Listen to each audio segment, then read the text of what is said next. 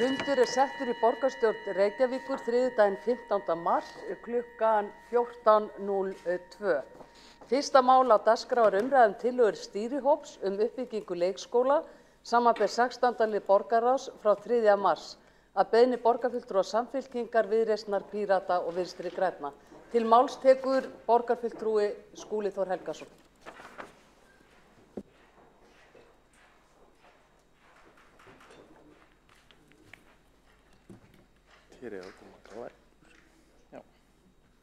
Forseti, ágæta borgarstjórn. Ég kynni hér endurskoðaða aðgerðaáætlun sem við höfum kallað Brú bilið, áætlun sem felur í sér verulega fjölgun leikskólaplássa í Reykjavík umfram það sem samþykkt var í þessum sal fyrir rúmum 3 árum, nánar tiltekið í nóvember 2018. Þetta er veruleg breyting. Við erum að tvöfalda ný leikskólapláss í borginni og stórun tíðindin eru þau að við munum byrja að taka á móti 12 mánaða börnum inn í leikskóla borgarinnar strax í haust og það er ári á undan áætlun. Þetta er koma. Þetta er ekki virkað. Finn út því. Nú, stóru tíðindin í þessu ágæta verkefni eru þessi að 12 mánaða börn fara að komast inn í leikskólana frá og með hausti eins og ég nefndi áðan og það er nokkru fyrir en við höfum áætlað. Við höfum reiknað með því að ná þeim stað fyrir lok árs 2023.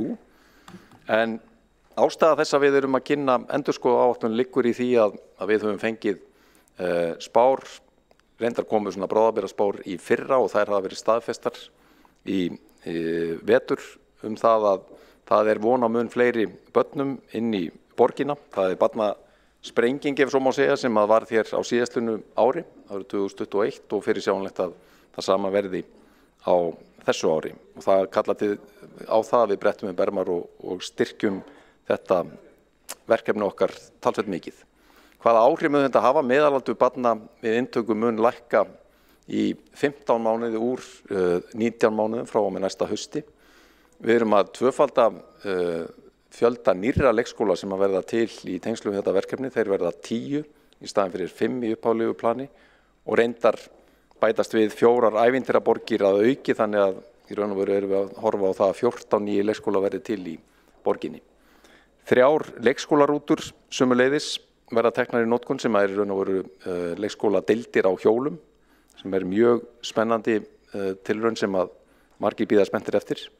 Og við erum að byggja viðbyggingar við 6 leikskóla og taka í notkun nýjar leikskóladeildir við 8 leikskóla. Nú, bakgrunnurinn við þekkjum hann. Tilgangur verkefnisins er að brúa bilið milli fæðingarorlofs og leikskóla sem börn frá 12 mánaða aldri komist inn í leikskólana og að þetta sé að gerast á 5 ára tímabili. Það var uppleggið, við sjáum fram á það að þetta tímabil mun taka aðeins lengri tíma og það helgast meðal annars af COVID og sérstaklega af því. En tvöföldun á þeim plássum sem að er að ræða er árangurinn sem við horfum fram á. Hvar stöndum við í dag? Við erum að horfa á það að það eru 430 ný leikskólapláss sem að eru tekin í notkun á kjörtímabilinu í leikskólum borgarinnar. Það er búið að opna nýja leikskóla við Dalskóla og viðbyggingu við Seljakot. Við höfum tekið í notkun allmargar leikskóladeildir til þess að stækka þá leikskóla sem að fyrir eru, vítt og breitt í borginni. Við höfum fjölgað 133 leikskólapláss í sjálfstætt starfandi leikskólum og opnað 31 ungbarnadeild. Það sem af þessu ári, þá hafa þegar stækkað leikskólarnir Gullborg í Vesturbænum og Funaborg í Grafavoginum. Og við höfum opnað fyrstu ævintýraborgina við Eggjasgötu í Vesturbæ. Og alls eru áætluð 850 ný rými sem verði opnuð á þessu ári, 2022, og svipaður fjöldi á árunum í kjölfarið. Niðurstaðan er þessi 1680 pláss verða til í borginni á næstu árum, 2022 til 2025. Það bil helmingur í ár ríflega og afgangurinn á næstu árum. Nú, Eins og ég nefndi í byrjun þá þessi endurskoðaða aðgerðaáætlun, hún byggir á spám barnafjölda á leikskólaaldri á komandi árum og hvernig það ríma við þann fjölda leikskólaplássa sem stendur til að byggja. Í hnotskurn hefur aukin tíðni fæðinga á þessu ári og reyndar innflutningur á barnafjölskyldum inn til borgarinnar auki verulega þörfina fyrir leikskólapláss og það ein megin forsenda þess að við fjölgum þessum plássum til muna til að hafa borð fyrir báru. Nýju spárnar byggja annars vegar á áætluðu vægi Reykjavíkur í mannfjöldaspá Hagstofunnar og hins vegar á samsettri spá frá Þjóðskrá sem byggir á upplýsingum þau börn sem fædd eru nú þegar og eru á leikskólaaldri með lögheimili í Reykjavík. Samkvæmt þessum gögnum og miðað við það að tímasetningar á byggingaáformum standist og mannaráðningar sömuleiðis, þá stefnir í að hægt verði að bjóða öllum börnum sem verða 12 mánaða eldri í Reykjavík í haust, eða nánar tiltekið 1. september næstkomandi, leikskólapláss í haust. Eftir það munu þau börn sem verða 12 mánaða á tímabilinu september fram í nóvember einnig komast inn, en frá og með þeim tíma fer að myndast biðlisti aftur. Ári síðar staðan ennþá vænlegri, þá gerir spáin ráð fyrir því að öll börn sem verða orðin 12 mánaða 1. september komist inn og eftir verði 700 pláss sem munu nýtast börnum sem verða 12 mánaða næstu mánuðum á eftir. Ef við förum yfir hverjir þessir leikskólar eru sem eru að opna, þeir eru 4 að opna á þessu ári. Þar munar mestu nýjan leikskóla við Kleppsveg sem með 120 ný pláss og leikskóla við Safamýri sem opnar undir lok ársins og með 85 pláss, en reyndar eru uppi áformum að stækka þann leikskóla en meira, þannig að hann geti tekið á móti 110 til 120 börnum þegar allt tilbúið. Til viðbótar opnar nýr ungbarnaleikskóli í Bríetatúni í næsta mánuði með 60 plássum og leikskóla af sömu stærð við Ármúla sem rekin verður undir merkjum leikskólans Múlaborgar sem á næstu lóð. Á næsta ári bætast svo við ungbarnaleikskóli við Kirkjusand og nýr glæsilegur leikskóli Miðborgar við Njálsgötu sem mun leysa af hólmi 2 eldri leikskólahús sem eru komin á tíma. Ævintýraborgirnar eru 4. Þetta eru leikskóla með 60 til 100 börn hver sem eru í færanlegu húsnæði en uppfylla mjög vel þær kröfur sem við gerum til leikskólahúsnæðis í dag. Eins og ég nefndi þá svo fyrsta þegar tekin til starfa við Eggjaskötuna, svo næsta áætluð í lok maí við Nauthólsveg og síðan opna ævintýraborgir í Vogabyggð og Vörðuskóla síðar á árinu. Viðbyggingarverkefnin eru 7 í áætlunni, 2 þeirra reyndar þegar tilbúin við Seljakot og Funaborg þar sem við tókum í notkun skemmtilegt skógarhús í janúar. Stór viðbygging við Funaborg síðan í undirbúningi til viðbótar á einni glæsilegustu leikskólalóði í borginni og stendur til að opna hana á næsta ári. Á næsta ári klárast líka viðbygging við Laugasól í Laugardal og Kvistaborg og ári síðar við Sæborg og Hof. Nýja leikskóladeildir opna við 8 leikskóla, þar af hafa 6 nú þegar tekið til starfa en 2 til viðbótar á áætlun í haust, annars vegar við leikskólan Hagaborg í Vesturbæ og hins vegar leikskóla í Breiðholti, þar sem nú verið að meta hvaða staðsetning hentar best. Fjárhagurinn, heildarstofnkostnaður við verkefni frá með þessu ári áætlaður 12,5 milljarður. Það fjármagn að langmestu leyti þegar inn í fjárfestingaáætlunni og rekstra kostnaður við verkefnin mun losa 4,5 milljarð þegar þau eru öll komin til framkvæmda, en á þessu ári viðbótar ekstra kostnaðurinn 1,5 milljarður. Hér yfirlit yfir þau verkefni sem klárast á árinu 2022, 3 þeirra þegar komin í notkun, 7 leikskólar eiga eftir að bætast við, þar af 3 ævintýraborgir, auk fjölgunarplássa við að minnstakosti 4 leikskóla til viðbótar. Og þá standa yfir viðræði við sjálfstætt starfandi leikskóla sem sumir hverjir hafa áformum fjölgun plássa á næstu misserum. Ég vek athygli á því að í minnisblaðinu sem samþykkt var í borgarráði og í fundagögnum, þar að geyma áhugaverða spá inntöku 12 mánaða barna eftir hverfum. Hún sýnir að í vel flestum hverfum lítur út fyrir að hægt verið að taka á móti öllum börnum sem verða 12 mánaða eldri í 1. september, en í nokkrum hverfum vantar eilítið upp á sem að hægt að brúa með færanlegum stofum eða viðbyggingum á allra næstu misserum. Meðalaldur barna lækkar úr 19 mánuðum í 15 þegar skoðuð stóra innritun á haustin, en ef allt skólaárið undir lækkar meðalaldurinn í 13,5 mánuð.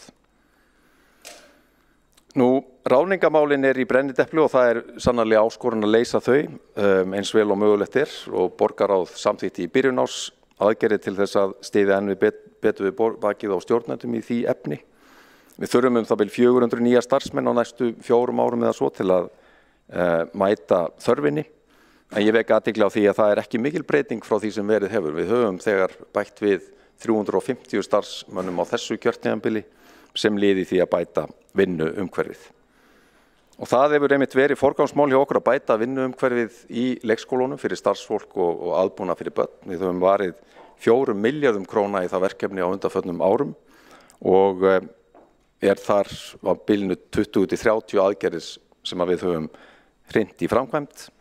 Sömuleiðis ánægjulegt að segja frá því að Reykjavík samkvæmt nýrri hvítbók með lægstu leikskólagjöldin í 15 stærstu sveitarfélögum landsins og 90% barna komast í leikskóla í sínu heimahverfi. Borgarfulltrúi Skúli Þór Helgason hefur lokið máli sínu. Næst tekur til máls borgarfulltrúi Kolbrún Baldursdóttir.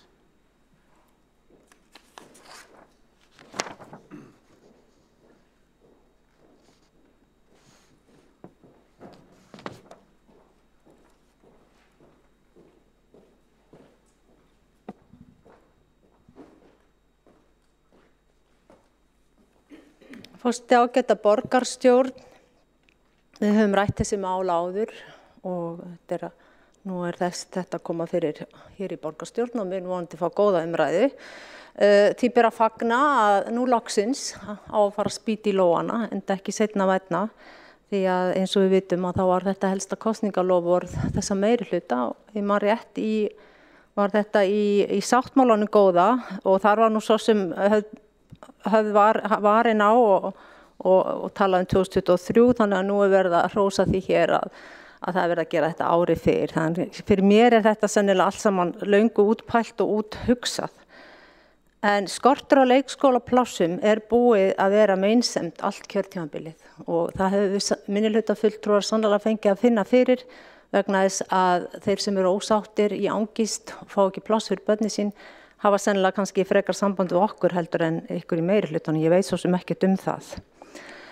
En vöntun á fjölmörgum plássum. Ég var að reyna að finna út hvað þessi pláss væru mörg sem verið að bíða eftir og það var slegið upp fyrir tölu 900 eða 1500, það ekki eins og víst hvað mörg pláss vantar. Og þetta staðan í dag og fyrir áramót að þá var líka verið að spyrja þetta og ég held þetta voru mörg 100 pláss sem vantaði.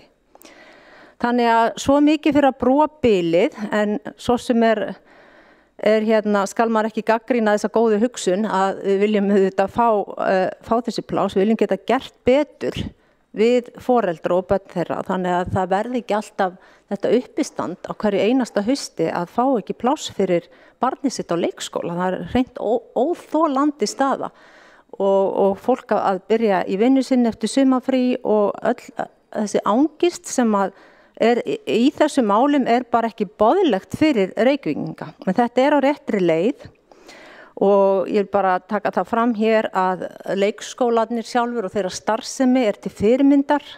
Allt viðmót og umgjörð bara yndislegt og ég heyri ekki betur en að börn séu almennt mjög ánægð í leikskólanum, þannig að það ekkert við það allt að sakast.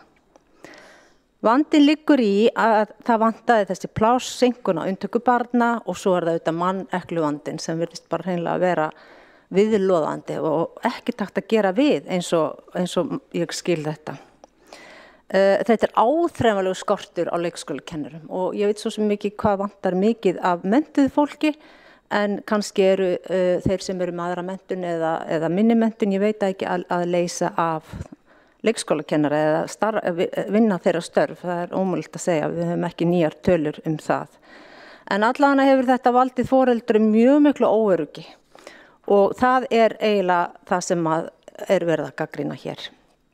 Varðandi þess að spá um fjölgun, ég verð bara að segja eins og ég kaupi það ekki að það sé svona erfitt að spá til fjölgun. Það enginn að segja að spá til fjölgun upp á eitthvað bara hárnákvæma tölun, en í allir þeirri tækni og bara ef litið til reynslu, það má skoða hvernig þetta í öðrum löndum, þá hlýtur að vera hægt að spá betur en þetta fjölgun barna. Og þetta talum, við vitum ekki hvað mörg börn fæðast, við vitum ekki hvað margir flytja til landsins og svo framvegis. Ég kaupi þetta ekki, það er eitthvað ekki alveg að gera sig í þessum spádómsmálum hjá meirihlutanum eða hvað sérfræðingar eru þarna baki, hvað verið að leita ráðgjafar. Þetta gjörsamlega óskiljanlegt og hvað með það líka ef það eru ofmetið, ef það eru nú eitthvað lauspláss sem ekki væri nýtt. Verður þá ekki bara allt vitlaust í Reykjavík?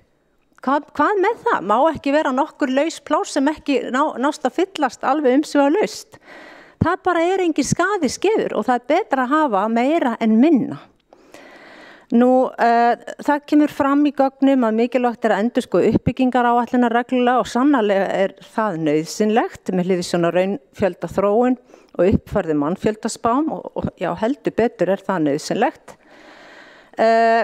En núna er síðan staðan gjörbreytt. Við eigum vonandi, jafnvel alltaf 300 börnum frá Úkraínu núna næstu vikur og misseri. Og hvernig ætlum við að bjóða þeim leikskólapláss? Við erum náttúrulega eftir að koma kannski að þessu hérna eftir í minni umræðu hér síðar, því að þessi börn, þegar þau eru tilbúin og búin að jafna sig, þá þurfa þau að komast í leikskóla.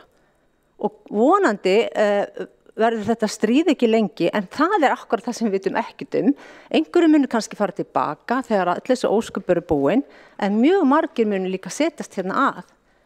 Og væri staðan í Reykjavík betri, hvað varðar þjónustu við börn, þá hefðu við líka verið tilbúin til þess að taka við fjölmörgum börnum á þessu stríðshrjáða landi núna. Og þar myndi bíða þeirra leikskólapláss þegar þau væru tilbúin til að hefja skólagöngu. En þetta er ég ekki alveg fann að sjá fyrir mér, hvernig á að gera. En það verður að gera þetta. Við verðum að standa okkur í þessu, við verðum að vera tilbúin að finna leiðir til þess að við klikkum ekki á að hjálpa þessu fólki sem flytur hingað til Íslands til okkar. Nú það þarf að bretta upp ermar og kannski væri líka laga bara að byrja á því að stoppa rándýr verkefni sem að verða að eyða stórfé í skreytingu torga og hvað þá að setja alla milljarða í allt þetta stafræna sem að hvergi sjást almennilega lausnir koma út úr. Nú síðast í morgun liggur vefur Reykjavíkurborgar í niðri og allt í klessu þar, þannig að það er ekki eins og hægt að hafa einn almennilegan vef hérna í Reykjavík í lagi eftir alla þessa peninga sem búið að fara í þessi verkefni. Og það er svo ótrúlegt að upplifa hvernig til þess alþingisvefurinn miðað við síðan vefur Reykjavíkurborgar. Hvað er eiginlega vandamálið? Það er ein gata hérna á milli þessara bygginga og þessara kerfa og á meðan alþingisvefurinn til fyrirmyndar og nánast bara fullkomin, þá er allt í klessu hérna hinum yfir götuna á vefur Reykjavíkurborgar. Já, það er nú annað mál. Við skulum halda okkur við leikskólan. Þannig að þegar uppi staðið þetta allt spurning peninga. Það hefur ekki verið sett nægilegt fjármagn í þennan málaflokk og það veit formaður skóla- og frístundaráðs mjög vel. Hann bara svo kurteis, borgarfulltrúinn Skúli Helgason að hann hefur ekki almennilega barið í borðið. Þannig ég ætla eiginlega bara að gera það fyrir hann hérna og ég vona fleiri taki undir það. Þetta gengur ekki að fá ekki meira fjármagn til skóla- og frístundaráðs. Það gengur ekki. Núna sérstaklega þegar við erum að fara að taka á móti börnunum frá Úkraínu. Þið verða að fá meiri peninga til þessa málaflokks og hætta að sóa þeim í einhvern geislabaug á Lækjatorgi sem dæmi. Það getur bara vel beðið, það er enginn að biðja það akkurat núna. Og það skeður ekki neitt þó það býði í 1 til 5 ár þess vegna. Torgið hefur verið svona eins og það í mörg ár. En allavega, við erum núna að þetta mjög flottar glærur og þetta flottur fyrirlestur hjá borgarfulltrúanum Skúla Helgasyni og við þetta erum alsæl með þetta skuli nú eitthvað við þetta verða mögulega bara til pláss fyrir öll börnin, þannig að því sannarlega fagnað, en það bara svona nokkurum árum svo sem of seint, allavega hefði þetta átt að gerast kannski bara fyrsta árið hérna á kjörtímabilinu. En með leyfi forseta ef ég hef tíma, þá langar mér nú kannski bara að fá að lesa bókun hérna, þá þurfum þið ekki að hlusta meira undir þessum lið og kannski einhverju sem fagnar því. En hún svona, ég hef 1 mínútu og 44 sekúndur, myndir á þetta er eitt af helstu kosningalofum Samfylkingarinnar 2018 var að taka á móti börnum frá 12 mánaða aldri í leikskóla borgarinnar. Á kjörtímabilinu hefur ríkt mikil óvissa í þessu málum sem hefur haft neikvæð áhrif á foreldra og börn. Nú á að spýta í lófana og er því fagnað. Lögð er fram endurskoðuð heildaráætlun fjölgun leikskólarýma til að brúa bilið milli fæðingarorlofs og leikskóla. Sá vandi sem ríkt hefur í þessu málum sem skortur á leikskólarýmum er rakið meðal annars til erfiðleika með að spá fyrir mannfjölda. Það er sérkennilegt hvað illa hefur gengið að gera nákvæmari spá, til dæmis áætlun hvað mörg börn muni fæðast. Það hlýtur að vera hægt að gera nákvæmari spá það. Nú bíða mörg hundruð börn eftir plássi. Einnig er von á 300 börnum frá Úkraínu. Hefði staðan í þessu málum verið betri, er það ekki vandkvæðum bundið fyrir úkraínsku börnin að hefja leikskólagöngu leið og þau eru tilbúin. Í endurskoðuð heildaráætlun er ekki orð minnst á dagforeldra, hvernig sú stétt kemur inn í þessar tillögur. Fulltrúi Flokks fólksins fagnar vissulega hverju skrefi sem er í átt að bættari hag barna.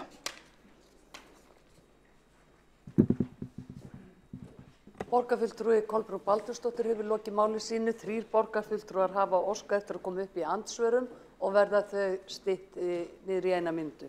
Fyrstur tekur til máls borgarfulltrúi Skúli Þór Helgason.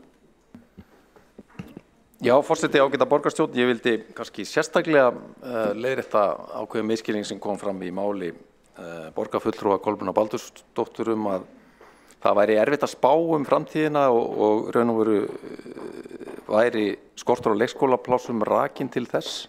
Þetta er einhver grundvallar misskilningur og alls ekki neitt nálægt því sem ég var að kynna í mínu máli. Það er vissulega spá í minnisblaðinu og hún segir okkur að við þurfum að fjölga talsvert leikskólaplássum til þess að mæta þörfinu og við erum að gera það. Við erum að stækka þetta plan helming eða tvöfalda plássin úr 800 tæplega í 1680. Varðandi fjármálin, þá höfum við séð stórkostlegar viðbætur inn í fjárhagsskóla og frístundasviðs á undanförnum árum. Ég vek sérstaka athygli að því við erum að tala leikskólamálin á því að yfir 4 milljarðar, 4,2 milljarðar hafa farið í að bæta vinnuumhverfi og þetta er meira en sérst hefur vil ég meina nokkuð tíman áður og miklu meira heldur en bæði ríki og önnur sveitarfélög hafa gert og þetta er ástæðan fyrir því að leikskólarnir hafa verið að styrkja sig í borginni. Það vita það allir sem að starfa þar. Þetta eru eftirsóknarverðari vinnustæður og verða það sannarlega þegar við erum búin að opna alla þessa nýju leikskóla sem að skapa starfsfólkinu nútímalegar og vandaðar aðstæður og ekki síður börnunum sem eru þetta þau sem við erum fyrst og fremst að þjóna í þessum málaflokki. Borgarfulltrúi Skúli Þór Helgason hefur lokið við að veita andsvar. Það svarar andsvari borgarfulltrúi Kolbrún Baldursdóttir. Forseti ágæta borgarstjórn, reyndar á innleggi eða fyrirlestri starfsmanns í skóla- og frístundaráði daginn að þá var það mjög vel skilgreint að vandinn væri meðal annars vegna þess að ekki hefði tekist að spá almennilega fyrir fjölgun barna og ég mótmæli því að það sé bara alls ekki rétt vegna þess að ég hlustaði á það sjálf ítrekað að var mjög farið nákvæmlega út í þessa spájöfnu eða hvernig sem það var og okkur þetta hefði ekki gengið betur en þetta væri bara svo erfitt að spá. Varðandi þess að 4 milljarða, ef að það er ekki nóg og það ennþá vantar mörg hundruð pláss þá hlýtur að þurfa bara einfaldlega meira. 4 milljarðar, það er nýlega búið að setja hérna 10 milljarða í stafrænar lausnir á 3 árum og 4 milljarðar eru miklu peningar en það bara hefur ekki dugað til. Það þarf meira, það vantar leikskólapláss, það vantar leikskólakennara, það vantar fólk til að koma til starfa, það þarf auðvitað að laga laun þessa fólks líka.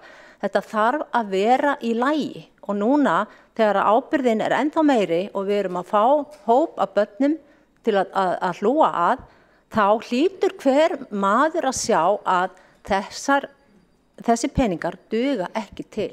Og hvað þarf þá að gera? Það þarf að fá meira fé í málaflokkin. Það er enginn að segja að það hefur ekki verið gert neitt. Eins og oft viðbrögð þegar við tölum hérna, já að það sé verið að segja að þið hefur ekki gert neitt. Það er enginn að segja það. Og það er margt gott gert. Og ég var rétt að enda að segja áðan að ég veit til þess að bara allir sem ég þekki allavega, börn og foreldrar ánægð með leikskólann sinn. Börnunum líður vel í leikskólanum, frábært starf unnið þar. Þannig að það er enginn að tala neitt um það. Það sem ég er að tala um er að það vantar leikskólapláss. og það eru margir búin að bíða lengi og það mannekla sem þarf að leysa. Þetta ekki flókið. Borgarfulltrúi Kolbrún Baldursdóttir hefur lokið við að svara andsvari, þá veitir andsvar öðru sinni borgarfulltrúi Skúli Þór Helgason. Forseti ágæta borgarstjórn, rétt að hnykkja á því að það sem ég nefndi 4 milljarðar sérstaklega til þess að bæta vinnuumhverfið. Fjárfestingin í nýjum leikskólum og nýjum leikskólaplássum auðvitað miklu stærra mál og eins og kom fram í glærukynningunni þá fjárfestingin þar, hún að nálgast 15 milljarðar þegar allt talið og ef að rekstrakostnaðurinn bætt við þá erum við farin að tala tæpa 20 milljarða í þetta verkefni í brúum bilið, sem sagt 20 milljarða í brúum bilið uppbyggingu í leikskólamálum en ekki 4. En við höfum hins vegar gert hvort tveggja og ég tel að það hefur verið mikilvægt innlegg borgarinnar í einmitt að svona hvetja ungt fólk til þess að leggja kennaranám fyrir sig, sérstaklega í leikskólakennarannámið, að bæta vinnuumhverfi, sýna fram á að þetta séu öflugir vinnustaðir sem að bjóða upp á faglegt og gott starf og það hefur verið ánægjulegt að sjá að einmitt í kjölfar þessar aðgerða okkar þá hefur aðsóknin í leikskólakennarannámið aukist verulega og fór upp milli 70 og 80%. Þannig að við teljum að við höfum lagt okkar að mörkum þar en ég sannarlega þeirra skoðunar að ríki, sveitarfélög almennt, þar á meðal við og háskólarnir þurfi að líta á það sem áframhaldandi stórt verkefni að hvetja ungt fólk til þess að fara í kennaranám. Borgarfulltrúi Skúli Þór Helgason hefur lokið við að veita andsvar öðru sinni og þá svarar andsvari borgarfulltrúi Kolbrún Baldursdóttir. Forseti ágæta borgarstjórn, ég bara með eina spurningu til borgarfulltrúans Skúla Helgasonar. Væri honum sem formanni skóla- og frístundaráðs og sviðinu boðið aukið fjárframlag upp á bara, dágóða upphæð til þess að setja inn á málaflokk? Myndi hann þá segja, nei takk, við þurfum þess ekki, þetta allt í glimrandi góði?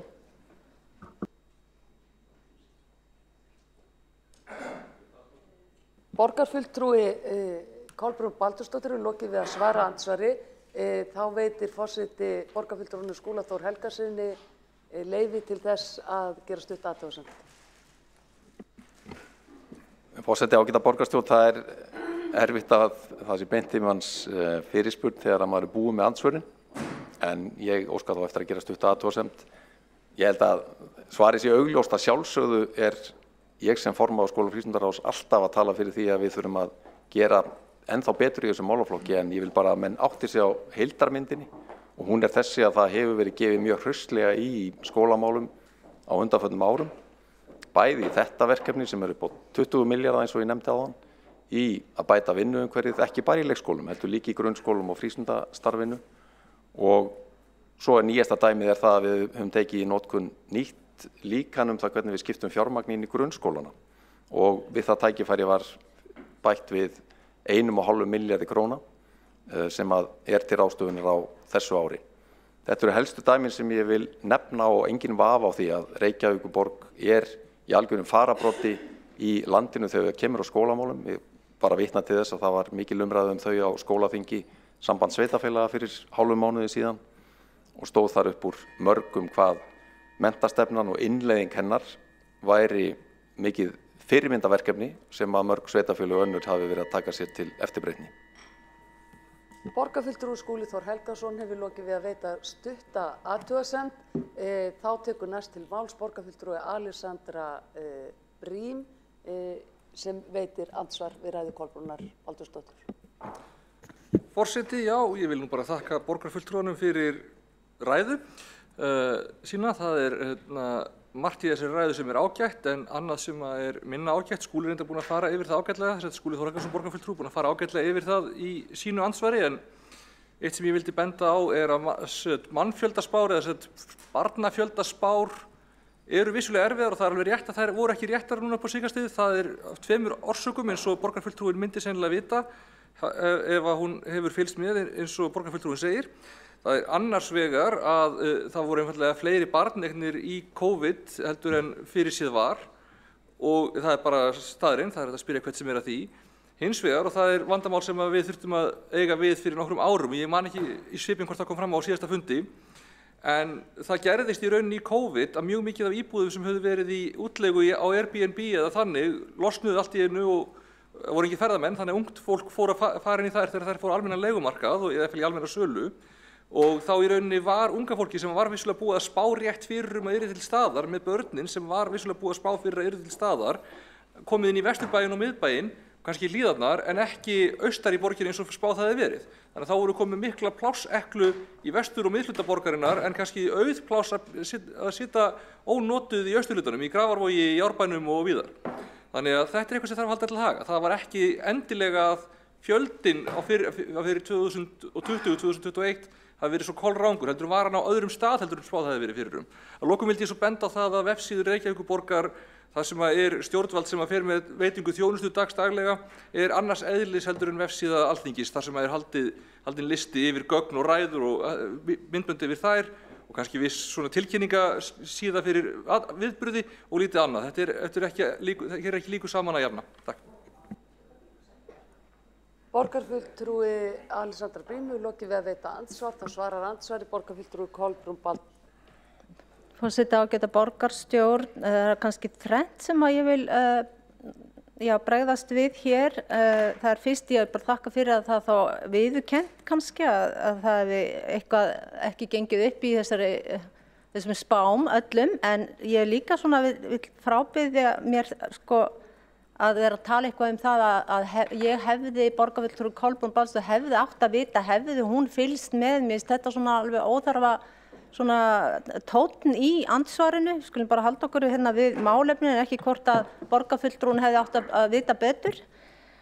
Varðandi vefsíðuna þá að sjálfsögðu gæti Reykjavíkurborg verið með álíka metnaðarfulla vefsíðu og Alþingi hefði bara verið haldið betur á spilunum hérna strax í byrjun, ég meina og tala nú ekki að reka kannski ekki þá 10 sem voru kannski bara að gera ágætistarf og kunnu til verka.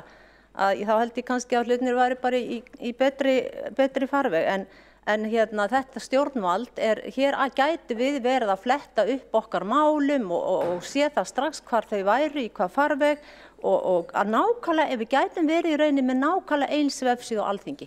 Víst að Alþingi getur haft svona vefsíðu þá ætti borgin ekki vera neitt af vanbúnaði en það hefur bara því miður farið heldur betur á annan veg þó að milljarðarnir séu horfnir og lítið sitja eftir, þá það náttúrulega hljóta allir menn að sjá, þarna hafi verið gerð stór mistök og má fara sennilega aftur nokkur ár með það. Borgarfulltrúi Kolbrún Baldursdóttir hefur lokið við að svara andsvari, þá veitir andsvar öðru sinni borgarfulltrúi Alexandra Brím. Já, forseti, ég biðst afsökunar á tóninum, það rétt hjá borgarfulltrúinum að þetta var farið í taugarnar á mér og það hefði ekki þurft að koma fram með þessum hætti. Ég vil hins vegar taka það skýrt fram að það lýsir ekki endilega miklu skilningi á hugbúnaðarþróun ef að borgarfulltrúin telur að stafræna umbreytingin snúist fyrst og fremst vefsíðu Reykjavíkurborgar og að ég kannast ekki við að núverandi vefsíða tengist sérstaklega einhverjum tilteknum mannabreytingum eða eitthvað svoleiðis, en það ekki til umræðu hér. Það sem ég vildi líka benda á að annað sem útskýrir að það fækkaði svolítið leikskólaplássum á tímabili var að við fórum í breytingar á viðmiðum hversu margir starfsmenn eða hversu margir fermetrar þyrftu að fylgja hverju barni til þess að draga úr álagi og til þess að gera auðveldara til lengri tíma að bæta mönnunina og bara til þess að bara gera leikskólana að betri vinnustað og það kostaði í einu veffangi, getum við sagt, nokkur pláss sem og kostaði auka mönnun sem kannski hefði verið hægt að komast hjá en það hefði gert okkur erfiðar fyrir til lengri tíma að manna það sem við þurfum að byggja upp til næstu ára. Borgarfulltrúi Alexandra Brím hefur lokið við að veita andsvar öðru sinni, þá svarar andsvari borgarfulltrúi Kolbrún Baldursdóttir. Forseti ágæta borgarstjórn, ég vil byrja að þakka fyrir að það var beðist afsökunar en það var reynda síðan svolítið haldið áfram og aftur sagt að borgarfulltrúin lýst ekki miklum skilningi hjá borgarfulltrúinum og svo framvegis, ég ætla ekki að fara nánar út í þetta, borgarfulltrúin sem hér talar ekki tölvunarfræðingur eða kerfisfræðingur og ekki sérfræðingur á þessu sviði. Það held ég að liggja alveg fyrir. Þannig að það ekki hægt að ætlast til þess að kannski skilningunni sé 100% og óþarf að vera kannski að nutta borgarfulltrúin upp úr því. En það getur vel verið að vefsíðan sé ekki akkurat inn í þessu, en þetta svo sem bara ekki umræðuefni núna.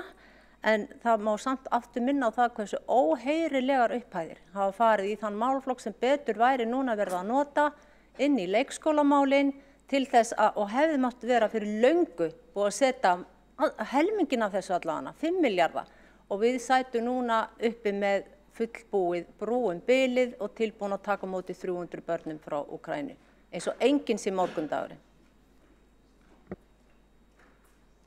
Borgarfulltrúi Kolbrún Baldursdóttir er lokið við að svara andsverð, þá telst andsvörum lokið. Næstur á mælendaskrá er borgarfulltrúi Eyþór Laxdal Arnalds.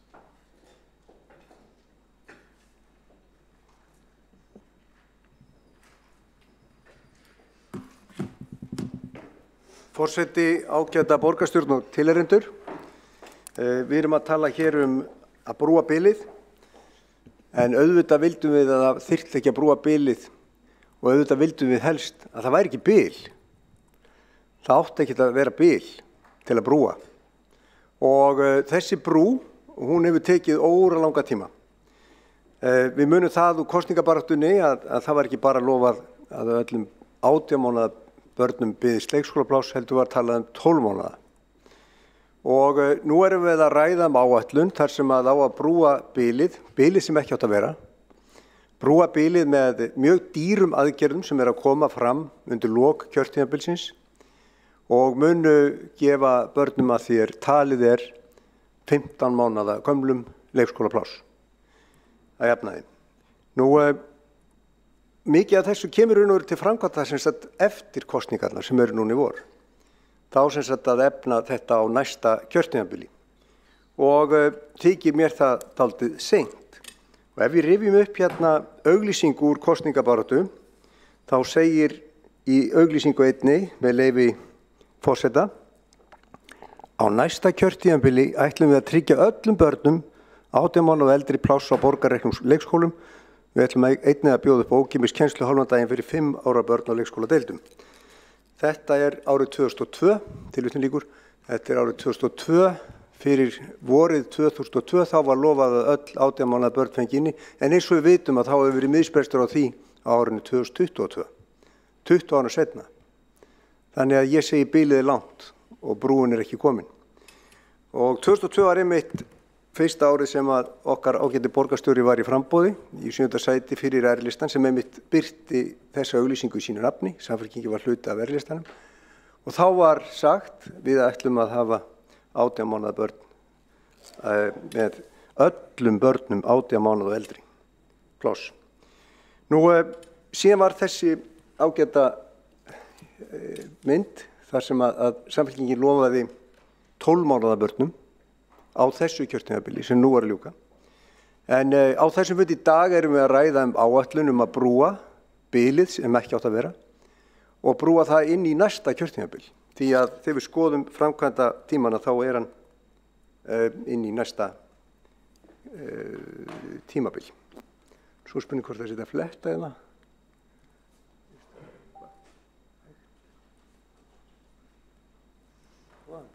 Næsta, eins og maður segir. Já, hérna er frétt frá 28. september 2021. Þá var nú langt liðið á kjörtímabilið. En þá var tilkynnt áætlanin opnunartíma niðri á Ævintýraborga. Eggertsgata átti að opna í nóvember 2021, í desember 2021 Nauthólssvegur, febrúar 2022 Vörðuskóla og svo Vogabyggð mars 2022 og það verið gott að fara yfir hver staðan er á þessu. En auk þessara Ævintýraborga eða leikskólarýma þá var farið í að kaupa Kleppsveg sem að vonandi kemur inn á næstu glöð. Já, það komið, já, ok. Kleppsvegur, það var keypt sem sagt húsnæði, Adam og Eva var þar áður og það var talað að sú starfsemi ætti að hefjast í maí á næsta ári. Og ef við skoðum stöðuna á því þá sjáum við að það eru ennþá framkvæmdir og þetta er kannski á flókellistigi, en núna mars og það verður gott að vita hvort að þetta standist að það hefur verið tilbúið í maí.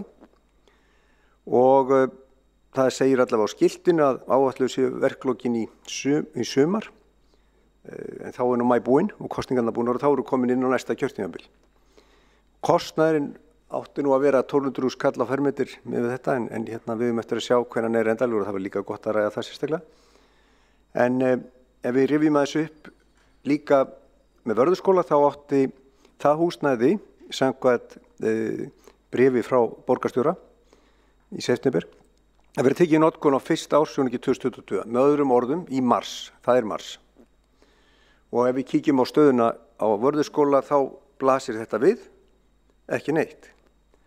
Þannig að við erum ekki ennþá fann að sjá efndirnar með þetta mál. Auðvitað er mikilvægt og við styðjum að það sé farið í að brúa bilið. En ég vildi aðeins minna á það að bilið átti aldrei að vera til. Bilið er eitthvað sem að varð þrátt fyrir lofur sem ná ekki bara yfir síðasta kjörtímabil, heldur líka þar síðasta og svo framvegis. Og ég hefði viljað að við stæðum við þessum við lofum og það er ekki nóg að senda út bréf eins og var gert til foreldra að þau að fengi leikskólapláss og það sagði mitt í tilkynningunni síðasta haust að foreldrar gátu sótt þessa leikskóla. Aðamálið er náttúrulega að leikskólarými séu raunveruleg. En þarna vantar eitthvað. Takk. Borgarfulltrúi Eyþór Laxdal Arnalds hefur lokið máli sínu og þá tekur næst til máls. Afsakið, einn borgarfulltrúi óska eftir að koma upp í andsvörum, borgarfulltrúi Skúli Þór Helgason. Forseti ágæta borgarstjórn. Rétt að rifja upp að því menn eru hér að horfa í baksýnisspegilinn að Samfylkingin talaði það fyrir síðustu kosningar að þetta væri verkefni sem að myndi taka 4 til 6 ár og það var samþykkt í borgarstjórn að við myndum hleypa 12 mánaða börnum inn fyrir árslok 2023. Það kom fram í mínu máli að við erum að ná því talsvert fyrr, við byrjum að taka á móti 12 mánaða börnum í haust, það byrja 1 ári fyrr heldur en áætlað var. Það er alveg rétt að það er seinkun á ákveðnum framkvæmdum. Þetta eru milli 70 og 80 verkefni inn í þessu stóra plani okkar og það er hárrétt að í einstökum tilvikum, til dæmis varðandi ævintýraborgirnar sem er svona tilraun okkar, mikilvæg tilraun til þess að mitt koma fyrir inn með úrræðin heldur en með hefðbundnum hætti með því að byggja leikskóla sem eiga að standa í marga áratugi. Ævintýraborgirnar eru teknar inn á leigu með möguleika á kaupum ef að borginni sýnist svo og það tók lengri tíma að sérstaklega ná samningum þessi verkefni því að menn vildu hanna húsnæðið fullhannaða áður en að færi var út í framleiðsluna sem mikilvægt er. Þetta í fyrsta sinn sem þetta er gert með þessum hætti hérna. Þetta er ekki hilluvara ef svo má segja ævintýraborgirnar heldur hannaðar með þarfir nútíma leikskóla í huga. Og það hefur tekið lengri tíma heldur en menn vonuðust til fyrst þegar að þessi áform voru uppi. En þeir munu þó allir koma til, við munum sjá verklok í öllum þessum tilvikum á þessu ári. Kleppsvegurinn, þar eru framkvæmdir alveg á fullu og þeim mun ljúka í sumar.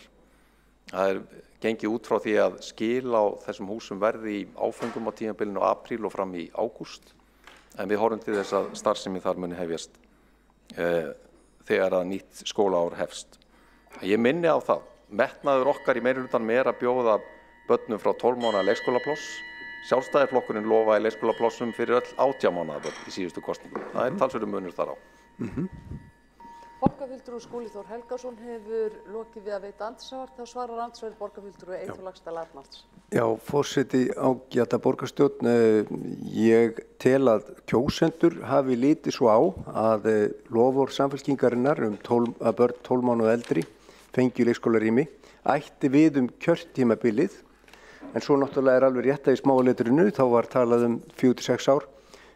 Yfirleitt þá eru kosningalofvorð Samfylkingarinnar til 5 ára, þar sé yfir á næsta kjörtímabil, samanber Reykjavíkurhúsin og leiguhúsna og fleira.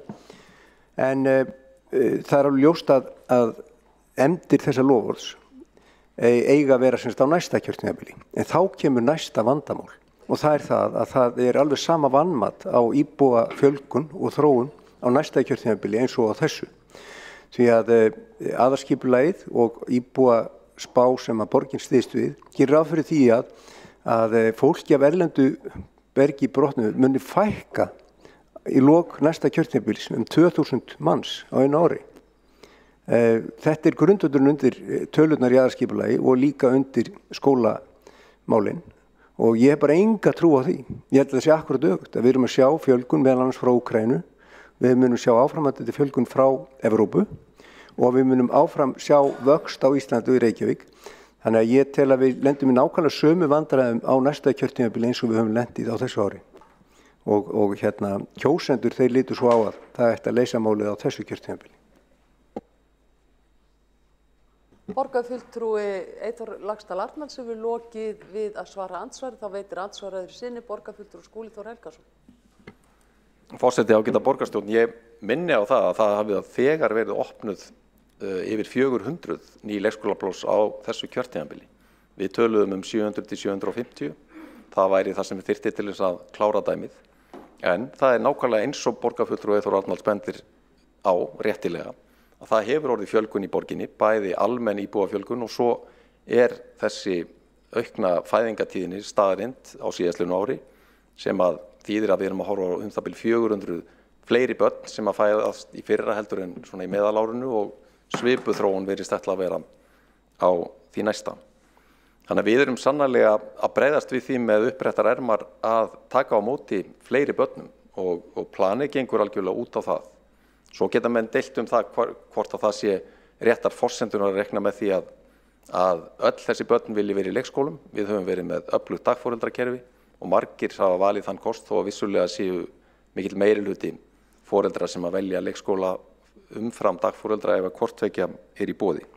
Það líka benda á eitt til viðbótar og það það að þó að við séum að fjölga plássum tæplega 1700 í þessu plan okkar, þá erum við ekki að horfa lengra en til 2025. Það eru hins vegar staðfest áform það að byggja fleiri leikskóla í borginni eftir þann tíma, bæði í Vogabyggðinni og í Ártúnsvöðunum, svo ég nefni þau svona veigamestu dæmin. Þannig að það engum blöðum það að fletta að leikskóla uppbygging mun halda áfram eftir þetta tímabil og menn þá tilbúnir að mæta því ef að þróunin verður áfram svo að það fjölgar verulega í borginni. Borgarfulltrúi Skúli Þór Helgason hefur lokið við að veita andsvar öðru sinni, þá svarar andsvari borgarfulltrúi Eyþór Laxdal Arnalds. Já, forseti ágæta borgarstjórn, ég þakka borgarfulltrúi Skúla Helgasyni fyrir heiðarleg svör og viðurkenna það að þetta hefur margt hafist og ekki kannski verið eins metnaðarfullt og hann hafi viljað.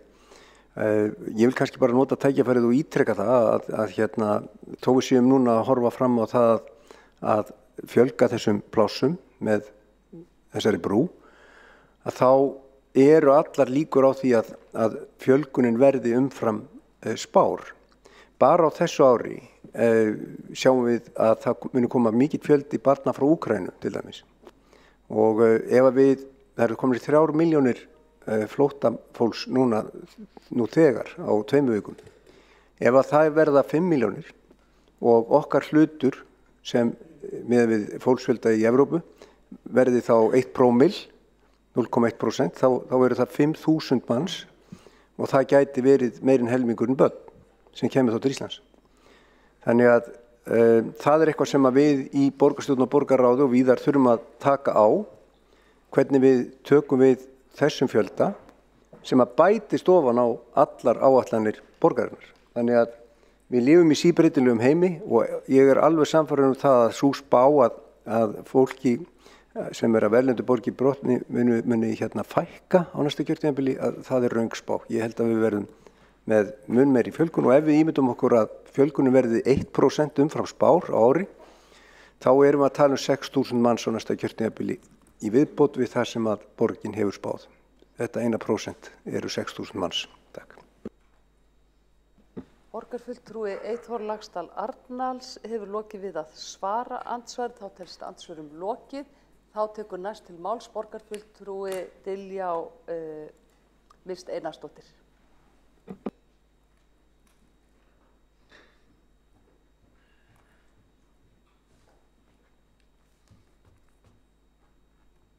Hvernig er ekki að leika?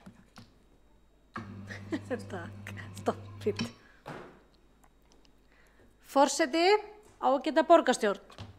Það nú heppilegt að ég skuli vera hérna í dag til þess að leysa af íbúi í Reykjavík sem á einmitt börn sem eru fædd 2013 og 2016. Ég hef þess vegna upplifað tvennar borgarstjórnarkosninga frá því að þau fæddust, 2 sett af brostnum kosningaloforðum vinstri meirihlutans í Reykjavík gagnvart mínum börnum. Borgarfulltrúinn Eyþór Arnalds rifjaði hérna upp að sagan nær auðvitað lengra aftur en ég man. Samfylkingin hefur lofað unga börnum í Reykjavík leikskólaplási frá því að ég var að fermast. Börn í Reykjavík eru reyndar nærri því að fá leikskólaplás við fermingu. En eins og borgarfulltrúinn Eyþór Arnalds hefur rifjað upp voru svikin gagnvart mínum börnum þessi. 2014, Samfylkingin lofaði að börn sem náð hefðu 18 mánaða aldri fenginu á leikskólum borgarinnar. Það gekk ekki eftir. 2018, Samfylkingin lofaði því á yfirstandandi kjörtímabilis, með nú yfirstandandi, að öll börn sem hefðu náð 12 mánaða aldri fengju dagvistunarplás. Við vitum að það er ekki staðan. En hvernig veit ég þetta? Við getum staðið hér í allan dag og skoða glærur, googlað gamlar fréttir, en ég á bara börn sem eru fædd á þessum tíma. Ég skutlaði þeim hvoru sig í heilt ár frá Grafarvogi þar sem ég bý, vestur í bæ í dagvistun, til þess að brúa bilið.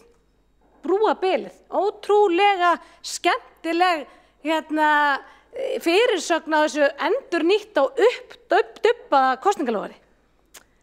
En það er svo gaman að því að ég gat meðan að borgarfulltrúinn Skúli Helgason var að tala og gat ég rifið upp gömul tölvupóstsamskipti á milli okkar borgarfulltrúans.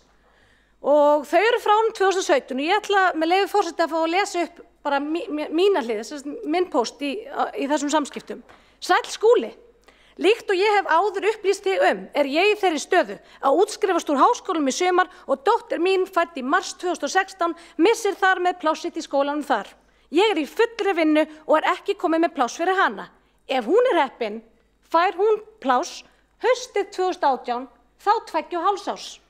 Ef til vill skutla ég henni bara til ykkar í skóla og frístundaráði, hverjir betur til þess fallnir að gæta þessara barna sem eiga engan stað í kerfinu. Kveðja Diljá-Mist. Skemmtileg viðeigandi uppröðun.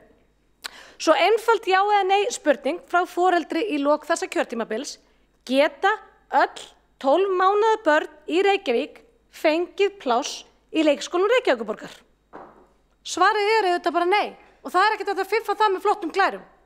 Og af hverju eigum við borgarbúar þó að trúa þessu kosningalofari enn eina ferðina? Svarið auðvitað einfalt, að því að það hefur virkað hingað til.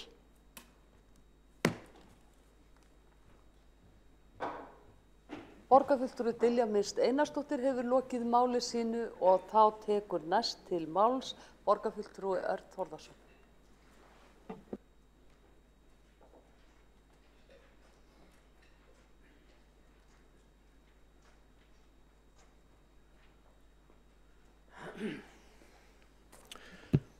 Forseti, ágæta borgarstjórn. Ég ætla að byrja á að nota tækifærið og hvetja forseta til þess að gefa smá andrými á milli dagskrárliða. Það förum inn í næsta dagskrárlið, þannig að það sé að koma upp undir liðnum fundarstjórn. En núna erum við að ræða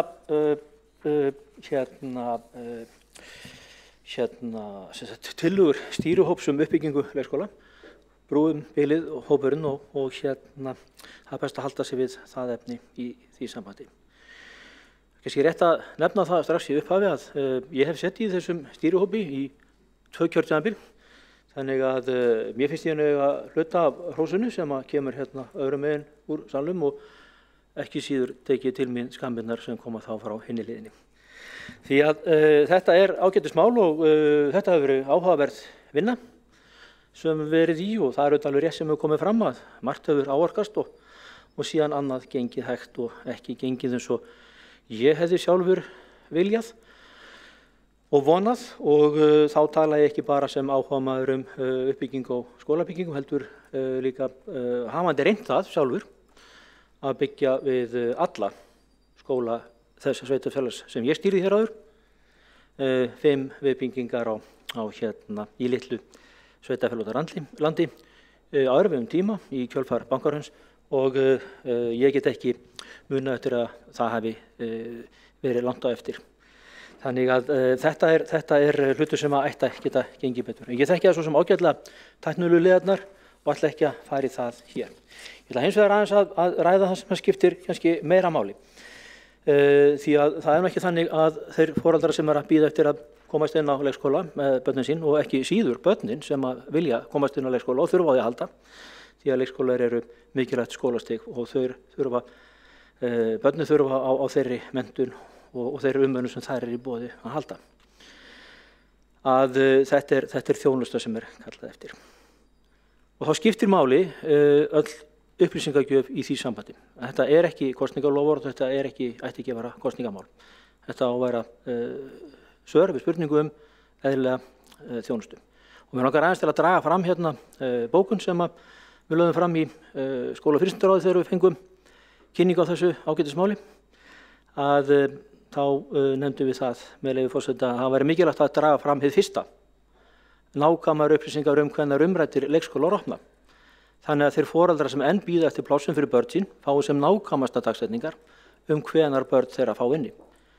Sömuleiðis er öflug upplýsingagjöf mikilvæg fyrir stjórnendur á leikskólanum til að geta farið strax í að undirbúa aðgerðir til að ráða starfsfólk sem er einn helsta þungamiðja átaksins að fjölga leikskólaplássum. Áréttað er mikilvægt þess að sem allra nákvæmastar upplýsingar liggi fyrir sem allra fyrst. Þetta skiptir máli, það skiptir fólki máli. Þannig að ég hvet bara til að það sé farið skipulega í það að upplýsa með mjög nákvæma hætti hvenær þessi fyrirheit, fögru fyrirheit, þetta ég halda fram, hvenær þau eigi eftir að raungerast foreldrar og börn kalla eftir dagsetningum og það gera sömulegis starfsmenn á leikskólanum. Og svo eru auðvitað önnur mynd af málunum sem að ýmsir hafa dregið upp. Foreldri úr Grafarvogi, Diljá Mist Einarsdóttir, dró upp sína mynd og hér fyrir fram er grein úr Vísi í dag sem að foreldri skrifar einmitt af því tilefni að nú er verið að taka inn í dag hefjist árleg úthlutun lausra plássa fyrir haustu hjá leikskólum Reykjavíkur. Það skiptir foreldra máli að þessar upplýsingar séu sem áreiðanlegastar. Það skiptir auðvitað máli. Ég ætla hins vegar aðeins að beina athygli að því sem að ég tel vera kannski stóra viðfangsefnið í þessu öllu. Og það er mönnun. Þó ég sé búin að fara yfir það að það er ekkert sérstaklega einfalt að byggja og að bæta við leikskólaplássum, að þá hefur okkur tekist það ágætlega, formaður skóla- og frístundaráðs, formaður stýrihópsins, Brúum bilið, svo sem ég hef unnið með í 8 ára þessu, nefndi það að 400 plássum hefur bætt við, en það er annaðins sem vantar og það er þetta það sem skiptir máli. Og síðan þurfum við starfsfólk inn á allar þessar stofnanir og talan 400 var nefnd.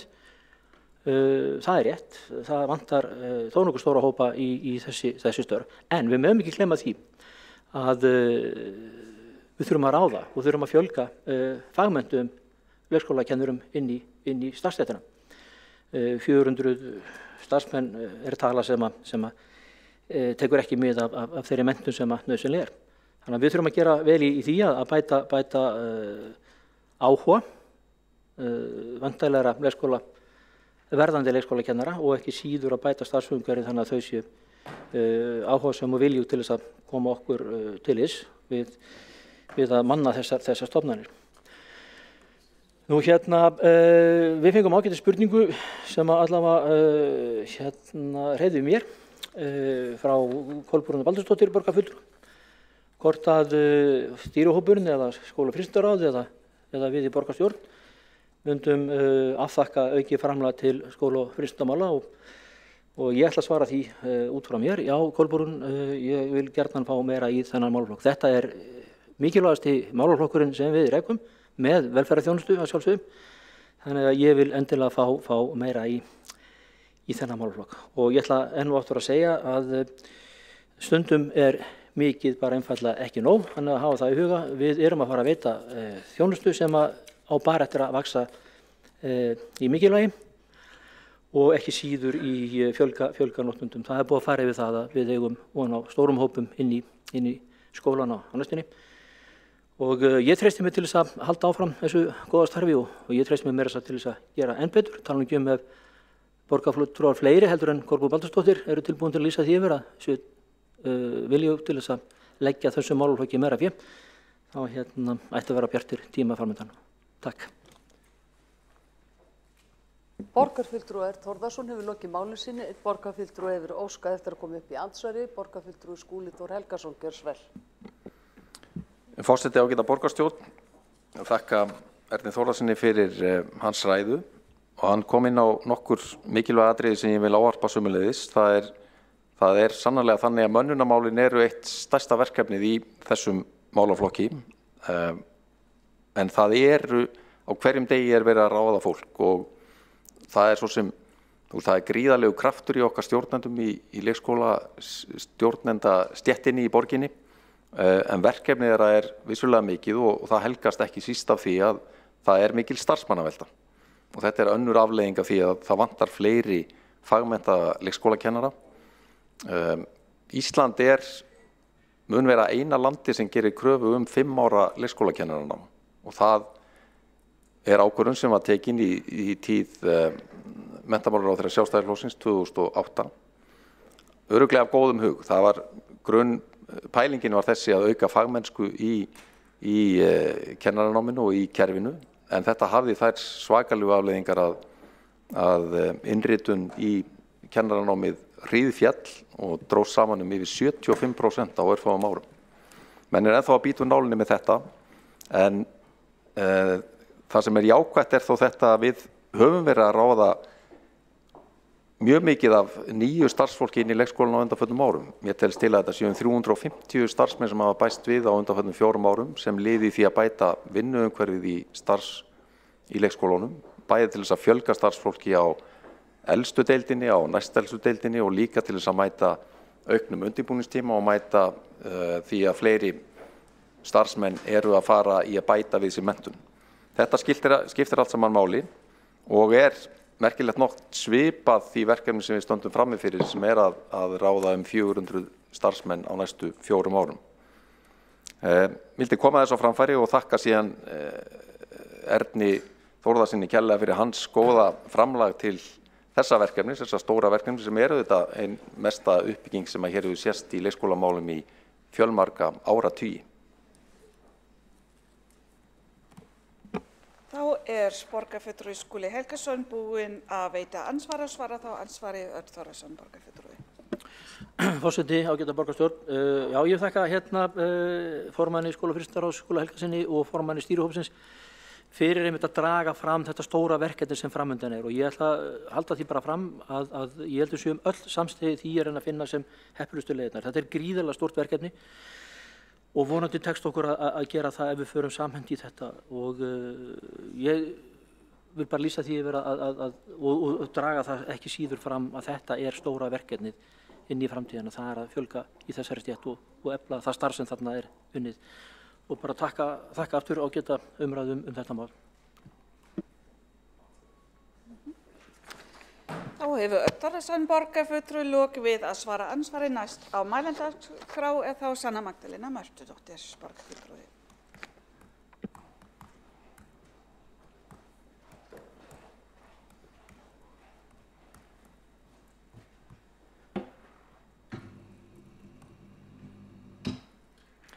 Forseti, borgarstjórn og áheyrendur, við erum öll sammála mikilvægi þess að byggja upp leikskóla, byggja upp góða leikskóla og að það þurfi að fjölga þeim. En til þess þá þurfa starfsaðstæður að vera góðar og við vitum líka að starfsaðstæður fólks á leikskólum hafa ekki verið til fyrirmyndar. Stór hluti leikskólastarfsfólks er skilgreindur sem ófaglærður og þar höfum við horft upp á láglaunastefnuna sem hér hefur viðgengist innan leikskólana. Þar sem margar láglaunakonur hafa hlaupið hratt innan leikskólans til að tryggja að leikskólastarf geti farið fram. Við viljum væntanlega ekki halda áfram á þeirri braut, þannig að til þess að byggja upp góða leikskóla þá þarf að byggja upp góðar starfsaðstæður. Í greinargerð með tillögum uppbyggingu leikskóla segir með leyfi forseta: samhliða þeirri fjölgun leikskólaplássa sem þegar eru komin til framkvæmdar hefur verið gerð gagngerð breyting á starfsumhverfi leikskóla, því gjörbreytt og búið að starfsmönnum með þeim hætti sem nútíma leikskólastarf kallar eftir. Tilvitnun lýkur. Ekki allt leikskólastarfsfólk myndi taka undir þetta. Ég hlusta á viðtal við 2 konur sem vinna á leikskóla og þar lýstu þær því að það væri gefandi að vinna á leikskóla en mjög krefjandi.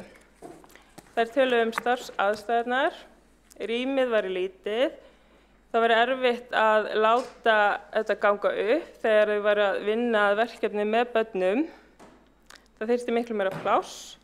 Þær töluðu hljóðvist, áreiti og ýmislegt sem þyrfti að laga í starfsumhverfinu. Það þyrfti að hafa hentugt húsnæði og bjóða börnum upp á góðar starfsaðstæður og lausnin sé ekki að opna fleiri leikskóla sem eru of litlir með of fáu starfsfólki. Þegar það er svona verið að líta á þessa heildarmynd og að brúa þetta bil. Og svo ég taki undir þetta hér að þá þurfa aðstæðurnar að vera góðar fyrir starfsfólkið og fyrir börnin svo við getum byggt upp góða leikskóla og fleiri leikskóla og til þess að fólk vilji starfa á leikskólum og sjáu það sem framtíðarstarf. Við þurfum best aðstæðurnar fyrir börnin og fyrir starfsfólkið og ég held við séum öll sammála um það. Og það sem var svo átakanlegt að heyra tala í þessu viðtali var þegar þær töluðu að starfsfólk væri að hlaupa á varatanki og það væri ekki kjör aðstæður. Það nefna að maður þurfi að vera ótrúlega bjartsýnn að svona sé leikskólalífið, að maður þurfi einhvern veginn að sætta sig við það þurfi alltaf að vera á hlaupunum, á varatankinum, alveg að hníga niður. Og það er alveg ótrúlegt að hlusta á þetta viðtal og ekki fyrsta skipti sem við heyrum raddir lýsa svona stöðu og lýsa því hvað það er verið að ætlast til þess að leikskólastarfsfólk skili miklu við oft erfiðar kringumstæður. Það er hægt að hlusta á viðtali í heild sinni á hlaðvarpi Eflingar og viðtalið heitir Alltaf til staðar, alltaf skilin eftir. En þar er talað við Gígju Kjartansdóttur og Perlu Hafþórsdóttur sem báðar vinna á leikskóla þegar viðtalið er tekið og þetta er vinnu og virðingu á tímum COVID og þær veita innsýn í starfið á leikskólanum. Hvet ykkur til þess að hlusta. Nýlega talaði við starfskraft á leikskóla og hún talaði að þau væri ekki með nægar dýnur fyrir börnin, fyrir hvíld. Það væri ekki með nægar dýnur. Í gegnum öll samtölin sem ég átt við leikskólastarfsfólk og það kemur alltaf saman fram að það sé æðislegt að vinna á leikskóla en það sé svo margt sem þurfi að bæta. Ekki bara kjörin, heldur starfsaðstæðurnar, rýmið, að þegar eitthvað er að þá verði að lagað og þá að það fari ekki neðarlega í einhvern forgangslista og verði kannski lagað, að rýmið fyrir börnin að það sé nægilega stórt, að það henti ólíkum þörfum, að það henti fyrir ólík verkefni, að starfsfólk fái nægan tími í undirbúning, að þegar stytting vinnuvikuna fari fram, að það leiði ekki til þess að starfsfólk þurfi að hlaupa hraðar, að ef veikindi eigi sér stað að það bitni ekki á starfsfólki og þannig að ef við ætlum að byggja upp þessa framtíða leikskóla þá þurfum við væntanlega að byggja það á góðum starfsaðstæðum. Svo í lokin í greinargerðinni með tillögunni að þá er verið að fjalla stöðu dagforeldra og með leyfi forseta og stendur samhliða uppbyggingu leikskóla í borginni. Það er jafnframt að hlúa að dagforeldrum sem 400 börn dvelja hjá í dag þar sem þeir muni áfram gegna mikilvægu hlutverki. Dagforeldrar munu þannig sinna þeim börnum sem ekki koma strax í leikskóla að loknu fæðingarorlofi foreldra. Auk þess sem foreldrar eiga þá val þjónustu leikskóla eða dagforeldra. Tilvitnun lýkur. Ég spyr hvernig þetta verður útfært, hvað felst í þessu og hvað nákvæmlega sé verið að eiga við þarna. Dagforeldrar hafa verið að tala fækkun í stéttinni og þá erfiðleika sem foreldrar að eiga við þegar að reyna að brúa bilið og eins og sést bara á svona heimasíðum þegar börn að leitast við að fá pláss fyrir börnin sín inn á Facebook og að auglýsa bara að barnið sé ekki komið pláss á leikskóla, þau eru að reyna að komast að hjá dagforeldri, heldur eru opnar síður og bara mjög erfitt að reyna að setja sig inn í aðstæður og sjá fyrir sér hvernig foreldrarnir séu að fara að í þessari stöðu. Þannig að til að byggja þessi rými þá þarf að manna þau og þetta er besta fjárfesting sem við getum gert, að tryggja gott húsnæði, að tryggja góð kjör og starfsaðstæður, að því að starfsfólk leikskóla, það vinnur jú mikilvægasta starf í heimi. Þá hefur Sanna Magdalena Mörtudóttir borgarfulltrúi lokið máli sínu, hefur einn borgarfulltrúi óskað eftir að veita ansvar, Alexandra Brím. Forseti, ég vil þakka fulltrúanum fyrir ræðuna sem var bara ágætt. Ég vil ítreka það sem kom fram í samtölum, í andsvörum og í rauninni í ræðu skúla hér áðan. Það hvað var lögð mikil áhersla á að bæta starfsaðstöðuna og bæði erum við að tala einhverja 4 rúmlega milljarða sem fóru í að bæta starfsaðstöðu í leikskólum og líka erum við allan að það sem við mögulega getum þar sem við erum byggjum nýja leikskóla að taka þá úr notkun eldri leikskóla sem voru kannski aldrei hugsaðis leikskóla þegar þeir voru teknir í notkun fyrir einhverjum áratugum síðan, voru kannski bara breytt íbúðarhús eða eitthvað svoleiðis. Þannig að það allt saman eitthvað sem við erum að bæta. Stundum hafa hús líka verið hálfpartinn alveg endurbyggð frá grunni og þetta bara eitthvað sem við tökum mjög alvarlega. Það hefur líka verið yfirleitt notað tækifæri þegar við erum að fara inn til þess að bæta við deild út af brúum bilið. Þá hugsað ætti kannski þetta rými sem núna starfsmannaðaðstaða að verða hluti af nýju deildinni og þá getum við ekki sett inn færandi húsnæði sem verður nýja starfsmannaðaðstaðan. Það verður alls konar eitthvað svoleiðis sem getur skilað því að við bæði fáum við betra miðrými, sameign og betri deild og betri starfsmannaðaðstöðu þó að kannski tilgangur með að koma inn hafi upphaflega verið að bara bæta við deildinni. Þetta verður oft svona samnýting og oft er þetta líka þannig að þegar við opnum á veggina til þess að bæta við einhverjum nýjum veggjum eða breyta einhverju til, þá farið í viðhald í leiðinni sem hefur kannski við beðið eftir lengi. Þannig að þetta eru við samlegaðar áhrif í þessu sem má ekki gleyma. En takk bara fyrir góða ræðu. Brím borgarfulltrúi lokið við að veita ansvar og svara þá ansvari Sanna Magdalena Mörtudóttir. Forseti, borgarstjórn, já, það svo margt sem þarf að laga einhvern veginn núna á þeim leikskólum sem eru til staðar til að tryggja þetta sé mitt bara gott að vinna á leikskóla og gott að vera á leikskóla og þegar við förum einhvern veginn inn í þessa framtíðar byggingar og framtíðar störf. Ég var á leikskóla síðasta sumar, fékk að vera á einum leikskóla bara einn dag og þar var leikskólastjóri að tala í rauninni aðferðina sem að hún reyndi að nýta til þess að fá eitthvað í gegn til þess að yrði lagað og maður hugsa hér eru við með leikskóla þar sem að börn verja stórum hluta af deginum og það að það þurfi einhvern veginn að setja hluti upp í einhvern svona forgang varðandi það hvort það sé laga strax eða ekki. Mér finnst þetta einhvern veginn sýna mér svo slæmt að við séum á þeim stað að það sé ekki einhvern veginn hægt að setja alltaf fjármagn sem við þurfum að halda í leikskólabyggingar, að það sé einhvern veginn hægt að forgangsraða þannig eitthvað svona já þetta getur beðið, af því að það svo margt bara varðandi leikskólana sem við þurfum að laga núna svo að fólk líti svo á að það sé gott að vinna á leikskólanum og vilji ráða sér til leikskóla í framtíðinni og núna. Borgarfulltrúi lokið við að svara ansvari veiti þá ansvari sinni Alexandra Brím.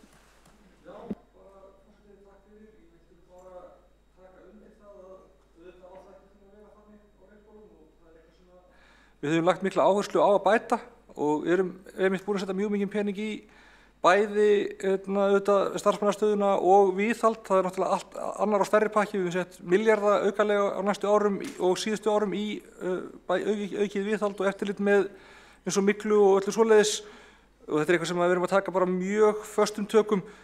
En svo vorum við að fá kynningu á nýrri stefnu húsnæði skóla- og frístundastarfs í skóla- og frístundasvið á skóla- og frístundaráði núna bara á síðasta fundi sem mjög áhugavert og ég mæli með að kíkja á. En það auðvitað þannig að í stóru kerfi þá þarftu alltaf að forgangsraða. Sumir hlutir ef allt mikilvægt þá ekkert mikilvægt. Það verður að vera hægt að segja að þetta eitthvað sem verður að gera strax, þetta eitthvað sem getur gerst eftir hálft ára og þetta eitthvað sem við getum gert til 3 ára. Annars gerist aldrei neitt. Við verðum að geta forgangsraðað. Þó auðvitað sé það rétt að við ættum aldrei að neyðast til þess að ýta niður forgangslistan hlutum sem raunverulega eru mjög brýnir. En já, ég tek punkturinn samt. Takk fyrir. Brím borgarfulltrúi lokið við að veita ansvar öðru sinni og næst á mælendaskrá Þórdís Lóa Þórhallsdóttir borgarfulltrúi.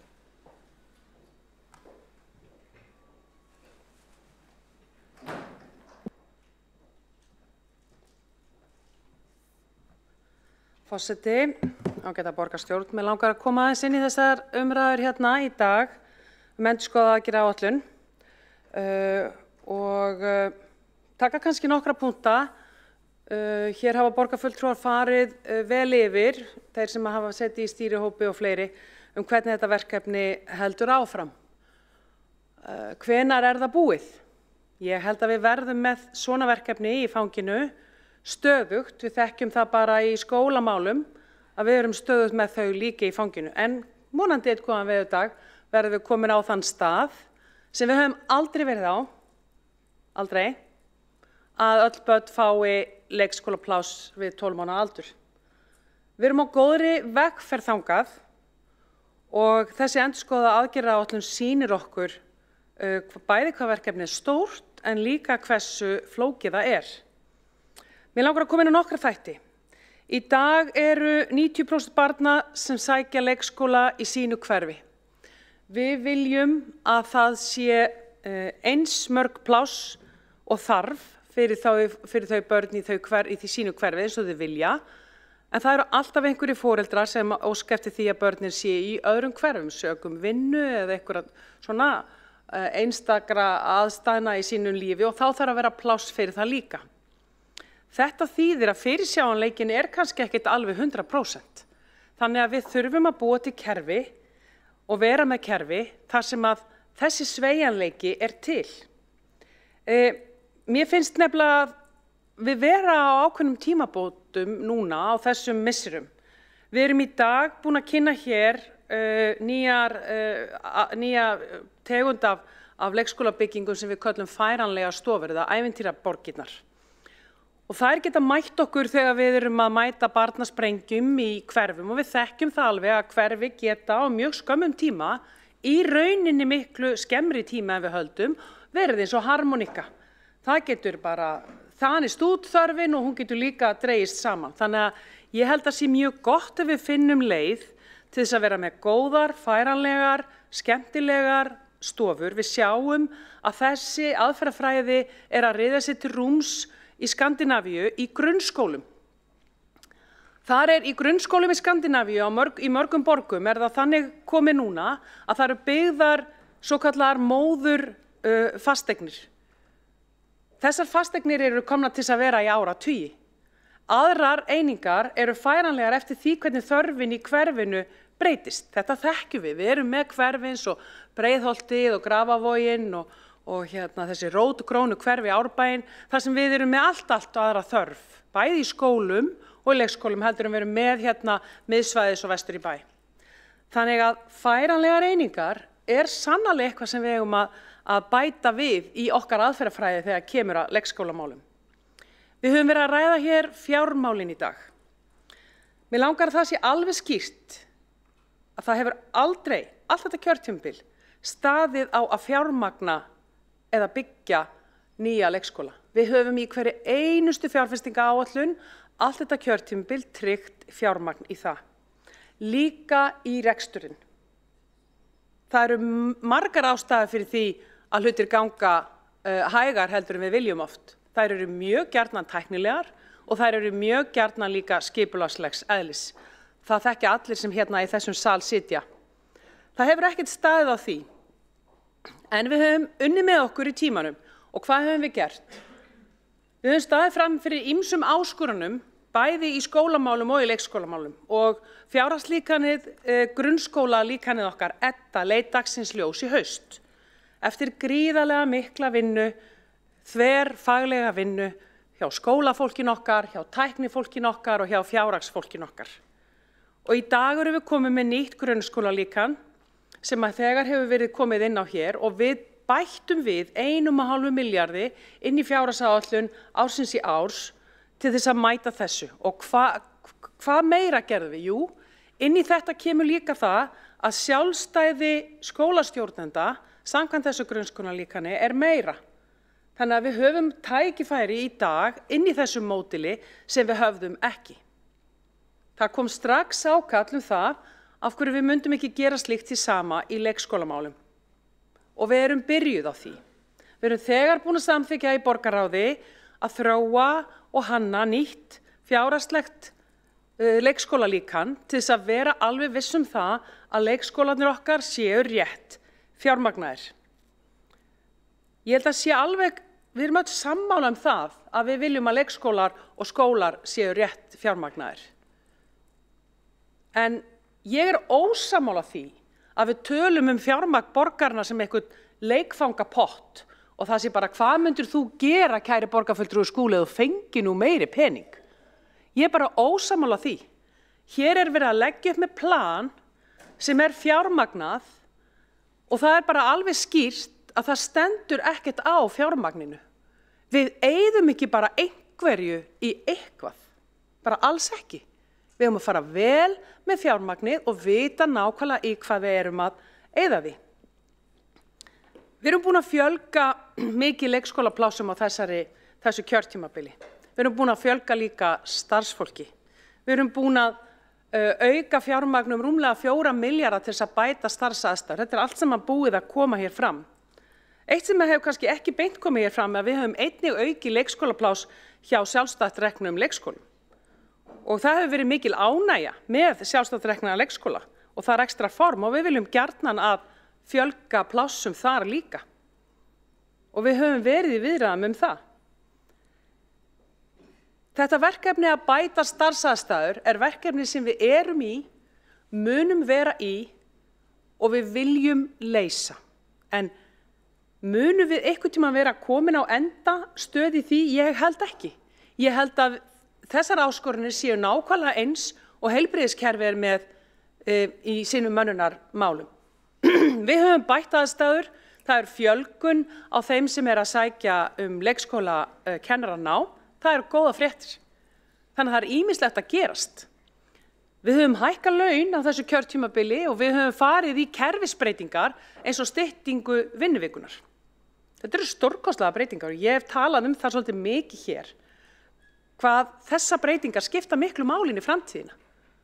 Stytting vinnuvikunar eitthvað svo stærsta breyting á starfsaðstæðum sem við höfum gert í áratugi. Ég held við ættum að vera ótrúlega stolt af því að við tókum þátt í þessari breytingu.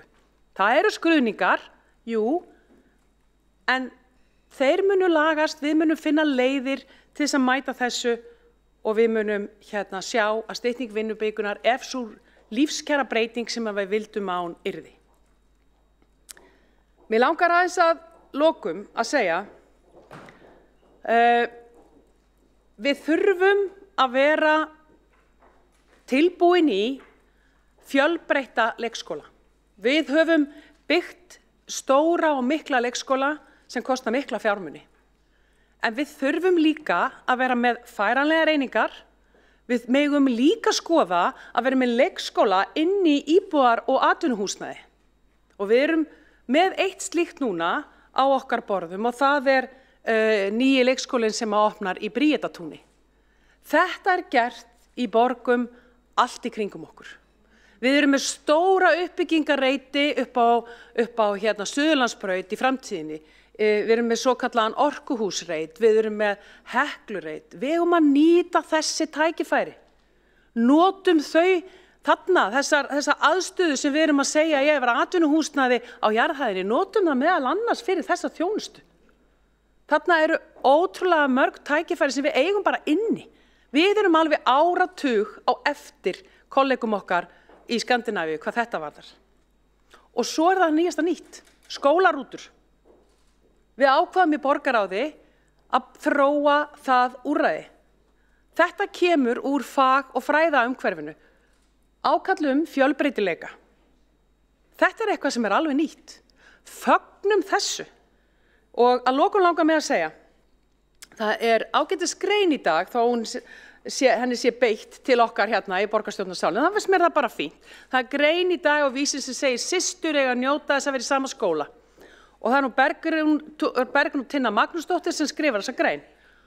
Og til forsvarsmanna borgarinnar segir hún, við foreldrar viljum kerfisbreytingu og ég bara algjörlega sammála því. Af því við erum í miðri kerfisbreytingu og þá ég komin að henni alræmdu, henni svokölluðu, samkvæmt borgarfulltrúa Kolbrúnu Baldursdóttur, stafrænu umbyltingu. Því að foreldrar í framtíðinni eiga nefnilega nákvæmlega að geta séð hvar eru leikskólalausir, hvað löng bið og kerfið á að geta séð þörfina út í hverfunum. Þannig að ég held að stóra máli hér sé valfrelsi, fjölbreytileiki og stafræn umbreyting. Takk fyrir. Borgarfulltrúinn Þórdís Lóa Þórhallsdóttir lokið máli sínu. Það hafa 3 borgarfulltrúar beðið að veita ansvar og styttist á ansvarstími í 1 mínútu. Fyrstur það Örn Þórðarson. Forseti, ágæta borgarstjórn. Já, ég ætla að reyndar að tala í 2 mínútur en það búið að stytta þetta. Ég var að vona að Þórdís Lóa að vera að hampa mér fyrir mína ágætu grein í blóðanum í dag, en það ekki. Ég sammála því Þórdís Lóa Þórhallsdóttir, formaður borgarráðs, að það sé rétt að það þarf að fara vel með, en því miður þá hafa ekki allir alltaf það á tilfinningunni að það sé verið að fara vel með. Það eitthvað sem við þurfum að vinna í. Ég ætla líka að bæta við að það ekki rétt að skóla- og frístundasvið og skóla- og frístunda sú starfsemi þar fyrir fram hafi verið full fjármögnuð lengi. Og í því sambandi nefni ég ágæta úttekt innri endurskoðunar sem við höfum svo sem rætt hér á þessum vettvangi. Nýja úthlutunarlíkanið sem lengi var beðið eftir fyrst núna að koma í gagnið og það í rauninni bara fyrir grunnskóla og það rétt að leikskóla úthlutunarlíkanið í vinnslu og verður ekki fara að virka fyrir því lokið. Þannig að við erum ekki alveg komin á þann stað að við séum með þennan málaflokk full fjármagnaðan og það skiptir miklu máli að við höfum nákvæmar upplýsingar hvað flokkurinn þarf því að þetta eins og ég sagði áðan, mikilvægasti málaflokkurinn sem voru að fást með velferðarsviði. Takk.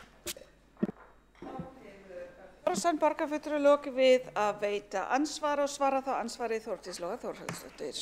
Fyrirgefðu Örn minn að ég skildi ekki minnast á greinina þína. Ég bara hef ekki undan að lesa greinar til sjálfstæðismannum þessa vikuna. Ég er í fullu starfi við það. Þannig ég held bara áfram í því. Fyrirgefðu Örn minn. En varðandi fjármagnið, það sem ég var að benda á þetta fjármagn sem að við höfum ávallt tryggt til uppbyggingar. Og þessi úttekt innri endurskoðunar, við tókum hana mjög alvarlega og settum á stað mikið viðhaldsátak. Þannig að það var tekið bara mjög alvarlega strax. Þannig að grunnskólalíkanið var mikil vinna í miðju COVID og eiginlega í rauninni stórkostlegt að við skildum hafa náði. Það hefði aldrei verið hægt að gera það á sama tíma fyrir bæði. Við höfum bara ekki til þess mannskap. Þannig að við þurftum að gera þetta í þessari röð. Þannig það nú bara. En góðir hlutir gerast líka hægt og við eigum líka eftir að sjá hvernig líkanið reynist og þurfum mögulega að stilla af. Og ég bara mikilvægi þess að við erum í nýsköpun í menntamálum og skólamálum og þá þurfum við að hafa þolgæði fyrir því. Þá hefur Þórdís Lóa Þórhallsdóttir borgarfulltrúi lokið við að veita ansvar. Forseti minnir á að nota fullt nafn og titil hér í ávörpum. En þá veitir Örn Þórðarson ansvar Örumsinn. Forseti, ágæta borgarstjórn, þakka svör frá Þórdísi Lóu Þórðardóttur. Leiðinlega heyra hún ekki lesi greinina eftir mig en hún fjallaði mikilvægt þess að eiga möguleika til þess að stækka í nákvæmlega þessum málaflokki skóla- og frístundamálum. Góðir hlutir gerast hægt, já það rétt, en ég ætla nú að minna fyrirverandi handboltahetjuna á að það líka að gera svaka fína hluti í hraða upplöfum, þannig að það ekkert útilokað að við getum unnið þetta hratt og ef það eru öflugir liðsmenn sem geta unnið hratt, þá eigum við að nota tækifærið og ég sem kannski ekki með slíka burði að geta hlaupið hratt en þá er allavega til að vinna hratt í þessum málum. Takk. Borgarfulltrúi lokið við að veita ansvar öðru sinni og veiti þá ansvar næst Kolbrún Baldursdóttir borgarfulltrúi.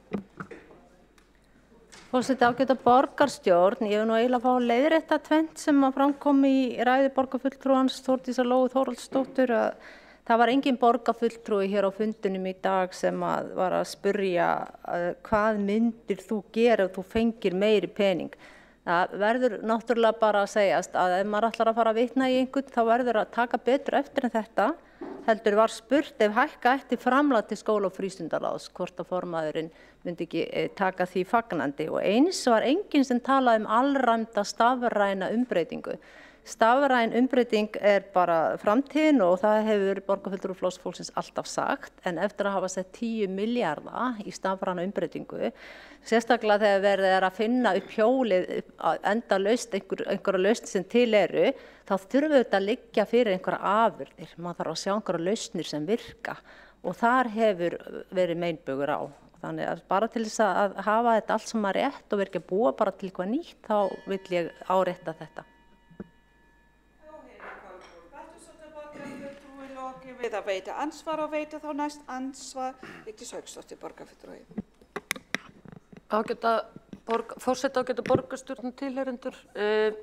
Ég svolítið undrandi hér á þessari ræðu borgarfulltrúans því að hér verið að tala það eins og það sé eitthvað ný uppfundið hér hjá Reykjavíkurborg að hafa hér færanlega kennslustofur á leikskólastigi. Það búið að notast í færanlega kennslustofur í Reykjavík fyrir grunnskólanemendur í fleiri áratugi og svo það verið að kynna það hér eins og þetta sé eitthvað nýtt í borgin og nýtt í rekstur og verið að sækja þær hugmyndir erlendis. Þetta alveg rosalega skrítið. En ég ætla bara að benda á þá stefnubreitingu sem virðist vera hjá meirihlutanum að nú farið að tala það að neðsta hæðin í öllum nýbyggingahverfum skuli fara þá undir grunnþjónustu eins og leikskólaþjónustu og kannski jafnvel í framtíðinni skóla.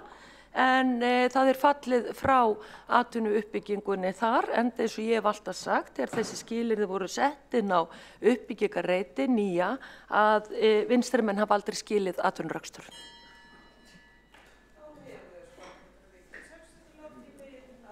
Ansvars, ætla borgarfulltrúa að svara þessu?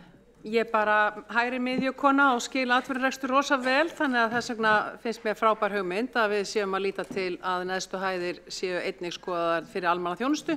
Ég gæti haldið áfram, leikskólar, skólar, heilsugæslur, allskyns þjónusta sem snýr að sjúkraþjálfun og iðjuþjálfun og það gríðarleg tækifæri. Þetta þurfi ekki alltaf að vera búðir eða fleira þó að þær muni verða það líka. En ekkert af þessu nýtt, það alveg rétt hjá Vigdísi Hauksdóttur borgarfulltrúa. Það sem kannski við erum að tala hér varðandi færanlegar ævintýraborgir aðferðafræðin sem lagt með frá upphafi og ég held að það sé það sem mjög áhugavert og ég fagna því. Þórdís Lóa Þórhallsdóttir loki við að svara ansvari, veiti þá ansvar öðrum sinni Vigdís Hauksdóttir. Já, forseti, athyglisvert. Ég tel að sá meirihluti sem situr nú skilji ekki atvinnurekstur því eins og ég var að fara yfir það í ansvarinu að ég benti á þetta alveg frá upphafi að atvinnurekstur kemur bara ekki inn í húsnæði sem verið að byggja upp eða ekki hvorki eftirspurn né frambúð af slíkum atvinnurekstri, en það einhver ný stefnubreiting hér og því bara fagna, en ég geri það nú tillögu minn úr því ég að hætta hér í borgarstjórn og hvet flokkana að taka það upp hér eftir þennan fund að við skulum frekar stefna á því að breyta þessum fyrstu hæðum og uppbyggingarreitum í íbúðir, þar sem mikil skortur á íbúðarhúsnæði borginni og láta bara hitt eiga sig. Ég hvet borgarfulltrúan Þórdísi Lóu Þórhallsdóttur að fara hér upp í hið nýja Valshverfi og skoða hörmungina sem blasir þar við á fyrstu hæðunum í þeim byggingum. Þá hefur Vigdís Hauksdóttir borgarfulltrúi lokið við að veita ansvar öðru sinni og svara þá ansvar öðru sinni Þórdís Lóa Þórhallsdóttir.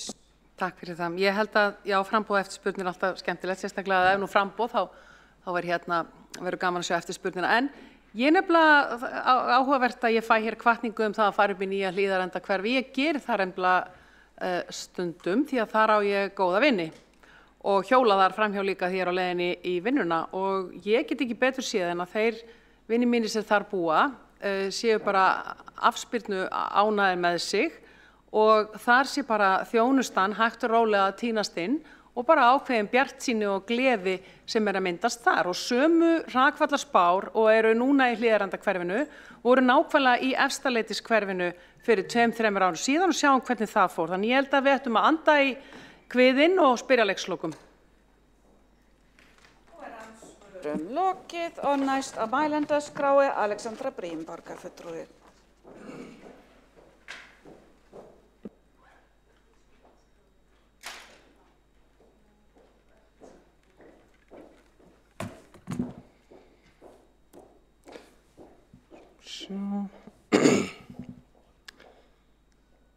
Forseti, kæra borgarstjórn. Brú bilið merkilegt og gríðarlega mikilvægt verkefni og ég kannski byrja þessa ræðu á að þakka bæði stýrihópnum, þar að segja þeim Skúla Helgasyni og Erni Þórðarsyni og fyrir bara mjög gott samstarf sem og öllu starfsfólkinu sem við unnið hörðum höndum að því láta þetta ganga upp.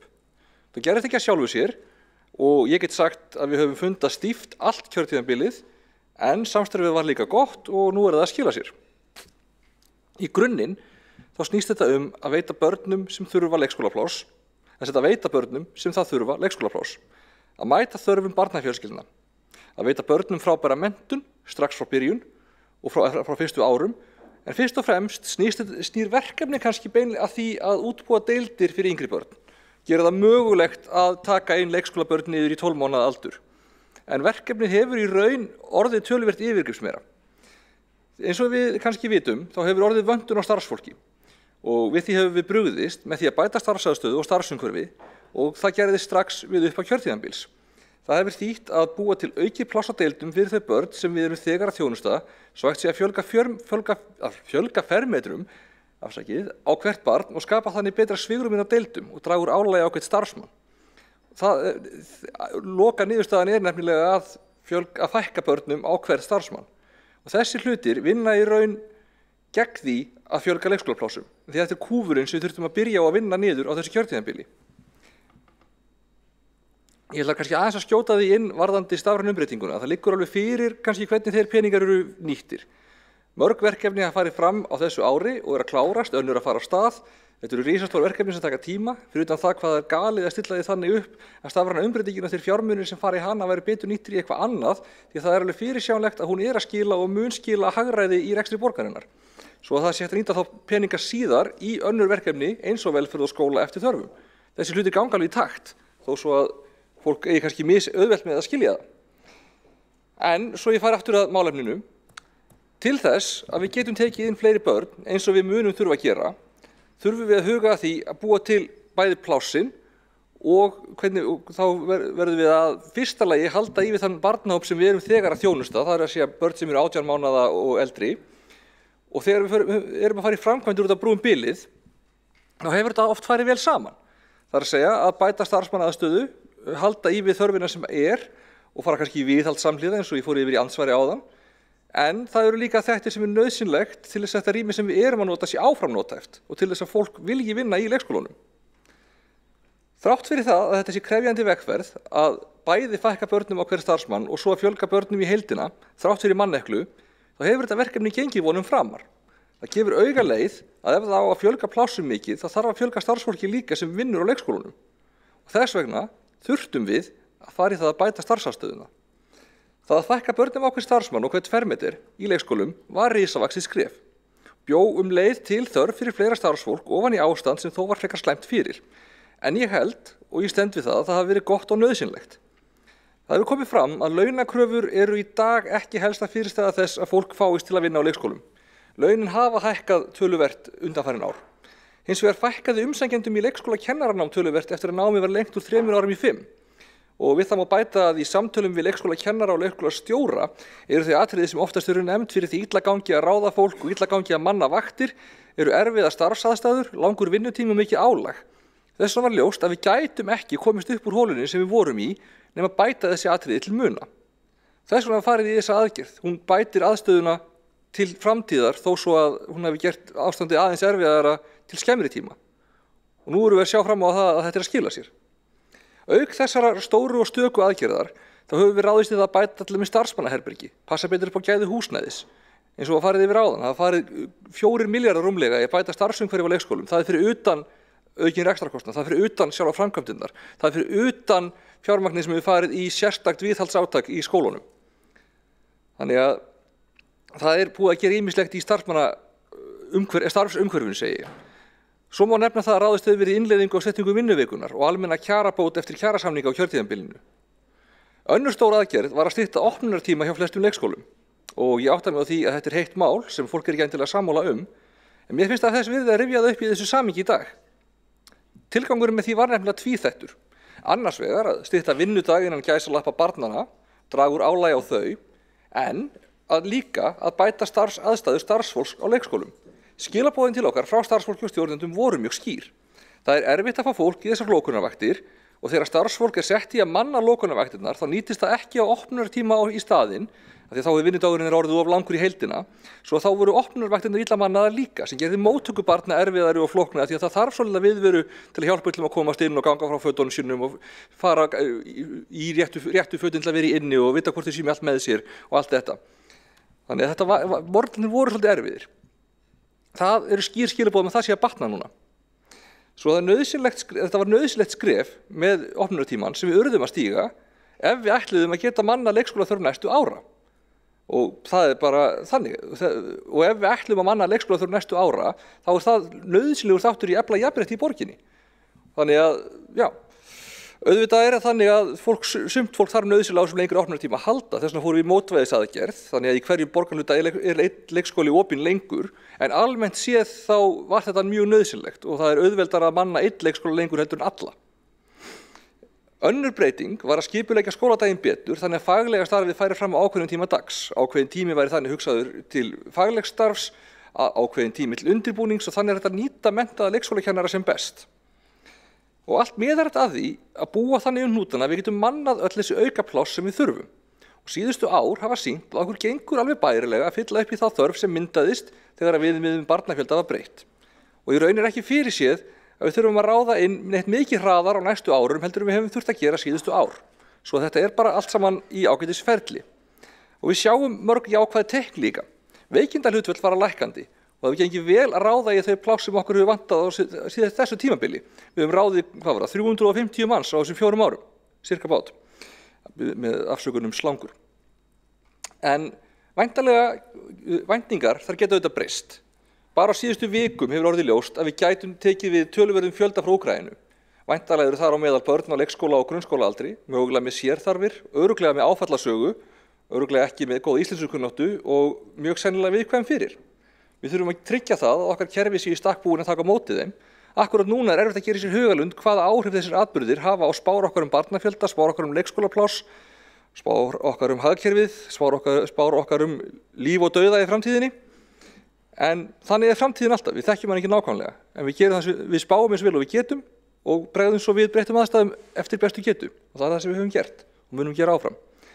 Við gátum ekki séð COVID fyrir, það hefur haft umfangsmikil áhrif á öll verkefni borgarinnar, hægt á stökum verkefnum, það hefur valdið þessari miklu barnasprengingu svona með aukaáhrifum sínum og mér er sérstakt að heyra einstaka borgarfulltrúar stilla sér upp sem svo miklum spámunum að þessi þróun, þar sem þörfin hefur aukist og færst til milli borgarhluta eins og raun ber vitni, hefði bara átt að vera fyrirséð. Svo mér finnst ekki alveg heiðarlegt að gefa það í skinn. Við situr að við erum að bæta við 850 plássum núna á árinu 2022 og þau verða 1680 samtals árin 2022-2024. Þetta er risavaxið og jákvætt skref sem við erum stolt af. Og ég velti því fyrir mér á hvaða forsendum borgarfulltrúar sem segist ekki trúa þessu byggja þá vantrú. Telja þau að það sé ekki verið að byggja leikskóla við Kleppsveg eða í miðborg. Það er auðvelt að koma í pontu og lýsa almennum efasemdum en þegar þessar framkvæmdir er í gangi, fjármagnaðar, þá er það bara frekar ódýrt að þegar það er að rölda upp að þeim og fylgjast með þeim. Þá er það frekar ódýrt að koma bara upp í pontu og segist ekki trúa því. Eins og þetta sé bara einhver innantóm loforð. Þetta er í byggingu, það er að sjá það. Gjörið þið svo vel. Og mér er þetta bara, ég hægst að máta ómálan er þetta að koma hérna upp og tala svona. Ég gef ekki mikið fyrir stjórnmálafólk sem hagar málflutningi sinni þannig. En þetta samt skiptir mestu fyrir börn og barnafjölskyldur í borginni. Á þessu kjörtímabili höfum við haft mjög mikla áherslu á bættar aðstæður barna og barnafjölskyldna. Þetta eru verkefni sem eru okkar hjartans mál. Ég hef stundum sagt að oft er annaðhvort í ökla eða eyra. Við erum búin að vera með þessi verkefni í uppbyggingu þegar það var tafist, átt að koma inn fyrr. Nú voru þau öll að koma inn í einu. Við erum líka búin að bregðast við aukningu í barnafjölgun með því að fara í að kaupa húsnæði og breyta þeim í leikskóla, með því að koma með færanlegar stofur eins og ævintýraborgirnar. Það er auðvitað ekki nýtt að vera með færanlegt húsnæði en það er nýtt að beita því með þessum hætti sem við erum að gera. Og það er til að taka við þeim börnum sem geta ekki beðið til framkvæmdir klárist. Við erum að bregðast við þeim skorti og leikskólarýmum sem fólk hefur tekið eftir. Bæði vegna þess að barnafjölgun var meira en á horfðist, en líka vegna þess að í COVID losnuðu Airbnb íbúðir og fóru almennan markað eins og ég fór yfir áðan. Fólk sem við áttum vona og yrði í austurhlutanum var allt í einu komið í vesturbæinn og miðbæinn. Og það er í rauninni bara magnað að sjá þennan ótrúlega árangur, þrátt fyrir COVID, þrátt fyrir samdrátt í tekjum, þrátt fyrir allt. Það sem við stefnum á er að bjóða það fólki val. og það verður val að koma börnum inn í leikskóla allt frá 12 mánaða aldri. Það verður líka boðið að vera hjá dagforeldri ef það höfðar frekar til uppeldissjónarmiða foreldrana. En það verður líka möguleiki að vera heima, en mér finnst auðvitað að þetta koma betur til móts við það fólk. En takk fyrir mig.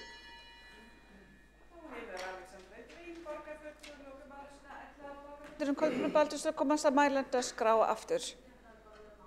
Já, með ansvar, gjörðu svo vel. Forseti ágæta borgarstjórn, ég veit nú ekki alveg hvort ég á að þakka borgarfulltrúanum Alexandru Brím fyrir þessa ræðu því að hluti af henni var bara svona skamma ræða. Við erum að skamma okkur minnihlutafulltrúanum hérna fyrir það sem við höfum sagt í okkar ræðum fyrir í dag. Þannig að ég vil eiginlega ekkert segja takk fyrir það. Við eigum auðvitað öll að fá bara tækifæri til að koma upp í pontu og ræða þessi mál eins og okkur langar, annars kannski að vera skömmuð sérstaklega fyrir það eftir á. En mér finnst nú eiginlega bara eins og þessi að spá fyrir barnafjölgun sé eiginlega verða einn stærsta áskorun þessa meirihluta og það er nú spennandi að sjá bara hverju fram vindur. En ég vil aðeins tala dagforeldrana, það var ekki minnst einu orði að allan sá ég það ekki í þessum tillögum dagforeldra, hvernig þeir kæmu inn í þetta, því að er einhvern veginn markmiðið kannski að þeir séu bara ekki lengur í þjónustunni, er ekki lengur dagforeldra, er það ekki hugsunin, ef þessi meirihluti heldur núna inn á næstu kjörtímabil, ætlar þessi meirihluti að útrýma dagforeldrum, því að það er bara svona einhvern veginn hvergi hægt að sjá neitt það. En síðan myndist borgarfulltrúin á það að kannski að fá bara að vera heima með börnin sín og það finnst mér bara alveg brilljant hugmynd og við getum kannski sameinast í því ef við verðum hérna áfram að koma með tillögu það að þeir foreldrar sem vilja vera heima með börn sín, bara einhverja hluta vegna, man getur aldrei vitað hvað er í gangi á fólki og fá greiðslu fyrir það bara sem barni væri á leikskóla. Þá er ég sko til í slíka tillögu að vera með í því. Þannig að það er akkurat þessi hugsun sem Flokkur fólksins hefur haft að það sé þetta val.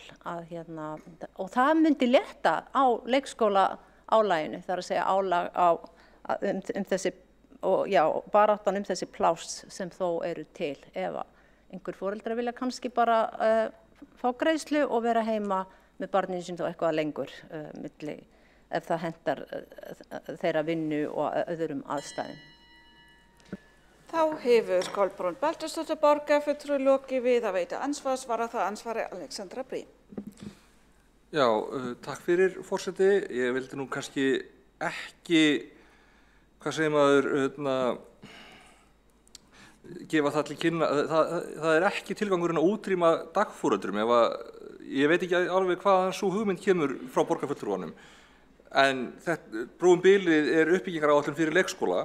Dagforeldrar eru ekki leikskólar, þeir eru ekki leikskólakennarar. Þannig að ég veit ekki af hverju við hefum átt að tala sérstaklega þá í þessari yfirferð. Það er bara eins og að þurfa að tala bíla í hjólreiðastefnu eða þurfa að tala ég ætla ekki að fara út í það, er bara, þeir eru ekki viðfangsefni þessara stefnu. Auðvitað verður áfram í boði að vera hjá dagforeldrum. Auðvitað verður ennþá samið við þá, bæði fyrir 12 mánaða aldurinn og hjá þeim sem hentar það betur að vera hjá dagforeldrum eftir 12 mánaða aldurinn. Það er ekki allir sem vilja vera börnin sín á leikskóla, en það er jákvætt að það sé í boði. Fólk getur það bara valið. Takk. Borgarfulltrúi lokið við að svara ansvar, veita þá ansvaru sinni Kolbrún Baldursdóttir. Forseti ágæta borgarstjórn, þegar verið er að taka ákvarðanir svona stór mál og skipulagning á því að þá þarf auðvitað að horfa á allar hliðar málsins og horfa málið í heild sinni og ég er alveg viss að þegar verið er að sittast niður og semja stefnu hjólreiðar þá þurfi líka að skoða kannski eitthvað bílamálin. Ég sé það bara sem mjög eðlilegt dæmi en við skulum kannski ekkert vera að einblína á nákvæmlega þetta akkurat núna.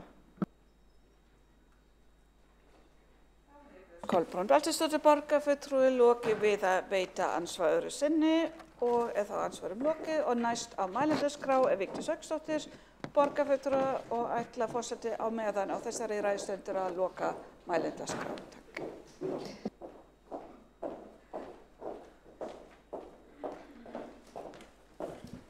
Já, forseti ágæta borgarstjórn og tilheyrendur ef ykkur eru. Raunverulega átti þessi fundur ekki að fara fram vegna þess að vefur Reykjavíkurborgar lá niður í alla morgun. Við komumst ekki inn á gögnin og var ég byrjuð að senda hér póst upp úr klukkan 7:30 til að spyrja út í þessi mál þegar ég ætlaði að pósta akkurat bæði fundurum og tillögunum minni hér á Facebook síðuna mína. Þannig að þetta er náttúrulega alveg agalegt ástand og svo er ekki hægt að komast inn á mældaskrána eftir venjulegum leiðum heldur þó að við borgarfulltrúar höfum fengið hann í pósti. Þannig að þetta er allt hér í skötu líki. Og er náttúrulega alveg til skammar hvernig að þessi staðið, þessari stafrænu umbreytingu upp á 10 milljarða með ráðningu 60 starfsmanna. Faktist er fundurinn innan marka þess að vera löglegur vegna þess að í sveitarstjórnarlögum er skýrt kveðið á það að sveitarstjórnarfundir skuli vera opnir öllum. Þannig að þetta var nú svona upphafið, virðulegi forseti. En hér erum við enn og aftur að ræða tillögur borgarstjóra og núna Viðreisn meirihluta uppbyggingu leikskólaplássa og eitthvað sem hefur verið notað sem slagorð í margar kosningabaráttur brúum bilið. Við veitum alveg hvernig þessu hefur fleytt fram hér á þessu kjörtíðanbili. Ég vil bara burt með öll braggaverkefni í borginni. Burtu með þetta. Burt með gæluverkefnin. Þá værum við ekki hér í dag að ræða þetta í upphafi einna kosningabaráttunar í viðbót. En ég vona svo sannarlega að Reykvíkingar sjá í gegnum þetta nú fyrir þessar kosningar eins og uppgötaðist eftir síðustu kosningar og háttvirtur borgarfulltrúi Eyþór Laxdal Arnalds talaði þetta væri orðið 20 ára gamalt vandamál. 20 ára gamalt kosningalofur. Það leikur við 1/4 öld. Ég var bara ekkert farin að skipta mér á borgarmálum árið 2002, þannig ég bara hafði ekki hugmynd þetta fyrir það talað þetta hér í dag. Og hvað?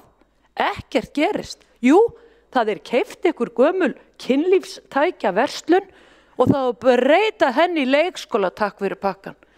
Og það svo þröngt það hús og það verður svo óbúslega dýrt og það svo gamalt, það nú þegar fullt af meglu, þannig að það hefði það sjálfsögð átt að rífa það braggaskrípi sem keypt í stað þess að fara þarna inn með ykkur endurbætur og það alveg vita mál að þetta húsnæði verður til vandræða til langra framtíðar, bæði vegna þess hversu viðhald á því hefur verið illa sinnt og jafnframt það hvað það kemur til með að fara fram úr kostnaðaráætlunum, því við vitum það alveg hvað ein braggakróna í Reykjavíkurborg það eru 500 milljónir. En það voru keypt ykkur 2 gömul hús upp á rúman milljarð til þess að fara með börnin okkar inn í þau sem þurfa þá þjónustu að vera á leikskóla.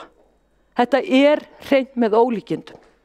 Og svo ætla ég jafnframt að minna það að sá meirihluti sem borgarstjóri ber ábyrgð á nú sem framkvæmdastjóri sveitarfélagsins og hann hefur setið hér í ráðhúsinu síðan síðustu aldamót að það hefur ekki verið sinnt viðhaldi. Þegar ríki fór árið 2013 að greiða niður skuldir og hagræði rekstri, þá fór borgin akkurat hina leiðina, safna skuldum og aflagði allt viðhald. Og það það sem vandamálið hér í þessari umræðu líka. Nú hér búið að tala það að þetta mál sem til umræðu snerti bara alls ekki dagforeldra því að þeir eru bara ekkert inn í þessu mengi. Jú, víst. Víst eru dagforeldrar inn í þessu mengi.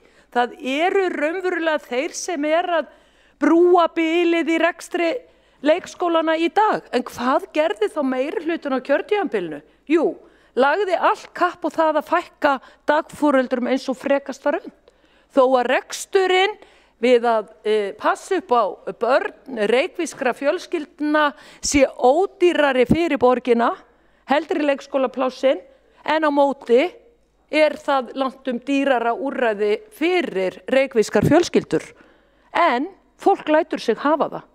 Því að við erum komin inn í þannig samfélag, líklega hefur kvenréttindabaráttan skilað okkur konum því að við þurfum að vinna fullan vinnudag til þess að halda heimilinu gangandi ásamt eiginmönnum eða sambúðarmaka, það að segja ef við komum ekki einstætt foreldri sem þá í ennþá verri málum.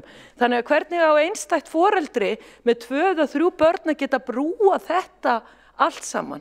Vinnu, skutt fram og tilbaka hér á milli hverfa í borginni, Diljá Mist Einarsdóttir fór vel yfir það búandi upp í Grafavogi og fikk leikskólaplás hér vestur í bæ. Svo ekki verið að tala í samorðunum einhverja loftslagsstefnu? Hvað haldið þið að þetta kosti af því að meirihlutin er svo upptekinn af því að við mengum svo mikið við sem kjósum það að hafa fjölskyldubílinn? Ég bara spyr. Það rekst hér hvert á annars horn. Það er ekki hægt að segja annað. Og þessi stefna, meirihlutas í leikskólamálum, veldur því að það verða líka til umferðarvandamál. Þegar fólk keyrandi borgar hlutana á milli fram og tilbaka, kvölds og morgna, og þar að auki var farið í styttingu á opnun leikskólana til þess að gera þetta ennþá verra fyrir reykvískar fjölskyldur að sinna sínu lífi, sinna sinni atvinnu og það að tryggja börnunum hér í Reykjavík, tryggja viðveru á leikskólum á daginn. Strætóleikskólar, vitið það 1. apríl er nú ekki fyrir en eftir hálfa mánuð án gríns. Þetta náttúrulega var hlegið út á borðinu þegar þetta kom hér fyrst upp. Þeir áttu að fara að keyra með börnunum borgina, strætóleikskólar. Og það bara ennþá inn í stefnunni. Og þykir bara rosalega hipp og cool. Og svo verið að tala hér að færalegar kennslustofur á leikskólastígi sé eitthvað alveg splungu nýtt hjá borginni þegar sveitafélag eftir sveitafélag hefur notað þetta úrræði og líka Reykjavík í fleiri áratugi til þess að taka við barnasprengjum í hverfum og svo minnka þar aftur. Þetta bara alveg rosalega rugluð þessi umræða. En það verið að veifa gömlu glærusýningunni í enn einni kosningabaráttunni og hér verið að tala að vandamáli sé jafnframt líka starfsmannavelta. Já, við borgarfulltrúar höfum nú bara fengið til dæmis sent bréf sem var stílað á borgarstjóra sem að skýrir kannski að einhverju leyti út af hverju það sé einhver starfsmannavelta inn á þessu sviði. Hér verið að tala það að Sjálfstæðisflokkurinn hafi gefið kosningalofi fyrir síðustu kosningabaráttunni. Ég ekki í Sjálfstæðisflokknum en býtu borgarfulltrúi Skúli Helgason. Þið við völd, við í minnihlutanum verkfæralaus því að þið samþykkið afar fáar tillögur frá okkur. Þannig að það allt notað, það allt notað. Hvernig eigum við að geta staðið að því að fara hér á stað með stórkostlegu uppbyggingu leikskóla þegar við fáum ekki að komast að borðinu með ykkur í þessum lögbundnu málum og grunnþjónustu borgarinnar sem á ekki að vera nokkur einasti ágreiningur þegar hér gefið út stefnuplagg eftir stefnuplagg í málaflokka eftir málaflokki af meirihlutanum og viðurkennt ykkur markmið og málefni þar og það ekki verið bara að binda núna næsta meirihluta með 92 milljarða lántökuáætlun, heldur þar næsta meirihluta líka því lántökuáætlun nær til ársins langt inn á árið 2026 eftir þar næstu kosningar, heldur jafnframt verið að búa hendi stefnuplagg ofan á stefnuplagg með tilheyrandi kostnaði sem bara umbúðir og ekkert innihald. Og það ekki verið að vinna í grunnþjónustunni eða lögbundnu þjónustunni. Það ekki verið að vinna þar sem neyðin og þar sem vantar fjármagnið inn. Nei, við skulum endilega byggja fleiri bragga. Þá hefur Vigdís Hauksdóttir borgarfulltrúi lokið máli sínu og næstus á mælendaskrá Dagur B. Eggertsson borgarstjóri.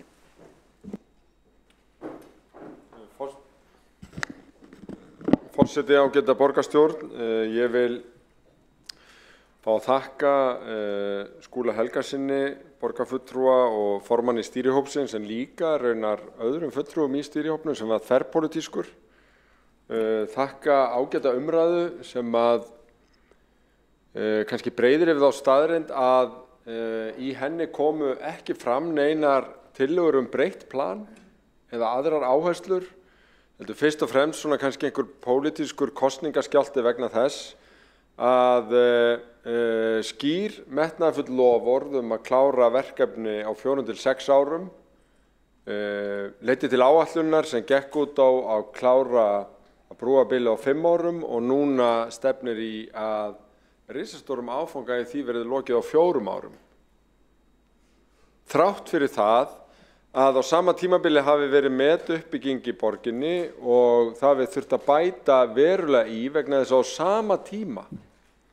á sama tíma og það var verið að gera umbætur og bæta við í húsakosti, að þá var líka verið að koma til móts við aðstæður starfsfólks og fækka börnum per starfsmann, sérstaklega í elstu aldurshópunum, sem auðvitað leiðir til þess að þurfi líka að fjölga rýmum vegna þess. Það verður ekki kannski verið mikið talað nákvæmlega þetta, en ég held að það hafi tvímælalaust verið gæfuspor að huga að hvoru tveggja. Annars vegar faglegu umhverfi í leikskólastarfinu, ekki bara í húsnæðismálum, heldur líka með auknum undirbúningstímum, með kjarabótum og síðan betri starfsmannaaðstöðu og umbótum í tengslu við mjög mörg þessara byggingaverkefna. Það sem að auðvitað kristallast í þessum nýju plönum að við erum að fara að fjölga leikskólarýmum miklu mun meira heldur en gert var ráð fyrir í fyrstu áætlunum haustið 2018.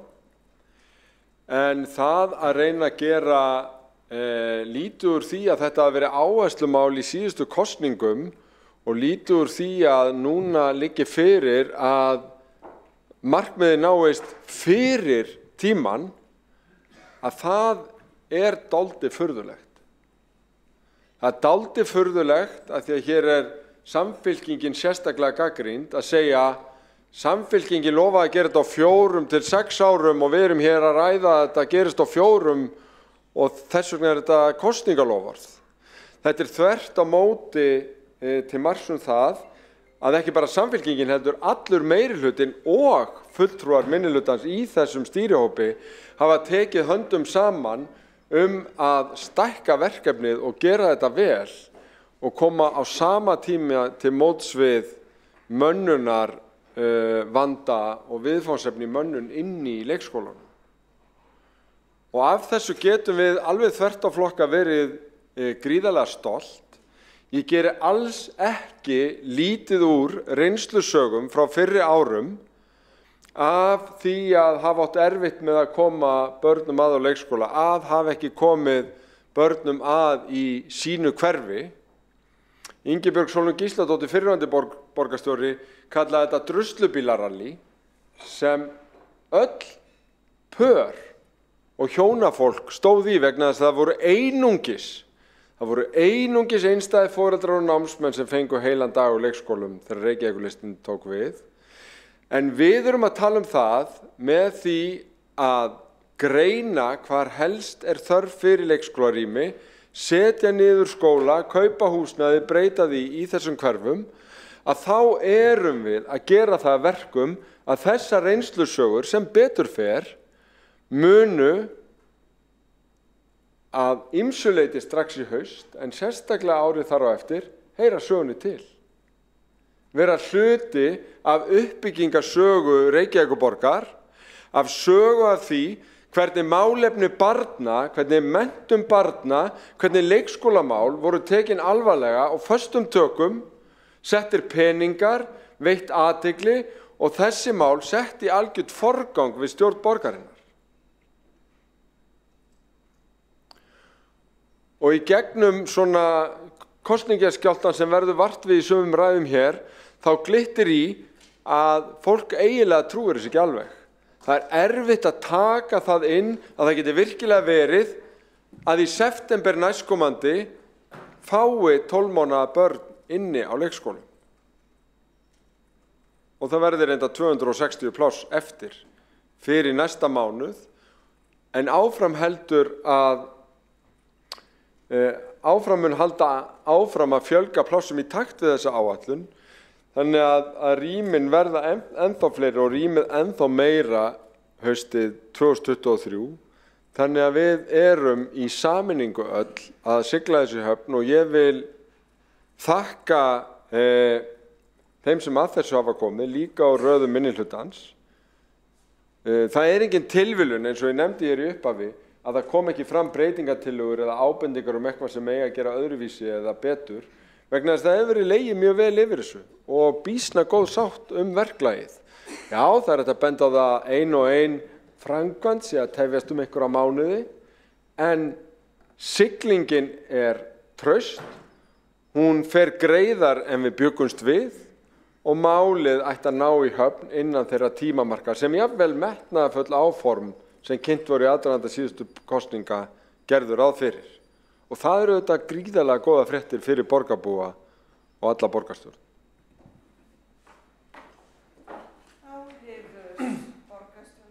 Eggertsson lokið máli sín hafa 2 borgarfulltrúar óska eftir veita andsvör. Forseti bendir jafnframt á að það þarf að biðja leyfi til myndatöku í borgarstjórnarsalnum. Þá það fyrst Vigdís Hauksdóttir borgarfulltrúi. Forseti, þetta opinn fundur og hér eru fjölmiðlar og almenningur upp á pöllum að taka myndir, þannig að Og það líka eitthvað annað ef það tekið myndir frá pallinum. Og það var beðið leyfi. Forseti, já, þetta skrítið allt saman að verða hér á þessum síðustu vikum á þessu kjörtímabili, en ég þakka borgarstjóra fyrir hans ræðu og við bendum á það að sjálfsögðu trúa Reykvíkingar ekki því sem sagt hér. Miðað við hvernig þetta kjörtímabil fór hér og hvernig áhersluna voru, ég fór yfir það í ræðu minni. Nú borgarstjóri til dæmis búin að birta mynd á Facebook síðu sinni í dag þar sem að verið að selja enn frekari og stærri hlut af Gufuneslandinu á gjafvirði, svo það sé sagt. Hér verið að tala það öðru orðinu, formaður skóla- og íþróttaráðs, að það sé ekki hægt að hrinda verkefninu almennilega á stað og þetta gengið svo illa þessu kjörtímabila því að mönnunarvandi. Mönnunarvandinn alveg klár.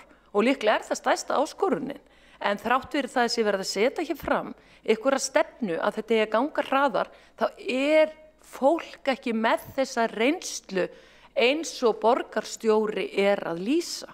En það sýnir bara best að það eru komin of mörg braggaverkefni, of mörg gæluverkefni og borgarstjóri komin bara svo langt frá hlutverki Reykjavíkur í lögbundinni þjónustu og grunnþjónustu að það eins og hann get ekki stigið niður á gólfið til þeirra sem að heyja sína lífsbaráttu í borginni og í stórum stíl að hafa samband við okkur í minnihlutanum, allavega mig að minnsta kosti, þannig að það sé sagt.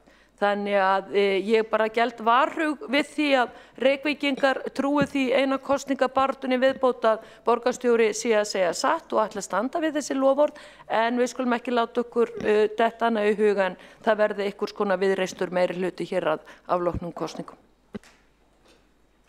Vigdís Hauksdóttir borgarfulltrúi lokið máli sínu. Forseti bendir á 17. grein í samþykktum stjórnar Reykjavíkurborgar fundarsköp. Það stendur leyfi forseta þarf til myndatöku í fundarsal borgarstjórnar. En þá svara ansvari borgarstjóri Dag B. Eggertsson. Forseti, ágæta borgarstjórn. Já, það nú þannig í þessum áætlunum að í þeim eru ekki leyndarmál. Það bæði fjallað hvaða leikskólar að bætast við, hvað mörg rými á hverjum stað. Það hægt að fara og skoða Kleppsveginn. Mér heyrist borgarfulltrúinn hafa sérstaka áhuga á þeirri uppbyggingu og það hægt að fara gangandi hjólandi með strætó eða á bíl á allar þessar staðsetningar og virða þetta fyrir sér. Við fáum síðan bæðin í skólafrístundaráði og borgarráði reglulega fréttir af því hvernig með inntökuna. Samband sveitarfélaga var að bera þetta saman og það var eitt sveitafélag á höfuðborgarsvæðinu sem tekst að taka inn yngri börn heldur Reykjavík þessar mundir. Það meðal annars vegna þess að við höfum verið að fjölga okkar plássum og taka inn yngri börn. Og við munum í raun taka fram úr öðrum í þessu á afgerandi hátt með þessum nýju leikskólum sem við höfum verið að fjalla hér. Þær staðsetningar liggja fyrir. Þessi verkefni eru fjármögnuð og þau verða raunveruleika. Þannig að það eins og hvaðan að kosningakvak að tala þetta sem kosningalofur. Við erum að lýsa því hvernig verkefnið að vinnast. að verða veruleika, að verða að úthlutuðum leikskólaplássum í öllum þessum hverfum. Það það sem eru stóru tíðindin í málinu.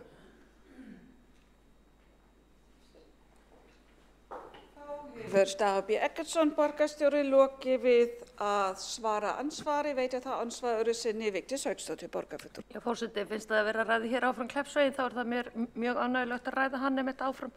Þegar var verið að kynna það verkefni, þegar var búið að kaupa kynlífstækjabúðina, þá bentum við á það hvað væri lítið lóðapláss þarna í kring og þá var okkur bara að svara sér svo, já við bara reiknum með því að fólk komi ekki á bíl með börnin í leikskólan vegna þess að það er svo þröngt þarna á þessu svæði. Þannig það er ekki verið að hugsa umhverfisgæði eða annað stóra lóð eða það að fólki sé gert auðvelt að koma með börnin sín í leikskóla.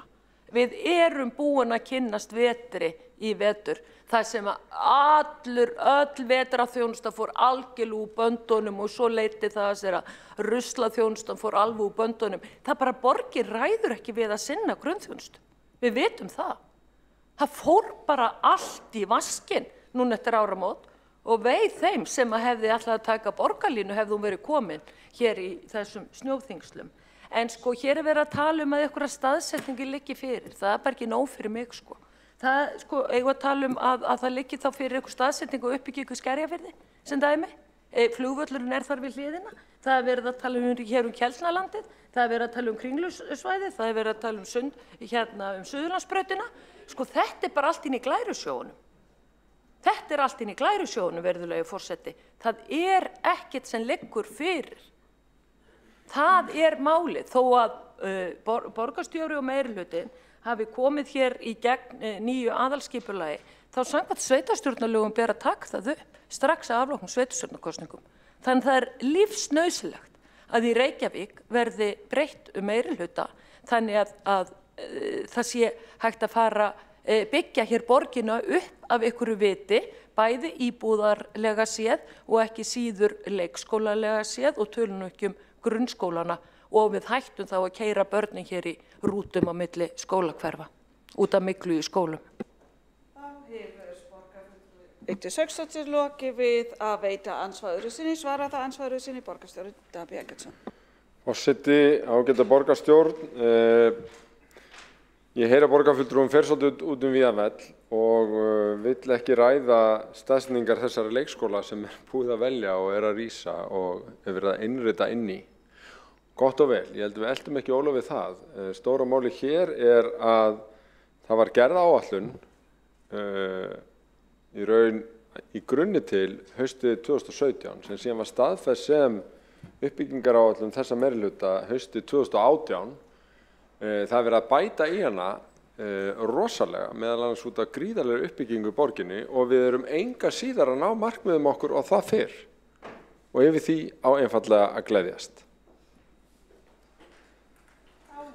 Borgarstjóri Dagur B. Eggertsson loki við að svara ansvar öðru sinni og veiti þá ansvar Diljá Mist Einarsdóttir, borgarfulltrúi. Já, forseti, ágæta borgarstjórn og aðrir.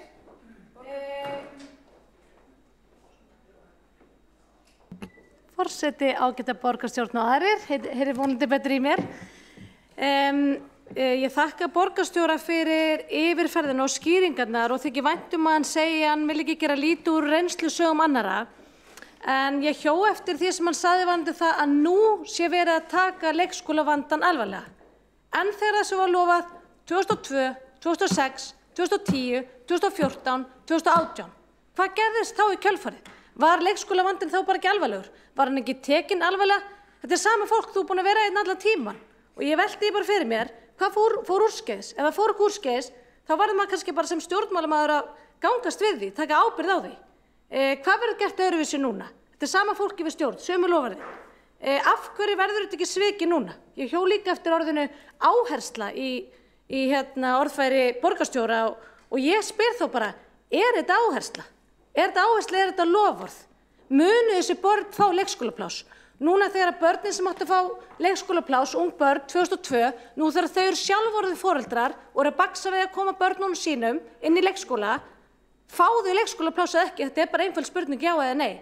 Og mér finnst ofboðslega þreytandi að hlusta á Þetta er yfirleitt fram og tilbaka það hver hefur seinkað, þetta gengur illa, mönnunarvandi gengur illa, það einhver húsnæði sem gengur illa við að framkvæma og svo framvegis.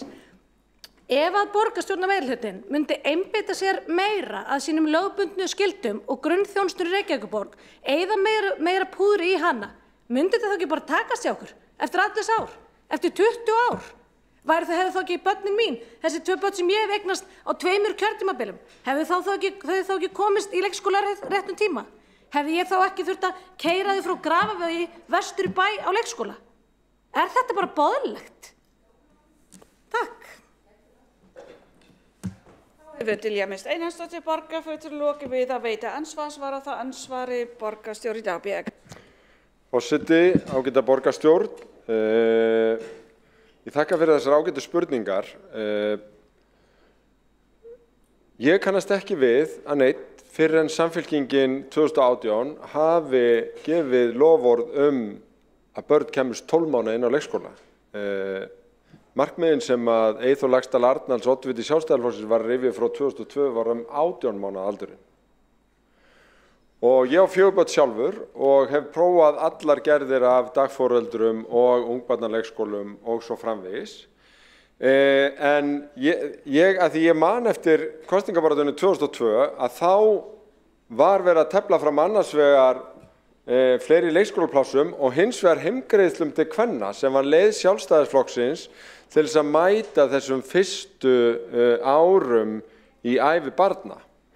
Þetta var gríðarlega mikið rætt og var hafnað umvörpum af borgarbúum sem fannst þetta gamaldags og þess vegna má segja að þetta hafi kannski ekki verið meginmál í kosningum, þá fyrr en 2018 og þá held ég að mjög margir hafi tekið undir með Samfylkingunni sem sett þetta fram, en að því við erum ábyrgur flokkur þá sögðum við treystum okkur til að gera þetta á 4 til 6 árum. Það sem við erum að ræða hér núna að sá gríðarstóri áfangi að við erum að taka inn meginþorra 12 mánaða barna í september næstkomandi 4 árum eftir að þessi fyrirheit voru gefin, þetta merkileg tímamót. Vegna þess að sama tíma þá hefur verið gríðarleg uppbygging í Reykjavík. En vegna þess að hún hefur haldið áfram að þá erum við að bæta í og koma með ennþá fleiri pláss í ár og næsta ári til þess að gera enn betur árinu þar á eftir. Hefur Dagur Bjarkason, borgarstjóri, lokið við að svara andsvar, veiti þá ansvarinu sinni Dilja Mist Einarsdóttir. Forseti, ágæta borgarstjórn, ég þakka borgarstjóra aftur fyrir svarið. Ef til vill hefur þetta verið eitthvað óskipt hjá mér. Það skiptir ekki máli hvort við erum að tala 12 mánaða eða 18 mánaða, af því að börnin mín komist heldur ekki á leikskóla 18 mánaða í Reykjavíkurborg á þessum 2 kjörtímabilum eftir að þessu var loforð, hvort sem það var 18 mánaða eða 12 mánaða, þá þurfti ég að brúa þetta bil með því að skutla þeim vestur í bæ og leikskóla. Og ég þess vegna spyr ég aftur, verið að fara að taka 12 mánaða börn inn í leikskóla hjá Reykjavík á þessu kjörtímabili, já eða nei? Því að það var ekki gert með 18 mánaða börn þegar því var loforð, það var ekki gert með 12 mánaða börn þegar því var loforð, og hvað hefur breyst? Hvað fór úrskeiðis þá og hvað hefur breyst núna? Þetta já eða nei spurning.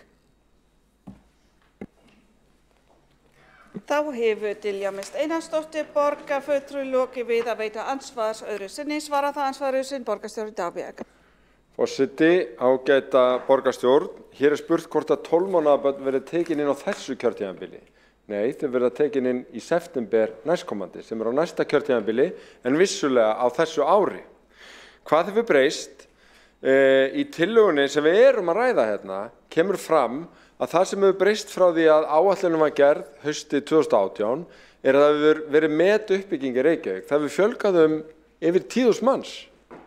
Og við erum þess að bæta í fullt af leikskólaplássum. Við erum líka búin að kortleggja eftir hverfum hvar mesta þörfin fyrir plássin, þannig að foreldrar þurfu ekki að gera það sem þú þurftir að gera þegar þú varst að skutlast með þín börn, vegna þess að við viljum að foreldrar finni leikskólapláss í sínu hverfi nema þau kjósa að vera með annar staðar. Allar þessar tölur eru miðað við það að allir foreldrar velji leikskóla frá 12 mánaða aldri.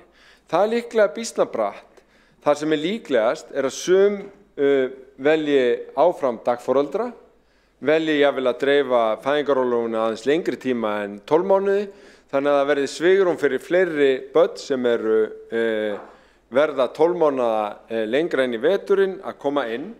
Þannig að já, í september næstkomandi komast inn þau börn sem eru 12 mánaða þá, síðan fyllist í auðurrýmin í næsta mánuði, árið eftir verða komin ennþá fleiri pláss, þannig að þá verða fleiri rými sem að bíða eftir stórum hópi barna sem verða 12 mánaða eftir því sem líður á veturinn. Þannig að okkur að takast að komast á þann stað í leikskólamálum sem við höfum lengi viljað. En ekki fyrr en fyrir 4 árum treyst okkur til þess að segja við borgarbúa, við ætlum okkur að gera þetta á 4 til 6 árum og okkur að takast það eins og þessar áætlanir bera með sér í haust og næsta ári. Þá hefur Davíð Eggertsson, borgarstjóri, lokið við að svara andsvari sinni. Forseti minnir á ávarpaða borgarfulltrúa ekki beint. Borgarfulltrúinn Kolbrún Baldursdóttir var búin með sín andsvör og forseti var búin að loka mælendaskrá þegar Vigdís Hauksdóttir borgarfulltrúi fór. Er ég búin með mín andsvör hvað lengi? Þá næstur. Eru andsvör búin í þessar umræðu? Borgarfulltrúinn Kolbrún Baldursdóttir búin að fara með andsvör undir 2 ræðum eins og gert ráð fyrir í samþykktum. Þá næstur og síðastur á mælendaskrá Skúli Helgason borgarfulltrúi.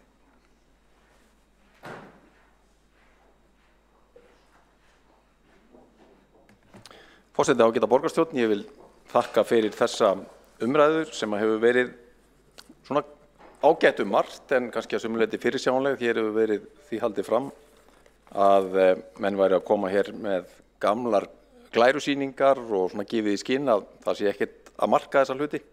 En staðreyndin svo að það hafa verið tekin 430 börn inn í ný rými á þessu kjörtímabili þó að við höfum farið í það að fækka börnum í gömlu leikskólunum eins og fram hefur komið í umræðunni til þess að bæta vinnuaðstæður og mæta auknu álagi.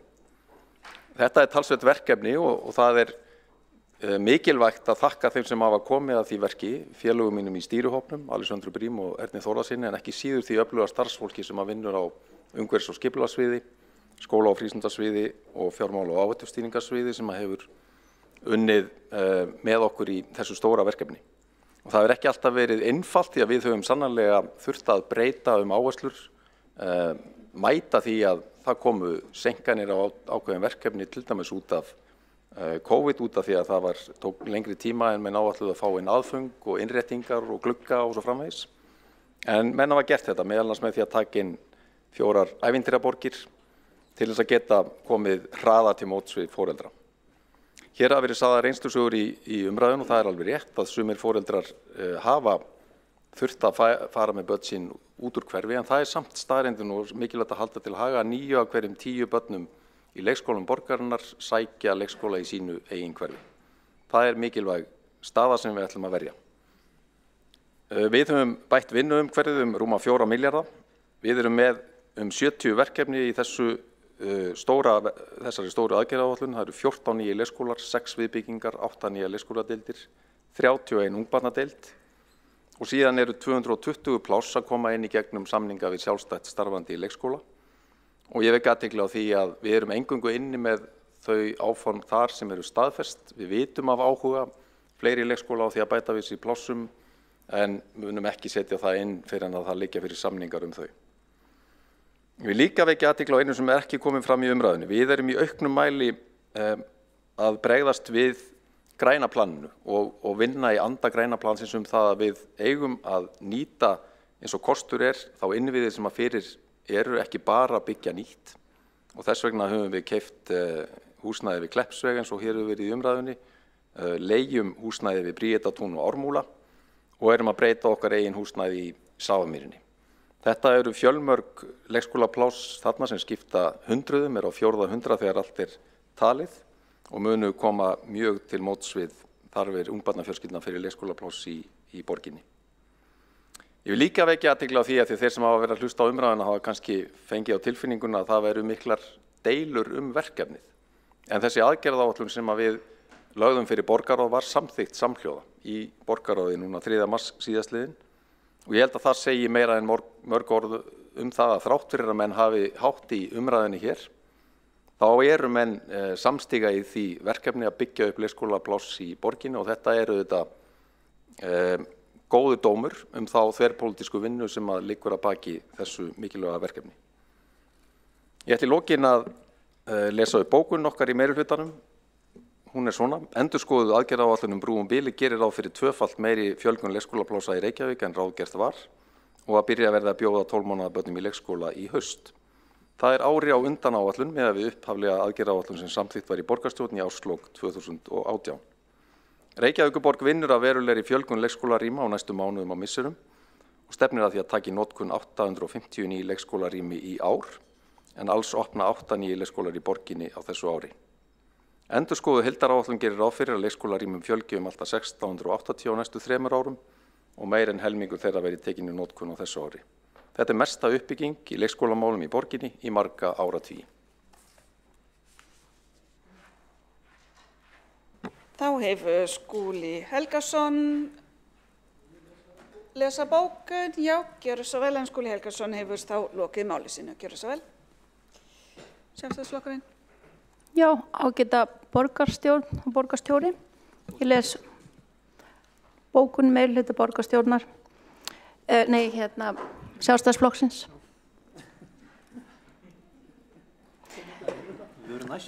Já. Meirihluti borgarstjórnar hefur ekki staðið undir þeim væntingum sem þeir hafa gefið íbúum þegar kemur að fjölgun leikskólarýma í Reykjavík. Skóla- og frístundasvið borgarinnar samþykkti 28. september í fyrra að stefnt yrði að opnun í leikskóla við Eggertsgötu með rými fyrir að minnstakosti 80 börn á aldrinum 12 mánaða til 6 ára í nóvember 2021. Þá var stefnt að opnun í desember 2021 á Ævintýraborg við Nauthólsveg með rými fyrir 100 börn á aldrinum 12 mánaða til 6 ára. Jafnframt var stefnt að opnun í febrúar 2022 fyrir Ævintýraborg á lóð Vörðuskóla við Barónsstíg 34 með rými fyrir 60 börn á aldrinum 12 mánaða til 3 ára. Ennfremur var stefnt að opnun í þessu mánuði á Ævintýraborg við Vogabyggð 5 með rými fyrir 100 börn á aldrinum 12 mánaða til 6 ára. Ekkert hefur orðið af opnun þessara leikskóla en foreldrarnir bíða þess enn að þeir verði opnaðir, enda var opnað fyrir umsóknir í september 2021. Þá réðist meirihlutinn í kaup á húsnæði Adam og Evu sem átti að vera tilbúið í janúar 2022 en ekki ennþá tilbúið. Borgin keypti húsnæði á 642 milljónir króna en markmiðið með kaupunum var að breyta húsnæðinu sem var í mjög misjöfnu ástandi. Kostnaðaráætlun við breytingarnar var 367 milljónir til viðbótar. Nú kostnaðurinn komin í 1,5 milljarð en skólinn hefur ekki enn opnað og ekki enn vitað hver endanlegur kostnaður Takk fyrir. Takk, forseti, biðum að senda bókunin og kannski kanna stödd hvort það sé innan leyfilega marka hvað var orðafjöldin. Þá það Sanna Magdalena Mörtudóttir. Já, uppbygging leikskóla þarf að eiga sér stað og mikilvægt að sú uppbygging fari fram á góðum grunni. Bæta þarf starfsaðstæður leikskólastarfsfólks og kjör þeirra. Einnig þarf að tryggja leikskólabyggingar og rými innan þeirra henti starfsemi leikskólana og fjölbreyttum þörfum barna. Takk. Eru fleiri bókanir? Nei?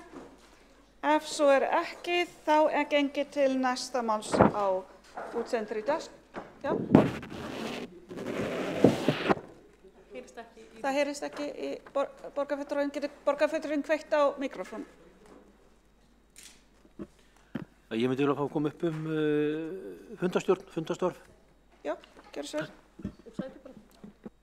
Úr sæti. Forseti ágæta borgarstjórn. Já, ég ætlaði að koma upp í upphæði fundarins út af nokkrum málum sem snúa að starfsumhverfi okkar borgarfulltrúa. Fyrir að fyrsta þá fáum við bréf í morgunum það var okkur tilkynnt að virkur vefur vefur Reykjavíkurborgar virkar ekki eins og hann er. Og það voru svo sem engar nýjar fréttir. Ég fekk með þann tölvupóst ekki fyrir en bara rétt að fundurinn byrjaði, en fælt út á því að hann barst mér ekki. Þetta er auðvitað bagalegt þegar ástandið er svona slæmt. Ég ætla aðeins að bæta við, að því hún byrjaði að tala um starfsumhverfi okkar borgarfulltrúa, að þá hef ég gert athugasemdir. Ég heyrði það þegar við mættum hérna að það hefur verið ýmislegt að í þessum tæknimálum sem að snúa að okkur. Fyrir að fyrsta þá er leit í fundargögnum, fundargögnum inn á vefborgarinnar í algjörum mólum. Ég hef skrifað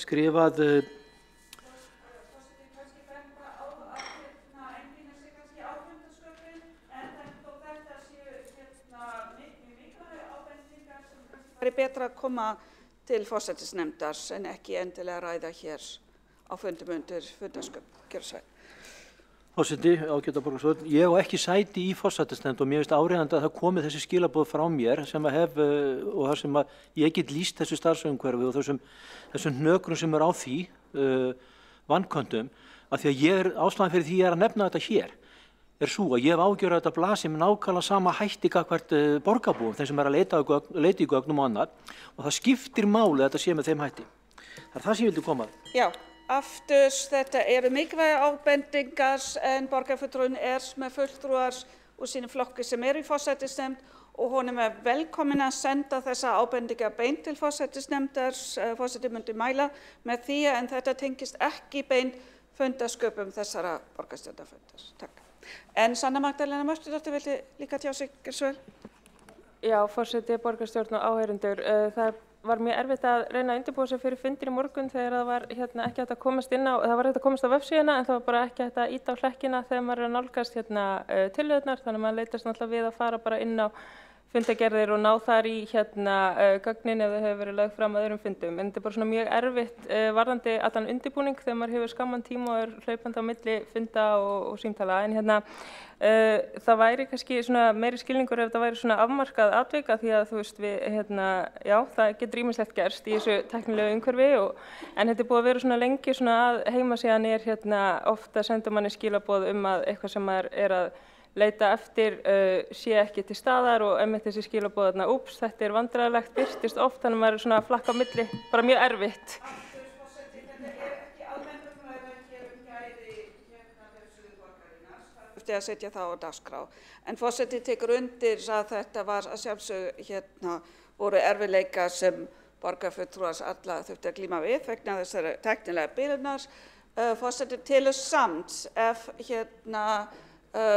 borgarfulltrúar myndu ekki telja sig geta setið þennan fund og unnið hér þá þurfti að gera þessa athugasemdir helst fyrir fundinum og lýsa yfir að ekki hægt væri að framkvæma þennan fund með þessum hætti, svo var ekki. En forseti tekur undir að þetta voru miklir erfiðleikar en eins og forseti bendir á þá þetta hér ekki staðar á stund til að ræða almennt gæði vefsins. Gjörðu svo vel.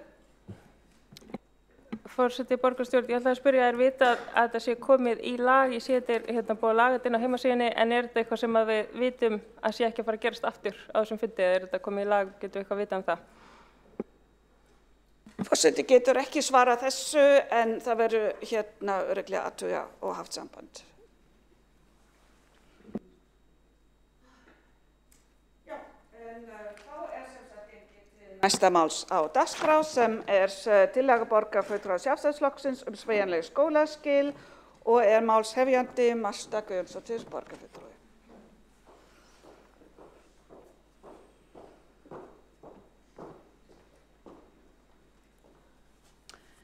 Forseti, ágætu borgarfulltrúar og aðrir tilheyrendur. Hér mæli ég fyrir tillögu okkar sjálfstæðismanna þess efnis að stuðla beri að auknum sveigjanleika milli skólastiga við upphaf og lok grunnskólans, sem að felur í sér að nemendur hafi þá val að hefja grunnskólan fyrr og eða ljúka því fyrr ef svo ber undir. Yrði að ræða tilraunaverkefni til 2 ára þar sem einn skóli í hverjum borgarhluta byði upp á þennan valmöguleika. Verkefni yrði þá metið að þeim tíma liðnum af kennslufræðingum og skólasamfélaginu. Með sveigjanlegum skilum milli skólastiga verið að leggja mun meiri áherslu á einstaklingsmiðað nám. Markmið þess að hver og einn nemandi fái sem best notið þeirra þjónustu sem að skólarnir hafa upp á að bjóða. Jafnframt leitast við að auka samfellu námsferilsins. Þannig fjölgum við valmöguleikum nemenda, aukum samskipti og samstarf forráðamanna á skóla og stuðlum að fjölbreytni í námi á báðum skólastigum.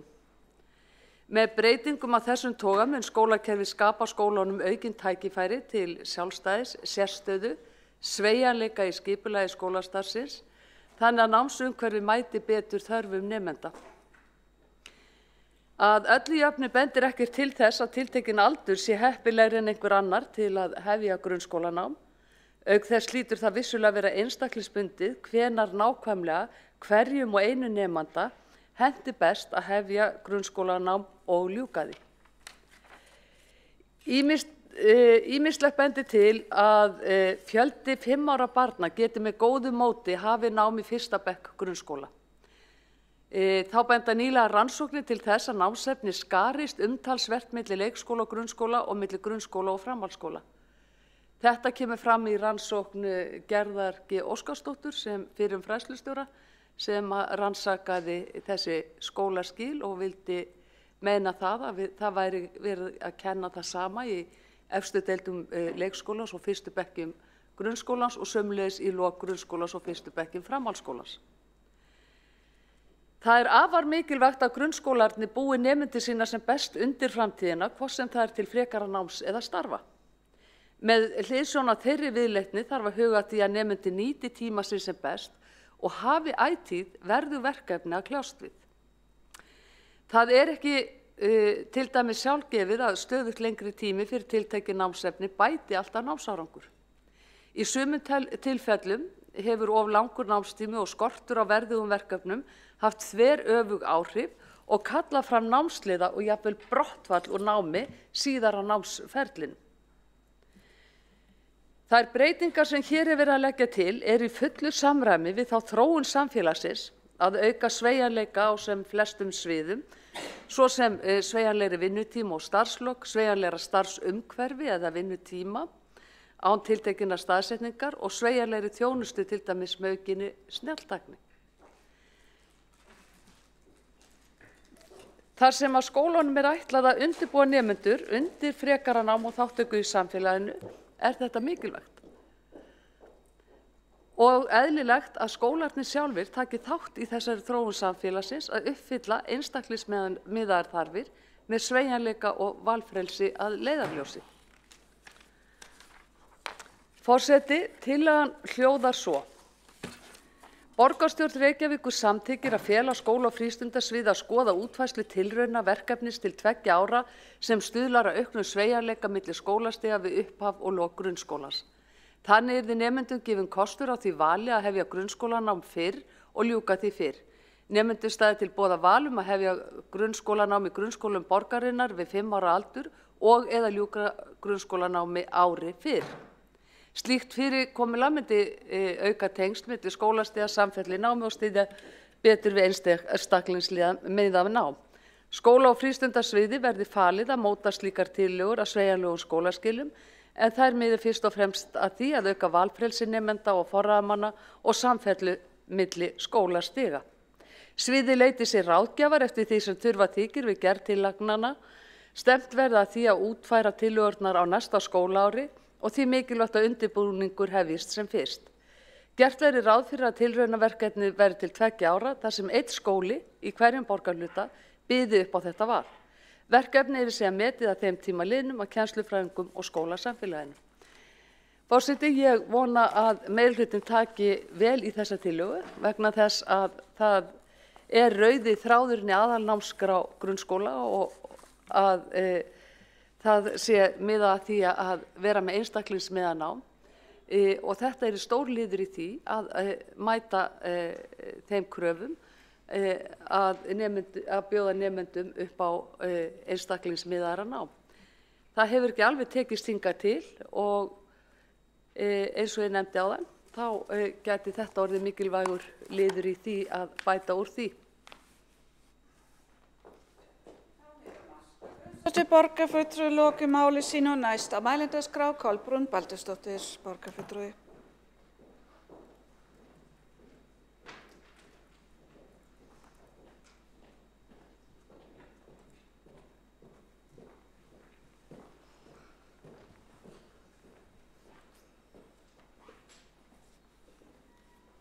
Forseti, ágæta borgarstjórn, ég og við í Flokki fólksins erum ávallt hrifin af auknu vali og því meira sem fólk hefur tækifæri til að velja þann valkost sem hentar, þá bara er það því gleðilegra. Þessi tillaga er annars vegar eins og í skilana að hafa sveigjanleg skólaskil eða allavega sveigjanleg í þá báða enda, það sé þá að foreldrar geta ákveðið það hvort barn þeirra byrji þá kannski einu ári fyrr í skóla og síðan undir lok grunnskóla getur mögulega þá sett saman 2 bekki eða útskrifast einu ári fyrr ef svo ber við. Það er í rauninni öllu flóknara, myndi ég segja, svona nú er ég svolítið að tala út frá kannski minni reynslu sem sálfræðing og skólasálfræðing, öllu flóknar að finna út hvenær barni hentar að hefja skólagöngu heldur en að ljúka henni, því að hér erum við að tala um að barn er að fara að stunda nám með eldri krökkum, einu ári eldri krökkum. Og það eru þetta ákveðna reglur núna í gangi, eða svona viðmiðunarreglur sem eins og ákvæði að börn skuli hefja skyldunám á því almenningsári sem þau verða 6 ára, sem er þá væntanlega sett til að reyna að tryggja jafna stöðu þeirra þessu svona sem líkust í þroska. En 6 ára börn eru þetta bara með á alls konar þroskastig þannig laga séð, þau geta verið sum með félagslega sterkari heldur en önnur og svo framvegis, þannig að jafnvel þó þessi á sama ári þá er þroskin mis á veg komin, bara eins og gengur. Þannig er það að það getur verið bara ótrúlegu munur á vitsmunalegum, félagslegum og tilfinningalegum og líkamlegum þroska barna sem fædd eru samt á sama ári. Þannig hefur það verið að þegar hefur átt að flýta barni eða hafa komið óskum að flýta barni, ef við bara tökum sérstaklega þann hluta í þessum tillögu sem veldur mér nokkurum áhyggjum, þar þegar barnar byrja fyrr í skóla, að þá hefur verið svona ákveðin vinnulag og vinnureglur hvernig skuli skoða hvort barn sé tilbúið, hvort að það sé hagur barnsins að fara einu ári fyrr í skóla. Og þetta hefur alveg verið við lýði, svona flýtingar upp að einhverju marki og jafnvel eru þá auðvitað nokkrar útfæslur, en algengasta úrræðið er að flýta barni 1 ár að það byrji fyrr. Og þá er kallað eftir að það sé gert ákveðið mat og ég sé það ekki í þessari tillögu að það sé neitt minnst á slíkt mat. Og mér finnst það kannski svolítið vanta í þetta, eins og ég skil þessa tillögu þá er þetta einhvern veginn kannski bara sett í hendurnar á foreldurum að þau koma og segja barnið mitt er svo bráðþroska, ég vil að byrja 1 ári fyrir skóla. Ég er ekki alveg svona viss hvernig þetta var hugsað. En þetta er ekki alveg svona einfalt í raun. Þegar að kemur óskum að flýta barni að þá hefst ákveðið ferli og það er kallað eftir að mati frá leikskóla og auðvitað foreldrum, en síðan er kallað eftir ákveðinu sálfræði mati. Og það er svona sirka bát þannig að það er gert barni fyrir í greindarpróf og það er svona krafa dálítið það að barnið mælist og yfir 130 í greindarvísitölu. Það er einnig svona horft til þess að barnið sé fætt fyrir hluta árs og jafnvel helst bara mjög snemma í árinu. Leið og barnið kannski verða eiga afmælisdag í seinni hluta árs, þá setur það strik í reikninginn.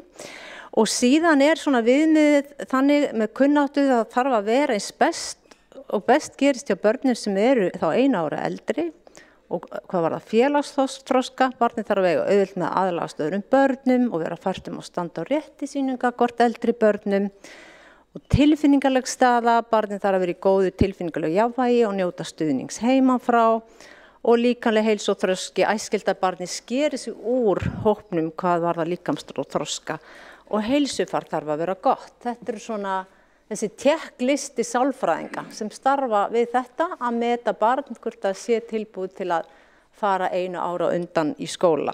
Og ég þekki þessa vinnu mjög vel, það var á hverju einsta ári í 10 ár þegar ég var skólasálfræðingur sem að svona mál komu og þetta er í rauninni mjög mikilvægt vegna þess að það eru síðan dæmi það að barnið hafi verið flýtt, það byrjað 1 ári fyrir skóla og það hafi síðan ekki reynst barninu farsælt. En sem betur fyrir mjög mörg dæmi að það hafi verið farsælt en það eru önnur dæmi sem ekki verið farsælt og það hefur þá ekki komið í ljós kannski fyrir úlingsárum þegar að barnið hefur hugsanlega bara verið eitt af þessu svona seint þroska líkamlega sem dæmi að þá hefur bóklega vitsmunagreindin sem kannski mjög góð bara ekki verið nægjanleg til þess að hjálpa og barninu líður illa.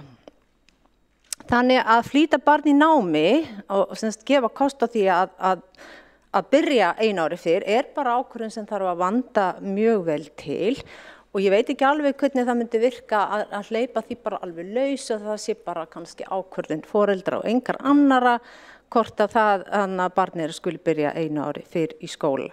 Því allt þetta spurningum hagsmuni barnsins sem verður að hafa leiðarljósi við ákvörðun sem þessa. Þetta stór ákvörðun, það nefnilega ekki aftur snúið. Þegar að barn komið að stað og kemur í ljós að þetta ekki að virka og því líður illa, þá mjög erfitt að segja, heyrðu, þá skal þú bara fara aftur tilbaka 1 ár og ég hef eiginlega ekki séð það bara gerast því að það ennþá stærra mál og getur haft alls konar afleiðingar. Þannig að ég svona kannski kalla þess eftir hvernig hugsunin á baku þessa tillögu, en síðan finnst mér öðru máli gegna þegar að barnið kannski komið í 8. og 9. bekk að það komin ákveðin þroski, það komin ákveðin reynsla og þá getur barnið verið meira þáttakandi í þessari ákvörðun að mögulega útskrifast fyrr úr grunnskóla eða jafnvel í loka árinu í grunnskóla vera komin með annan fótinn inn í framhaldsskólan og svona þannig að það svona einhvern veginn renni það meira saman. Og það held ég að sé bara mjög að því góða að hafa þau skil kannski svolítið meira svona opin og þá erum við ekki kannski með þarna 5-6 ára barn sem að við erum ekki alveg fann að sjá fyrir hvernig þroskaskeiðið verður heldur við erum svona meira að sjá hver staðan Þannig að ávinningun að auka tengsl grunnskóla og menntaskóla og samfellu í námi frá einu stigi í það næsta og það virkilega, ég myndi alveg vilja kvitta upp á að opna fyrir slíkan möguleika bara nokkuð þannig að það þurfi ekkert að vera eitthvað sálfræði mat endilega í þann endan. En þetta hins vegar allt annað mál finnst mér með þegar þau eru lítil og eiga að byrja fyrir. Og svo þetta alls konar útfærslur líka til í þessu. Á miðri leið í grunnskóla stundum líka ákveðið að taka saman 2 bekki og þannig að það eru til ýmsar útfærslur en ég held að alltaf sé verið að skoða bara, maður þarf að hugsa einhvern veginn, getur við séð þetta til lengri tíma og það bara mjög erfitt. Það dæmi að bara útiloka að reikna út hvernig kynþroskinn, hvenær hann tikkar inn og hvort að hann verði seinni eða meðal eða snemma. Þannig að, já, ég hef svona mestu komið það sem ég langa að segja í þessu. Mér finnst þetta samt skemmtileg til það er alltaf gaman af tillögum sem eru svona að auka val eins og ég var að segja og það virkilega verðt að skoða það. En ég bara föst í því að þetta bara hugsa hvað börnum fyrir best og ég hef séð bara ekki mjög góða hluti stundum gerast í þessu en það líka dæmi að foreldrar hafi bara verið mjög kappsamir og virkilega einhvern veginn vilja þetta en síðan hafa hefur leikskólinn ekki mælt með því og svo hef ég séð líka dæmi það sem leikskólinn hvetur til þess að þetta sé skoða því að barn sé svo bráðþroska en foreldrar hafa engan áhuga á því. Þannig þetta þarf einhvern veginn alltaf smella saman og eins og ég segi þá þetta viðmiðið, það þetta sálfræðimat og þannig allavega var þetta. Það getur vel verið að sé eitthvað búin að lækka standardinn en þetta var býsna þessar kröfur sem gerðar voru að barn var bara nokkuð stífar og miklar. Svona gert ráð fyrir þá að barnið væri umfram það sem að, að svona almennt á þessu ári sem það var fætt, tekið að miða öðrum börnum. Takk. Borgarfulltrúi lokar máli sínu og hefur einn borgarfulltrúi óskað eftir að veita ansvar. Það Marta Guðjónsdóttir, borgarfulltrúi. Forseti, góðir borgarfulltrúar, borgarfulltrúin Kolbrún Baldursdóttir óskað eftir því að fá nánari útskýringar út á hvað tillagan gengur. Tillagan gengur fyrst og síðast út af það að losa skólakerfi út úr þessum föstu viðjum sem það í, að öll börn eigi að byrja á sama tíma í skóla og öll börn eigi að ljúka grunnskóla á sama aldursári. Við erum sem sagt að opna skólakerfi meira, við erum að þróa skólakerfi meira í átt við þær samfélagsbreytingar sem eru sveigjanleika á öllum sviðum. Við sjáum að fólk farið að vinna meira heima og það verið að búa til störf án staðsetningar og grunnskólinn eitt aðalhlutverk grunnskólans að undirbúa nemendur fyrir lífið, bæði í námi og starfi og þetta yrði hluti af því. Það hentar ekkert öllum börnum að byrja á sama aldursári í skóla, við vitum það. Sumum börnum hentar að byrja fyrr og öðrum seinna og við þurfum að finna einhverja leiði til þess og þessi tillaga liður í því og síðan það skóla- og frístundasviðs að útfæra tillögurnar og koma aftur hér inn með tillögur sem að koma til móts við þessar þarfir, að það hentar ekki öllum börnum að byrja á sama aldursári skóla.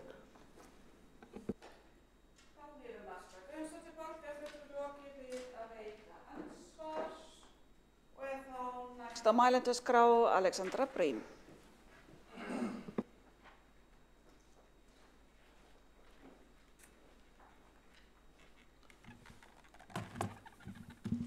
Forseti, kæra borgarstjórn, mitt fyrsta viðbragð við þessari tillögu var frekar jákvætt. Það stefnan að nám sé meira einstaklingsmiðað og henti hverjum einum nemanda. Ég ætla aðeins að bregða út af ræðunni sem ég var búinn að skrifa og bæta inn smá svona persónulegu nótunum og ég ætla bara að taka í rauninni undir mjög mikið af því sem Kolbrún sagði hérna áðan. Þá sjaldan að ég sammála þá ég bara þeim meira sammála borgarfulltrúanum. Þegar ég var í grunnskóla þá skilst mér að mér hafi verið boðið að fara ára á undan og mamma ákvaði að gera það ekki og ég mjög ánægð með það ákvörðun hennar þó að það hefði kannski verið einhverju leyti spennandi. Ég var alveg svona hvað sem við bráðgeri nemandi en ég var ekki, og ég veit að hljómar mjög skringilega að segja það hér í dag, en ég var aðeins og eftir jafnendur mínu með sumt í félagslegum þroska. Ég veit að þið trúið því ekki en þannig var það. En ég veit bara ekkert hvort ég hefði fótað mig alveg jafn vel í eldri árgangi þar sem voru alls konar krakkar sem ég var ekkert mjög hrifinn af og ég veit marga jafnaldra mína sem fóru ára á undan og fóru bara frekar illa út úr því. Og þetta getur verið rosalega misjafnt sko, þó svo að krakkar séu klárir og bráðgerir, þá svo erfitt að sjá þetta. Þetta svo misjafnt og það kemur ekki alltaf fram snemma. Eitt klárasti maður sem ég þekki, góðu vinur minn, mjög lesblindur og það var ekki fyrir en í rauninni í framhaldsskóla sem að hann hættir að trúa því að hann sé vittlaus og þetta sé bara eitthvað sem hann þurfa að vinna sér framhjá. Og ef að einhvern veginn öll hans skólaganga hefði verið enn meira merkt því að hafa verið að byrja ári seinna eða vera ári á eftir jafnendur sínum, það hefði haft alls konar áhrif sko, sem ég ekkert vissum að hefði verið góð. Það sést ekki alltaf snemma og þetta misjafnt og ég veit ekki hversu, að því að sko þó svo augljóslega það aldrei þannig að það eru allir eða eitthvað þannig, þá myndi þetta samt verða ef að mjög margir væru að byrja ári fyrr. Þá myndi augljóslega verða þannig að foreldrar myndi upplifa vissa pressu á börnin þeirra byrjuðu fyrr. Jú, ég held það ef að 50%, 60% af árganginum eru byrjuð 5 ára, þá finnst bara foreldrum að börnin þeirra séu eftir á ef þau gera það ekki. Það bara staðreyndin. En svo ég fari aftur í punktana mína hérna, að því að sko ég hugsaði alveg það líka í samhengi við að auka samræmi milli þess hvenær íslensk ungmenni og ungmenni í nágrannalöndum útskrifast af framhaldsskóla stigi, þar sem á Íslandi var farin svo leið að stytta framhaldsskólana. Það því að þú veist, ef þið vitið, við erum að koma 20 ára út úr framhaldsskólum á Íslandi, eða 19 ára núna með styttingu framhaldsskólans, meðan það yfirleitt 18 ára í samanburðarlöndum. Og ég skil alveg það sjónarmið að vilja jafna það bil. En það hefði sennilega verið sniðugra að stytta grunnskólan heldur en framhaldsskólan. Ekki endilega sniðugt, en sniðugra. En það hefur komið betur og betur í ljós að nemendur í framhaldsskóla eru að verða fyrir mjög miklu álagi, fara á mis við mikilvæga félagsmyndun og ef þau þurfa að vinna með skóla þá er álagið nánast ómanneskjulegt. Og ég er ekki hrifinn af því. Þannig að ég hugsa að þið sennilega gengi þó betur að reyna að þjappa 10 ára grunnskólanámi í 9 frekar heldur en 4 ára framhaldsskólanámi í 3.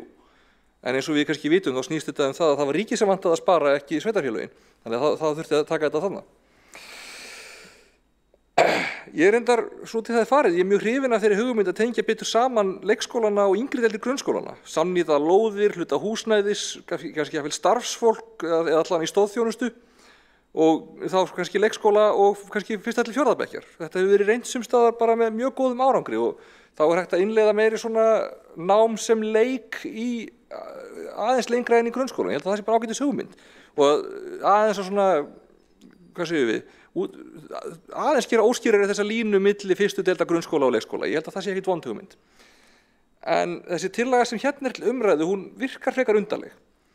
Til að byrja með þá má lesa hana þannig að í henni sé bara verið að leggja til nákvæmlega sami sveigjanleiki og nú þegar er til staðar.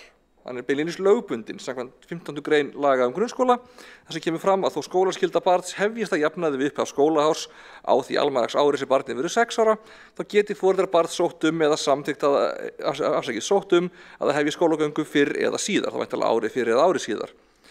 Í samræmi við það er til regluverk á skóla- og frístundasviði að flýta eða seinka grunnskólagöngu barna með tilliti til stöðu viðkomandi barna og þá samkvæmt þessum umsóknum og þá er það skólastjóra að meta en það er verklag á sviðinu hvernig við tökum á þessum umsóknum. Þetta er til staðar. Þessar umsóknir eru alltaf nokkrar á hverju ári en það eru ekkert sérstaklega margar og þetta er búið að vera í gangi lengi, að minnsta kosti síðan, eins og ég segi, síðan ég var barn, því ég man eftir þessu. Og ef við pælum svo í skilunum milli grunn- og framhaldsskóla þá er líka heimild í grunnskólalögum fyrir því að grunnskólanemendur taki áfanga í framhaldsskólum meðfram náminu sinni í grunnskólum. Ég man líka sjálf eftir því að það var tekið, hvað var það, 102 í ensku og 102 í starffræði og 103 í ensku, eitthvað svoleiðis, meðfram 10. bekk. Og það var bara, þannig að það er ekki svo ný hugmynd heldur. En, skulum sjá. Tillagan, sem sagt, er ekki alveg skýr. Ef henni er ætlað að gera þetta sem er nú þegar í lögunum, þá er það býsna skrítið af því að það er nú þegar það sem við gerum, þannig séð. Ef henni er hins vegar ætlað að ganga lengra, færa bara grunnskólanám almennt áfram 1 ár. Það sé ganga lengra en að vera sveigjanleiki þar sem við nú til staðar og verða bara meira þannig að þetta sé annarkvort bara eitthvað sem að allir geti gert ef að þau langar eða bara allir geti gert, bara hvernig sem það er, þá er það aðeins öðruvísi tillaga. Og þá er það heldur ekki skýrt í tillögunni hvort er verið að meina það. Og það leikur líka í hlutarins eðli að þá kæmi á einhverjum tímapunkti 2 árgangar í einu inn í framhaldsskólana. Vitum við að þeir séu tilbúnir að taka við því? Eða þá kannski 1,5 eða 1,64, ég veit það ekki. Það veltur á því hversu margir myndi gera þetta í einu. Ef allir gera þetta í einu þá náttúrulega eru þeir 2 heilir. Svo ef að þetta er spurning að bjóða upp á möguleikan þá er það nú þegar gert.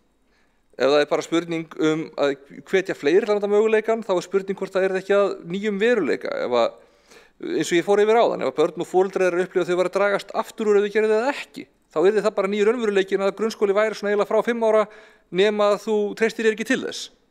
Og mér finnst það svolítið skrítið. Þegar að öll er á botninu hvolft, þá virkar þetta nefnilega ekki alveg eins og tillaga að auknum sveigjanleika fyrir nemendur, heldur annarkvort misskilningur á því sem er nú þegar í boði, eða tillaga að svona, hvað segir maður, ég segi ekki færibanda vinnu en einhverju svona í rauninni markaðstrifnu átaki að koma börnum sem fyrst út í atvinnulífið, þá fyrir atvinnulífið en ekki endilega börnunum sjálfum til framdráttar. Og ég held að ef það ætti að gera þetta, þá ættum við að vera skýr með það hvað við séum að gera og hvers vegna. Þá hafa við sem fyrirsjáanleika í því og skýrar væntingar. Svo, já, ef tillagan er hins vegar bara að búið til þessa heimild, þannig að það sé hægt að sækja það að byrja fyrr eða byrja seinna ef það er það sem hendar barninu, þá er það nú þegar gert og þá legg ég til að tillögunni sé vísað frá. Ef að það er tillagan að ganga lengra en það, þá legg ég til að henni sé vísað frá vegna þess að það er alls ekki skýrt í henni hversu mikið lengra henni sé ætlað að ganga eða í hvaða tilgangi eða hvort að framhaldsskólinn geti tekið við því eða hvernig það myndi horfa við leikskólunum, það eru alls konar spurningar í því. Og ef tilgangurinn er hvorugt af þessu, þá legg ég eindregið til að henni sé vísað frá af því ef hún er það óskýr að manneskja sem að kann sæmilega vel á kerfið og ég leyfi mér að álykta að minnstakosti sirka í meðalgreind, getur ekki átt að segja á því við lestur hennar, þá er alveg ótækt að setja henni útfærslu þannig. En já, það er þá til að málsmeðferð til að mín. Takk. Borgarfulltrúi lokið máli sínu og er næst á mælendaskrá Sanna Magdalena Mörtudóttir, borgarfulltrúi.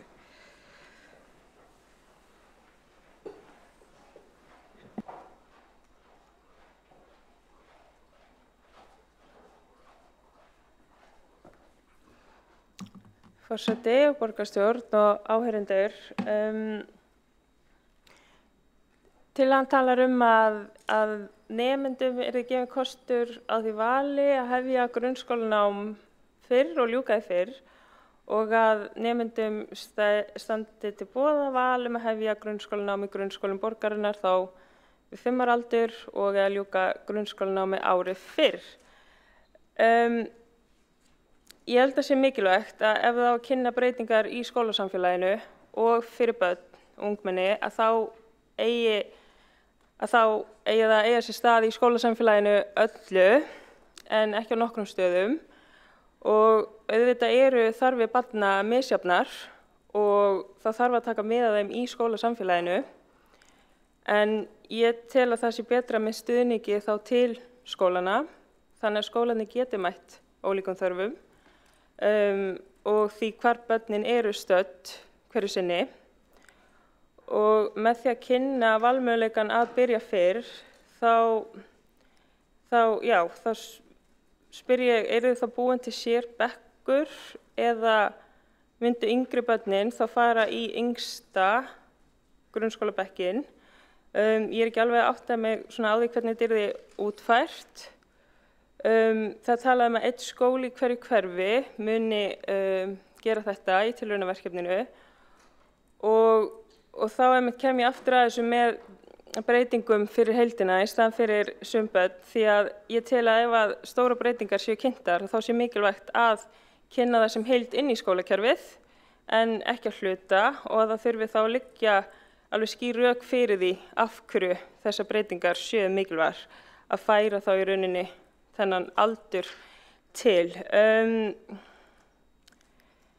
Þetta eigi sér þá stað bara í, þetta sé þá breyting sem yrði þá bara tekin í skólasamfélaginu og sé þá alveg skýrt af hverju sú breyting sé tekin.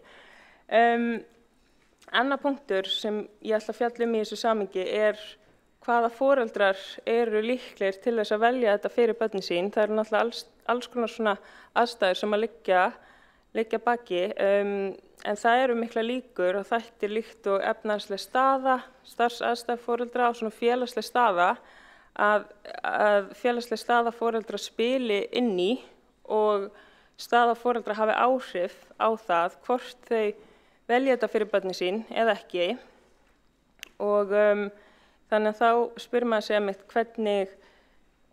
hvernig útkoman í rauninni yrði.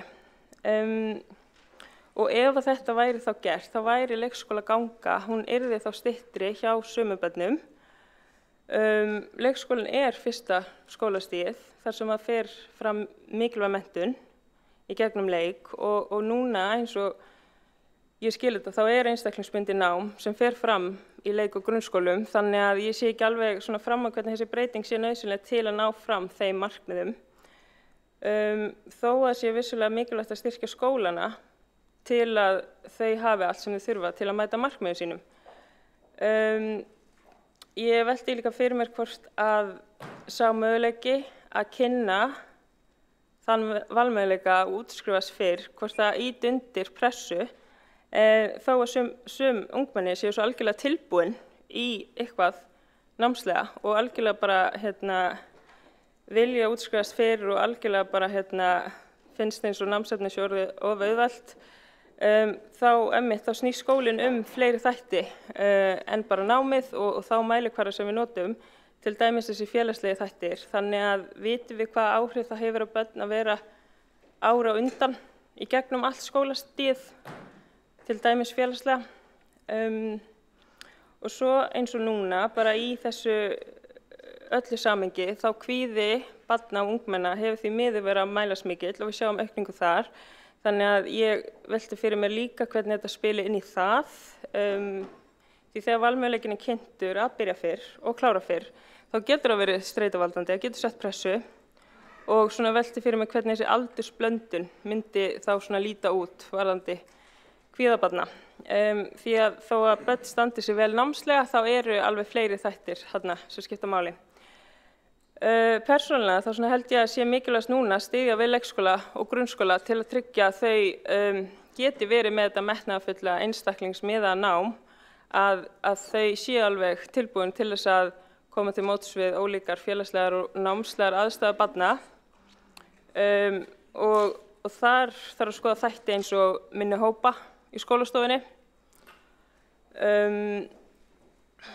Já, svona alls konar þætti til að tryggja mitt að við séum að mæta þessum ólíkum þörfum sem eru vissilega til staðar.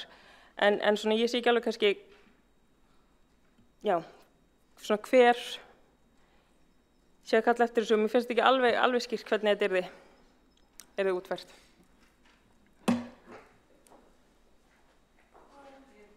Magdalena Möstudóttir, borgarfulltrúi loki máli sínu. Forseti vill benda borgarfulltrúinn á að í ræðum sínum þá beinir borgarfulltrúinn máli sínu til forsetans og það voru einlega aðalega spurningar í þessari ræðu sem forseti getur ekki svarað. Þá það næst á mælendaskrá Vigdís Hauksdóttir, borgarfulltrúi.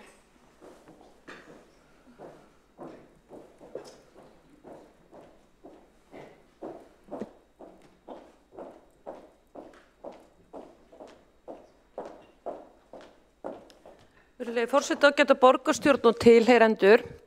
Þessi tillaga getur ekki verið skýrari. Hún er algjörlega frábær og ég styð hana. Það þarf ekkert meira að tala hér í þessum sal. Hún skýrir sig svo sjálf.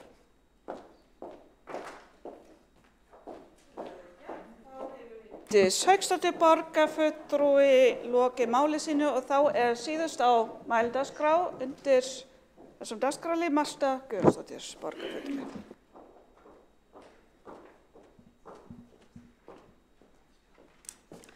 Forseti, góðir borgarfulltrúar, það kemur svo sem ekki á óvart hver viðbrögð meirihlutans eru við þessari tillögu. Viðbrögðin eru náttúrulega að þau eru hrædd við frelsi, þau eru hrædd við sveigjanleika og þau eru hrædd við val. Þau vilja miðstýra skólakerfinu. Þau treysta ekki sérfræðingum og kennurum innan skólana og skólastjórnendum og skólasamfélaginu til þess að móta skólastarfið og þróa skólastarfið til betri vegar. Það ljóst. Vegna þess að þessi tillaga, hún alveg skýr. Hér var reynt að snúa út úr henni og borgarfulltrúin Alexandra Briem þóttist ekki hafa skilið hana og fór að tala það að það væri vont fyrir börn að vera ára á undan og svo framvegis. Tillagan kveður á það að það veri komið upp einum bekk fyrir nemendur sem að kjósa að fara ári fyrr í grunnskóla og þá þau öll á sama aldursári. Það ekkert flókið. Það mjög sérkennilegt að misskilja tillöguna með þessum hætti sem gert og þau myndu þá vera saman út allan grunnskólan. Auk þess kveður tillagan á það að skóla- og frístundasvið útfæri tillögurnar. Hvort að þessi bekkur væri hafður innan veggja leikskólans eða innan veggja grunnskólans í sjálfu sér aukaatriði. Það verið að tala námsval. Síðan kemur hér borgarfulltrúin Sanna Magdalena Mörtudóttir upp og segir alveg réttilega að við þurfum að vita af hverju við erum að gera þetta. Jú, fyrir því liggja kennslufræðilegar hugmyndir. Hér tala borgarfulltrúar eins og þessi sérfræðingar í kennslufræði. Þeir ættu að kynna sér kenningar Dewey og þeir ættu að kynna sér kenningar Piaget einstaklingsmiðað nám. Þær kenningar ganga út á það að við mætum nemandunum þar sem hann staddur. Og tilgangur með tillögunni að gera það. Hér ekki verið að tala einhverja niðurnjörvaða útfærslu, heldur verið að tala það að séu sérfræðingar á skóla- og frístundasviði sem að fari yfir þessa tillögu, skoðana, sjáu hvort hún framkvæmanleg og þá hvernig og fái til þess aðra sérfræðinga, kennslufræðinga úr háskólanum eða einhverja aðra fræðinga sem að hafa með þetta mál að gera. Flóknara það nú ekki. Hér einungis verið að tala að losa þetta skólakerfi úr þessum föstu skorðum sem það í. Hér verið að breyta öllu samfélaginu í átt að meira frelsi, meira vali, meiri sveigjanleika. Ætlum við að láta skólan sitja eftir í þeirri þróun. Ef við ætlum að þróa skólastarf, þá þurfum við að gera tilraunir. Þetta gæti verið ágætis tilraun. Einn skóli í hverjum borgarhluta, þar sem að börnum gæfist kostur á því að hefja grunnskólanám ári fyrr. Og þau var þá öll á sama aldursári í þeim bekk. Það ekki flókið. Og það var engin pressa að ýta á einn eða neitt nemanda til þess. Enda það forráðamenn foreldrana, barnanna, nemendana, sem að bera ábyrgð á uppeldi og menntun sinna barna. Það ekki borgarstjórn Reykjavíkur. Það ekki ríkisvaldið. Nema því leytinu til að þetta lögbúin skylda okkar að starfrækja skóla. En það foreldrarnir og forráðamennir sem bera ábyrgð á menntun og uppeldi sinna barna. Og það þeir sem borga fyrir þessa menntun sem skólarnir veita. Og þeir eiga náttúrulega að hafa eitthvað það að segja. Barn sem tilbúið til þess að fara ári fyrir skóla, það getur orðið fyrir miklu námsleiða sem getur leitt til brottfalls síðar á námsferlinu. Og við erum með allt of mikið brottfall í skólakerfinu. Þegar nemendur komi í framhaldsskóla, þá hafa þeir miklu meiri sveigjanleika heldur en í grunnskólanum. Ég held að sé komin tími til að borgarstjórn Reykjavíkur fara að koma inn í nútíman, sé ekki aftur í fornöld í öllum málum og vilja miðstýra öllum málum og segja fólki til það hvernig það hagar sínu lífi og horfi til framtíðar og hvernig framtíðin verður og hvernig við ætlum að undirbúa nemendur grunnskólana, leik- og grunnskólana í borginni fyrir þá framtíð sem kemur.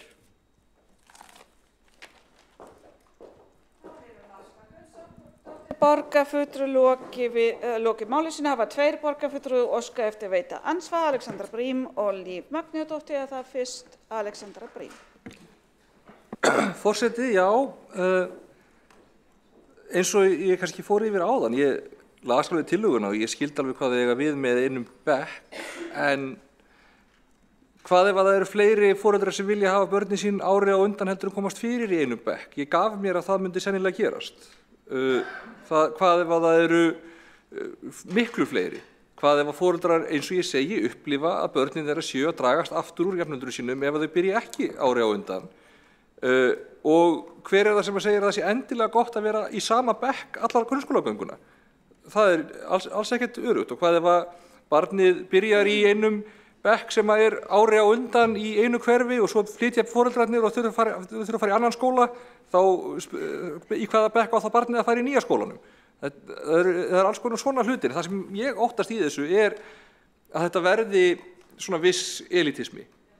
Að það verði kláru börnin eða börnin sem eiga freku foreldrana eða foreldrana sem eru svo vissir að börnin þeirra verði að vera þarna til þess að vera með sem komist að og það verði samkeppni við það verði þannig að foreldrar reyni að velja börnin sín inn í þetta ef þau geta og það verði í rauninni ekkert voðalega tengt við raunverulega getu barnanna. Það verði börn sem að vita ekki af þessu eða sem eiga foreldrar sem fylgjast ekkert voðalega vel með sem ættu að vera þarna en komast ekki að því að það var ekkert verið að pæla í því. Mér finnst þetta ekki góð hugmynd og ég held að hún leiði til alls konar vandræða, ekki síst þessara sem ég fór yfir áður, ég nenni ekki eitthvað að tvítaka mig með það, en hún er alveg örugglega ekki skýr og ég vil, já, það er svo sem mér að meina lausu að fella hana, en ég held að það falli betur af því hvernig við störfum, að þegar að tillaga er ekki skýr og í rauninni er að biðja það sem er nú þegar í boði, það er nú þegar í boði að byrja fyrr eða byrja seinna ef það er viðeigandi, þá ætti að vísa frá, en já, þetta er ekki góð tillaga. Alexandra Brím, borgarfulltrúi, lokið við að veita ansvar, svara það ansvari Marta Guðjónsdóttir. Forseti, góðir borgarfulltrúar, það er rétt, það er í boði að börn byrji fyrir skóla og hætti fyrir grunnskóla. En það sem ég er að tala um hér og með þessari tillögu, og það er tilgangurinn með tillögunni, það er að formgera þetta. Vegna þess að þarna yrði raunverulegt val að ræða. Hitt eru undantekningar. Ég hef ekki áhyggjur af svona útfærsluatriðum eins og borgarfulltrúinn Alexandra Brím kemur inn á hvað barn færist á milli hverfa og flytur. Við erum að tala um svona val og svona úrræði í hverjum borgarhluta og þetta er tilraunaverkefni sem við erum að tala um og ég treysti, ég endurtek það, skóla- og frístundasviði til þess að útfæra þessa tillögu. Það snýst málið og það snýst tillagan. Ég ætla ekki að koma nánari útfærslur á þessu aðrar en kennslufræðilegar sem að ég byggi á kennslufræðilegum kenningum Dewey og BSE. Ég held að borgarfulltrúinn ætti að kynna sér þær og hann myndi þá skipta skoðun á málum.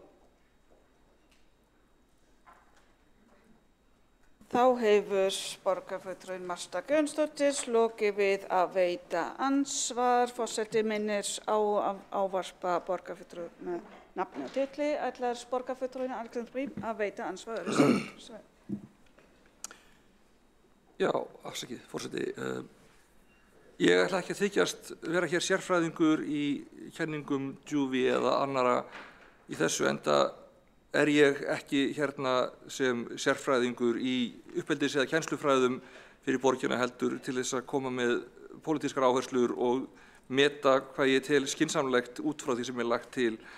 Ef borgarfulltrúinn lítur svo á að þetta sé eitthvað sem ætti að fá umfjöllun í skóla- og frístundaráði eða sem að sérfræðingum þar myndi hugnast, þá leggja til að borgarfulltrúinn leggi þessa tillögu fram í skóla- og frístundaráði og geti þá rætt það á fundi með sérfræðingunum sem þar eru og heyrt það hvort að þeim sérfræðingum sem sitja þá fundi þykir þessi tillaga skynsamleg, en hún verður ekki samþykkt pólitískt í þessari borgarstjórn, allan ekki ef að mitt atkvæði telur meðan þetta horfir svona við mér. Takk. Þá hefur Alexandra Brím, borgarfulltrúi, lokið við að veita ansvar öðru sinni, svara það ansvar öðru sinni Marta Guðjónsdóttir. Forseti, ágætu borgarfulltrúar, það er rétt, borgarfulltrúar eru ekki sérfræðingar á öllum sviðum, en þeir eiga að kynna sér málin og hafi þeir áhuga og vilja að mæla gegn einhverjum hlutum, þá er betra að vera með rökin á hreinu. En ekki bara að tala eitthvað út í loftið og segja mér finnst og ég upplifði, heldur byggja það á einhverjum staðreyndum og byggja það á einhverjum rannsóknum sem þeir eru að fjalla hverju sinni. Að það sé ekki bara persónuleg skoðun í borgarfulltrúans sem ræður ríkjum.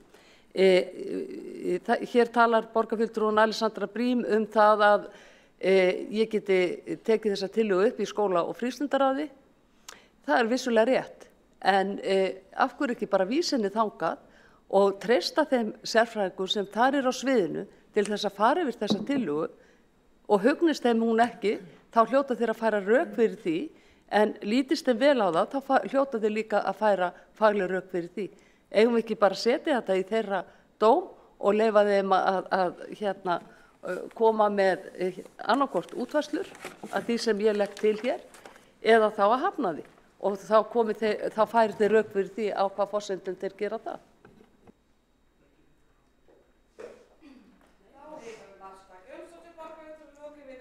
Ansvar öðru sinni veitir það ansvar Líf Magnúsdóttir, borgarfulltrúi. Ágæti forseti, í grunnskólum Reykjavíkurborgar þá er stefnan sú að miða að einstaklingsmiðuðu námi allra barna. Það hefur við líka gert í leikskóla Reykjavíkurborgar þar sem við lærum í gegnum leik. Og kenninga DUIS ganga einmitt út á þetta og það er þá umhverfi barnsins sem við þurfum að skapa og móta og styðja kennarar til þess að innleiða að styðja þá í því að framfylgja þessum kenningum varðandi einstaklingsmiðað nám. Það gerum við ekki með því að búa til eitthvað enn eitt tilraunaverkefnið með nokkrum bekkjardeildum vegna þess að við eigum að mæta börnum þar sem þau eru í þroska. Og það eru kennarar, grunnskólakennarar og leikskólakennarar, Reykjavíkurborgar fullfærir að gera í núverandi umhverfi. Þannig að ég ætla að segja fyrir mitt leyti þá finnst mér þessi tillaga óþörf og í rauninni bara asnaleg. Og ég vil að við fellum hana.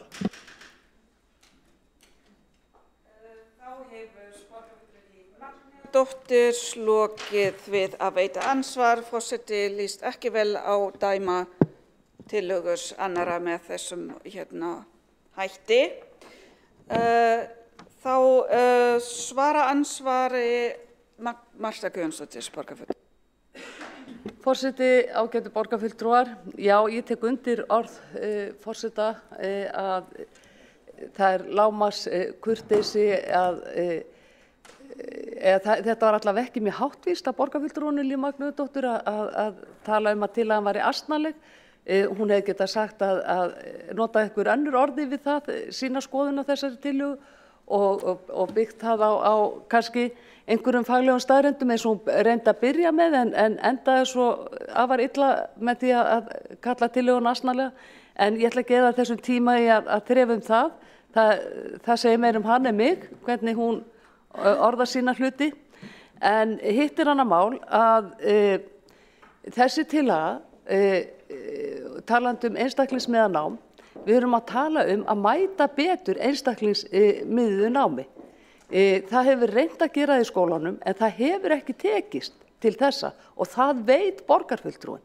Og tilraunaverkefni, þau eru einmitt til þess að við getum þróa skólastarf. Þau eru liður í þróun skólastarfs. Ef við gerum ekki tilraunir, þá verður engin þróun og þá á engin þróun sér stað.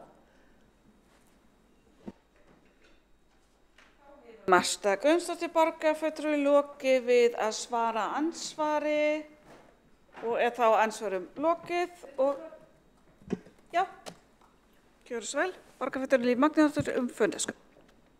Ágæti forseti, ég sagði að mér þætti þessi tillaga asnaleg og þetta er bara gott og gilt íslenskt orð og það varðar ekkert einhverja háttvísi. Og ef við getum ekki sagt í þessum sal á íslensku, að því að nú hafa forseta líka ávítt borgarfulltrúa fyrir að sletta á ensku, ef við megum ekki nota íslensku orð til að lýsa því sem okkur sannarlega finnst, þá er illa komið fyrir okkur.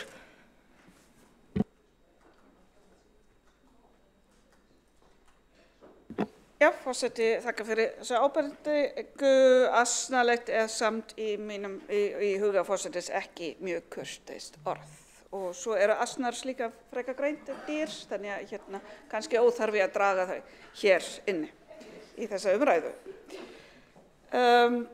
Og í svona samhengi. Þá er mælendaskrá tæmd og fyrir liggur málsmeðferðartillögu að vísa málinu frá.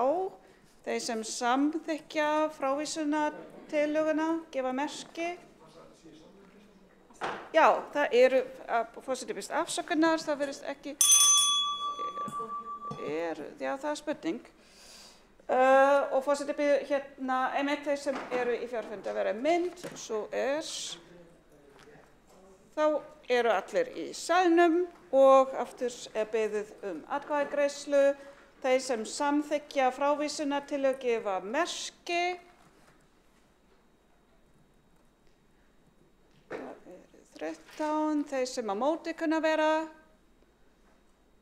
Og það er frávísunartillögu samþykkt. Já. Á móti. Já. Þá frávísunartillagan samþykkt með 13 atkvæðum og 9 eru á móti og 1 situr hjá. Nei, 2 sitja hjá, já, 8 á móti. Já. Bókunin tilbúin? Já, gjöru svo vel. Kolbrún, já. Fyrst, Sjálfstæðisflokkurinn, já. Þetta forseti ágætu borgarfulltrúar, bókun Sjálfstæðisflokksins við lið 2. Sjálfstæðisflokkurinn leggur hér til tilraunaverkefni til 2 ára sem stuðlar að auknum sveigjanleika milli skólastiga við upphaf og lok grunnskólans. Þannig yrði nemendum gefinn kostur á því vali að hefja grunnskólanám fyrr og ljúka því fyrr. Nemendum stæði til boða val að hefja grunnskólanám í grunnskólum borgarinnar við 5 ára aldur og eða ljúka grunnskólanámi ári fyrr. Slíkt fyrirkomulag myndi auka tengsl milli skólastiga, samfellu í námi og styðja betur við einstaklingsmiðað nám. Þær breytingar sem hér verið að leggja til eru í fullu samræmi við þá þróun samfélagsins að auka sveigjanleika á sem flestum sviðum, svo sem sveigjanlegri vinnutíma og starfslok, sveigjanlegra starfsumhverfi eða vinnutíma án tiltekinnar staðsetningar og sveigjanlegri þjónustu með aukinni snjalltækni. Megin tilgangur þessara breytinga felst í því markmiði að hver og einn nemandi fái sem best notið þeirrar þjónustu sem skólarnir hafa upp á að bjóða. Með breytingum af þessum toga mun skólakerfið skapa skólanum aukin tækifæri til sjálfstæðis, sérstöðu og sveigjanleika í skipulagi skólastarfsins. Þannig að námsumhverfið mæti betur þörfum nemenda. Þá munu sveigjanleg skólaskil rýmka til á leikskólum borgarinnar sem þá hafa í för með sér styttri biðlista. Borgarfulltrúi búin að lesa bókun, næst það Kolbrún Baldursdóttir, borgarfulltrúi. Já, fórstu ágæta borgarstjórn til að Sjálfstæðisflokksins kveður á að auka sveigjanleika milli skólastiga við upphaf og lok grunnskólans. Tillagan tekur ekki á hvort eða hvernig meta eigi hvort barn sé tilbúið að hefja skólanám ári fyrr. Það öllu flóknar að finna út hvenær barni hentar að hefja skólagöngu heldur en að ljúka henni þegar barn ástundar nám með eldri krökkum. Mikill munur getur verið á vitsmunalegum, félagslegum og tilfinningarlegum sem og líkamlegum þroska barna sem fæddir á sama ári. Ákvæði laga að börn skuli hefja skyldunám á því almanaksári sem þau verða 6 ári sett til að reyna að tryggja jafna stöðu þeirra. Eigi barn að byrja ári fyrr í skóla ávallt gert mat á þroskastöðu þess samkvæmt ákveðnu viðmiðunarreglum til að kanna hvort það komi til með að standa undir þeim fjölmörgu kröfum stundi það nám með eldri börnum en það sjálft. Fulltrúi Flokks fólksins telur að í tillöguna vanti hver hefur loka orð hvort barn tilbúið að stunda nám með eldri krökkum. Flýtingar í námi hafa alltaf verið og eru við lýði en þó aðeins að undangengnu mati sálfræðings og umsögnum þeirra sem þekkja vel til barnsins svo sem leikskóla, kennara og hjúkrunarfræðinga. Hagsmunir barns eiga að stýra för í þessu sem öðru.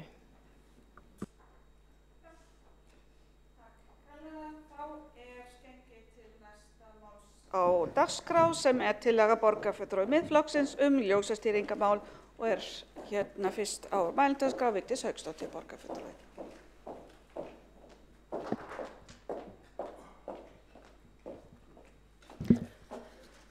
Virðulegi forseti, ágæta borgarstjórn og tilheyrendur. Hér ég að fara að flytja löngu tímabæra tillögu. Það má öllu vera ljóst sem fylgjast með umferðarmálum í Reykjavík og ljósastýringamálum að Reykjavíkurborg á engan hátt hæf til þess að hafa þann málaflokk undir sínum væng. Útboð á eftir útboð sem hefur verið dæmt ólöglegt. Útboðin eru svo sérhæf að það ekki hægt að taka þátt í þeim þó að það hafi verið breyting á nú hinn síðustu misseri. En það verður rætt hér í þessari umræðu hér á eftir. Tillaga mín svo með leyfi forseta. Borgarstjórn samþykkir að á grunni samgöngusáttmálans fari öll ljósastýringamál á höfuðborgarsvæðinu til vegagerðarinnar og eða betri samgangna OHF ásamt innkaupum á búnaði, viðhaldi og öðru sem undir ljósastýringar falla. Tilvitnun lýkur. Hér erum við ekki bara að tala stjórnunina á ljósastýringamálunum, heldur erum við að tala það að taka allan pakkan og færa hann úr höndum Reykjavíkurborgar yfir til betri samgangna og vegagerðarinnar. Enda var það ljóst þegar samgöngusáttmálinn var undirritaður að þá var þetta eitt af þeim forgangsmálum sem þyrfti að komast í lag strax. Ekki eftir 3 ár, ekki eftir 5 ár, ekki eftir 10 ár. Og hvað sjáum við? Hvað sjáum við hafa gerst síðan samgöngusáttmálinn var undirritaður? Umferðin þyngist og þyngist og þyngist. Það var bilun hérna fyrir þó nokkrum dögum á ljósunum í Reykjavík og þá sá ég inn á Facebook að þá loksins gekk umferðin vel. Það var maður sem tjáði sig sem sagði ég ætlaði mér hálftíma að keyra úr Reykjavíkin í Kópavog en út af því að það voru allar ljósastýringarnar voru í volli að þá tók þetta ekki nema 7,5 mínútu. Þarna sjáið þið það að Reykjavíkurborg að halda borginni og umferðarflæðinu í heima tilbúnum vanda. Það verið að þrengja að umferðinni en ekki að greiða hana. Með þessari tillögu hér greinargerð sem ég ætla að lesa upp í jafnframt með leyfi forseta. Ríkið og 6 sveitarfélög á höfuðborgarsvæðinu að Reykjavík meðtaldri undirrituðu samkomulag í september 2019 uppbyggingu á samgönguinnviðum og almenningssamgöngum á höfuðborgarsvæðinu til 15 ára. Oftast það plagg kallað samgöngusáttmálinn. Í markmiðskafla sáttmálans segir að samkomulagið eigi að stuðla að auknum lífsgæðum á höfuðborgarsvæðinu með uppbyggingu skilvirkra, hagkvæmra, öruggra og umhverfisvænna samgönguinnviða. Samkomulagið skuli stuðla að greiðum, skilvirkum, hagkvæmum og öruggum samgöngum á höfuðborgarsvæðinu með jafnri uppbyggingu innviða allra samgöngumáta og að leita skuli leiða til að dreifa umferðarálagi með markvissum hætti og bæta þannig nýtingu innviða. Sérstakur kafli flýtingu framkvæmda í samgöngusáttmálanum. Þar kemur fram að aðilar samkomulagsins séu sammála að leggja til grundvallar sameiginlegar niðurstöður aðila frá því í nóvember 2018 varðandi lykilframkvæmdir og forgangsröðun eins og segir í 1. grein samkomulagsins. Fyrsta forgangsröðunarmálið umferðarstýring. Þar segir orðrétt. Ráðist verður strax í markvissar aðgerðir til að nýta nýjar tæknilausnir og bæta umferðarljósakerfi á höfuðborgarsvæðinu í takt við markmið samkomulagsins. Fyrirgefðu forseti, ég verð að bæta hér aðeins inn í greinargerðin og hérna að hvíla hana eins og segja hérna bara við borgarfulltrúa.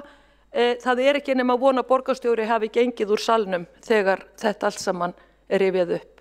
Hér hefur hann farið úr sæti sínu og hlustar ekki hér á ræðu mína sem ábyrgðar aðili og framkvæmdastjóri sveitarfélagsins. Ég verð að gera athugasemd við það að það sé verið að agnúast út í það hvort að borgarfulltrúar séu í salnum eða ekki á hverju tiltekinu stundu. Fólk getur þurft að bregða sér á salernið, það líka útsending í næsta sal, þannig að það óþarfi að vera að gefa sér of mikið út frá því. Við ekki að tala venjulega borgarfulltrúa, við að tala borgarstjóra og framkvæmdastjóra sveitarfélagsins sem að ber að sitja hér í salnum og tala og hlusta hér og taka til máls ef að svo ber undir ef hann það vill. Vegna þess að hann framkvæmdastjóri og hélt á pennanum þegar þessi samgöngusáttmáli var undirritaður. En þá að greina gerðinni með leyfi forseta. Í framhaldsnefndaráliti meirihluta fjárlaganefndar frumvarp til laga heimild til að stofna opinbert hlutafélag og uppbyggingu samgönguinnviða á höfuðborgarsvæðinu segir. Meirihlutin tekur undir það sem kemur fram í nefndaráliti meirihluta umhverfis- og samgöngunefndar í máli 434 og máli 435 mikilvægi þess að greiningar vinna vegna útboðs á ljósastýringum gangi hratt og félagið setji slíka framkvæmdir í forgang því að slík umferðarstýring hefur veruleg áhrif á umferðarflæði með hlutfallslega litlum tilkostnaði. Bætt umferðarstýring með endurbættri umferðarljósastýringu ein hagkvæmasta framkvæmdin sem ætlunin að ráðast í og nauðsynlegt að forgangsraða verði fyrir því verkefni strax og félagi tekur til starfa. Ráðast þarf í markvissar aðgerðir til að nýta nýjar tæknilausnir í takt við markmið frumvarpsins. Ekki hefur verið staðið við þennan þátt samkomulagsins að hálfu Reykjavíkurborgar og má því segja að forsendubrest sé að ræða. Ekkert hefur verið gert til að nýta nýjar tæknilausnir og umferðarljósakerfið hefur ekki verið bætt. Síðan samkomulagið var gert hefur ljósastýringakerfið áfram verið í höndum Reykjavíkurborgar sem hélt uppteknum hætti með því að skipta við sama aðila og má rekja þau viðskipti til ársins 2005. Það engin framtíðarsýn að áfram eigi að nota sama gamla búnaðinn án þess að skoða hvað að gerast í þeim löndum sem við berum okkur saman við. Þessi viðskiptahættir hafa síðastliðið misseri byggst á ólöglegum útboðum og innkaupum sem sífellt eru kærð til kærunefndar útboðsmála með tilheyrandi töfum og kostnaði.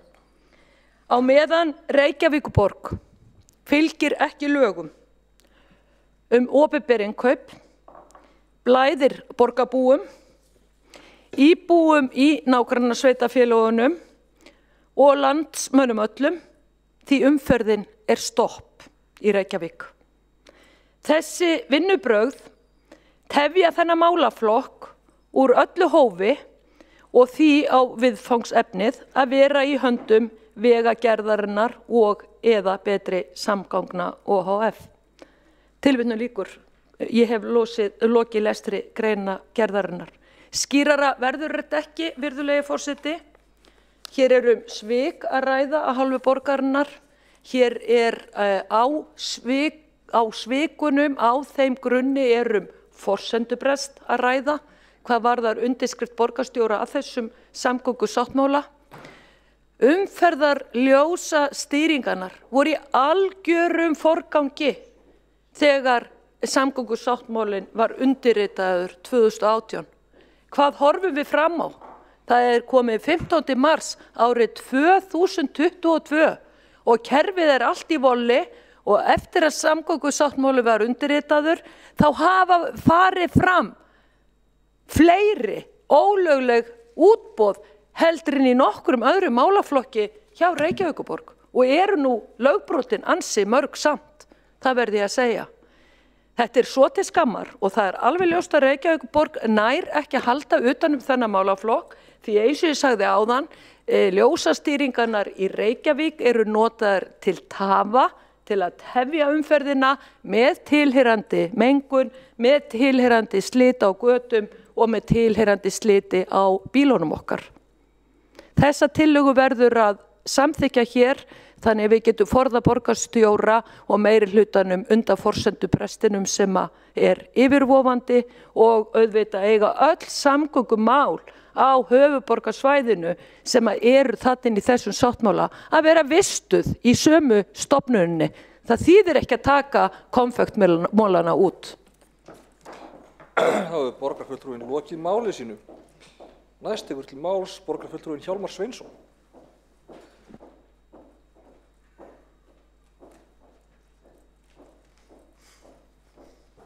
Forseti, ágæta borgarstjórn, umræður umferðarljósastýringu hér á höfuðborgarsvæðinu hafa skotið reglulega upp kollinum og þær hafa stundum verið mjög fullyrðingakenndar og stóryrtar og einmitt þannig var ræða borgarfulltrúans, full af stóryrðum og fullyrðingum og rangfærslum. Og þannig líka því miður greinargerðin sem fylgir þessari furðulegu tillögu og með leyfi forseta á grunni samgöngusáttmálans fari öll ljósastýring á höfuðborgarsvæðinu til Vegagerðarinnar og eða Betri samgangna OHF ásamt innkaupum og búnaði, viðhaldi og öðru sem undir ljósastýringar falla. Ég ætla að fara nokkrum orðum tillöguna og greinargerðina og sýna fram á að þar stendur ekki steinn yfir steini. Fyrst hann efnað sem veghaldari fyrir Reykjavík með veghald sveitafélagsvega og vegsvæða innan borgarmarka, það að segja með öllum borgargötum. Slíkt forræði felur í sér vegagerð, þjónustu og viðhald vega, samanber vegalög 80 frá 2007, en Reykjavíkurborg vill og skal og á að bera ábyrgð á öllum búnaði á borgargötum, hvort sem að það eru umferðarmerki eða umferðarljós. Annar aðili getur ekki rekið búnað eða verið ábyrgur fyrir búnaði þar sem Reykjavíkurborg fer með veghald. Það kemur því ekki til greina að afhenda vegagerðinni veghald á götum Reykjavíkurborgar.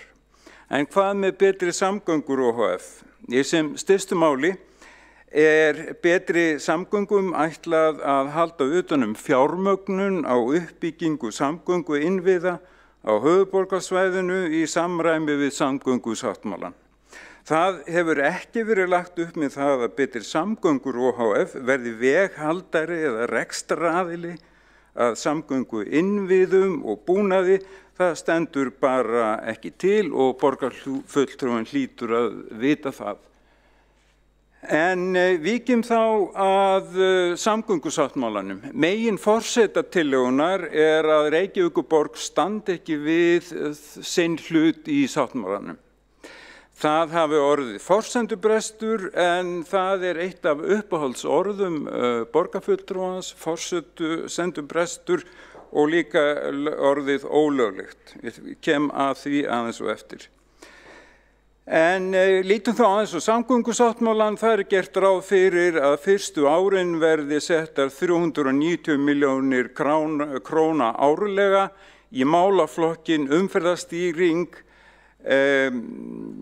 aukið umferðarflæði og öryggisaðgerðir. Ef að rýnt í aðgerðaráætlun í samgöngum 2019 til 2023, þá má sjá sambærilega málaflokka og árlega upphæð og ég ætla aðeins að renna yfir það og það fyrsta lagi undirbúningur verka utan áætlunar, það eru 50 milljónir króna árlega, bætt umferðarflæði, almenningssamgöngur 200 milljónir króna, umferðarstýring á höfuðborgarsvæðinu 40 milljónir króna og öryggisaðgerðir 100 milljónir króna, samanlagt 390 milljónir króna.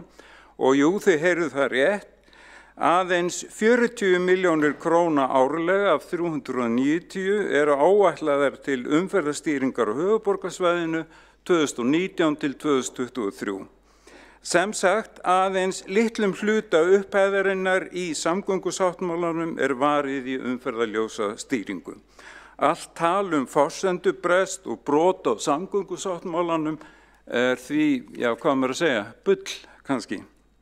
Þess má geta að gróflega áætlað kostar nýrbúnaður og uppsetning 20 milljónir króna per gatnamót án rekstrakostnaðar.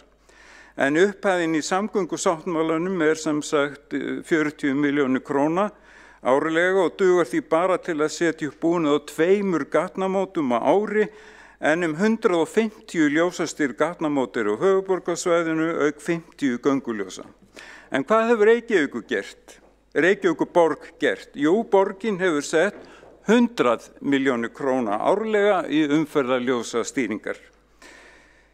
Eitt af því sem hefur einkennt þessa einkennilega umræðu ljósastýringar að lítið gert úr þeirri miklu sérþekkingu á umferðarljósastýri kerfum hjá verkfræðingum borgarinnar. Þessi tillaga ljósasta dæmið það. Í dag eru 7 ljósastýrð gatnamót á höfuðborgarsvæðinu í eigu vegagerðarinnar en 94 gatnamót í eigu Reykjavíkur. Mikil sérþekking hefur byggst upp hjá Reykjavíkurborg og leita aðrir veghaldarar til borgarinnar flest það sem varðar umferðarljósastýringar og meira sé að vegagerðin. Já, vegagerðin leitar til borgarinnar umferðarljósastýringar og það segir sig kannski sjálft að því að vegagerðin sér aðalega vegi út á landi þar sem eru fá umferðarljós. Umferðin í borginni talsvert önnur. En það góð samvinna á milli sveitarfélaga og höfuðborgarsvæðinu og vegagerðarinnar varðandi umferðarljósastýringar, meðal annars í starfshópi umferðarljósastýringar. Frá ágúst 2020 hefur Reykjavíkurborg boðið út innkaup á nýjum umferðarljósabúnaði á 20 stöðum sem að nýjustu gerð. Það liður í eðlilegu viðhald og endurnýjun en sumarið 2020 gerði alþjóðlega ráðgjafastofan Sweco óháða úttekt á umferðarljósakerfi höfuðborgarsvæðisins fyrir vegagerðin og sveitarfélögin á höfuðborgarsvæðinu. Í úttektinni felst greining á núverandi umferðarljósakerfi og rekstri þess og þar eru einnig sett fram tillögur hvernig þróa ætti umferðarljósastýringar á höfuðborgarsvæðinu í framhaldinu. En í matinu meðal annars horft til 4 samanburðarborga sem eru Gautaborg í Svíþjóð, Almelo í Hollandi, Edinborg í Skotlandi og Gent í Belgíu. Það þau út í hött sem kemur fram í greinargerðinni að það vanti samanburð við önnur lönd. Niðurstöður Sweco voru kynntar á fundi skipulags- og samgönguráðs 2. desember og það skemmst frá því að segja að útkoman nokkuð góð. Það helst að samstarf við hagsmunaaðila og í rannsóknar- og þróunarverkefnum þurfa að bæta og einnig sá þáttur sem að snýra að reglubundnum mælingum, mælikvörðum og geðukverfum.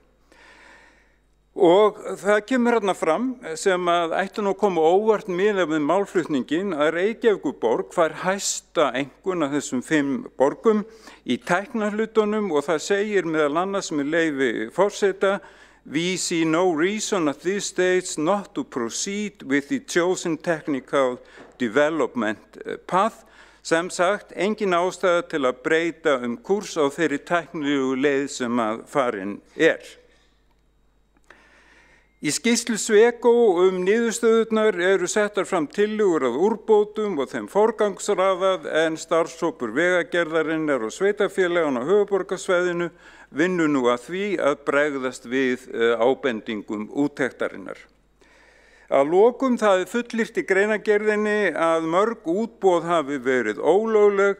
Það reyndar eins og við gátum áðan eitt af uppáhaldsorðum borgarfulltrúans að þetta eða hitt sé ólöglegt, svo sem innviðagjöldin sem byggja á einkaréttarsamningum við stóra lóðarhafa, bæði héraðsdómur og landsréttur hafa reyndar dæmt þessa samninga löglega, en í greinargerðinni sem sem sagt talað ólögleg útboð og innkaup í sambandi við ljósastýringakerfi eitthvað til í því.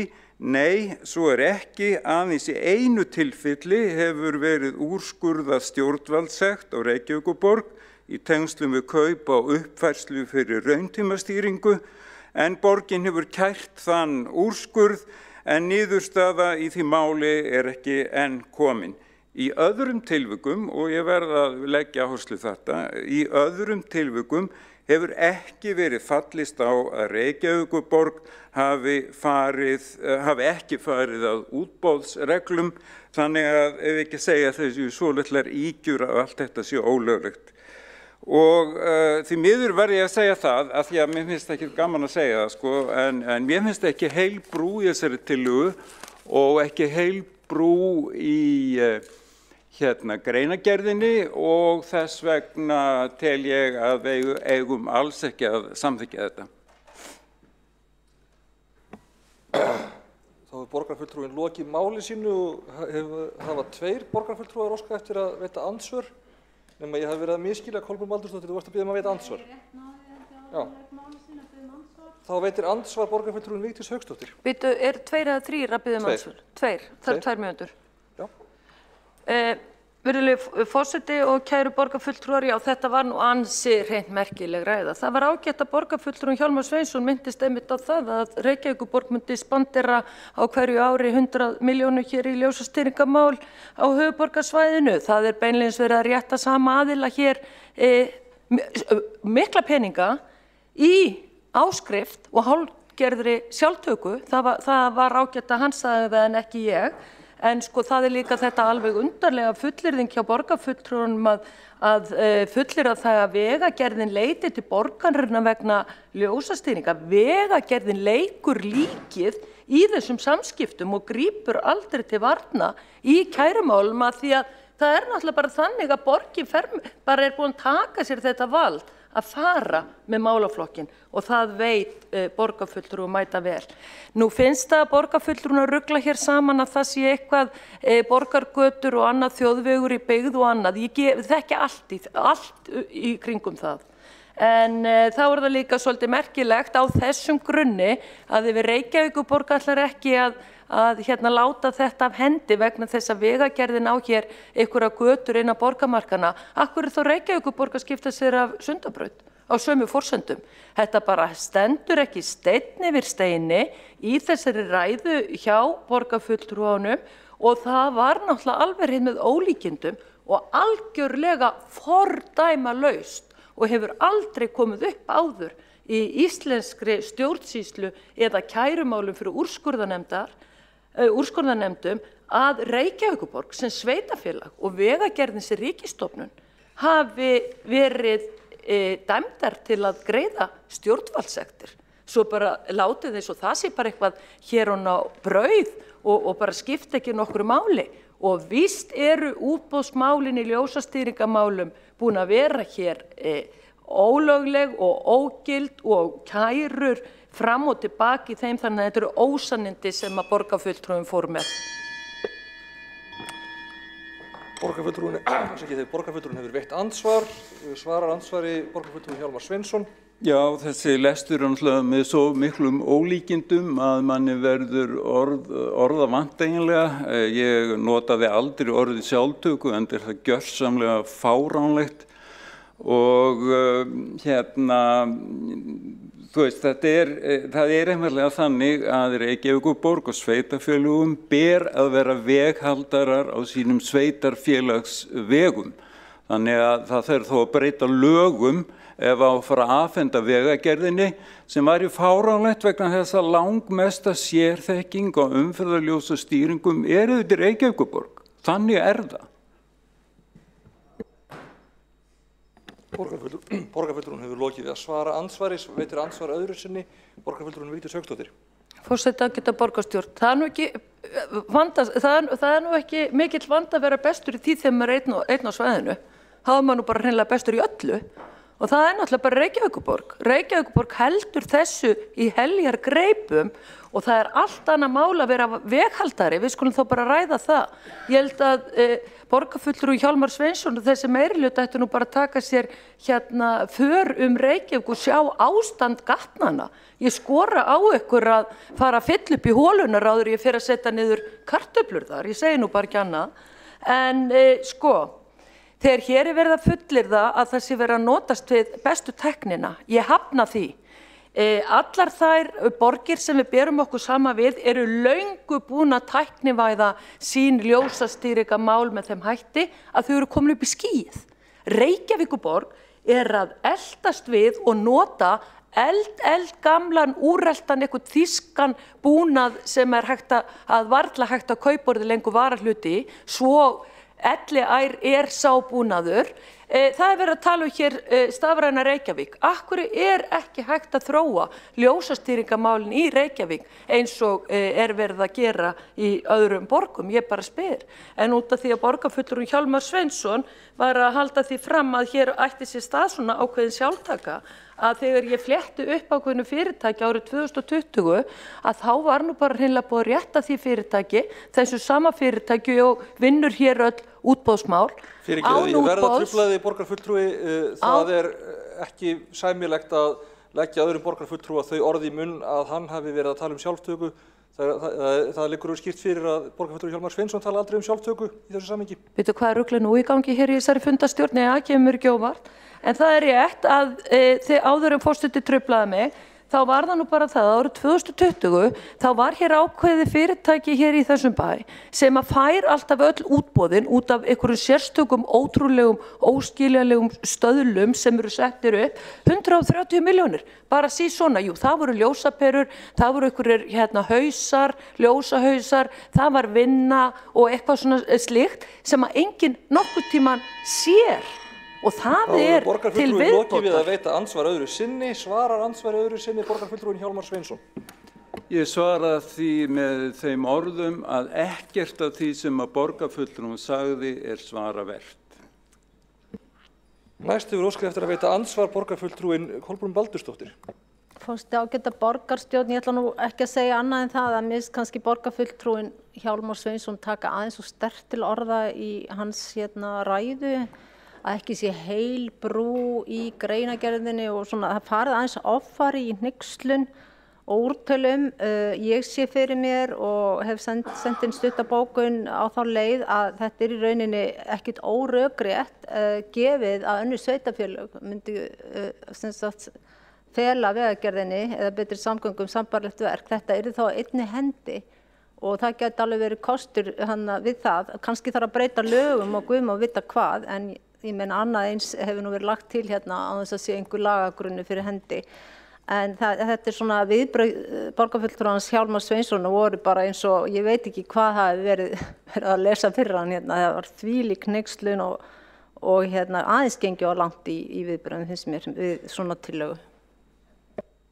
Borgarfulltrúinn lokið við að veita ansvar, svarar ansvari borgarfulltrúinn Hjálmar Sveinsson.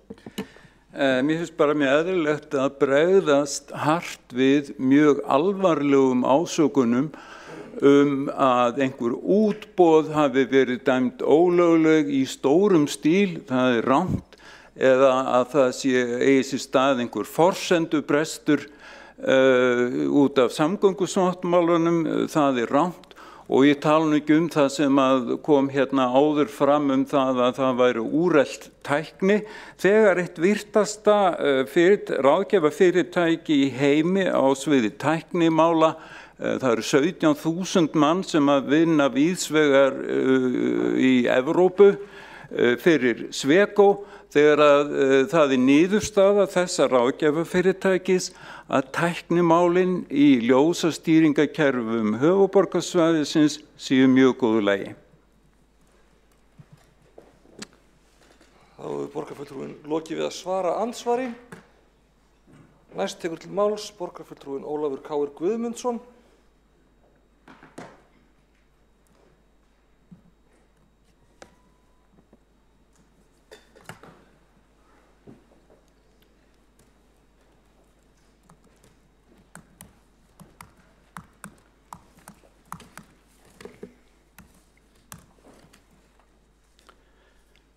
Já, forseti ágæta borgarstjórn.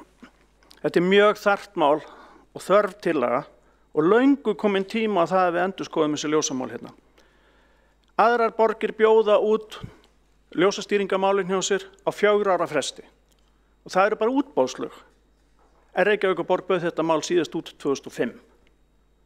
Og síðan þá búið að eyða, eins og ég hef nefnt hérna áður, næstum í milljarði í að halda við gömlu úreltu klukkukerfi sem enginn önnur borg notar. Og tæknin sem notuð, að hún ger ekkert annað en það að skipta klukkuprógram eftir því sem hversu margir bílar keyra framhjá og við höfum rætt það hér áður. Og af hverju Reykjavíkurborg skipta sér af ljósastýringunum? Af hverju ekki Vegagerðin bara með þetta? Það er vegna þess að þetta ekki boðið út. Reykjavíkurborg hefur haldið þessu í heljargreipum alveg frá því umferðarljós komu hér fyrst. Af hverju Kópavogur að leyfa Reykjavíkurborg að sjá umferðarljósin hjá sér? Af hverju Hafnarfjörður að því? Af hverju Vegagerðin að því? Af hverju þetta ekki bara boðið út eins og aðrar borgir gera? Og það ekki sveitarfélög sem eiga að reika ljósin og skipta perurnar í þeim. Þetta boðið út, það tæknifyrirtæki sem gera þetta. Það vísa hér svolítið í úttektina sem var gerð hjá Sweco, sem sænsk verkfræðistofa, eina þeim virtustu heimi, vissulega. Ég vann með þeim, var þjálfaður hjá þeim í sambandi við Europe-verkefni að taka út vegi. Þannig að ég þekki töluvert til Sweco. Og ég hafði mikla trú á því þegar þeir voru beðnir að koma hér. En þeir komu aldrei. Og þeir töluðu ekki við neitt nema starfsmenn Reykjavíkurborgar. Þeir töluðu ekki við mig, þeir töluðu ekki við neitt hjá Vegagerðinni og ég með lista yfir nöfnin sem þeir töluðu við. Það er sömu mennirnir og reka gamla klukkukerfið og þeir sögðum bara allt væri himnalagi en af því COVID var hér, þá komu þessi menn aldrei. Þeir bara hlustuðu á þetta í síma að þetta væri allt saman í fínu lagi. Og þetta stendur í skýrslunni hjá þeim. Og af hverju báru þið saman þessar borgir? Það var bara því þeim var sagt að gera þetta. Hentaði bara ágætlega. Þetta er einhver vestunarskýrsla sem ég lengi séð og hef nú séð margt. Af hverju getum við ekki bara boðið þetta út og haft þetta eins og hjá öðrum þjóðum? Kaupmannahöfn býður þetta út. Ég er búin að hitta fólki bæði í Kaupmannahöfn og Oslo og London sem eru með ljósastýringakerfin og það er ekkert sveitafélag að reka ljósastýringakerfin. Það eru tæknifyrirtæki á hverjum stað sem er látin gera það, alveg eins og við gerum með fullt af öðrum hlutum. Eins og snjómokstur og sorpbyrðu og ég veit ekki hvað við bjóðum út hluti. Það er ekkert Reykjavíkurborg sem málar þennan sal, við bjóðum hann út þegar það þarf að mála. Og núna er komið samgöngusáttmáli þar sem áttu einmitt að fara að koma þessu í þennan farveg sem aðra þjóðir nota. Og Reykjavíkurborg gerir allt sem hún getur til að koma í veg fyrir það. Fer út í hvert útboð og fætur öðru og það er búið að tala hér eitt útboði sem að borgin og Vegagerðin voru dæmd fyrir og þá Reykjavíkurborg til og kærði þá sem að höfðu kært og vilja þeir borga sektina sína og það er ennþá í umfjöllun. En það er ekki nóg, ég held að sé komin að 2 kærur viðbót, svo síðast það er hvað, 3-4 vikna gömul, út af enn einu útboðinu sem ekki stenst nokkra skoðun, þar sem eru settar kröfur sem að henta bara einum aðila. Og það er full ástæða til þess að taka þetta til endurskoðunar. Þetta kostar gífurlega peninga og eins og við vitum með engum árangri. Og þegar ljósin biluðu hann daginn eins og borgarfulltrúin Vigdís Hauksdóttir lýsti, þá allt í einu hrökk allt í lag. Að því klukkukerfin eru stillt þannig að þeir tefja umferðina. Ég er bara búin að keyra núna Bústaðaveginn, núna gæraði fyrradag, þegar veðrið var vont. Engin strætó að koma en samt kviknaði strætóforgangurinn. Engin að fara yfir, samt var rautt ljós. Gönguljósin fór í gang, þó enginn var að ganga yfir. Þetta gerist ekki í Kaupmannahöfn, af því að það eru snjallvæðing á ljósunum þar sem kemur með verulegan tímasparnað sem við höfum rætt hér áður, alltaf 50% minnkun á tafatíma ef við færum út í alvöru stýringu. Og það er full ástæða til og við fengum verulega að finna fyrir því í gær og menn taka það ekki alvarlega. Ljósin biluðu í gær. Megnið af þeim dóu. Og það var ekki út af rafmagnsleysi. Annarkvort ýtti einhver staðar á vitlausan takka á klukkukerfinu og slökkt á því, eða þá það var bilun í gömlu tölvunni sem er hérna niður í Borgartúni, sem er eina tölva sennilega þessara tegundar sem er enn í gangi hérna í Evrópu, af því allir hinir eru með þetta á skýinu og í gagnaverum. Og þetta er ekkert grín. Ég veit í Oslo þá er þetta litið á þetta sem almannavarnamál ef að ljósin deyja. Þetta er hættulegt og ég með myndir af því þessum umferðarljósin það var slökkt á þeim en það var rafmagn á öllu Reykjavíkurkerfinu en ljósastýringakerfið dó. Og það kemur ekki einu svona frétt það. Þetta var ekki rafmagnstruflun, þetta var bilun í stjórnkerfi eða mannleg mistök. Og ég legg til að við ættum frekar að fara út í það að koma með rannsókn á því af hverju biluðu ljósin, hvað klikkaði. Í Oslo var það þannig að þeir líta á þetta sem almannavarnamál. Þetta er eins og hefði bilað aðflugskerfið á Keflavíkurflugvelli. Það er alvarleikinn sem menn setja þetta í. Þannig að við ættum að fara í þessi ljósastýringamál algjörlega upp á nýtt og það er nákvæmlega þessi Vegagerðin og betri samgöngur að gera og samgöngusáttmálinn fjallaði Vegagerðin er búin að auglýsa eftir ljósa sérfræðingi. Þeir eru að stofna heila deild utan ljósastýringar. Því það er framtíðin, menn vita það. Og það er alveg vissulega rétt, Vegagerðin á ekki dvolega mörg ljósinn í Reykjavík, en þeir eiga öll alvöru ljósin á stoppvögunum. Þannig að það er ekkert skrítið að Vegagerðin sé að ráða mann núna til þess að fara að læra á þetta. Þetta er gömul hefð að Reykjavíkurborg bara tók sér þetta vald að hugsa ljósin og engum öðrum er hleypt að því að þegar engin annar hefur aðgang að kerfinu. Tölvan situr niður í Borgartúni. Ég baði daginn að fá að sjá hana. Mér er ekki hleypt í kjallarann. Ég má ekki einu sinni sjá hana. Ég veit ekki einu sinni hvort hún sé þarna. Þannig að við eigum að taka þetta alvarlega og taka þessi ljósastýringamál upp á nýtt og það fjalla þessi tillaga. að við eigum að setja í gang það sem allar aðra þjóðir gera. Við þurfum ekki að prófa þetta neitt, þetta er þekkt. Það eina sem við þurfum að gera það er að koma með útboð. Alveg eins og Kaupmannahöfn og Oslo gera. Nú skulum bara koma með opið útboð og í raun er ekki nema 2 eða 3 aðilar í Evrópu sem geta boðið í þetta, sem eru með ljósastýringamálin. Og Siemens, sem að margoft hefur verið nefnt hér, er eitt af þessum fyrirtækjum. Þeir eru bara að fá að koma að þessu borði á jafnréttisgrundvelli í eitt skipti með hinum. Og svo veljum við besta kerfið og það er það sem verið að reyna að kreista í gegn eina ferðina enn að fá alvöru ljósastýringakerfi á höfuðborgarsvæðið og að hætta þessari einokun sem búin að vera í gangi hér allt of lengi.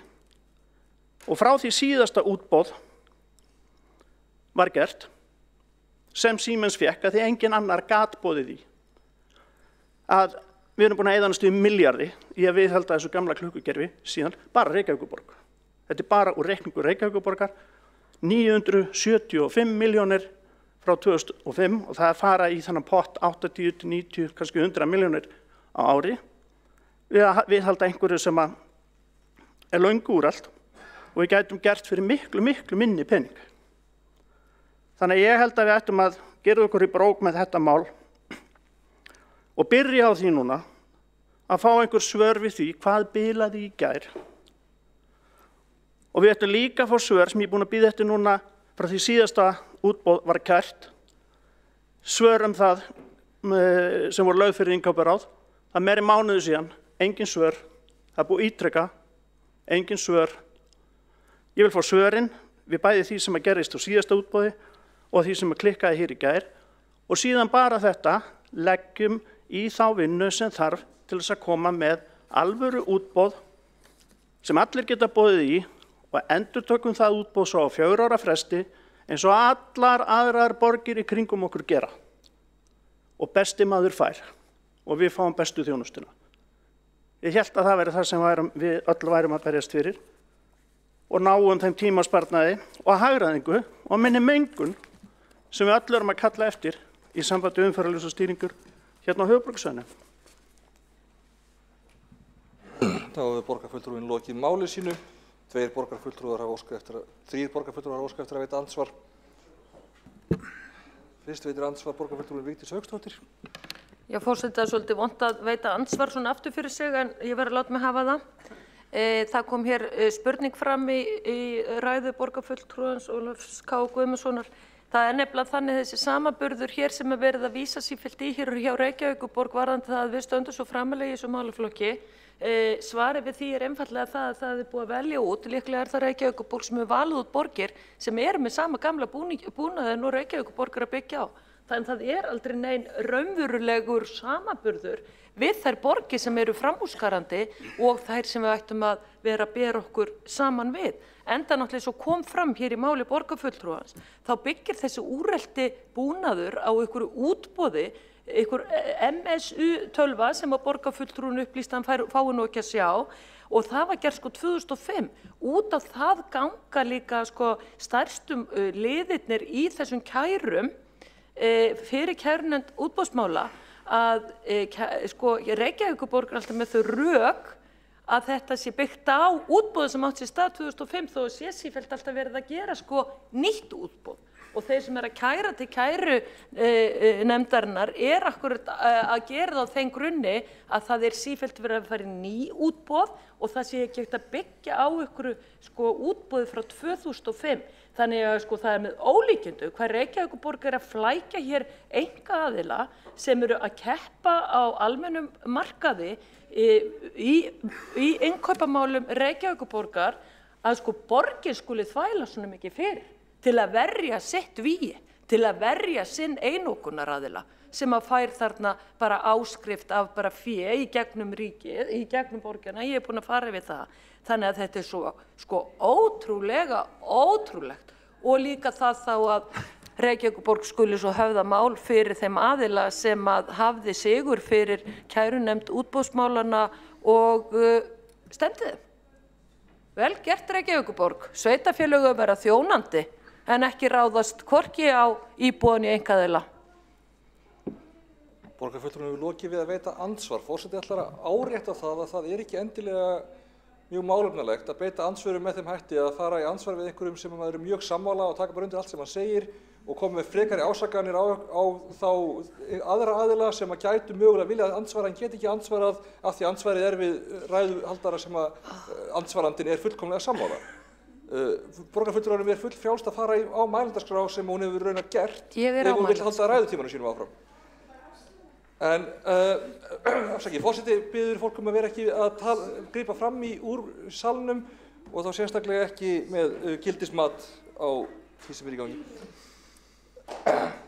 Þá veitir, býtum við, þá ætlaði... Akkur má ég ekki fara í ansvar við ykkur? Þá hefur borgarfulltrúi veitt ansvar, veitir þá ansvar borgarfulltrúin Hjálmar Sveinsson. Já, þessi umræða er nú orðin ótrúleg, svo ég vitni í borgarfulltrú og ég ætla bara að láta mér nægja að segja að í fyrsta lagi finnst mér leiðinlegt hvernig er talað niður okkar góða svið sem að sér umferðarljósastýringu hér í Reykjavík. Það eru færustu umferðarljósastýringar verkfræðingar landsins sem að vinna hér. Og þar að auki hefum við álit frá einu virtasta ráðgjafafyrirtæki heims á sínu tæknisviði, Sweco, að þessi ljósastýringamál séu í alveg ágætu lagi þó að eitt og annað þurfi að bæta. Ég tek meira mark á Sweco en varaborgarfulltrúa Sjálfstæðisflokksins og held að við ættum öll að gera það og svo ætla ég ekki að segja neitt meira í bili. Borgarfulltrúin lokið við að veita ansvar, svarar ansvari borgarfulltrúin Ólafur K. Guðmundsson. Já, forseti ágæta borgarstjórn. Já, það er alltaf lagi að vera ekki að hlusta á mig, en ég hef hlustað á fleiri. Ég hef hlustað á Sweco, ég hef hlustað á færustu sérfræðinga í London, Kaupmannahöfn, Oslo og mörgum fleiri stöðum og skoða ljósastýringakerfi út allt. Og ég dreg mína ályktun að því. Sweco kom aldrei hingað. Það er mikill galli á því og þeir fjallu mjög í áliti hjá mér. Hvernig getur þú komið og gert skýrslu eða komið eitthvað álit á einhverju sem þú skoðaðir aldrei? Ljósastýringar og umferð, þannig þú verður að koma og horfa á þetta. Þú verður að sjá þetta. En það var út af COVID að þeir kom ekki og menn létu sig hafa það að láta það duga. Og einu mennirnir sem var talað við í sambandi við þetta af Sweco og kemur bara fram í þeirra eigin skýrslu voru þessi sömu starfsmenn og hafa verið að halda við hinnu kerfinu. Þetta heyrðu aldrei neinum öðrum, engum sérfræðingi, neinstaðar. Ekki heldur umferðar sérfræðingunum hér sem eru líka menntaðir í ljósastýringarmálum og vinna ekki á Reykjavíkurborg. Það var ekki talað við þá, heldur. Þannig að við verðum að horfa á þetta opið og einu mennirnir sem, eins og ég sagði, voru þeir sem hafa verið að viðhalda kerfinu og eru starfsmenn Reykjavíkurborgar. Engir aðrir. Þannig að það er ekki hægt að segja það að þetta hefur verið hlutlaust mat. Borgarfulltrúin lokið við að svara ansvari, veitir ansvar öðru sinni borgarfulltrúin Hjálmar Sveinsson.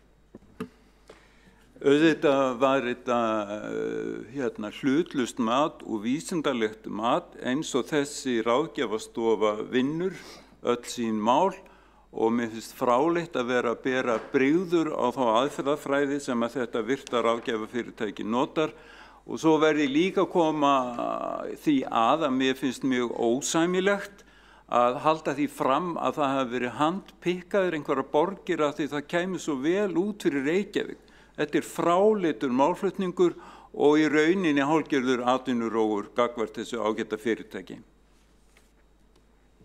Borgarfulltrúin hefur lokið við að veita ansvar öðru sinni, svarar ansvari öðru sinni borgarfulltrúin Ólafur K. Guðmundsson. Já, forseti ágæta borgarstjórn. Já, hér verðum við borgarfulltrúi Hjálmar Sveinsson bara þá að vera með mismunandi skoðun á því. En það er eina leið til þess að koma stæði. Fá fleiri aðilar til að skoða þetta. Það hefur aldrei verið gert. Við höfum aldrei fengið álit frá neinum öðrum en þeim sem Reykjavíkurborg hefur ráðið til þess að fara í að skoða þessi mál. Nú skulum við bara fá aðra líka, ekki bara Sweco, skulum bara bera saman það sem Sweco segir og það sem einhverju aðri segja, í opnu eðlilegu útboði í heildarúttekt á ljósastýringakerfinu hér á höfuðborgarsvæðinu. Þar með komumst að því hver hefur rétt fyrir sér. Borgarfulltrúinn hefur lokið við að svara andsvari öðru sinni. Veitir þá andsvar borgarfulltrúinn Sabine Leskop. Já, forseti, ég sem formaður innkaupa framkvæmdaráðs verð að benda á það að hér í þessari tillögu og í ræðu borgarfulltrúans Ólafur K. Guðmundssonar einfaldlega verið að rugla saman tveimur hlutum. Eitt ákvörðun öryggiskröfur og staðlars í útboðsgögnum og hitt útboðsferill. Innkaupa framkvæmdaráð með ákveðin eftirlits hlutverk og ef það liggur fyrir staðfesting sérfræðinga að ákveðin fyrirtæki, ákveðin bjóðandi í útboði uppfyllir ekki lágmarkskröfur, þá getur ráðið ekkert gert nema að hafna þessu tilboði. Það bara einfaldlega ekkert annað í boði. Innkaupara fer ekki með ákvörðun hvaða tæknilega öryggiskröfur eru gerðar í útboðsgögnum. Og ég veit að borgarfulltrúinn Ólafur K. Guðmundsson til þess að vera með nægilega sérfræði þekkingu í málunum en það bara á ekkert við í þessu. Ég með staðfestingu frá nokkrum háskólum að ég sé bókmenntafræðingur en ég myndi ekki skipta mér að því hvort Borgarbókasafnið að bjóða út franskar eða þýska skáldsögur. Takk. Þá hefur borgarfulltrúinn lokið við að veita andsvar. Svarar andsvari borgarfulltrúinn Ólafur K. Guðmundsson. Já, forseti, ágæta borgarstjórn. Það er hlutverk þeirra sem eru í innkauparáði enga síður að gera athugasemdir það ef lægsta tilboð er ekki tekið og á hvaða forsendum það þá er gert.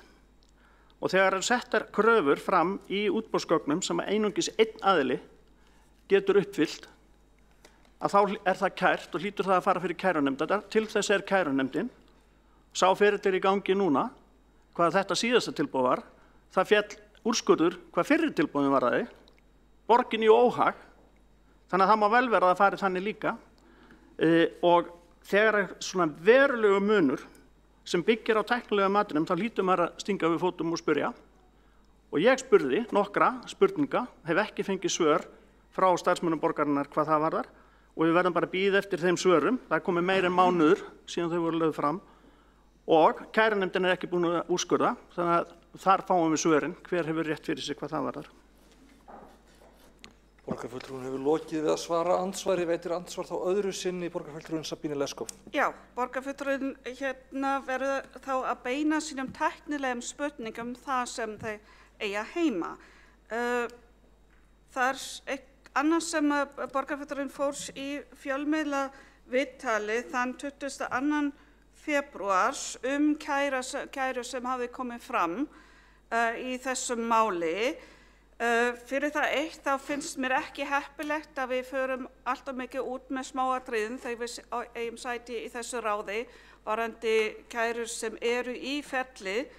En það sem ég var eiginlega frekar undrandi á þeim degi þegar borgarfulltrúinn Ólafur K. Guðmundsson fer í fjölmiðla viðtali að kæru hafa komið fram, þá var eiginlega engum kunnugt þessa kæru, hafa ekki verið fjalla opinberlega útboðsnefnd úrskurðarnefnd í útboðsmálum er ekki að birta þessa kærur opinberlega, þannig að ég væri mjög til að vita hvernig borgarfulltrúinn Ólafur K. Guðmundsson vissi af þessari kæru. Takk. Nú er borgarfulltrúinn lokið við að veita andsvar öðru sinni. Svarar andsvari öðru sinni borgarfulltrúinn Ólafur K. Guðmundsson. Ósköp einfaldlega vegna þess að fjölmiðlamaður hringdi í mig. Það var ég fór ekki með þetta í fjölmiðlega fyrirbræði.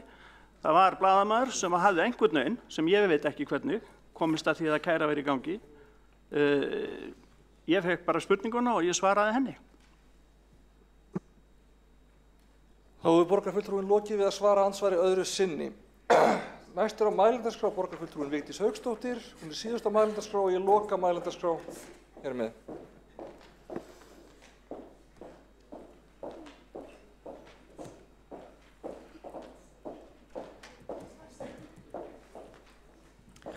Forseti, ágæta borgarstjórn og tilheyrendur. Þessi umræða nú hér orðin ansi skrítin. Það nú kannski ekki marga aðila ræða þegar það eru einungis 2 aðilar sem taka þátt í útboði hjá Reykjavíkurborg og vera að saka hér borgarfulltrúa Sjálfstæðisflokksins það að hann hafi lekið ykkur mál til fjölmiðla sérlega ósvífið, ætla ég að segja. En hér fór borgarfulltrúin Hjálmar Sveinsson mjög mikinn í sinni ræðu, sakaði mig stóryrði, fullyrðingar, rangfærslur. Hvað á þetta þýða? Ég bið borgarfulltrúan að lesa hér tillöguna með greinargerðinni. Tillöguna sem liggur hér fyrir.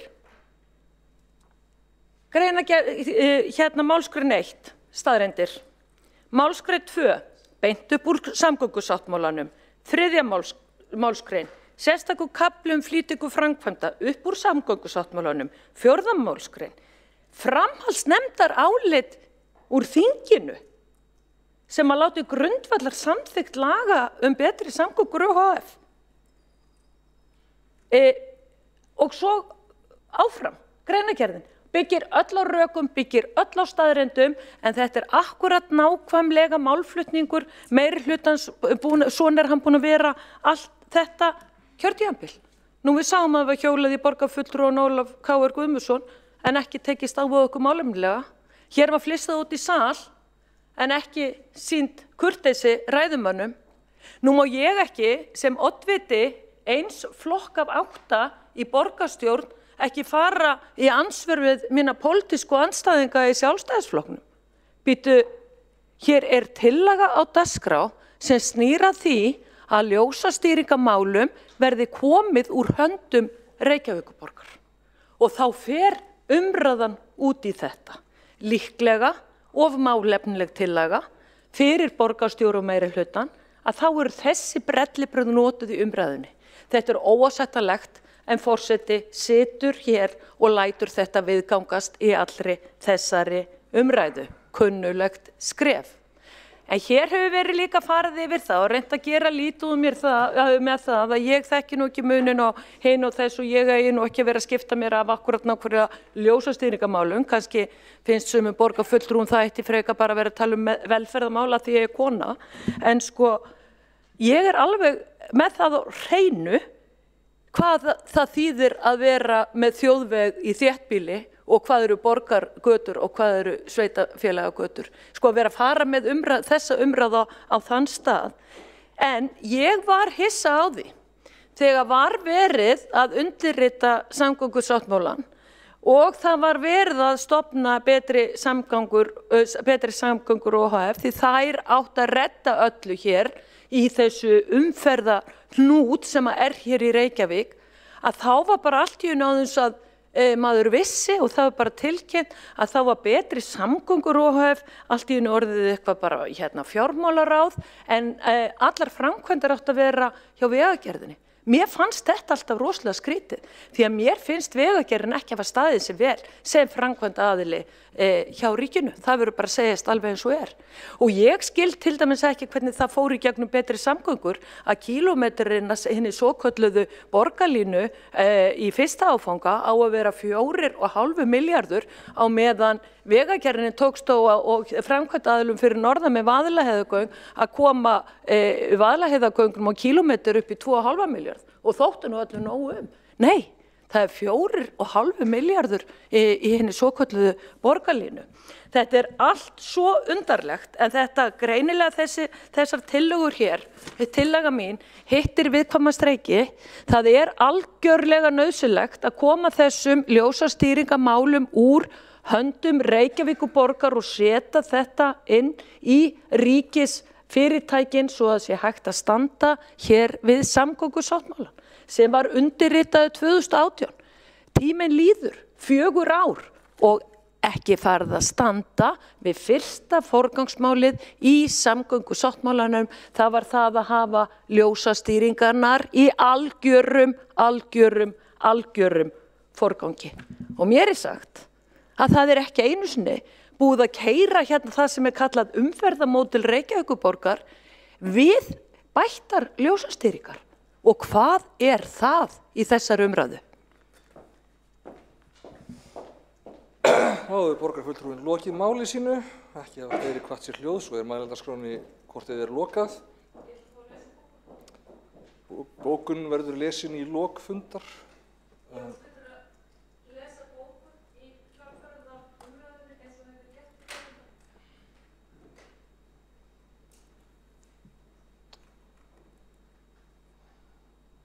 Allt í lagi, þá les borgarfulltrúinn Vigdís Hauksdóttir bókun Miðflokksins. Forseti ágæta borgarstjórn síðan samgöngusáttmálaðan var undirritaður hélt ljósastýringakerfið áfram í höndum Reykjavíkurborg sem hélt upptökunum hætti með því að skipta við sama aðila og má rekja þau viðskipt til ársins 2005. Það engin framtíðarsýn að áfram með að nota sama gamla búnaðinn án þess að skoða hvað að gerast í þau löndu sem við berum okkur saman við. Ljósastýringabúnaður í öðru löndu komin í skýjalausnir en hér á landi málaflokkurinn keyrður á eldgömlum þýskum úreltum búnaði. Þessi viðskiptahættir hafa síðastliðið misseri byggst á ólöglegum útboðum og innkaupum sem sífellt eru kærð til kærunefndar útboðsmála með tilheyrandi töfum og kostnaði. Á meðan Reykjavíkurborg fylgir ekki lögum opinber innkaup, blæði borgarbúum, íbúum í nágrannasveitarfélögum og landsmönnum öllum því umferðin stopp í Reykjavík. Þessi vinnubrögð tefja þennan málaflokkur öllu hófi og því á viðfangsefnið að vera í höndu vegagerðarinnar og eða betri samgangna á OHF. Það forkastanlegt að Reykjavíkurborg sem stjórnvald fari á stað með málsókn vegna ólöglegra útboða borgarinnar sjálfrar.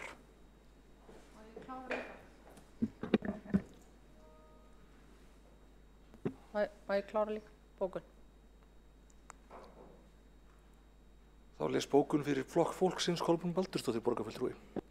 Þá geta borgarstjórn til að hann gengur út á að færa framkvæmd ljósastýringa frá borginni til vegagerðarinnar og eða betri samgangna OHF. Það rökrétt þar sem þá verður yfirsýn yfir alla ljósastýringu í gatnakerfinu á einni hendi að því gefnu önnur sveitarfélög feli einni vegagerðinu og eða betri samgangum OHF sambærilegt verk.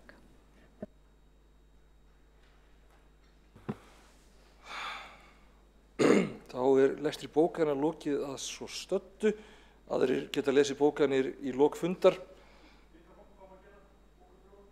Akkúrat. Þá tillagan borin upp til atkvæðagreiðslu. Þá ætla ég að biðja alla borgarfulltrúa að kveikja á myndavél og vera í sal.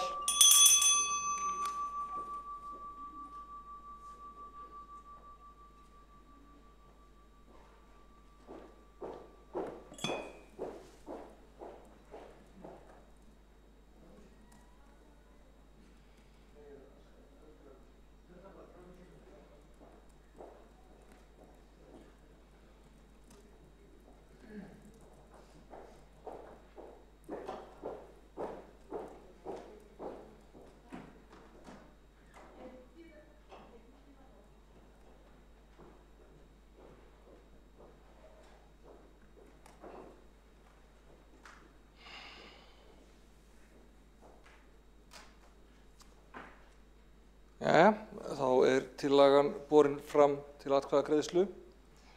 Þau ykkar sem eru henni samþykk gefið þess merki.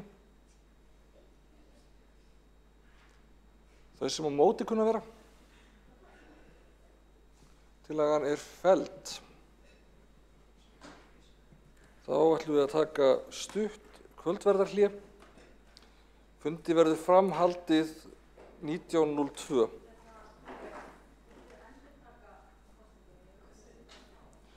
Afsakið, óskað verið við eftir að atkvæðagreiðslan sé endurtekin. Lóa.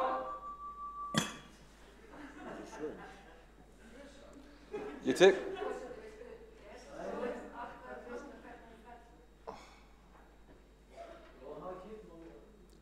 Pavel, afsakið. Já.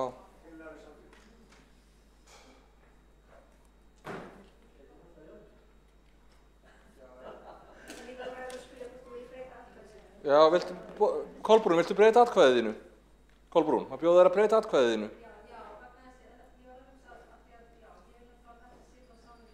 Ég þarf ekki útskýringu, viltu... Ok, þannig að Kolbrún Baldursdóttir, flokk fólksins situr hjá, að öðru leyti fer kosningin eins og áðan, tillagan felld. Höldum fundi áfram 19:02.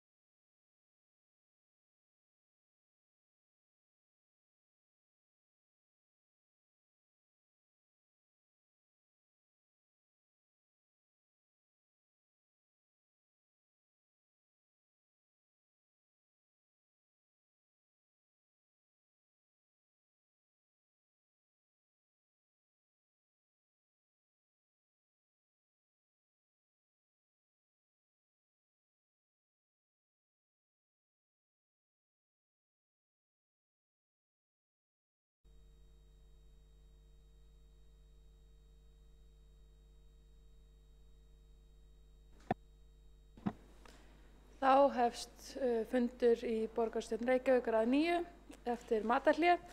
Tekið er fyrir 5. lið á dagskrá, umræðu aðkomu, fjórði lið á dagskrá til að borgarfulltrúa Sósíalistaflokks Íslands að Reykjavíkurborg beiti sér gegn spilakössum. Málshefjandi er borgarfulltrúin Sanna Magdalena Mörtudóttir.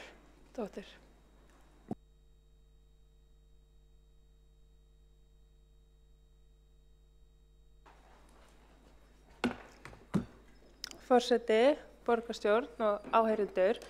Þessi tillaga, hún snýst að Reykjavíkurborg geri allt sem í hennar valdi stendur til að tryggja að engir spilakassar verði reknir í borgarlandinu vegna skaðseminnar sem hlýst af þeim. Fólk sem glímir við spilafíkn og aðstandendur þeirra hafa greint frá félagslegri, fjárhagslegri og andlegri skaðsemi sem að hlýst að því að ánetjast spilakössum. Og þessi tillaga, hún snýst það að Reykjavíkurborg geri allt sem í hennar valdi stendur til þess að tryggja það að hér séu ekki reknir spilakassar. Að hún geri allt sem hún getur til að banna spilakassa. Og eins og við vitum þá starfsemi spilakassa heimiluð með lögum en í aðalskipulagi Reykjavíkur 2040 að finna sérstök ákvæði staðsetningu spilasala. Það lagt til að Reykjavíkurborg nýti allar þær aðferðir sem hægt að nýta með það markmiði að koma spilakössum úr borgarrýminu. Reykjavíkurborg þrýsti á ríkið til að koma nauðsynlegum breytingum á, geri sjálf þær breytingar sem hægt til að koma í veg fyrir rekstur spilakassa og hvetji þannig önnur sveitarfélög og opinbera aðila til að koma í veg fyrir rekstur spilakassa. Öllum sviðum og ráðum borgarinnar verði falið að vinna saman að þessu markmiði þangað til að lausn finnst og það lagt til að velferðarsviði verði falið að leiða vinnuna. 86% landsmanna vilja að spilakössum verði lokað til framtíðar og þetta kom fram í viðhorfskönnun Gallup sem var framkvæmd árið 2020 fyrir samtök áhugafólks spilafíkn eða SÁS og í könnuninni þá kemur einnig fram að mjög lítill hópur landsmanna spili í spilakössum að staðaldri. Skaðsemi spilakassa hefur komið fram í reynslusögum þeirra sem eru með spilafíkn og þær reynslusögur má finna inni á heimasíðunni lokum.is en Lokum árvirkni herferð sem hefur það markmið að leiða íslensku þjóðina í allan sannleikann hver skaðleg fíkn í spilakassa sem má þrýsta á stjórnvöld að loka spilakössum á Íslandi til frambúðar. Herferðin á vegum SÁS, samtaka áhugafólks spilafíkn og það má finna mikinn fróðleik inni á heimasíðunni lokum.is en í grein Ölmu Hafsteinsdóttur sem heitir spilakassi í þínu hverfi frá því febrúar 2021 þá kemur fram að 872 spilakassar séu á Íslandi og þar af 411 í Reykjavík þegar þetta skoðað nánar. Og mikil umræða hefur átt sér stað rekstur spilakassa upp á síðkastið í samfélaginu og má þar nefna að þann 25. mars 2021 þá lagði fulltrúi Flokks fólksins í borgarráði fram tillögu endurskoðun á reglum og samþykktum vegna spilakassa með það markmið að koma í veg fyrir rekstur þeirra og skaðlegar afleiðingar slíks reksturs og í umsögn skrifstofustjóra borgarstjórnar með tillögunni þá kom meðal annars fram að rekstur spilakassa gilda lög nr. 38/2005 happdrætti og lög nr. 13/1973 happdrætti Háskóla Íslands. Í umsögninni kom einnig fram að Reykjavíkurborg hafi ekki sett sér reglur nýjar samþykktir rekstur spilakassa sem unnt væri að endurskoða með þeim markmiðum sem fram kom í tillögunni enda væri að ræða starfsemi sem heimiluð með lögum. Í umsögninni var bent á að í aðalskipulagi Reykjavíkur að þá væri að finna sérstök ákvæði staðsetningu spilasala og að það væri einungis heimilt að reka slíka starfsemi á miðsvæðum og athafnasvæðum í Reykjavík og tillögunni var vísað frá. Og hér skal tekið fram að spilasalur merkir rými þar sem reknir eru fleiri en 4 spilakassar og rekstur spilakassa er aðal starfsemin sem þar fer fram og það er hægt að finna umsögnina í heild með greinargerðinni, með tillögunni. Og í ljósi þess hver skaðleg áhrif spilakassar hafa að þá er hér lagt til að Reykjavíkurborg beiti sér fyrir því að starfsemi þeirra verði hætt.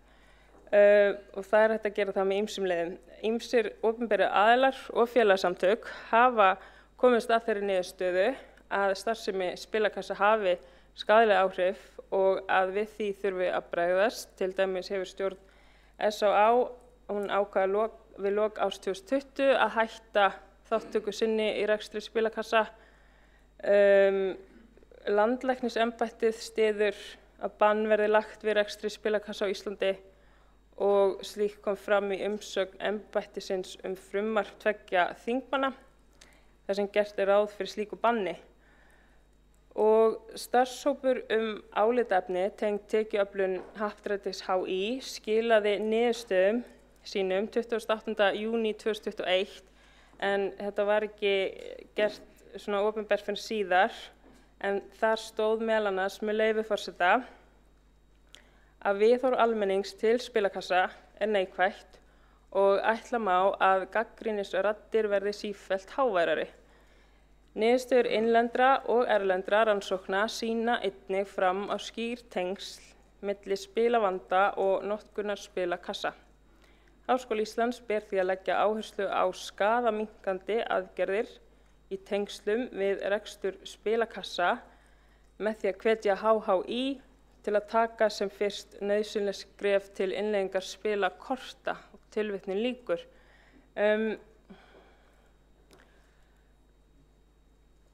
Ég vil bara ítreka hér að öllum leiðum verður að beita gegn því sem veldur svo miklum skaða í samfélaginu og því er lagt til að borgarstjórn taki þátt í baráttunni gegn spilakössum.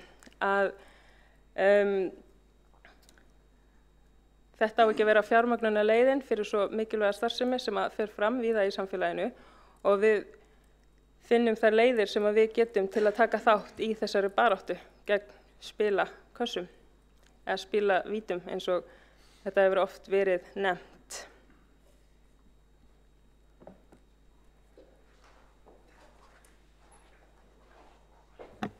Þá hefur borgarfulltrúinn Sanna Magdalena Mörtudóttir lokið máli sínu. Næst hefur óskað eftir að taka til máls borgarfulltrúinn Pavel Bartósek. Virðulegur forseti, ég þakka fyrir þessa umræðu. Hún hefur nefnilega borð koma undanfarið og kannski síðsins henni eins og oft er að ræða svona stór mál sem varða einhver leyti sjálfsagðan rétt fólks og síðan skaðaminnkun og þær hugsjónir sem þar að takast á eða ekki.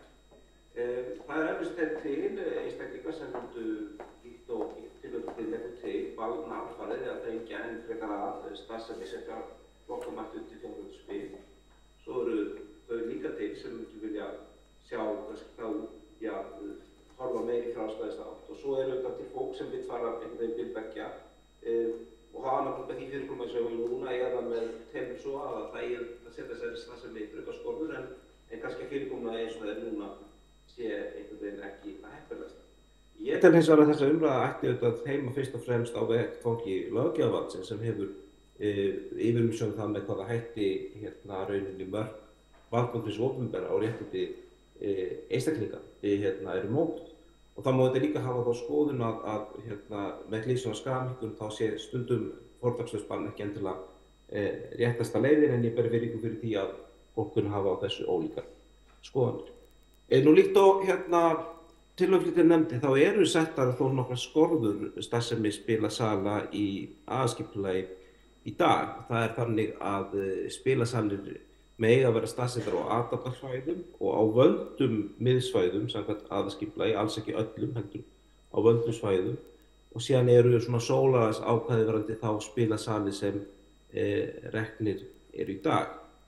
Þannig að það er gert hérna mikið raun til að setja starfsemi skorður í skipulagi nú þegar, en umræðan kannski fortakslaust bann eitthvað sem ætti heima á vettvangi löggjafans, vegna þess að það mín skoðun á meðan að starfsemin lögleg, þá væri óeðlilegt að eitt sveitarfélag myndi alfarið leggjast gegn henni, þó svo að eins og segi að það hafi sannarlega verið settar ýmsar skorður þessari starfsemi hér í borginni. En ég veit á þessu eru ýmsar skoðanir og áhuga að skoða málið frá einhverjum frekari vinklum, þannig ég legg til að tillögunni sé vísað til borgarráðs í því skyni. Takk fyrir, ég hef lokið málið. Þá hefur borgarfulltrúinn Pavel Bartósek lokið máli sínu. Einn borgarfulltrúi hefur óskað eftir að veita andsvar, Sanna Magdalena Mörtudóttir. Forseti, borgarstjórn og áheyrendur, ég átti dálítið erfitt með að heyra, ég veit ekki hvort það var eitthvað svona tæknilega eitthvað. Verið að leggja til að þegar verið að tala um löggjafans, ég heyri rétt, löggjafans ekki lögreglunar að setja skorður, og svo var ég líka, ég heyri ekki alveg vísa til, já, ég bara náði ekki, vísa til, verið að leggja til að vísa þessu eitthvað. Og einmitt, við erum með ýmsar skoðanir og við getum ekki komið með lögin um þetta, en einmitt, ég væri til að heyra dálítið bara svona, þá væri mjög áhugavert að heyra bara hvað fulltrúum borgarstjórnarflokka finnist bara um þetta, og einmitt kannski þá svona hvaða leiðir við getum farið í því að leggja baráttunni lið ef það er eitthvað sem við viljum gera sameinuð sem borgarstjórn. Já, til skýringar þá, ef ég heyrði rétt, þá var það löggjafarvaldið eða löggjafans og lagt til að málinu sé vísað til borgarráðs. Þá er andsvörum lokið og næst hefur óskað eftir að taka til máls borgarfulltrúinn Kolbrún Baldursdóttir.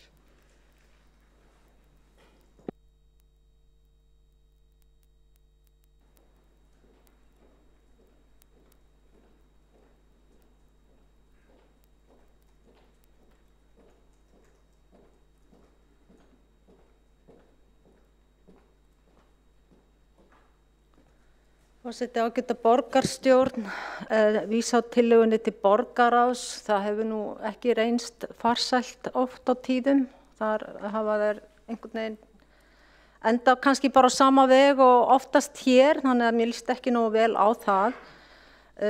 Eins og áður þegar til að Flokks fólksins einmitt sem að búið að vísa hér í var lögð fram, að þá voru rökin þessi að þetta væri löggjafans og kemur kannski lítið inn á borgina, en við vitum hins vegar að Reykjavíkurborg getur gert mjög margt til að takmarka rekstur spilakassa og hefur ýmsar heimildir til að setja reglur eða samþykktir sem getur komið í veg fyrir áframhaldandi rekstur spilakassa í borginni, eða í það minnsta dregið úr slíkri starfsemi. Þannig að ef að vilji er fyrir hendi að horfast í augu við í rauninni hvað spilafíkn veldur miklum samfélagslegum skaða, þá er vissulega hægt að fara margar leiðir.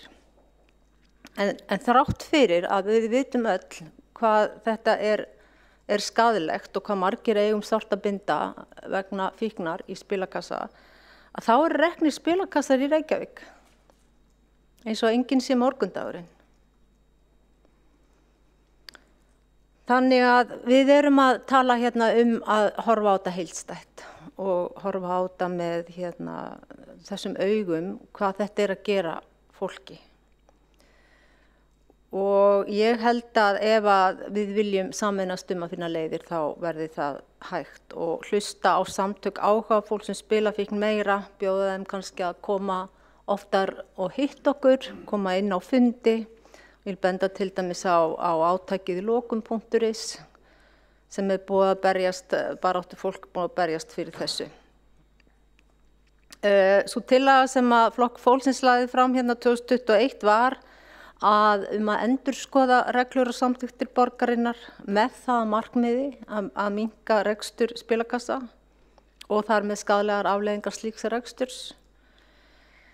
Þessi tillaga var felld og ekki orðum það meira. Ég fagna því mjög að hún sé komin svona aftur í þessari mynd, sambærilegu mynd, og við viljum auðvitað reyna að nota þetta kjörtímabil það litla sem eftir af því til að ávarpa þetta mál og vonandi að bara taka það skrefi lengra í stað þess að sópa því bara undir teppi.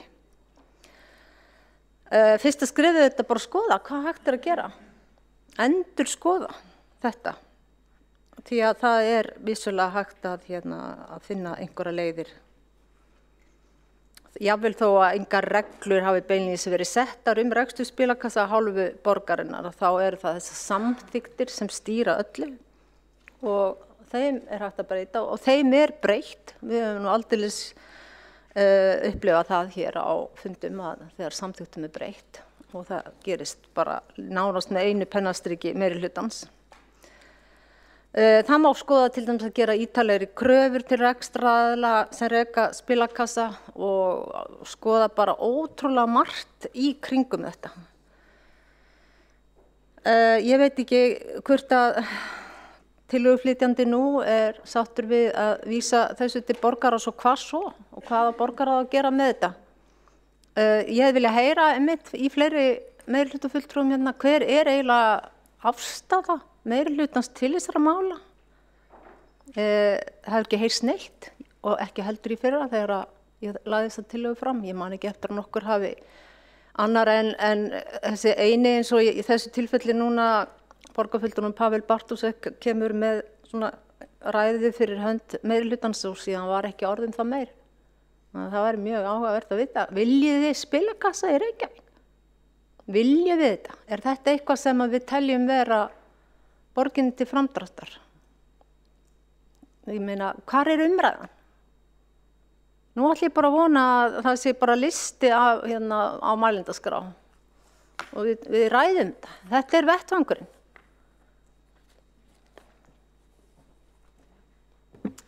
Þá hefur borgarfulltrúinn Kolbrún Baldursdóttir lokið máli sínu. Næstur á mælendaskrá borgarfulltrúinn Eyþór Laxdal Arnalds.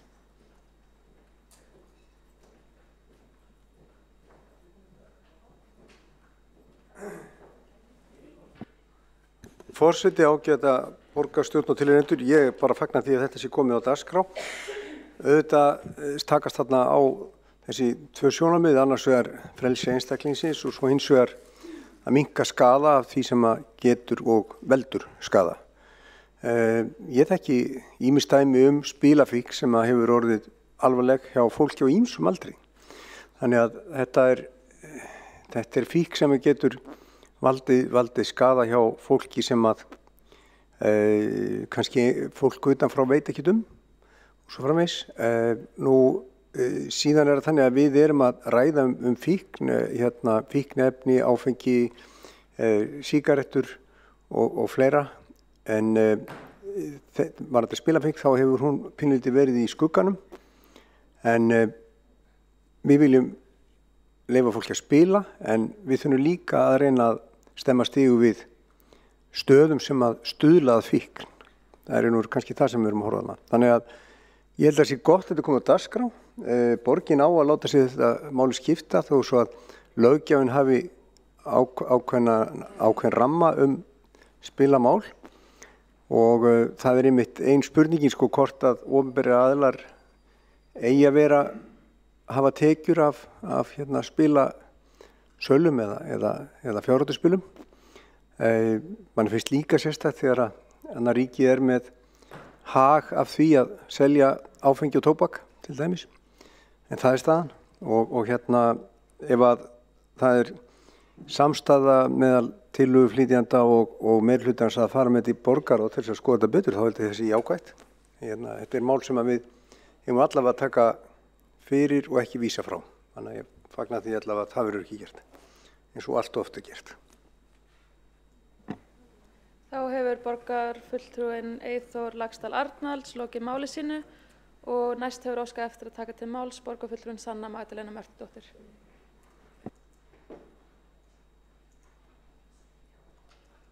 Og forseti lokar mælendaskrá á meðan á ræðinu stendur. Forseti, borgarstjórn, mér gott að við ætlum að skoða þetta betur. En ég spyr hvað felst í því að vísa tillögunni til borgarráðs? Er það þá til meðferðar borgarráðs, til skoðunar í borgarráði, til umfjöllunar í borgarráði, til samtals innan borgarráðs eða til, hvað ætlum að gera í borgarráði og hvort þessi einhver tímarammi þá á þessu afgreiðslu, af því að oft sem að tillögur hafa farið úr borgarstjórn til borgarráðs, til nánari svona skoðunar og útfærslunar og það hefur ekki ennþá komið afgreiðsla eða svona málinu hefur ekki verið lokið, þannig að mér finnst það mikilvægt að við séum þá raunverulega að vinna að málinu, að við vísum þessu ekki til borgarráðs og séum síðan ekki að tala þetta og vinna þessu og vinna því hvernig við viljum útfæra þetta og sjáum fyrir okkur að við ætlum þá að vinna þessari tillögu og skoða hana. Þá hefur borgarfulltrúinn Sanna Magdalena Mörtudóttir lokið máli sínu og borgarfulltrúinn Þórdís Lóra Þórhallsdóttir hefur óskað eftir að veita andsvar. Takk forseti. Já, ég ætla að vísa í það sem að borgarfulltrúinn Sanna Magdalena Mörtudóttir var að spyrja hvað við myndum gera í borgarráði. Við í rauninni erum að fara að gera flesta því sem hún taldi upp. Við erum að fara að afla gagna og taka umræðuna. Þá hefur Þórdís Lóra Þórhallsdóttir borgarfulltrúi lokað við að veita andsvar og ekki hafa fleiri hvatt sér hljóðs undir þessum lið og þá til þess umræðum lokið. Borist hefur málsmeðferðartillaga sem er að vísa málinu til borgarráðs og ég óska eftir því að allir borgarfulltrúar komin í salinn og þeir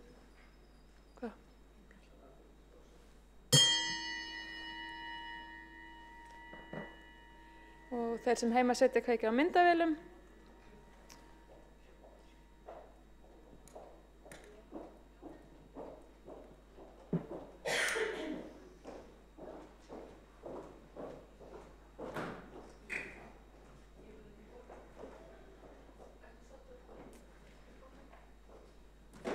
Lagt til að fjórði liður á dagskrá til að borgarfulltrúar Sósíalistaflokks Íslands að Reykjavíkurborg beiti sér gegn spilakössum sé vísað til borgarráðs. Þeir sem samþykkja tillöguna, málsmeðferðartillöguna, gefur merki. Og það samþykkt einróma, sýnist mér. Og þá gengið til, eða þeir sem á móti kunna vera, það var enginn. Og þá gengið til næsta liðar á dagskrá, umræða aðkomu Reykjavíkur að fjölþættri aðstoð fyrir flóttamenn frá Úkraínu að beiðni borgarfulltrúa Flokks fólksins. Og málshefjandi borgarfulltrúinn Kolbrún Baldursdóttir.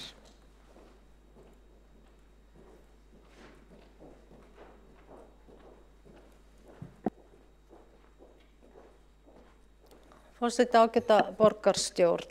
Já, ég hef óskað eftir þessari umræðu vegna þess að nú býður okkar stórt og mikið verkefni og mig langar til þess að við eigum samtal hvernig Reykjavíkurborg hyggst koma inn með fjölþætta aðstoð og stuðning og þá verið að tala fjárhagsaðstoð, áfallahjálp, sálfræði aðstoð og tækifæri til menntunar, frístund og tómstundastarfs fyrir úkraínsk börn og foreldrar þeirra sem setjast að í Reykjavík vegna innrása Rússahers í land þeirra.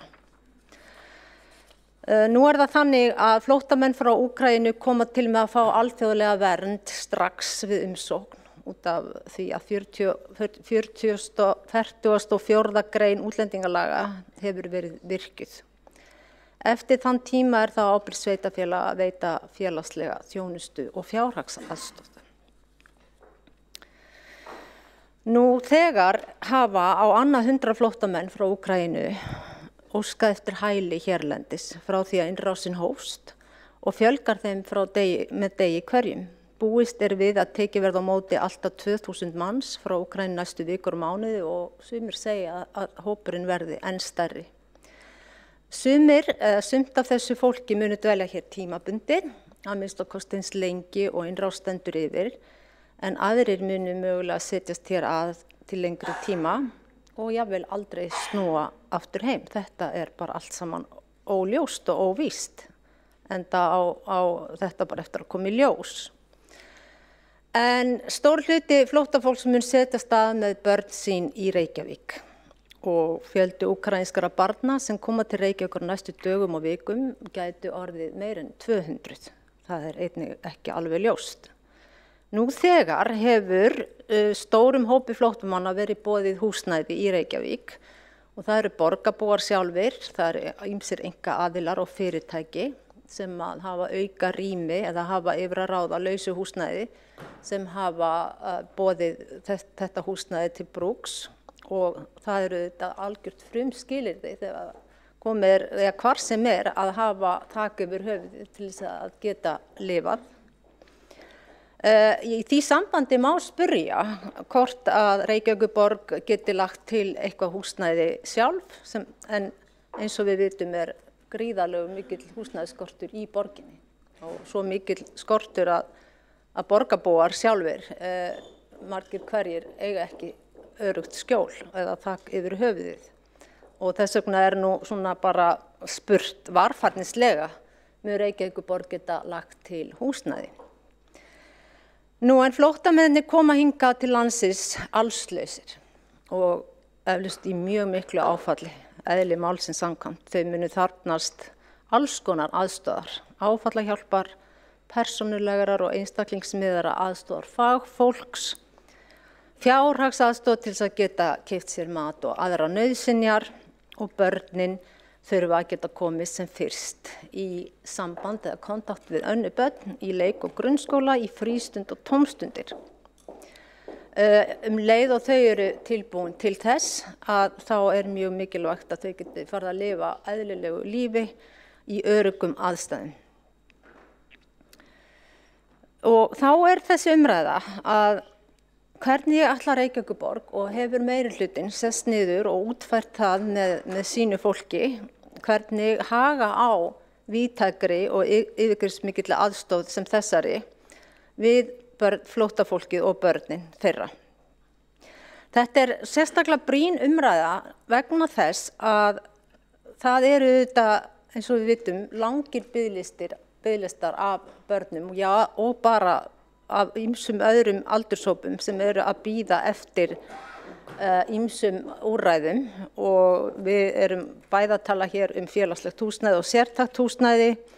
Sá biðlisti langur og síðan þetta biðlisti eftir alls konar aðstoð, faglegri og annars konar stuðningi. Og nú kannski kemur upp þessi hugsun að ef við værum svona illa stödd í borginni með að bjóða Reykvíkingum og börnum borgarinnar þessa sjálfsögðu lögbundnu aðstoð, að þá hefðu við sem borg kannski verið líka bara betur undirbúin, en svo sem átti engin von á þessu. En nú þessi staða komin upp og hér má alls ekki bregðast. Hér þarf að finna einhverja leiðir til að geta gert þetta allt. Bæði séð þá sem eru að bíða og tekið myndarlega á móti þessu fólki sem svo mjög þarfnast aðstoðar. Þannig að kannski ekki seinna vegna að reyna að setja sig í stellingar og ég hef viljað sjá núna Reykjavíkurborg bara skoða svolítið málið upp á nýtt og endurskoða allt saman. Því að þetta segir okkur líka að við getum einhvern veginn aldrei vita hvað gerist á morgun. Þetta náttúrulega orðið bara óútreiknanlegt dæmi, þetta líf. Við erum rétt að komast út úr kórónuveiru faraldrinum, hver átti svo sem von á honum, þegar að þessi pakki og verkefni blasa við og við viljum standa okkur vel í þessu. Þannig að aftur kem ég að þessu með útdeilingu fjármagns. Nú vil ég að við bara virkilega setjum á ís allar framkvæmdir sem ekki eru bráðnauðsynlegar, sem ekki bara beðið eftir og eða verið að biðja ítrekað sem mikilvægt að það verið sett á bið og fjármagni sett í fólkið. Sett til þess að taka myndarlega á móti eins mörgum og mögulegt frá Úkraínu og endurskoða líka stöðu mála hér í Reykjavík, þess að endalausu biðlista. Ég farin að kalla borgina núna biðlista borgin Reykjavík. Ég get ekki hugsað mér að úkraínsku börnin eigi síðan bara eftir að bætast við á biðlistana og þá bara stækkar ennþá þessi langi listi barna, íslenskara og úkraínskara sem bíða og bíða og bíða eftir aðstoð. Er það sem að við ætlum að bjóða upp á? Og síðan það náttúrulega margt annað. Það verið að tala fjarkennslu og þá redda málum hins og það koma styrkir frá ríkinu og allt á þetta eftir að gerast og gerjast. En það þarf að vera borð og stóll fyrir þessi börn í skólum, í grunnskólum. Við þurfum að geta boðið þessum börnum inn á leikskólana. Við ætlum ekki að fara að setja 5 ára barn í fjarkennslu eða hafa samband við önnur börn í gegnum netið, tölvuna, með allri virðingu fyrir stafrænu lausnum. Ég vona að það verði nú ekki hugmyndin að þessi litlu börn eigi að hafa samskipti við önnur börn í gegnum tölvu eða rafræna lausnir til þess að fá félagsskap af því að það ekki pláss fyrir þau í leikskólum. En það þarf að vera pláss fyrir þau í leikskólum og það biðlistar og það þarf að vera pláss fyrir þau til þess að fá áfallahjálp, sálfræðihjálp.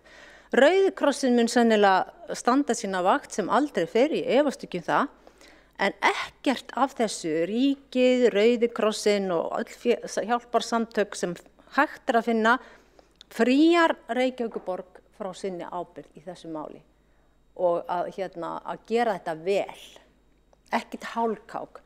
En það kostar peninga og það kostar að unni sér hratt og vel og fumlaust. Og ef að vinna á hratt og vel og fumlaust þá þarf fjármagn. Þannig að nú verðum við að hugsa hvar ætlum við að taka fjármagn. Og vonandi munum við líka bara hugsa börnin sem hafa beðið hér. 1804 börn á biðlista Reykjavíkur eftir fagþjónustu, talmeinafræðingi, sálfræðingi og öðrum fræðingum. Yfir 1000 börn eftir sálfræðingi bara. Og síðan koma öll þessi litlu börn í áfalli frá stríðshrjáðu landi. Og við þurfum að geta tekið utan þetta allt. Þannig að ég skora núna á þennan meirihluta borgarstjóra á þessu lokametrum þessa kjörtímabils, vera komandi með þetta stóra mikilvæga verkefni í fangið, að taka sig saman í andlitinu og hugsa hvar tökum við fjármagnið, hvað má bíða. Og það ekki fólki sem má bíða. Það komið nóg að því að fólk látið bíða hér í Reykjavík eftir öllum með leyfi forseta andskotanum. Fæ ég ekki skammir? Já, ég var bara að sjá hvort að forsetinn var ekki vel vakandi. En ég þakka fyrir góða áheyrn og vænti þess að við gefum okkur tíma til umræðu klukkan 7:30 og við erum ekki orðin svo þreytt. Þetta líka mikilvægt, en þetta öll mál mikilvæg á sinn hátt. Borgarfulltrúin hefur lokið máli sínu. Forseti þarf ekki að láta tjekka á hvort að hún sé vakandi eður ei, en það að mínu mati í lagi að segja að bíða eftir öllum andskotanum. Það ekki það sama og að kalla eitthvað andskotan eða eitthvað svoleiðis. Þurfum ekki að fara nánar út í það. Næst hefur óskað eftir að taka til máls borgarfulltrúin Heiða Björg Hilmisdóttir. Og forseti verður að ítreka það að fólk verður að hafa snjalltæki hljóðlaus.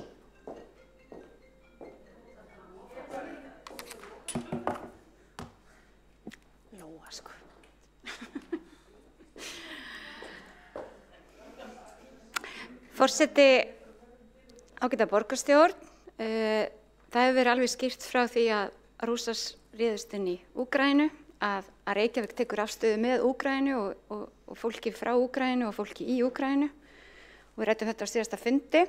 Við fordæmum innrás Rússa í Úkraínu og upplifum það sjálfsögðu sem okkar skyldu að taka á móti fólki og standa með þeim hætti sem við getum. Og samkvæmt fréttum það hafa nærri 3 milljónir manns nú þegar flúið Úkraínu og við vitum ekki hversu margir eiga eftir að neyðast til þess eða hversu margir hreinlega fá tækifæri til þess. Þar sem að fréttir berast líka því að landamæri séu ekki endilega opin öllum sem að það vilja. Og ég dáist satt að segja að nágrannlöndunum sem hafa opnað dyr sínar og hef fylgst með fólki líka í Þýskalandi sem hefur opnað heimilin sín og þetta eru náttúrulega sögulegir og hræðilegir tímar sem við erum að lifa. En móttaka flóttafólks auðvitað alltaf að ábyrgð hvers ríkis. Það hvert ríki sem að tekur á móti fólki og býður því að vera í því ríki. Íslenska ríkið hefur gert það hér, kannski ekki jafn hratt og við mörg vildum sjá, en þetta auðvitað stórt og mikið verkefni og ég sá áðan að forsætisráðherra var á hinum ýmsu fundum akkurat í dag að ræða akkurat þessi mál og ég veit að ráðherrar bæði dómsmála, félagsmála og barnamála hafa verið með fundi með sambandi íslenskra sveitarfélaga og fleiri aðilum að reyna að samhæfa allar aðgerðir. Reykjavíkurborg hefur sannlega tekið þátt í því og Reykjavíkurborg sannlega tilbúin til þess að taka á móti fólki frá Úkraínu. Það hefur verið virkjuð viðbragðsáætlun, ríkislögreglustjóri virkjaði viðbragðsáætlun á landamærum og sem að tekur svona til þess að það sé hægt að opna fjöldahjálparstöð og hefur verið að undirbúa það svona með, ef til þess kemur. Það mikill fjöldi að koma, ekki endilega bara fólk frá Úkraínu.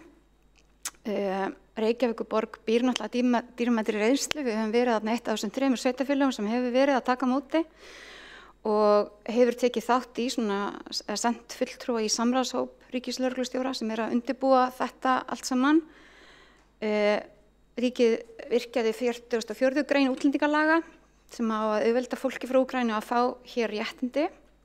Nú síðan hefur flóttamannanefnd verið virkjuð og beðin að fylgjast náið með framvindu mála, sérstaklega hvað varðar fólk frá Úkraínu og vera í samstarfi og samráði við Norðurlönd, Evrópuríki og Flóttamannastofnun Sameinuðu þjóðanna. Og í flóttamannanefnd situr fulltrúi sveitarfélaga, þannig að það sé alveg á hreinu. Þannig að sveitarfélögin eru alltaf með og það er okkar trú og reynsla að þegar að sveitarfélög taka á móti fólki, að þá gengur það betur, heldur en ef það er Útlendingastofnun eða bara ríki sem að því. Þannig að við viljum mjög gjarnan sitja þarna og taka þátt. Það hefur verið ráðinn sérstakur aðgerðarstjóri í móttöku flóttafólks. Nú tala ég eins og einhver talsmaður ríkisstjórnarinnar sem ég reyndar alls ekki, en mér finnst bara mikilvægt að við séum meðvituð það. Það er verið að gera taka hin ýmsu skref. Óska hefur eftir að fólk láti vita ef það er með laust húsnæði hvar sem er á landinu inn á vefnum island.is og mér skilst að það séu einhverjar 100 íbúða komnar þar sem er frábært og síðan er búið að vera að taka saman upplýsingar fyrir úkraínska ríkisborgara, bæði hjá Útlendingastofnun og hefur verið deilt áfram í Fjölmenningarsetri og við hefum líka deilt áfram í okkar alþjóðateymi og þjónustumiðstöðvar borgarinnar eru að sjálfsögðu upplýstar þetta ef þangað kemur inn fólk sem er að leita upplýsingum hvernig megi leiðbeina. Og það má segja að allir séu að vinna því núna að samræma aðgerðir hvað varðar flóttamenn frá Úkraínu og hvernig við getum tekið á móti fólki sem þaðan kemur. Og þegar ég tala alla þá er ég að tala lögreglu og ráðuneyti og stofnanir, sveitarfélög, heilsugæslu, félagasamtök, til dæmis Rauða krossinn sem hefur verið leikið stóran þátt í móttöku flóttafólks hingað til þó að séu einhverjar breytingar á þeirra hlutverki akkurat núna. Og alþjóðateymið okkar sem að við stofnuðum ekki fyrir svo lengu hefur bara þarna átt gríðarlega mikilvægan sess og ég held að við getum verið mjög stolt af því hér í Reykjavík að hafa verið búin að ráða þangað inn, hann að Jasmín leiðtoga og búin að setja saman þetta alþjóðateymi. Við höfum ekki fengið neina formlega beiðni frá ráðuneytinu að taka á móti fólki frá Úkraínu en við erum hins vegar tilbúin til þess og við erum undir það búin og alþjóðateymið er að undirbúa það þó að beiðnin hafi ekki formlega komið. En eins og ég sagði áðan þá eru móttaka flóttafólks alltaf samningur sveitarfélaga við ríkið. Það er samningur í gildi sem var skrifað undir 1. febrúar 2021 og hann gildir út þennan mánuð sem er ansi stutt og Reykjavíkurborg hefur setið í því ásamt sambandíska sveitarfélaga að reyna að endurnýja hann og ég bara hreinlega trúi ekki öðru en hann verði endurnýjaður núna. Þannig að við getum farið hratt og vel inn í þetta verkefni. Samkvæmt þeim samningi átti Reykjavíkurborg að veita öllu flóttafólki sambærilega þjónustu og því hvort það væri að ræða kvótaflóttafólk eða einstaklingar sem hafa fengið alþjóðlega vernd eftir að hafa komið hér á eigin vegum. Og þetta var sett upp sem reynsluverkefni og hefur reynst vel. Og félagsmálaráðuneytið núna að endurskoða þannig samning og fulltrúi alþjóðateymisins okkar inn í því og ég sannfærð það. Nú við höfum verið eitt af þessum 3 sveitarfélögum sem hafa verið þarna að taka á móti fólki og eru nú þegar með fyrir gott utanumhald, svo ég segi nú bara sjálf frá. Mér finnst það starfsfólk okkar sem hefur verið að sinna þessu, hafa sinnt því vel. Það eru umhverju 15 félagsráðgjafar sem að vinna við það alla daga að sinna þessu fólki og það eru núna 380 flóttamenn í þjónustu hjá Reykjavík og 220 umsækjendur alþjóðlega vernd og við höfum rými innan þess samnings til að fara upp í 300, þannig að við höfum alveg rými ennþá þar ef það er. Og við búumst allavega við núna að þessar tölur gætu tvöfaldast. Þannig að það sem verið að undirbúa núna, það verið að auglýsa eftir fólki og það vel að reyna að finna húsnæði út frá því að þarna gæti mögulega tölur tvöfaldast. Þannig að má segja að Reykjavíkurborg byrja að undirbúa það að fá beiðnir sem ekki ennþá komin, vegna þess að við erum það viljug til þess að taka vel á móti því fólki sem þarna kemur. Það vilja margir koma til Reykjavíkur, það frábært, við höfum fundið fyrir því, alþjóðateymir segir mér að þau hafi séð að það kannski ekki síður yngra fólki sem vil gjarnan fá að vera í Reykjavík, en það eru margir aðrir sem vilja líka fara til annarra staða innan landsins og það eru margir sem vilja auðvitað fara til á þá staði kannski sem þeir eru mögulega að þekkja fólk eðlilega. Þannig ég vona innilega sem flest sveitarfélög komi með okkur í þetta verkefni núna því það var alls ekki gott að við værum bara 3 sveitarfélög sem værum að taka á móti fólki og ég held að sé mjög mikilvægt að við komum helst öll saman í þetta mikilvæga verkefni.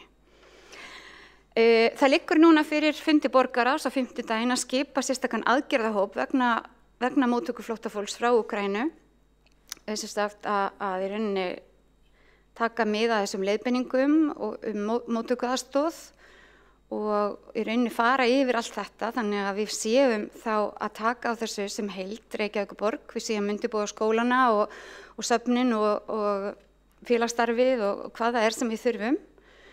Það mjög mikilvægt að virkja alla nærþjónustu í borgarhlutunum og þar geta þjónustumiðstöðvarnar verið öflugar inni og skóla og þá gott að við erum með betri borg fyrir börn sem að getur sannarlega orðið þarna að liði inn í hverfunum líka.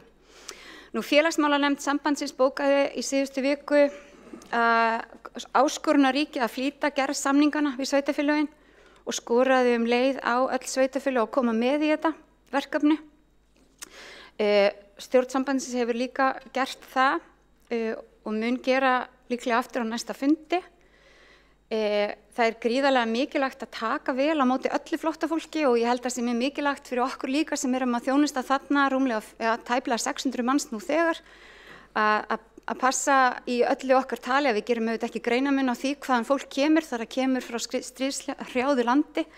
Hér fullt af fólki frá Venezuela og Afganistan og svo framvegis og fólk kemur hingað almennt í neyð en við viljum auðvitað taka virkilega vel að móti fólki sem kemur á erfiðum aðstæðum og ekki síst þeim sem að núna koma frá Úkraínu. Það eru ýmsir hlutir sem að mætti nefna sem þyrfti að skoða frekar í þessum samningi.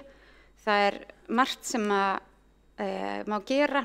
Við höfum kallað eftir því til dæmis að heilbrigðisþjónustan sé tilbúin til að taka á móti fólki, að Landspítalinn viti af því að þarna gæti verið fólk sem sé með alvarlega áfallastreitu og þurfa að leggjast inn á geðdeildir, að við þurfum, held ég bara allar stofnanir samfélagsins að vera tilbúin í þetta mikla verkefni og við þurfum líka bara að finna út úr því hvað getum við boðið mörgum að koma hingað. Borgarfulltrúin hefur lokið máli sínu. Einn borgarfulltrúi óskar eftir að veita andsvar, Kolbrún Baldursdóttir. Forseti ágæta borgarstjórn, ég vil byrja að þakka borgarfulltrúanum Heiðbjörg Hilmisdóttur fyrir hennar yfirlit sem gott og gott að heyra að það náttúrulega allt í gangi og þannig á það líka að vera. langar aðeins að koma að tvennu, kannski að sjálfsögðu sama hvaðan fólk kemur og allt það, en hér bara mjög stóran hóp á einu bretti að ræða sem að gera þetta óvenjulegt og þess vegna þarf það ákveðna nálgun þegar að vera að taka á móti svo mörgum í einu. En síðan finnst mér ég ekki hafa fengið kannski nægar svona upplýsingar þessu langt meirihlutinn komin í umræðinu svona þetta físiska, það er að segja að hafa pláss fyrir eins og barn í leikskóla, barn í skóla, það er svolítið eftir af skólavetrinum og það bara að geta gengi í skóla þýðir að það þarf að vera rými, það þarf að vera snægi, það þarf að vera mannskapur, það er mögulega að bætast í 10 börn á einn leikskóla. Þá segir það sig sjálft, það kallar á fjölgun á ýmsu og það kallar á bara þetta rými að það sé borð og stóll og diskur og glas og allt þetta.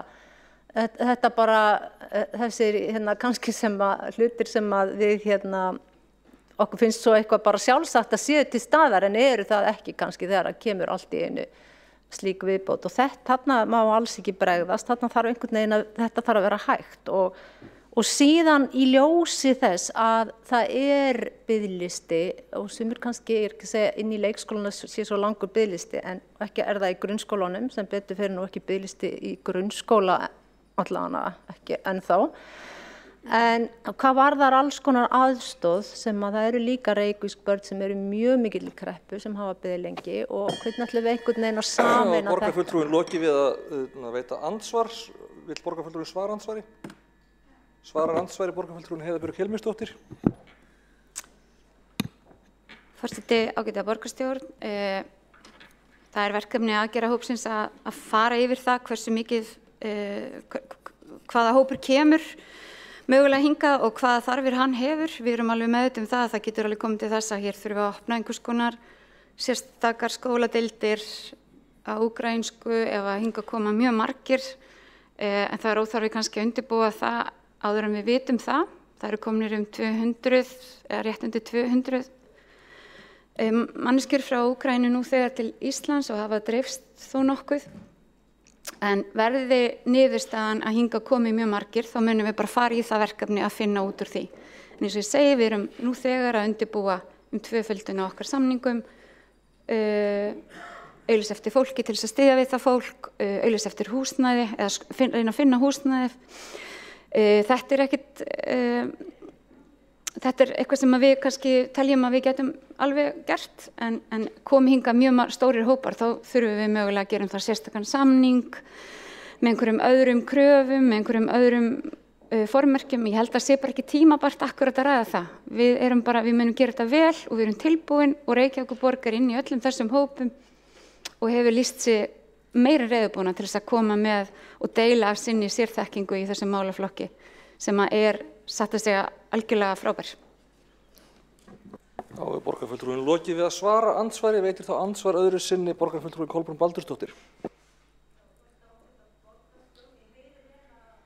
Viljan og ég hef aldrei efast það heldur hjá engu okkar hér og bara ég held að öll þjóðin sé sem betur fer mjög samstillt í að vilja gera allt sem í okkar valdi stendur en ég er svona aðeins að velta fyrir mig hversu vel meirihlutin eða borgarfulltrúinn Heiða Björk Hilmisdóttir inn í því að fylgjast með hvað þessi aðgerðarhópur að gera, er daglegt samband, meirihlutin að því að fjármagnið þarf að koma frá þeim sem valdið hafa og þá spyr ég hvað að taka fjármagnið?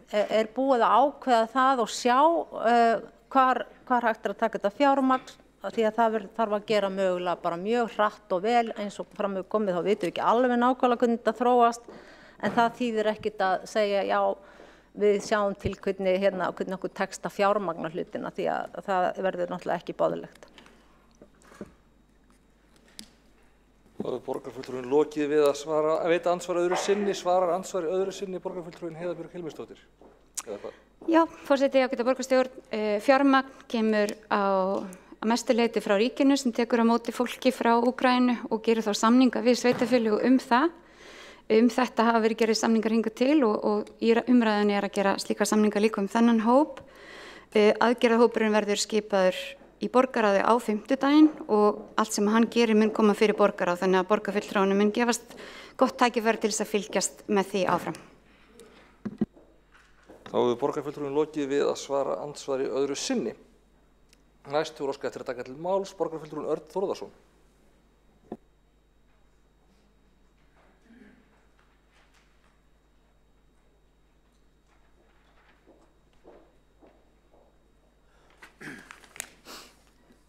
Forseti, ágæta borgarstjórn. Já, ég vil þakka Kolbrúnu Baldursdóttur borgarfulltrúa fyrir að setja þetta mál á dagskrá aftur. Það núna akkurat hálfum mánuð síðan við fórum yfir þetta mál hér í þessum sal og ástandið var töluvert annað þá. Við vorum að kynnast þessu ástandi, fengu það í fangið með allt öðrum hætti heldur en maður hefði nokkuð tíman órað fyrir. En núna hefur þetta verið að taka á sig einhverja mynd og það auðvitað gott að geta farið yfir málið núna þegar það aðeins fara að þróast, fara að taka á sig skýrari mynd. Maður finnur það að þetta brennur á fólki, þetta mál, hvernig við ætlum að taka á móti þessu fólki sem að leita til okkar í neyð, koma þeim í skjól. Og við heyrum það að almenningur talar opinskátt þetta og það þarf ekki að fara lengra heldur en bara hérna meðal almennra starfsmanna í ráðhúsinu til þess að heyra hvernig þessi umræða og hversu alvarlega þetta mál tekið. Almenningur víða að svara þessu kalli með að bjóða fram aðstöðu í búðir eða herbyggi til þess að gista í. Og það auðvitað frábært að þannig auðvitað samkenndin sýnilegur þegar fólk til í að taka svona stór skref persónulega sem einstaklingar til þess að reyna að leysa þetta mál. Því bör auðvitað að fagna. En hitt annað að ég held að máli sé í rauninni miklu víðtækara og yfirgrips meira eins og nákvæmlega kemur fram í greinargerð frá borgarfulltrúa Flokksfólksins þetta mál. Að þessi aðstoð sem þetta fólk þarf á að halda miklu flóknara. Og þá skiptir auðvitað máli eins og ég held að ég hafi nefnt fyrir hálfum mánuði síðan að það þurfa allir að leggjast á áratar. Fyrst og fremst ríki og síðan sveitarfélögin og síðan hjálparstofnanir. Og það þarf að vera ákveðin verkaskipting á milli þessara aðila. Það hefur komið fram að ríkið kannski sá aðili sem helst kemur til með að setja fjármagn í þetta verkefni og þeir hafa hugsanlega aðganga því að flytja þetta fólk sem þarf á skjóla að halda hingað og þeir ríkið ræður yfir heilbrigðisþjónustunni. Og við skulum vona það að það sé gengi hratti verka þar. Sveitarfélagin, þau geta boðið sína aðstoð að mörgu öðru leyti og ég nefndi það síðast á fundi að hugsanlega væri einhver aðstöðu að finna víða land. Ég hef heyrt að fulltrúar sveitarfélaga út á landi hafa einmitt verið að nefna þetta og þetta orðið úrræði sem verið að skoða. Og það auðvitað vel þegar við sjáum það ekki bara þetta þríhliða samstarf sem ég að nefna, ríki, sveitarfélag og hjálparstofnanir, heldur líka að sveitarfélagin eru hvert með sínum hætti að bregðast við með þá aðstoð eða það framlag sem þeir geta best veitt. Nú, hjálparstofnanir hafa reynslu í gegnum tíðina að ég mitt að bregðast við svona stór áföll. En það sem við höfum kannski fram að færa umfram önnur sveitarfélög og aðra aðila að í þessu samvinnuverkefni, það okkar sérfræði þekking á þessum málum sem kannski eru hvað erfiðust að veita. Eða ég segja að séu bæði víðtæk og yfirgrips mikil. Það eru fyrst og fremst þjónusta velferðarsviðs og síðan þjónusta skóla og frístundasviðs. Það þarf að hlúa þessu fólki hvað varðar velferð og það þarf að hlúa þessu fólki hvað varðar menntun og skóla. Það ágætt að formaður velferðarráðs fór yfir það og útskýrði það að það komin í gang samráðshópur sem sérfræðingar velferðarsviðs eiga sæti í og ég kallaði sérstaklega eftir svörum úr skóla frístundasviði og sömulegis úr velferðarsviði þá fekk ég þær upplýsingar að þessi vinna væri hafin og þó að hér vanti Skúla Helgason formann skóla frístundaráðs þá get ég allavega fullyrt það að fulltrúar frá því sviði séu komnir inn í þetta mál og farnir að hafa með það að gera. Og það eru auðvitað sviðsstjórnir sem að fara fremstir í flokki en síðan auðvitað færustu sérfræðingar í þessum málum á hverju sviði. Þannig að það er heilmikið sem við getum gert og þarf ekki að taka til sín mikið fjármagn en þetta er forgangsverkefni sem við þurfum að horfa á. Það eru sennilega ekkert sveitarfélag á landinu sem hefur jafn öflugar bjargir eða resursa til þess að takast á við þessi flóknu verkefni sem framundan eru. Þannig að ég segi þetta þarf að vera samvinnuverkefni, þetta þarf að vera skýrt skipulag og það þarf að vera verkaskipting og ég trúi því að það séu allir sem eru samhentir í þessu. Þegar hófst gos í Vestmannaeyjum 1973 og það bjuggu þar töluvert fleiri heldur en þegar heldur en sá fjöldi sem áætlað að koma hingað, það hafi ekki verið yfir 5.000 manns sem bjuggu í Vestmannaeyjum þá, það var ekki verið að bíða eftir einu og það fór allir í verkin og það tókst að leysa það án þess að vera að spyrja hver borgaði hvað. Við getum auðvitað gripið með einhverjum svona stórátæki inn í þetta mál vonandi og svo skiptir það auðvitað máli líka að þeir sem hingað koma og ætla að vera hér tímabundið því að auðvitað hlýtur það að vera draumur allra að geta snúið heimaftur til sína heima í friði. Einhverju vilja vonandi vera hérna áfram, gerðast í íslensku samfélagi og aðlagast því, það tekur lengri tíma en það er kannski fyrst og fremst þessi hópur sem alltaf að vera hérna rétt á meðan að þessu ógnarástandi það stendur yfir sem þurfum að hlúa sérstaklega. Þannig að ég bara hvet okkur hér í borgarstjórn og okkar kerfi og okkar bjargir að þar séu tiltakar þessum samráðshópum sem ég veit að eru nú þegar komnir í gang og það væri kannski ágætt að fá meiri upplýsingar oftar inn í ráð og nefndir til þess að við getum vita nákvæmlega hvernig þetta starf fer fram.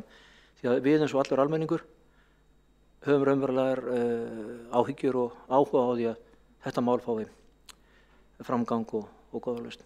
Takk fyrir. Þá borgarfulltrúinn lokið máli sínu. Næstu er óskað eftir að taka til máls borgarfulltrúinn Sabine Leskov.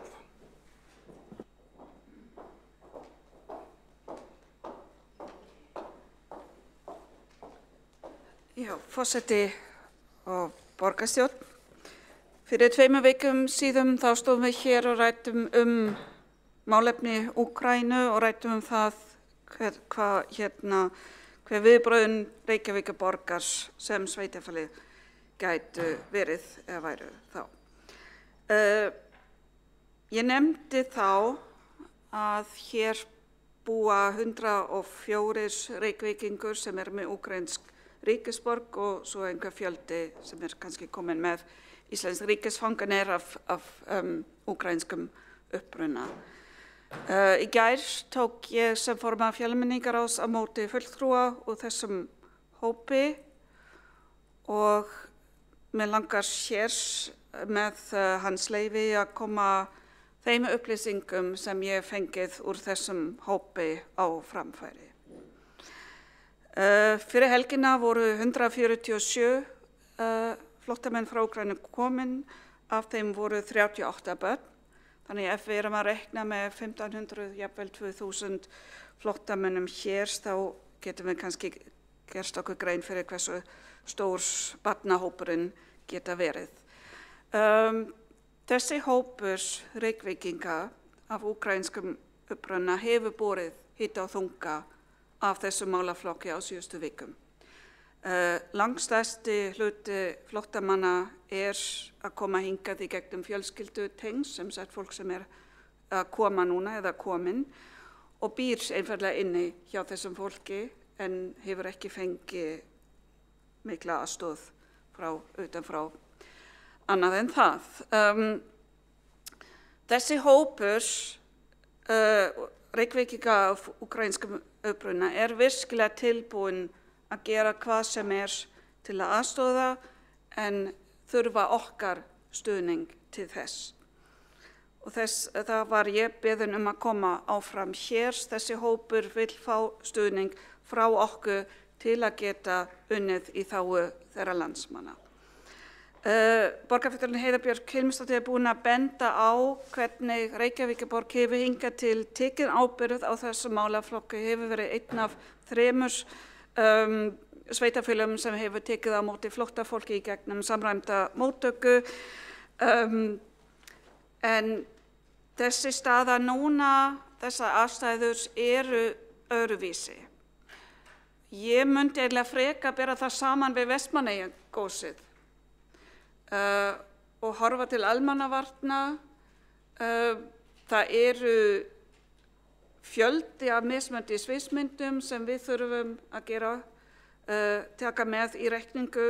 Það fer eftir hversu lengi þetta stríð varar, hvernig ástandi í Úkraínu verður eftir því, hversu langvarandi þetta verður.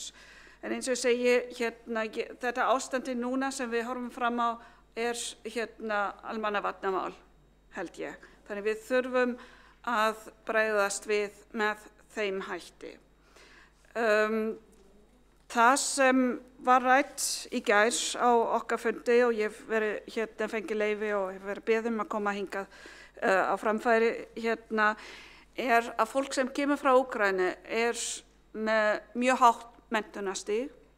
Við getum gert ráð fyrir að margar af þessum konum sem eru í meirihluta flóttamanna séu með mjög góða sterka menntun.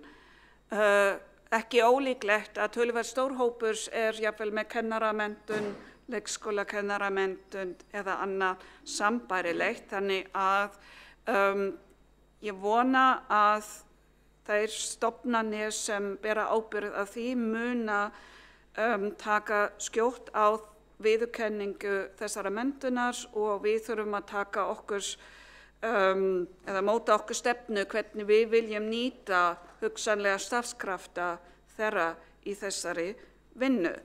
Ég hef verið að fylgjast með slíkum verkefnum í Þýskalandi þar sem farið með skipulegum hætti í það hvernig hægt að nýta starfskrafta flóttamanna sem fyrst miðað við hvernig möguleikar eru. Hér hefur verið rætt að ákvörðun að taka á móti flóttafólki alltaf ríkisins og þetta þurfum við að sjálfsögðu þannig að það þýðir að fjármagnið þarf að fylgja og við viljum ekki horfa aftur upp á einhverju tilfærslu eða færslu til sveitarfélaginu sem vanfjármagn. Ekki viljum við aftur 8 milljarða vanfjármagn eins og við höfum séð í öðrum málaflokkum. Ég ætla að nefna eitt til viðbótar sem getur skipt máli fyrir okkur hér. Ákvörðun að virkja 44 grein til að taka á móti flóttafólki með mjög litlum litlu stjórnsýslu og láta þetta allt ganga hratt fyrir sér góð á vissan hátt. Þetta mun taka skamman tíma, fólk ekki í óvissu þegar það kemur hingað. Það jákvætt. Neikvætt hins vegar að þetta 44 grein þýðir að fólk fær dvalarleyfi til 1 árs. Þannig að fólk veit ekki hvað að loknum þessa tímabils og það kannski óöryggi sem fylgir því. Einnig ef við leyfum ekki fólki frá Úkraínu að sækja stöðu flóttamanns hér, þá þýðir þetta að þeir hafa ekki rétt til fjölskyldusameiningu og einnig flækjustig við atvinnuleyfi. Nú var viðtal við forstjóri Vinnumálastofnunar í útvarpinu daginn og hún sagði að þetta væri bara formsatriði og það yrði greitt fyrir að flóttafólk frá Úkraínu gæti sótt og fengið atvinnuleyfi án vandræða. Við vonum það. Við skrifað undir, við byrjað að undirbúa þetta og mér líst rosalega vel á þessa tillögu sem mun fara fyrir borgarráði að stofna þetta teymi, að hafa velferðarsvið, að hafa skólafrístundarsvið þarna inn að því að þetta mun mest af öllu snúast þessi börn og hvaða leið við förum þar. Það þarf líka að skoða mismunandi sviðsmyndir. Við höfum rosalega góða reynslu af þessu móttöku bekk eða móttöku eining sem tekur á móti flóttabörnum, börnum á flóttu þar sem þau eru stödd hverju sinni, en við þurfum náttúrulega líka að hafa í huga og þetta var skilaboð sem ég fekk í gær, að þetta náttúrulega ekki börn sem hafa kannski verið árum saman í flóttamannabúðum og ekki í skóla, þetta eru börn sem voru í venjulegum skóla fyrir mánuð síðan, þannig að virkni lykilega atriði sem allra fyrst. Ég heyrst í Þýskalandi að það hafa verið kröfur jafnvel frá úkraínskum menntastofnunum að veita þessum börnum nám samkvæmt námskrá í Úkraínu, þannig að þeir geta farið heim eins fljótt og hægt en þetta líka eitthvað sem við þurfum að skoða, en hérna erfitt að taka ákvörðun þarna. Það fyrir fram þurfum við einfaldlega að skoða þessi mismunandi sviðsmyndir. Þannig að beiðni stuðning frá þessum hópi samfélagsfræðsla, það eru dagforeldra, íslenskukennsla, atvinnu með stuðning. Þetta var nefnt og húsnæði fyrir fólk að fá að skipuleggja aðstoð sem þeir vilja svo sannarlega veita, og ég held við myndum virkilega græða á því að nýta okkur þennan bara eldmóð að gera það, að stofna frekara félag í kringum verkefni, söfnun og allt þetta, þannig að ég held það væri rosalega gott ef við getum gert það, og ég veit að Mannréttindaskrifstofa nú þegar komin inn að veita þeim aðstoð með alls konar formlegum hlutum sem þeir þurfa að kunna. Í lokin vil ég vitna í þær upplýsingar sem ég fekk í gær og lesa upp það sem viðkomandi sagði við okkar með hans leyfi og með leyfi forseta. Í dag var þetta sem sagt tilvitnun í fulltrúa úkraínska samfélagsins hér í Reykjavík sem sagði: í dag var ég boðin hingað til að svara spurningum varðandi aðstæður í Úkraínu. Flestir spyrja mig hvort fjölskyldan og ættingjar í Úkraínu séu á öruggum stað.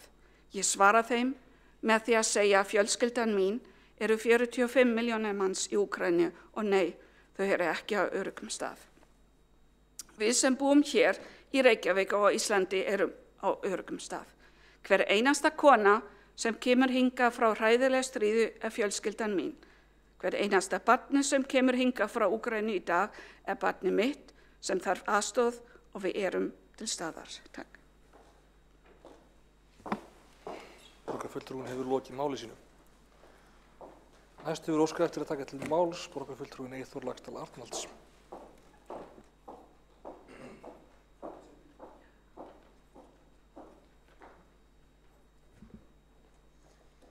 Forseti, ágæta borgarstjórn og tilheyrendur. Flóttamenn frá Úkraínu, þeir þurfa aðstoð, þeir þurfa mikla aðstoð og þeir þurfa aðstoð strax.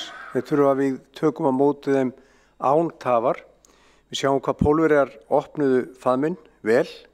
Maður hefur fylgst með hvernig Pólverjar hafa til dæmis skilið eftir barnavagna, mat og fleira við lestarvagnana, þannig að þeir sem koma án þess að hafa barnavagn en eru með barn í fanginu geta fengið barnavagn og komist á næsta stað. Pólland að taka við meiri hlutan af þeim 3 milljónum sem nú þegar hafa flúið frá síðasta borgarstjórnarfundi. Við vorum að ræða mögulega 1 til 2 milljónir, vorum margir að nefna, en það var 3 milljónir flúið frá því við vorum hérna fyrir 2 vikum. Það getur verið að þessi tala verði komin upp í 5 milljónir.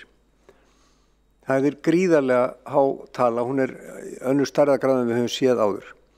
Og fólkið ekki að fara á milli flóttamannabúða, það að fara beint af því sem heimilið þeirra, sem brennandi, og til nágrannaríkjanna og síðan áfram. Það gríðarlega mikið álag á Póllandi sem hefur staðið sig alveg stórkostlega. Þar hefur ekki verið skriffinsku fyrir að fara, það hefur bara verið hjartahlýja og tekið á móti fólkinu. Nú vill þannig til að við erum með mjög öfluga loftbrú milli Íslands, Reykjavíkur og Póllands. Flugfargjald á milli Póllands og Íslands 10.000 krónur sem svona eins og bara lestarfargjald innan lands í Evrópu. Þannig að við erum með mjög sterka tengingu á milli Póllands og Íslands, líka til annarra landa, líka til Ungverjalands og fleiri en Póllands sérstaklega. Og nú komið okkur, það eru nú þegar komnir flóttamenn hingað, en við skulum ímyndum okkur að við þurfum að taka við talsverðum fjölda og okkur undir það. Kannski til skamstíma og kannski til langstíma. Við þurfum að undirbúa okkur út í hvoru tveggja. Auðvitað vona flestir að þeir geti snúið tilbaka, en það ekkert víst að það verði þannig. Og sumi vilja kannski verið hérna áfram. Þannig að við höfum líka að búa okkur undir það. Við höfum ekki að hugsa um þá sem er að flýja núna til Íslands að þeir séu bara komnir hérna í nokkra daga. Við þurfum líka að vera tilbúin til þess ef að þeir þurfa eða ef að þeir vilja að taka mótið þeim hér inn í samfélagið og taka vel á mótið þeim alla leið. Og það kallar líka á mikla vinnu, en við eigum alveg að geta gert það. Þetta eru hamfarir fyrir fólkið eins og eldgos, nema þetta er að manna völdum því miður. Og þegar við horfum á hvaða stærð við getum verið að horfa á, og þá erum við að horfa kannski á núna 3 milljónir, gæti orðið 5 milljónir, og ef við horfum á hvernig Ísland er í samanburði við Evrópu, þá erum við 1 prómill eða 0,1% af Evrópu, cirka bát. Þannig að við getum ímyndað okkur að við tökum við 1 af hverjum 1000. Ef að það er okkar hlutur, þá geta þetta verið 3.000 eða það eru 3 milljónir, eða 5.000 eða það eru 5 milljónir. Þannig að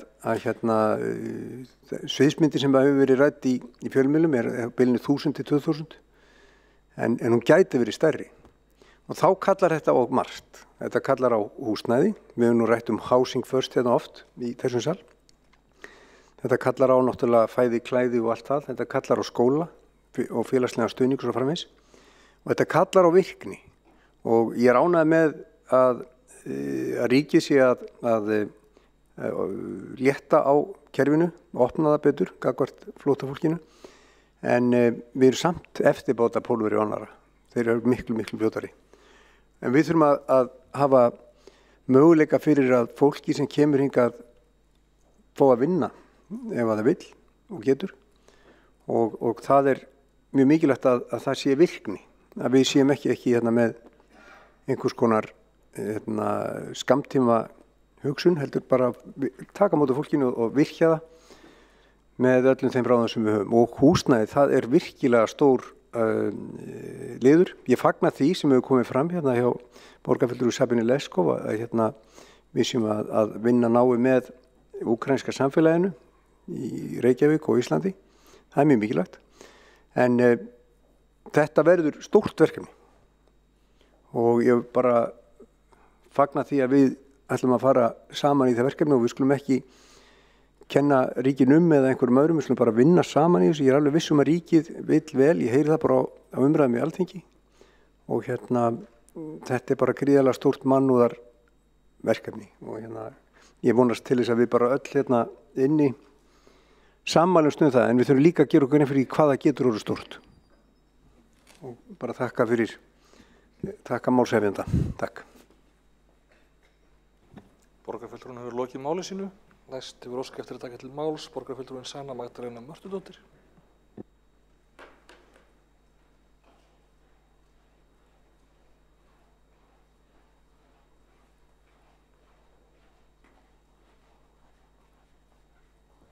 Forseti og borgarstjórn og borgarbúar. Það er svo gott að heyra velviljan sem er til staðar varðandi móttöku fólks á flótta og velvildin. Hún er vissulega til staðar en þegar maður hugsar einmitt stöðuna þá fyrir hugsun stuðningsúrræðinu og þau þurfa að vera pottið til staðar hjá okkur og að við þurfum að geta tryggt það og það er svona spurningin sem ég hef inn í þessa umræðu að stuðningurinn að hann sé pottið til staðar varðandi húsnæði, að nægt húsnæði sé til staðar og í skólakerfinu, að starfsfólk skóla sé með það sem þarf til að taka á móti börnum sem að eru að koma úr hræðilegum skóla, eða við séum þá með þetta aðgerðaplan, eða þess að aðgerðaáætlun varðandi bara hvernig verði staðið að móttöku. Varðandi einmitt svona áfallamiða nálgun í skóla- og frístundastarfi sem að tekur líka mið af fjölbreyttum uppruna og börn sem að koma eru á mismunandi aldri og þannig að svona einmitt hver er staðan varðandi móttökuáætlun á öllum skólastigum í skóla- og frístundakerfi, að við séum bara tilbúin með í rauninni þessar áætlanir sem að sé hægt að líta til. Og að einmitt er starfsfólk að fá allan þann stuðning sem þarf til varðandi þá móttöku sem við sjáum fram á. Og ég vil vera viss að borgin sé pottþétt tilbúin, að því að þegar við skoðum stöðuna núna þá vitum við að það er þörf á að efla þau úrræði sem eru til staðar svo að þau standi fólki pottþétt til boða. Eins og varðandi húsnæðisstöðu núna þá er ekki eins og sé eitthvað offramboð að ræða, og þó að fólk sé vissulega að bjóða fram húsnæði sitt, meðal annars sem það dvelur sjálft í, þá svona einmitt hvernig tryggjum við að við séum alla innviði tilbúna.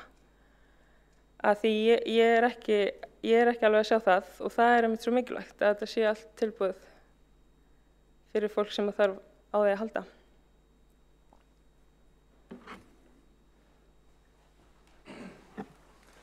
Borgarfulltrúinn hefur lokið máli sínu.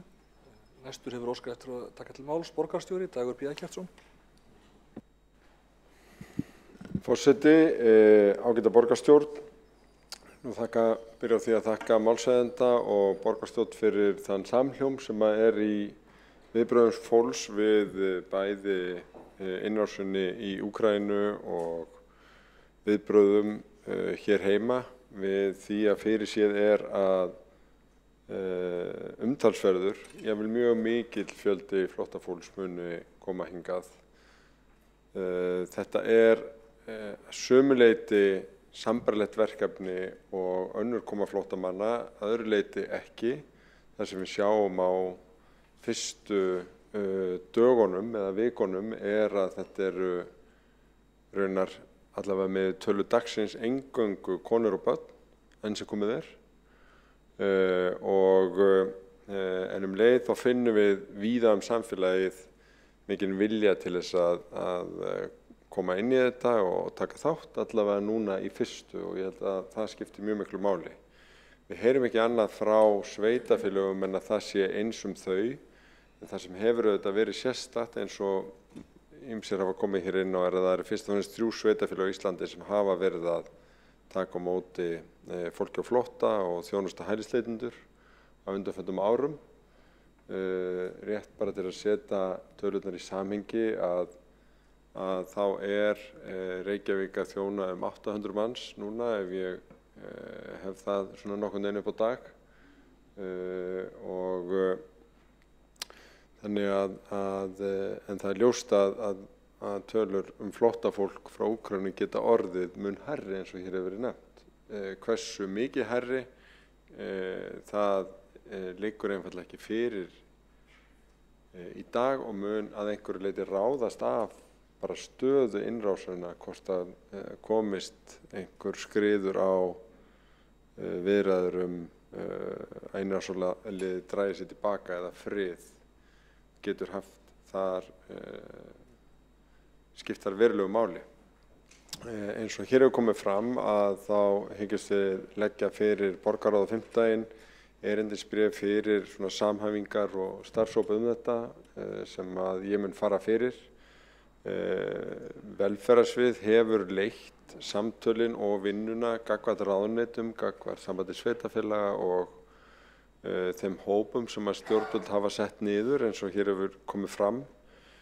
Við höfum í raun ekki hafið mikið samtala á höfuðborgarsvæðinu ennþá samhæfingu aðgerða þar.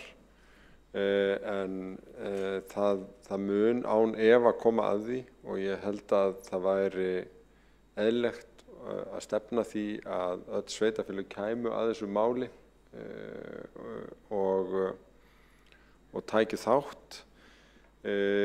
Við fylgjumst auðvitað með því sem að gerast og eins og hér hefur verið rakið að þá auðvitað mjög mikill þungi í þessum verkefnum og móttöku flóttafólks í Póllandi. Það töluvert margir líka komnir til annarra landa. Ég átti í byrjun vikunar samtöl við borgarstjóra höfuðborga Eystrasaltslandana og þar verið að opna miðstöðvar til þess að taka á móti flóttafólki þessa dagana og borgarráður á leið til Helsinki í næstu viku og ég mun leggja lykkju á leið mína eftir samtöl við borgarstjórana þar og koma við í höfuðborgum Eystrasaltslandanna og mun meðal annars fá að kynnast í hjá þeim hvernig verið að standa þessu. Það var komið núna í upphafi vikunar 15.000 manns til Tallinn til dæmis og auðvitað getur þeim fjölgað mikið en þetta eru umtalsverðar tölur og hótel þar til dæmis að fyllast auk þess að margir hafa boðið fólki heim. Þannig að þetta áskorun jafnvel fyrir öflugar borgir en það styrkur að því að heyra þessa samstöðu. Við vitum ekki umfangið ennþá. Við munum hins vegar stilla upp einhvers konar sviðsmyndum og það mun líka væntanlega gilda fyrir það sem lýtur að menntun og umönnun barna. Það getur verið álitamál hvort að, eins og nefnt hefur verið í umræðunni, hvort að kennt verði samkvæmt úkraínskri námskrá og fengnir þá úkraínski kennarar. Svona kannski í þeirri von einhverja að tímabundið ástand sé að ræða en við getum líka boðið í raun upp á það að börn fari inn í raun móttökubekki eða eitthvað slíkt fyrirkomulag sem gildur flóttafólk frá öðrum svæðum í heiminum og við erum að nýta til þess að taka á móti fólki. Núna þetta þarf bara einfaldlega svolítið að ræða við fulltrúa Úkraínu fólks hér á landi en auðvitað líka fólk sem kemur hingað. Ég held að það sé bara algjört lykilatriði þannig að okkur býður stórt og umfangsmikið verkefni. Ég eins og algjörlega sannfærður að með samtakamætti og útsjónarsemi og metnaði og alúð þá mun okkur takast að leysa það og leysa það farsalegur hendi. Við vitum alls ekki hversu stórt það verður en ég held að við höfum að ganga út frá því að það verði umfangsmikið og undirbúa okkur eftir föngum í samræmi við það en líkt og í stöðu eða viðfangsefni sem breytanlegt og þróast þá getum við þurft bara að ræða málin og skipta á skoðunum og finna bestu leiðir og þess vegna gerum við ráð fyrir því allar megin ákvarðanir sem og þessar stóru línur sem verða lagðar í þessu að koma inn í borgarráð og við ræðum málin á þeim vettvangi og við höfum auðvitað þurft að gera það í tengslum við bara faraldurinn og ýmislegt annað og eigum alveg að kunna það og ég bara mér finnst bara góðs viti hvað það góður samhljómur í borgarstjórninni og ekki hika við að hafa samband ef eitthvað eða vilji koma ábendingum inn í þetta ferli sem að, eins og ég segi, það verður mjög mikið á herðum velferðarsviðs þar sem mesta þekkingin og nýja alþjóðlega teymið til staðar en auðvitað þegar kemur að börnum og menntun þá skóla- og frístundasvið strax. Við erum með frábær menningarhús í öllum hverfum sem líka bókasöfn og við vitum að eru svona griðarstaður, mjög hlutlaus staður sem að geta nýst fyrir alls konar og við erum með í raun samfélagshúsin okkar alla borg líka og fulla borg af fólki sem að sofnar á kvöldin og vaknar á morgnana hugsandi þetta stríð og hugsa til fólks í Úkraínu og við finnum það sterkt að það eru margir sem eru tilbúinir að leggja hönd á plóg og það verður örugglega ekki vanþörf á.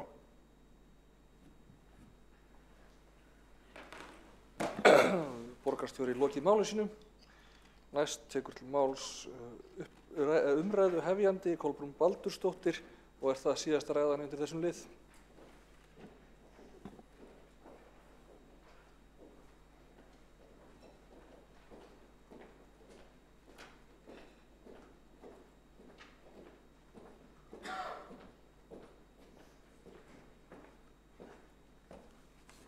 Forseti, ágæta borgarstjórn. Já, ég vil byrja að þakka þessa umræðu og verð nú bara að segja að maður fyllist bara yl og hlýju að heyra hvað allir tala fallega þessi mál og eru samstíga og ég held að það sé alveg sannarlega þannig í hjörtum allara sem hér eru. Ég var spennt að heyra ræðu borgarstjóra og hún var bara fín og allt í góðu með það nema hann segir að samband íslenskar sveitarfélaga hafi ekki komið saman til þess að ræða þessi mál. Mér finnst nú kannski bara borgarstjóri hafa frumkvæði að því og ef ekki búið að setja þann fund á kalenderið dagskrána þá þarf að fara að drífa í því. Samband íslenskar sveitarfélaga hefur örugglega drifið sig saman oft fyrir minna en þetta, þannig að hér einmitt skipti máli að vinna með nágrannasveitarfélögunum. Í guðanna bænum ekki búið til eitt BS fyrirtæki samt út frá þessu. Það er alveg nóg komið að slíku. En þetta er samvinnuverkefni og náttúrulega bara allra á landinu og ég einmitt hefur verið að heyra viðtöl við einstaka bæjarfulltrúa og maður svona spyr sig hversu mikið önnur sveitarfélög í nágranni borgina ætla að leggja á sig í þessu sambandi. Ég vona sannarlega að það verði ríflegt. En að öðru þá finnst mér svona þegar þetta kemur heim og saman eða kemur saman við allt hitt sem ég var að nefna hérna áðan, alla þessa biðlista, þá var ég að vonast til að meirihlutinn í borginni myndi aðeins fara að hugsa málið upp á nýtt og stokka spilin upp á nýtt, skoða hvernig við viljum nota útsvarsfé borgarbúa og þá þannig að meira verði núna sett í þágu fólksins og ákvarðanir verði núna teknar frekar með það að leiðarljósi númer 1-10 að hugsa hvað þurfum að gera fyrir borgarbúa, hvar skóinn kreppi hjá fólkinu hér í borginni, þannig að við viljum bara sjá að öllum líði vel og nú erum við að taka á móti stórum hópi að fólki sem við viljum líka að líði vel. Þannig að einhvern veginn fannst mér núna hljóti að koma að því að við förum bara að forgangsraða upp á nýtt.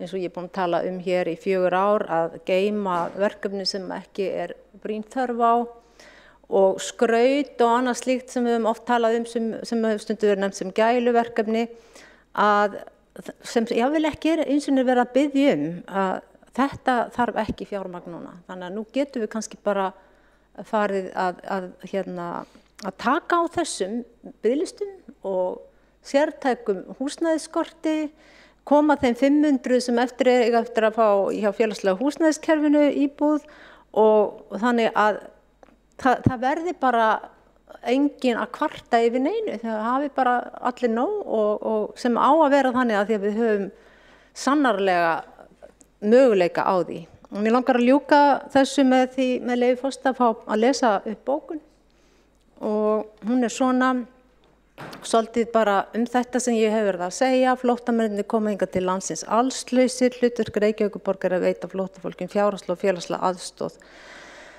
Börnunum er nauðsyn að koma sem fyrst í leik og grunnskóla og frístund. Nú þegar fjöldi stríðshrjáðs fólks streymir til landsins hlýtur borgarmeirihlutann að verða endurskoða útdeilingu fjármagns úr borgarsjóði. Fresta eftir fjárfrekum framkvæmdum sem geta beðið betri tíma.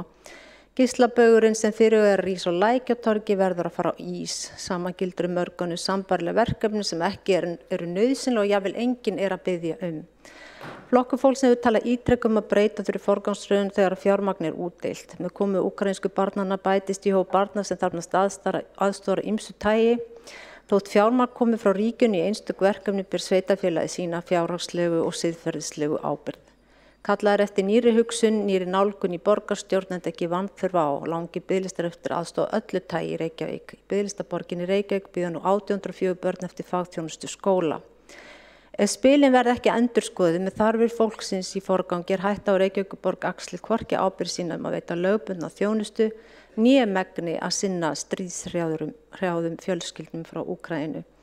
Og ég líka minna á að þið viti það alveg sem hafi verið hérna lengur en ég nokkuð tíman að það sem ríkið segist alltaf fjármagna ekkert alltaf eins og bara heilagur sannleikur. Það heldur betur verið að bíða eftir milljörðum í verkefni sem var komið yfir á sveitarfélögin. Þannig að ég nú ekki alveg svona full traus í garð ríkisvaldsins og þeirra sem þar stjórna. Borgarfulltrúinn lokið máli sínu. Einn borgarstjóri hefur óskað eftir að veita andsvar, það Dagur B. Eggertsson. Forseti, ágæta borgarstjórn, ég vildi bara árétta því ég heyrði að orð mín hefðu misskilist. Sambandið hefur sannarlega komið saman og velferðarnefnd sambandsins og verið í samskiptum við ráðuneytin. Það sem ég var að nefna var að sveitarfélögin á höfuðborgarsvæðinu væru ekki búin að funda þetta sérstaklega til að samhafa aðgerðir hér á þessu svæði. En það mætti eins og að búast við því að þess myndi gerast þörf þegar umfangið og verkefni liggur skýrar fyrir. Þannig að það var nú fyrst og fremst þetta sem að ég vildi árétta að sambandið hefur sannarlega komið saman og það mætti ekki skilja orð mín þannig að þar væri einhver sofandaháttur. Þvert á móti þá ræddum við hér á þessum vettvangi að það færi áskorun frá sambandinu til allra sveitarfélaga að taka þátt og ég veit ekki betur en að hún sé farin út til allra sveitarfélaga en það var þetta samþættingar hlutverk sem kannski fellur að svona almannavarnaskipulaginu sem hefur ekki ennþá verið virkjað eða gripið til. En ég væri raun bara að orða það að ef að umfangið verður mjög mikið þá getur komið til þess að við veljum að samhæfa aðgerðir á höfuðborgarsvæðinu á þeim vettvangi. Borgarstjóri hefur lokið við að veita andsvar, svarar andsvari borgarfulltrúinn Kolbrún Baldursdóttir. Já, forseti, ágæta borgarstjórn, já, kannski misskildi ég eitthvað í sem ég heyrist þú samt þegar að segja það sama og eins og ég skildi það, en til dæmis bara það búið að ræða það hjá samband sveitafélaga hvað önnur sveitafélög eins og Garðabær og Seltjarnarnes ætlar að mögulega að leggja fram að húsnæði. Eru þið búin að einhvern veginn að eftir hverju er verið að bíða og þarf að bíða til að sjá umfangið? Við vitum að umfangið er gríðarlegt, þannig að það verður gaman bara að sjá og heyra hvað önnur sveitafélög hérna ætla að leggja til og ég veit ekki alveg þetta að bíða svona eitthvað sem mér finnst óþægilegt að heyra. Borgarfulltrúinn hefur lokið við að svara andsvari, veitir andsvar öðru sinni borgarstjóri Dagur B. Eggertsson.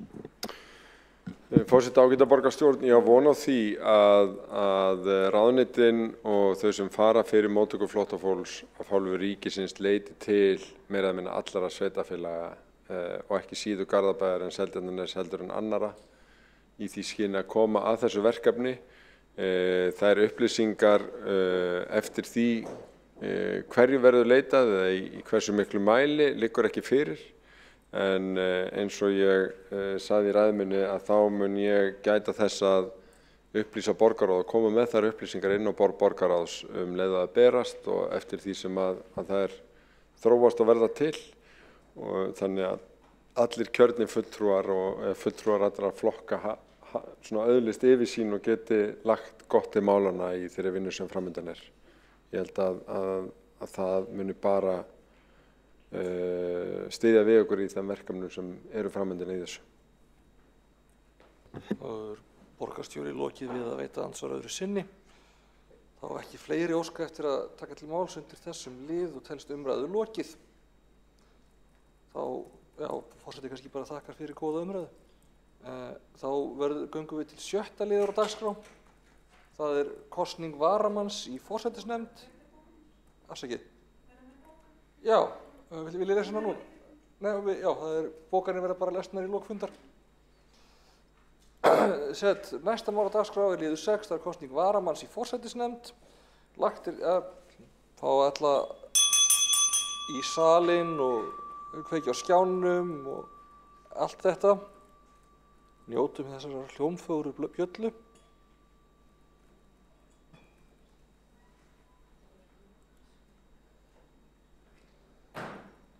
Pavel Bartósek, þú með myndavélina í liðtæka? Takk. Skulum sjá. Já, veitum við, vantar til, já. Hún er komin í þinghús og þarf að hlaupa hingað núna.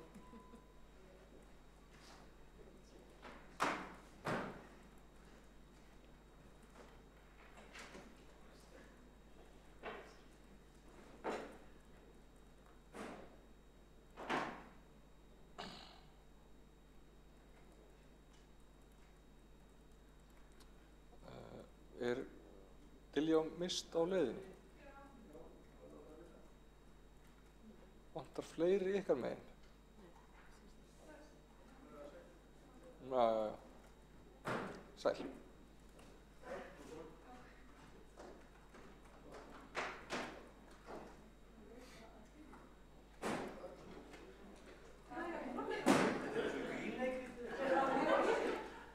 Jæja, eru við þá öll í húsi? Lagt er til að Líf Magnúðardóttir taki sæti sem varamaður í stað Elínar Oddnýjar Sigurðardóttur í forsætisnefnd. Þau ykkar sem eru því samþykk gefið þess merki. Það er samþykkt einróma. Þá þarf ekki að spyrja hverju sé á móti. Og þá getum við undið okkur í næsta lið á dagskrá. Það er 7. liður. Fundargerð borgarráðs frá 3. mars og fundargerð borgarráðs frá 10. mars. Það er einn liður sem þarf að greiða atkvæðum sérstaklega, það er 13. liður, erindi eftirlitsnefndar með fjármálum sveitarfélaga varðandi ársreikning 2020, umsögn fjármála og áhættustýringarsviðs. En það er einn borgarfulltrúi óskað eftir að taka til máls, það er Vigdís Hauksdóttir.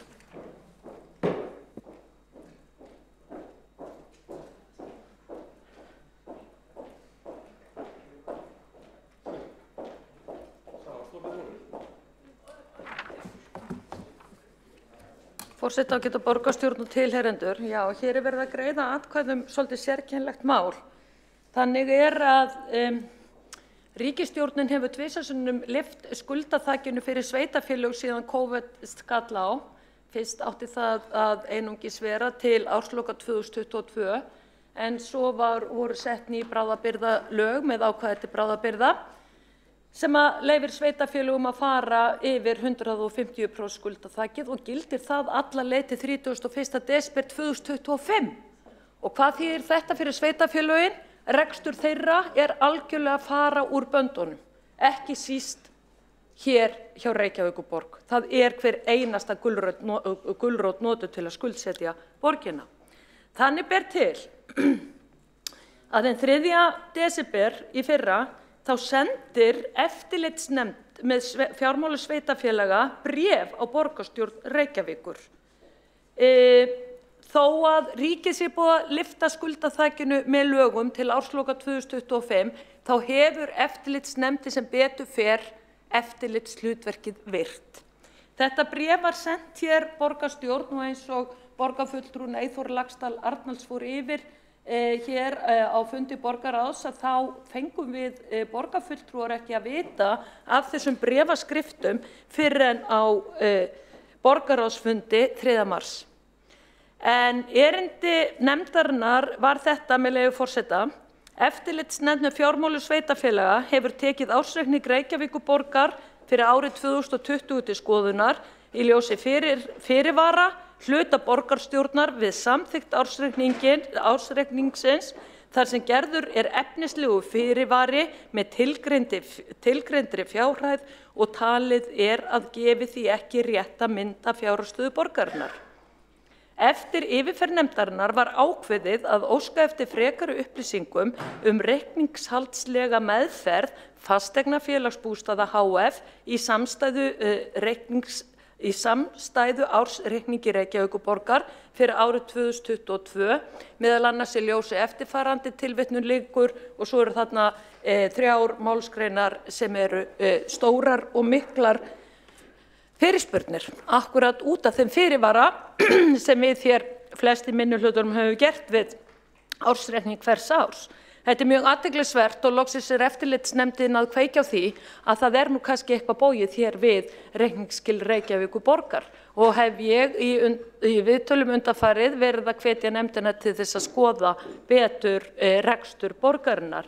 En það sem það skrýtna í þessu það að eftirlitsnefndin gaf borginni einungis 15 daga til að svara þessu erindi.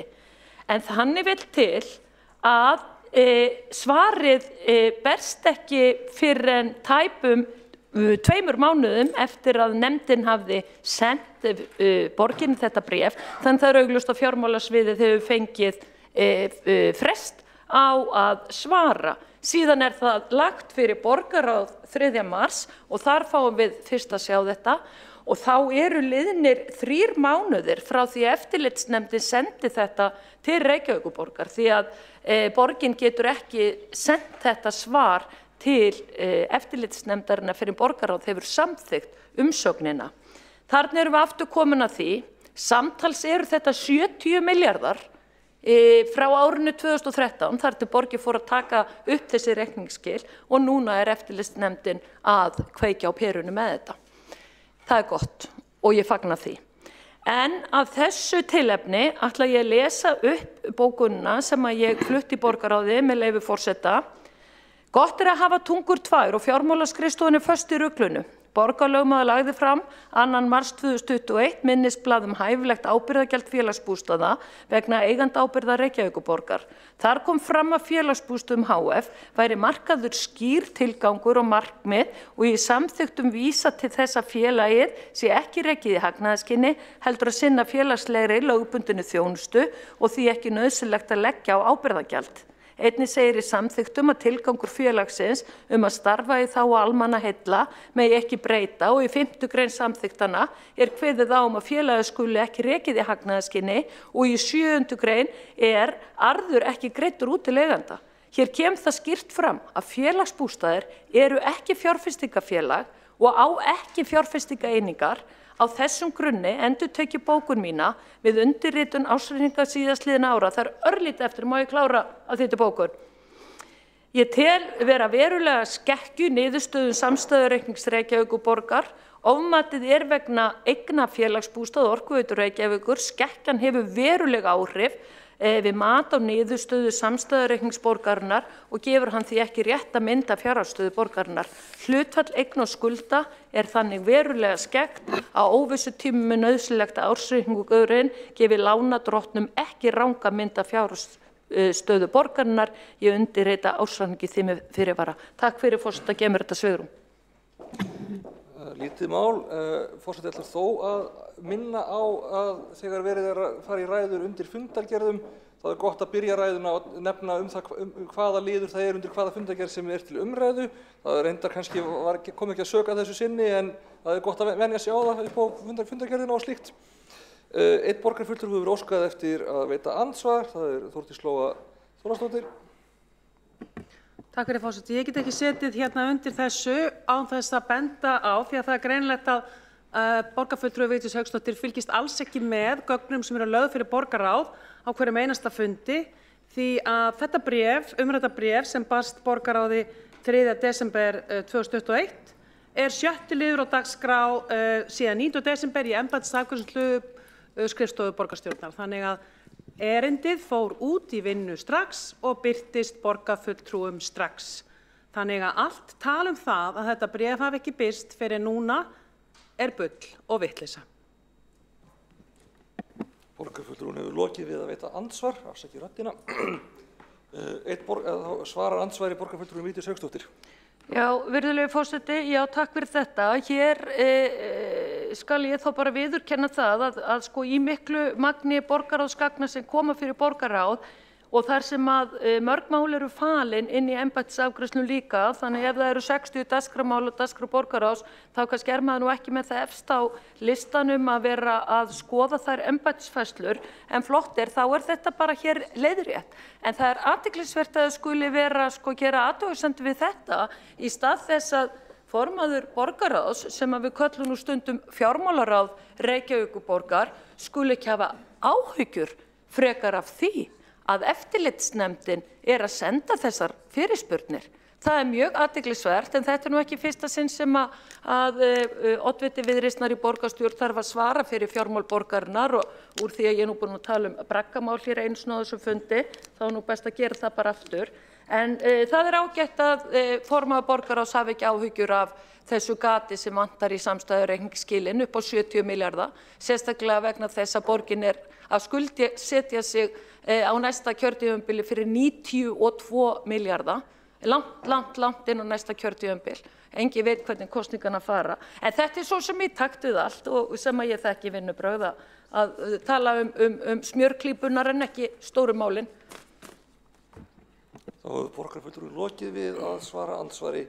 Veitir andsvar öðru sinni borgarfulltrúinn Þórdís Lóa Þórhallsdóttir. Takk fyrir það, forseti. Nei, ég hef ekki ágjör af því að ég veit að hvert markaðsvirði félagsbústaða og hver veit nema það verður kannski bara á dagskrá næsta kjörtímabili að þar næsta að sameina eitthvert félag fyrir félagslegt húsnæði á höfuðborgarsvæðinu og selja bara félagsbústaði inn í það, og þá aldrei skott að hlutinni séu á markaðsvirði. Borgarfulltrúinn lokið við að veita andsvar öðru sinni.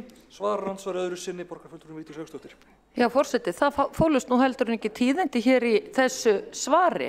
Hér boðar formaður borgarráðs að á næsta kjörtímabili eigi félagsbústaðir að renna inn í leigufélög þeirra aðila sem hafa fengið mikla afslætti hér hjá borginni varðandi stofnstyrki og annað. Það skildi nú ekki vera næsta kjörtímabil skuli nú vera ennþá meira partí og ennþá meiri vinavæðing. Þetta var athyglisvert að þessu ekki hægt að hlæja hér í þessum borgarstjórnarsal, en auðvitað hlýtur eitthvað að hanga á spýtunni því svo sannarlega eru félagsbústaðir ekki markaðsvara eins og ég fór hér yfir, en þetta eru tíðindi að mínu mati.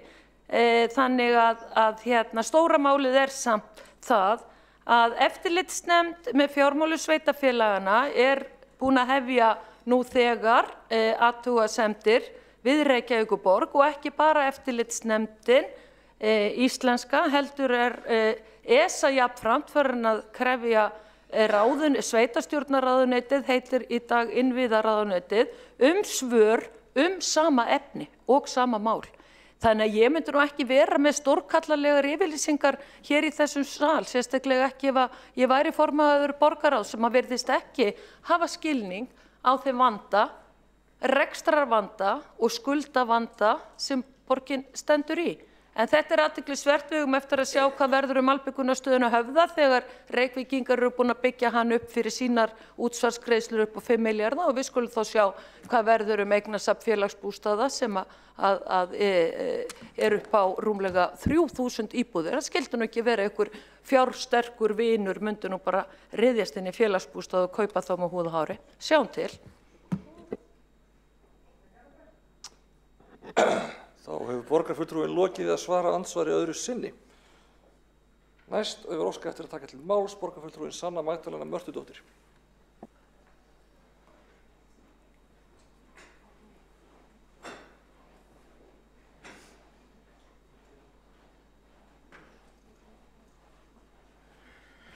Forseti, ég veit að þessi umsögn, hún snýst reikningsskila aðferðir. Ég var búin að hugsa. Forseti, ég að tala undir 7. lið í dagskráni, fundargerð borgarráðs frá 3. mars og 13. lið þar undir erindi eftirlitsnefndar með fjármálum sveitarfélaga varðandi ársreikning 2020, umsögn fjármála og áhættu stýringarsviðs. Ég veit þessi umsögn, hún snýst reikningsskila aðferðir og ég ætla ekki að tala það hér, heldur ýmislegt í umsögninni sjálfri sem ég fann sérstakt þegar verið að fjalla hlutverk félagsbústaða og borgarinnar þegar kemur að félagslegum markmiðum. Og fyrsti punkturinn þessi sem að fram kemur í umsögninni með leyfi forseta.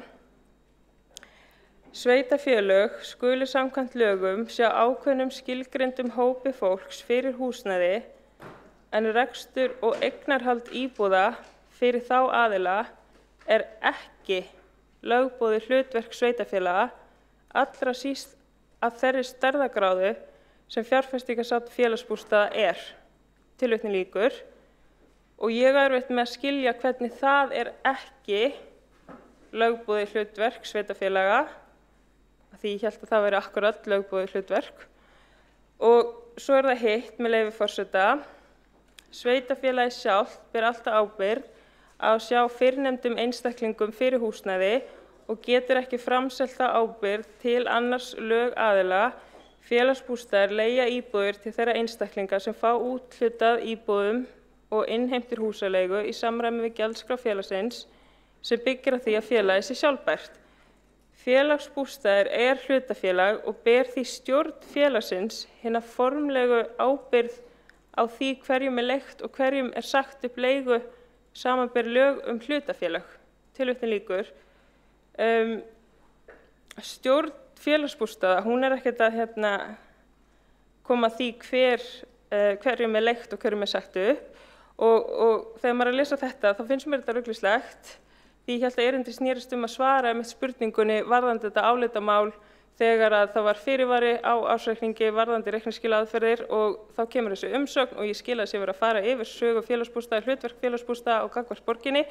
En mér finnst þetta ekki beint tengjast í og þetta er ekki minn skilningur á félagsbústöðum, þar að segja þessi þætti sem eru nefndir varðandi lögboði hlutverk sveitarfélaga og hlutverk stjórnar og varðandi þá leigu og uppsögn. Þetta er náttúrulega fara félagsbústaðar með, eða stjórn félagsbústaða með ákveðna þætti varðandi að segja til hver eigi að sjá þættina fyrir félagið, en mér finnst þetta bara svona rugluslegt og mér finnst þetta ekki svona í takti við þann skilning sem að við, eða allan að ég hef á félagslegu hlutverki félagsbústaða. Varðandi þetta allt í heilsinu, þá held ég að auðvitað rótin sé eitthvað sem ég get ekki talað á rúmri 1 mínúti eða tæpu 2 varðandi bara rekstur og einhvern veginn það starfsumhverfi sem félagsbústaðir starfa undir varðandi kaup á íbúðum og ég ætla ekki að fara út í þá alla umræðu hér á svona stuttum tíma. En þetta er það sem mér finnst mjög svona óskýrt og ruglislegt í þessari umsögn. Borgarfulltrúinn hefur lokið máli sínu. Næst hefur óskað eftir að taka til máls borgarstjóri Dagur B. Eggertsson. Forseti, ágæta borgarstjórn, ég ætla ekki að lengja þessu umræðu mikið, þetta er endurtekið efni. Við ræddum þetta í tengslum við ársreikning, við höfum líka rætt þetta hér í tengslum við mjög vanda og faglega umfjöllun endurskoðunarnefndar sem er í raun faglegu vettvangur og borgarráði til ráðgjafa varðandi reikningsskil og sem eru oft flókin og margslungin og það geta verið valkostir í þessu en það geta líka verið alls konar stjórnvaldsfyrirmæli sem að okkur ber að fara eftir og við höfum gætt þessi hvívetna í þessu máli að gera það og endurskoðunarnefnd hefur verið þar býsna drjúg í að veita ráð. Pólitíska umræðan ætti því kannski frekar að vera sú hvaða rök eru fyrir því að vera með eignir félagsbústaða vanskráðar í bókunum. Og ég finn ekki rök fyrir því, allavega ekki út frá hagsmunum félagsbústaða. Ég skil ekki af hverju við ættum að haga bókhaldi félagsbústaða þannig að eignirnar virtust verð minni og þar með eigið fé minna, lánshæfi verra og þar fram undir götunum. Þannig að ég hef aldrei alveg botnað í þessum áhuga á því að færa niður eignir félagsbústaða frá því sem er einhvers konar eðlilegt gangverð á þeim fasteignum sem þar eru. Og það endur svolítið sömu raddir sem tala fyrir því og tala fyrir því að selja út íbúðir úr eignasafninu eins og var beinlínis lagt til hér við síðustu fjárhagsár. Og það er ekki tillögur sem ég mun styðja, ég held þvert á móti að það þurfi að halda áfram að fjölga félagslegum íbúðum í eignasafni félagsbústaða í Reykjavík á næstum árum. Myndi sannarlega fagna því ef önnur sveitarfélög á höfuðborgarsvæðinu myndi gera það af sama myndarbrag og metnað í húsnæðismálum eins og við höfum gert. Það felst engin skoðun eftirlitsnefndar fjármáls sveitarfélaga í því að kalla eftir gögnum þetta mál, heldur gerir ég ráð fyrir að nefndin hafi klórað sér í höfðinu yfir þeim í raun fáheyrða viðburði að sveitarstjórnarfólk bóki sérstaklega ársreikninginn og beri brigður á reikningsskil, og ég veist að nefndinni hafi bara fundist ábyrgt að fara yfir það, og þá gerir hún það bara eins og endurskoðunarnefnd hefur gert fyrir okkur. Og það er alveg vanalegt að eftirlitsnefnd kalla eftir gögnum. Ég held að ég geti að leggja meiri merkingu í það en svo að eftirlitsnefnd sé að kalla eftir gögnum. Svo tek ég bara undir það sem formaður borgarráðs fór hér yfir, að bréfið var sannarlega lagt fram á embættisafgreiðslulista og aðgengilegt öllum borgarráðsfulltrúum í aðdraganda viðkomandi borgarráðsfundar í desember og aðgengilegur öllum sem að lesa vilja fundargerðir borgarráðs, sem ég mæli ekki sérstaklega með, ekki kannski allt, en þeir sem áhuga hafa gátu lesið bréf eftirlitsnefndar í gögnum frá fundunum sem mig minnir að hafa verið 9. desember og geta enn. Borgarstjóri lokið máli sínu og Ég var með ansvar. Ég var með ansvar líka. Borgarfulltrúar óska eftir að veita ansvar. Fyrst veitir ansvar borgarfulltrúum Vigdís Hauksdóttir. Já, forseti, þetta er nú alveg dæmalaust að borgarstjóri skuli ekki hlusta á nokkra einustu eftirlitsstofnun, ekki einusni eftirlitsnefndum fjármála sveitarfélaga. Og það er þessi fyrirvari okkar hérna nokkri minnihlutanum sem náttúrulega verður til þess að fjármála eftirlitsnefndi fyrir að skoða þessi mál. Borgarstjóri skilur ekkert í því hvernig þetta er raunverulega hérna í borginni og út af hverju það eigi að færa þetta með þeim hætti sem hann gerir sem framkvæmdastjóri sveitarfélagsins. Finnst ekki borgarstjóri eðlilegt að þetta væri með öðrum hætti þannig að þetta taki ekki matsbreytingum eftir fasteignaverðshækkunum þó væri ekki annað en að hlífa þeim sem þurfa að leigja íbúðir af félagsbústum. Því eftir hverri hækkunum fætur annari hjá þjóðskrá varðandi fasteignamat þá hækka fasteignanar og þar með hækkar leigan. Þó væri ekki bara annað en það. Þetta er jú félagslegt húsnæði. Þetta er ekki fjárfestingaeignir því að það stendur ekki til að selja þær. Þá er borgarfulltrúum lokið að veita ansvar. Svarar ansvari borgarstjóri Dagur B. Eggertsson. Forseti ágæta borgarstjórn, ef þetta er áhyggjur borgarfulltrúans þá get ég róað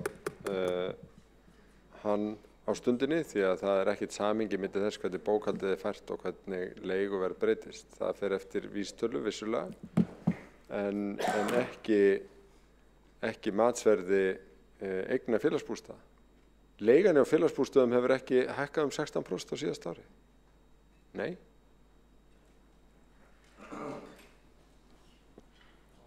Þá hefur borgarstjóri lokið við að veita ansvar. Svara ansvari, veitir þá ansvar öðru sinni borgarfulltrúum Vigdís Hauksdóttir. Þá er rétt að borgarstjóri upplýsi það hér á opnum fundi hvað leigan hjá félagsbústöðum hefur hækkað á síðastliðnu ári. Því að fasteignaverðshækkunin hér á höfuðborgarsvæðinu er gríðarleg og hún tók hér í upphafi kjörtímabilsins allavega mið af þeirri hækkun að einhverju leyti. Hér situr borgarfulltrúi sósíalista hjá mér og við höfum margoft rætt það. En mér finnst borgarstjóri vera komin í hring vegna þess að málið er komið í algjöran hnút. Ég tel að þetta sé merkjum það að borgarstjóri, framkvæmdastjóri sveitarfélagsins sé orðið nokkuð hræddur við þessa bókhaldskúnstir en það poppar það hans oft upp í fréttum að þetta gat sem er aukalega við þá 430 milljarða sem borgin áætlar að skulda í árslok 2026 eru 70 milljarðar sem þarna ber í milli. En ég fagna því eftirlitsnefndin sé farin að hafa eftirlit með fjármálum Reykjavíkurborgar og líka eftirlitsnefnd ESA sem að hefur sendt erindi sama efnis til ráðuneytisins. Þá er borgarfulltrúin lokið við að veita ansvar öðru sinni. Svarar ansvar öðru sinni borgarstjóri Dagur B. Eggertsson. Forseti ágæta borgarstjórn. Það er alltaf ánægilegt að maður getur glatt fólk og ég get glatt borgarfulltrúa með því að leiga félagsbústaða fer eftir vísitölu, ekki eftir fasteignaverði. ekki eftir fasteignaverði. Er það ekki vísitala fasteignaverðs? Nei, það er ekki vísitala fasteignaverðs, það er vísitala neysluverðs. Og þetta eru bara tvær mjög ólíka tölur og þannig að ég þarf ekki að fá neina þakkir fyrir þessa upplýsingamiðlun. Þetta hefur legið fyrir árum saman og ætti ekki vera fréttir neinum sem að fylgist með félagsbústöðum eða leiguverðið þar og hefur áhyggjur af leiguhagsmununum. Ætli borgarfulltrúinn hafi ekki meira verið að hugsa að reyna að búa til einhverja tilfinningu fyrir því að bókhaldið væri ekki rétt fært sem er rangt og það er búið að fara vel við það. Má ég biðja borgarstjóra afsökunar? Stutt athugasemd, það er ekki efnislegt. Já, allt í lagi. Borgarstjóri hefur lokið við að svara andsvari öðru sinni. Veitir þá stutta athugasemd borgarfulltrúi Vigdís Hauksdóttir? Já, ég ætlaði bara að segja það, fyrirgefðu forseti, ég ætlaði bara að segja það við borgarstjóra nú að klukkan sko að verða 9. Stundum slær út úr fyrir manni þegar það er orðið áliðið. Þarna gerðist það, en ég minna á það að verðbólgan er að fara í hæstu hæðir, þannig að það er raunverulega sama sko hvora vísitöluna maður miðar við og innviðaráðu þeirra var nú sá skortur á tungunni daginn að hann var nú að áætla einhverjum embættismanni út í bæ að afnema fasteignaverðsvísitöluna út úr vísitölu, þannig að þetta gerist nú á bestu bæjum. Forseta reiknast til að þetta sé eins nálægt í og við munum sjá. Það er sagt í gríni. Að sjálfsögðu er það sagt. En já, næstur óska eftir að veita andsvar borgarfulltrúinn Örn Þórðarson. Forseti, ágæta borgarstjórn, einhver farnir að missa einbindinguna klukkan að vera 9. Var nú á þeim stað ekki fyrir alls löngu. En svo gerist stórkostleg pólitísk tíðindi í mínum huga þegar að formaður borgarráðs talaði að selja, möguleikann á að selja eignasafn félagsbústað, að láta það renna inn í önnur félög. En síðan kemur borgarstjóri upp og ég er akkurat í andsvari við hann og lýsir því yfir, oddviti Samfylkingarinnar, að það muni hann ekki styðja og þá fór ég allavega hressilega að vakna og hugsa hvað hérna er eiginlega að gerast. Það voru mörg stórkostleg pólitísk tíðindi og ég velti fyrir mér ætlið ekki að halda út þetta kjörtímabil eða er verið að undirbúa eitthvað annað í framhaldinu. Takk. Þá hefur borgarfulltrúinn lokið við að veita andsvar, svarar andsvari borgarstjóri Dagur B. Eggertsson. Það er vona stórsi spurt. Ég skal alveg viðurkenna það að einhver ömurlegasta og versta og vanhugsaðasta tillaga sem að flutt hefur verið í borgarstjórn á öllu kjörtímabilinu kom frá Sjálfstæðisflokknum við síðustu fjárhagsáætlun. Að fara að selja íbúðir félagsbústaða. Það er vissulega þannig að biðlistin hefur minnkað helming, en mér finnst þetta bara svo mikið ábyrgðarleysi. Sjálfstæðisflokkurinn á vissanátt var þarna að lýsa yfir gríðarlegu trausti og nánast aðdáun að þeim árangri sem náðst hefur í húsnæðismálum þeirra tekjulægstu í borginni á þessu kjörtímabili, en ég held að sé enga síður ótímabært og bara vitlaust að fara að selja íbúðir félagsbústaða. Þvert á móti, eins og ég sagði áðan, þá þarf að fjölga þeim áfram. Borgarstjóri hefur lokið við að svara andsvari, veitir andsvar öðru sinni borgarfulltrúi Örn Þórðarson. Forseti, ágæta borgarstjórn, já, takk fyrir það. Hérna rifið það upp að þetta hefur verið arfavitlaus tillaga frá okkur Sjálfstæðisflokknum að mati oddvita Samfylkingarinnar. En ég var í rauninni ekki að ávarpa það, ég var ekki að spyrja það, hvaða skoðun hann hefði á því. Það kom fram á síðasta fundi þegar við ræddum það mál. Ég var hins vegar að spá í hvaða skoðun hann hefði á þessu innleiki frá formanni borgarráðs að láta sér detti í hug að selja þetta eignasafn og þannig fá markaðsvirði fyrir þær fasteignir.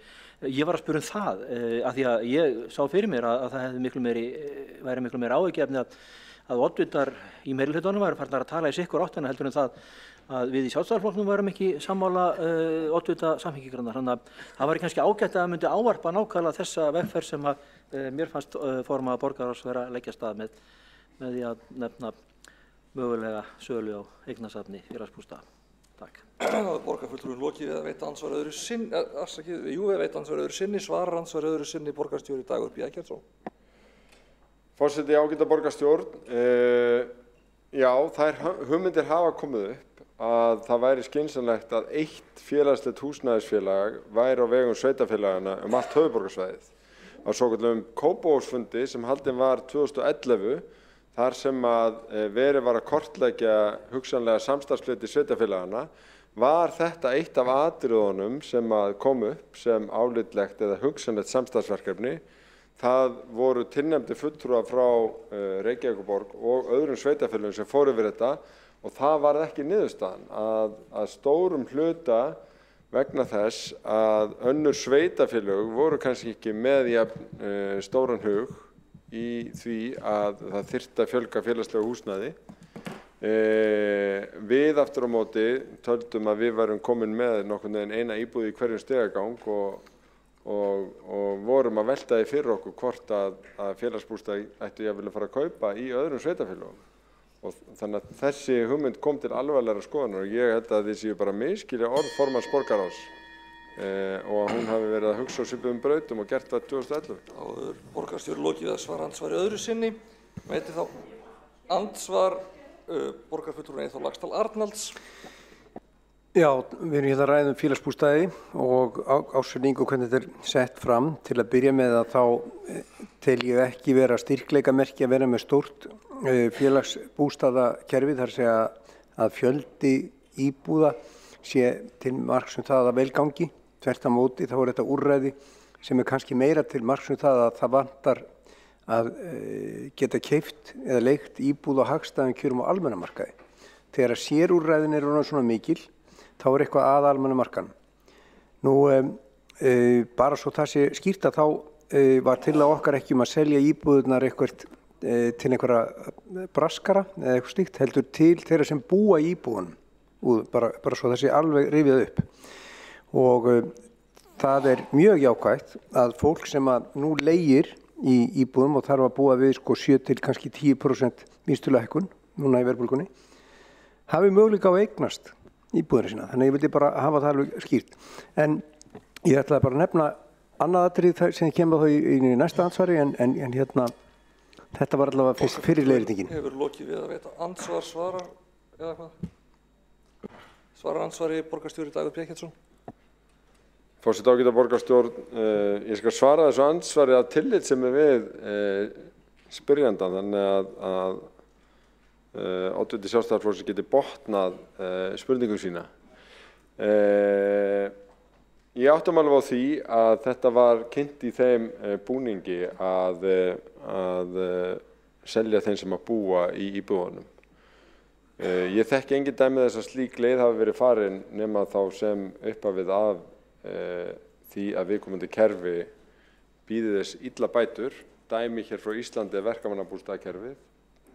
Úr félagslega kerfinu eru mjög skýr dæmi þetta frá Bretlandi. Þetta reyndist ekki góð leið og en fögru fyrirheitum nýjar íbúðir í staðinn rættust ekki. Eftir sat með sárt ennið tekjulítið fólk sem átti ekki örugt þak yfir höfuðið og það er ekki staða sem við viljum sjá. Áður borgarstjóri lokið við að svara andsvari, veitir þá andsvar öðru sinni, borgarfulltrúinn Eyþór Laxdal Arnalds og fær þá kannski að klára. Já, það er nú þannig að tvöfalt fleiri, það er 90% af þeim sem leigja í dag sem vilja eignast íbúð og áherslan hefur öll verið á leigjenda úrræði hér hjá þessum meirihluta á þessu kjörtímabili. Þess vegna hefur fólki farið í önnur sveitarfélög til þess að eignast hagkvæmt húsnæði, raunverulega hagkvæmt húsnæði. En ég ætla að nefna annað mál og það er að borgarstjóri var að tala félagsbústaði. Við höfum ekki verið að leggja til að félagsbústaðir breyti reikningsskil. Það hefur allavega ekki verið okkar upplegg í Sjálfstæðisflokknum. Við höfum svo talið að það ætti að fara eftir lögunum og vera með samstæður reikningsskil. Þannig að Reykjavíkurborg sé ekki að birta 70 milljarða froðuhagnað, heldur bara einfallega að hafa samstæður reikningsskil.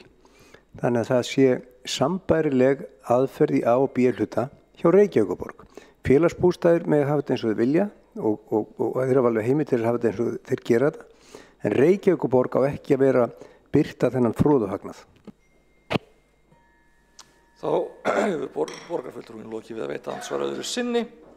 Svarar andsvari borgarstjóri Dagur B. Eggertsson öðru sinni. Forseti, ágæta borgarstjórn, já það ágætt að halda þetta til haga að þetta tvíþætt umræða. Annars vegar kannski sú sem að borgarfulltrúi Vigdís Hauksdóttir hefur staðið fyrir sem telur eignirnar ofmetnar inn í bókunum og vill lækka þær félagsbústaðamegin og síðan það hvernig þetta fært inn í samstæðuna. Þar þó vík á milli í viðhorfum að ég fæ ekki séð hvernig það gagnsærra að vera með þetta mismunandi fært í bækur í B-hlutanum og í samstæðunni í heild sinni. En ég ekki viss að við útkljám þann ágreining á þeim 22 sekúndum sem ég eftir í andsvari mínu. Þá hefur borgarstjóri lokið að svara andsvari öðru sinni og þá umræðum þennan lið lokið. Þá gungum við til atkvæðagreiðslu þennan eina lið sem þarf að staðfesta.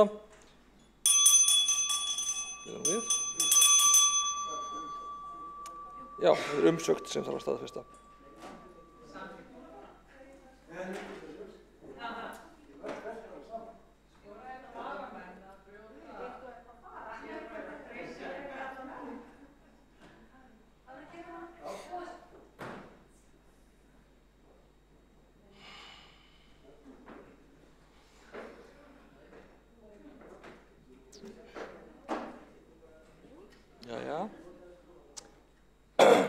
Þá lagður fram til samþykktar 13. liður frá fundargerð borgarráðs frá 3. mars. Það erindi eftirlitsnefndar með fjármálum sveitarfélaga varðandi ársreikning 2020, umsögn fjármála og áhættustýringar sviðs. Og þau ykkar sem staðfestið þá umsögn gefið þess merki. Og þau sem á móti kunna vera. Það samþykkt. Þá þessi liður búinn og göngum við til næsta liðar á dagskrá. Það 8. liður, fundargerð forsætisnefndar frá 11. mars. Það einn liður sem þarf að afgreiða sérstaklega. Það 4. liður til að breytingu á samþykktarstjórn Reykjavíkurborgar og fundarstöðu borgarstjórnar vegna umdæmisráðs barnaverndar og kjaranefndar. Þetta fyrri umræða. Einnig þessi liður með til umræðu mögulega fundargerð mannréttinda og nýsköpunar lýðræðisráðs frá 24. febrúar, fundargerð menningar, íþrótta og tómstundaráðs frá 28. febrúar, fundargerð skipulags- og samgönguráðs frá 2. og 9. mars, fundargerð skóla- og frístundaráðs frá 8. mars og fundargerð velferðarráðs frá 2. og 9. mars. Hafa tveir borgarfulltrúar óskað eftir að taka til máls, Vigdís Hauksdóttir og hver var það? Örn Þórðarson. En já, þá það Vigdís Hauksdóttir, við þau svo vel.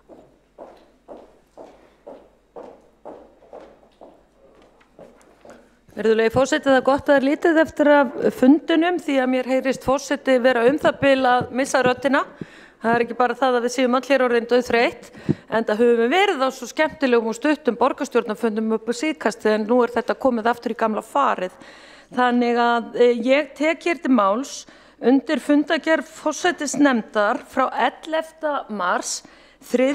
liður ályktunartillaga málefni Úkraínu.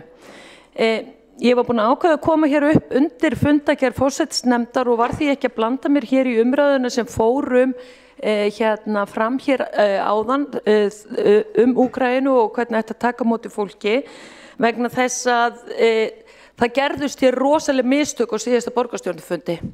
Þar ræddum við tillögu eða vorum við með umræðu málefni Úkraínu og þeirra stöðu sem komin upp í heiminum og las ég hér upp bókun í máli mínu og hélt ég hér ræðu og fór yfir mína sýn á þessi mál en nú náttúrulega komnir 14 dagar síðan en það sem að ég áttaði mig ekki á að því að eðlilega vefur Reykjavíkurborgar í algjörri klessu eftir að hafa farið að fikta í honum af þessum vegna þessa verkefnis upp á 10 milljarða. Þannig að ég var aldrei búin að fara inn á fundargerð síðasta borgarstjórnarfundar. Það sem gerist þegar ég kem inn á fund forsætisnefndar síðasta föstudag og við erum að undirbúa hér þennan fund, þá sé ég það að bókun sem ég lagði fram hafði ekki skilað sér inn á fundargerðina. Það hefði kannski verið allt í lagi per se, út af því að þegar ég hefði komist í fundargerð borgarstjórnar þá hefði ég getað séð það. Það sem var svo alvarlegt, þegar ég mæti til forsætisnefndarfundar, þá sé ég það að það er búið að taka ályktunartillöguna sem var samþykkt hér á síðasta borgarstjórnarfundi, sem að ég var með og var með sérbókun, og senda sem erindi til stjórnarráðsins, þar sem bókunin mín var ekki með. Var ekki með á því ályktunarskjali. Og þetta eru alveg svakaleg mistök. Þarna strax á forsætisnefndarfundinum var það upplýst að þetta hefði verið einhverja efasemdir hér í lok síðasta borgarstjórnarfundar, hvort ég hefði lesið bókunum upp eða ekki. Þannig að sko eins og við vitum öll þá eru til símar þegar fundir slitið hér og það er farið að lesa yfir fundagerðina, þá er alltaf hægt að ná í okkur borgarfulltrúaðurinn gengið frá fundagerðinni vegna þess að mér var sagt að það komið upp eitthvað álítamál hér í lok fundar. Hefði ekki verið rétt að hringi í mig og spurja mig út í þetta? Ég ætla ekki að segja það hér að þetta hefur verið gert að ráðnum hug að bókunum mín einna flokka hafi ekki ratað inn í þetta sem fór til stjórnarráðsins og ekki bara það, heldur fékk ekki betur séð í fjölmiðlum núna einhvern tímann fyrir skömmu, ég var að googla þetta og fann ekki að þetta hefði verið líka sent erlendis til einhverja aðila og samstarfsaðila Reykjavíkurborgar, þar sem ekki minnst á það að Miðflokkurinn hafi verið með sérstakt bókun í þessu máli. En bókunin hljóðar svo, og óska ég eftir hún farið þá núna inn í fundagerð þessa borgarstjórnarfundar, þá með afgerandi hætti, með leyfi forseta. Engum hefði órað fyrir því að stríð myndi brjótast út í vestrænum heim árið 2022, lýst yfir miklum áhyggjum á ástandinu í Úkraínu, skoraður á ríkisstjórn Íslands að koma því áleiðis við alþjóðasamfélagið að leiða fram vopnahlé þegar í stað og sem í framhaldinu friða átakasvæðinu. Tilvitnun lýkur. Þetta er mjög afgerandi. Þetta er friðarumleitana bókun og þess vegna var svo mikilvægt að hún væri með í þessu skjali. En til að ljúka þessu, þá fór ég fram að það á forsætisnefndarfundinum að þetta skjal yrði uppfært og sent stjórnarráðinu á nýjan leik, en skaðinn er skeður fyrir mig sem oddvita Miðflokksins. Skaðinn er skeður þrátt fyrir það að ritari borgarstjórnar hefur fullmissa mig það að þetta farið í bréfpósti til ráðuneytisins strax á föstudaginn. Ég óskaði eftir að allir borgarfulltrúar myndu fá ályktunarskjalið uppfært með bókunum minni inni, en þegar við erum að ræða svona viðkvæm mál hér í borgarstjórn, þá má það ekki undir nokkru einustu kringumstæðum gerast að svona mistök eigi sér stað. Aldrei.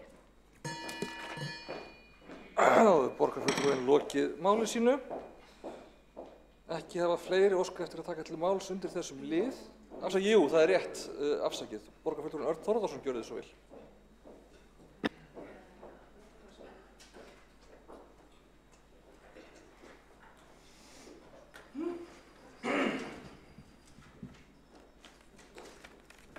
Forseti, ágæta borgarstjórn. Já, það er allir orðnir þreyttir nema ég. Ég var svo sperrtur þegar að formaður borgarráðs fór að tala svo laugnarsatinu. Ég átti bara ekki vonaði, þannig að það er lett að maður hefi rokkið kút og vatnað. Ég ætla að taka til máls undir 8. lið á dagskrá, borgarstjórnarfundar í dag.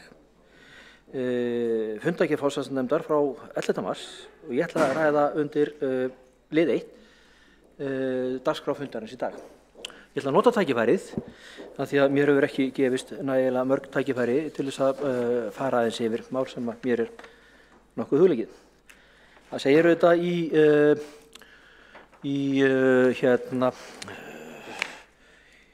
í þeim lýsingum eða okkur er ætlað að setja okkur sæmilega vel inn í þau mál sem við erum að fjalla. Það hefur nú aðeins verið nefnt að það hef ekki verið auðvelt að komast inn á vefinn, hann virkaði ekki í dag. Og það er eitt sem ég ætla að nefna, það er auðvitað eitthvað sem er vandamál. Og þetta er að verða ansi dýrt að við komist ekki inn á vefinn. Netið er oft og iðulega niðri, en það sem ég ætla að tala sérstaklega það er að gögn finnast ekki. Ég reyni að vera sæmilega duglegur og undirbúa mig og svona fletta upp því sem er að gerast og svo þegar að ég fer að leita og ég ætla að halda það fram að ég sé líklega einna rútinarasti maður á Íslandi að fletta upp fundagjörðum á heimasíðum sveitarfélaga. En því miður þó að ég sé nú að korta mig af einskæri færni í þessu, þá ég alveg eiginlega búin að gefast upp á ástandinu inn á vef Reykjavíkurborgar og í einhverju reiðikasti þá sendi ég tölvupóst á þá sem að fara með þessi mál í borgarkerfinu og með leyfi forseta þá segi ég hér sæl, þetta eru 100 skipti sem ég að pyrra mig á að leita á vefnum okkar. Það virðist vera vonlust að finna nokkuð skapaðan hlut. Svo held ég áfram og lýsi hvað að fara úrskýrs. Það náttúrulega daglegt að þegar ég að leita til að undirbúa mig þá virkar ekki á vefnum. Fundagerðir finnast ekki og ef þær finnast þá kemur ekki fram í hausnum, eða fyrir þá sem ekki skilja nákvæmlega hvað ég að tala að kemur fram fundagerðin hverju sátu fundi. Það skiptir mjög máli. Eða það ekki tengt við þau gögn sem að fylgja hverju máli fyrir sig. Og ég segi þetta allt hluti sem ég að pæla í, kannski engin annar en ég að pæla í þessu og ég þarf að hafa að ganga þessu. Það hefur komið fram í dag, borgarfulltrúi Sanna Magdalena Mörtudóttir nefndi þetta og sömulegis borgarfulltrúi Vigdís, nú klukkan rónum hart. Fleiri borgarfulltrúar hafa nefnt þetta. Afsakið, ég verða að grípa aðeins inn í, það vissulega pínu nett aðferðafræði að ræða fundin í dag með því að ræða fundagerð forsætisnefndar fyrsta liðið dagskrá borgarstjórnar, en þú ert núna að ræða vefinn og vandamál við að ná í gögn þar. Þú ert ekki að hafa áhyggjur af fundinum eða fyrsta liðið dagskrár þar. Þetta svolítið yfirstrikið. Forseti hvetur borgarfulltrúann til þess að senda áhyggjuefni sitt í pósti á forsætisnefnd og þetta verður rætt og skoðað í framhaldinu. Takk.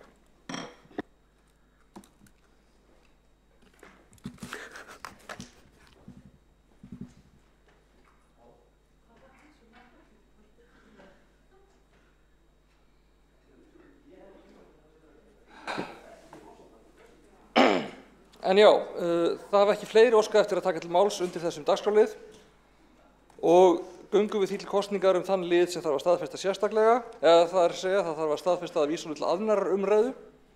Það 4. liður, tillaga breytingu á samþykktum stjórn Reykjavíkurborgar og fundarsköp borgarstjórnar vegna umdæmisráðs barnaverndar og kjaranefndar fyrir umræða og það lagt sér til að tillögunni sé vísað til annarrar umræðu. Þau ykkar sem, við skulum sjá. Við erum endilega í mynd, fylgjumst með. Og nokkur vatnssopa ef að sopa undir. Þetta liður 8-4, jú. Þetta fyrsti partur af 8 sem 4. liður á dagskrá forsætisnefndar. En já, þá eru við öll í húsi. Þau ykkar sem að staðfestið að vísa þessu lið til annar umræðu gefið þess merki. Og það staðfest einróma. Þá ekkert eftir nema bókanir. Hverjir má bjóða að lesa bókanir? Þá það Sanna Magdalena Mörtudóttir sem les bókanir Sósíalistaflokks Íslands. Að lesa úr sæti. Ég á bara eftir að lesa eina bókun. Það við lið 2, tillaga borgarfulltrúa Sjálfstæðisflokksins sveigjanleg skólaskil. Mikilvægt að tryggja að leik- og grunnskólarnir geti mætt ólíkum þörfum barna. Fulltrúi sósíalista telur mikilvægt að tryggja skólarnir hafi það sem þeir þurfi til að tryggja ólíkum þörfum barna og ungmenna sé mætt í skóla þeirra í stað þess að fara þá leið sem hér kynnt. Svo bara var ég ekki með fleiri bókanir á þessum fundi. Takk fyrir það.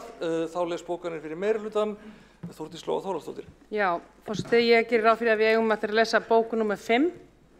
Ekki satt, eða eigum eftir að lesa fleiri? Á 3, ok.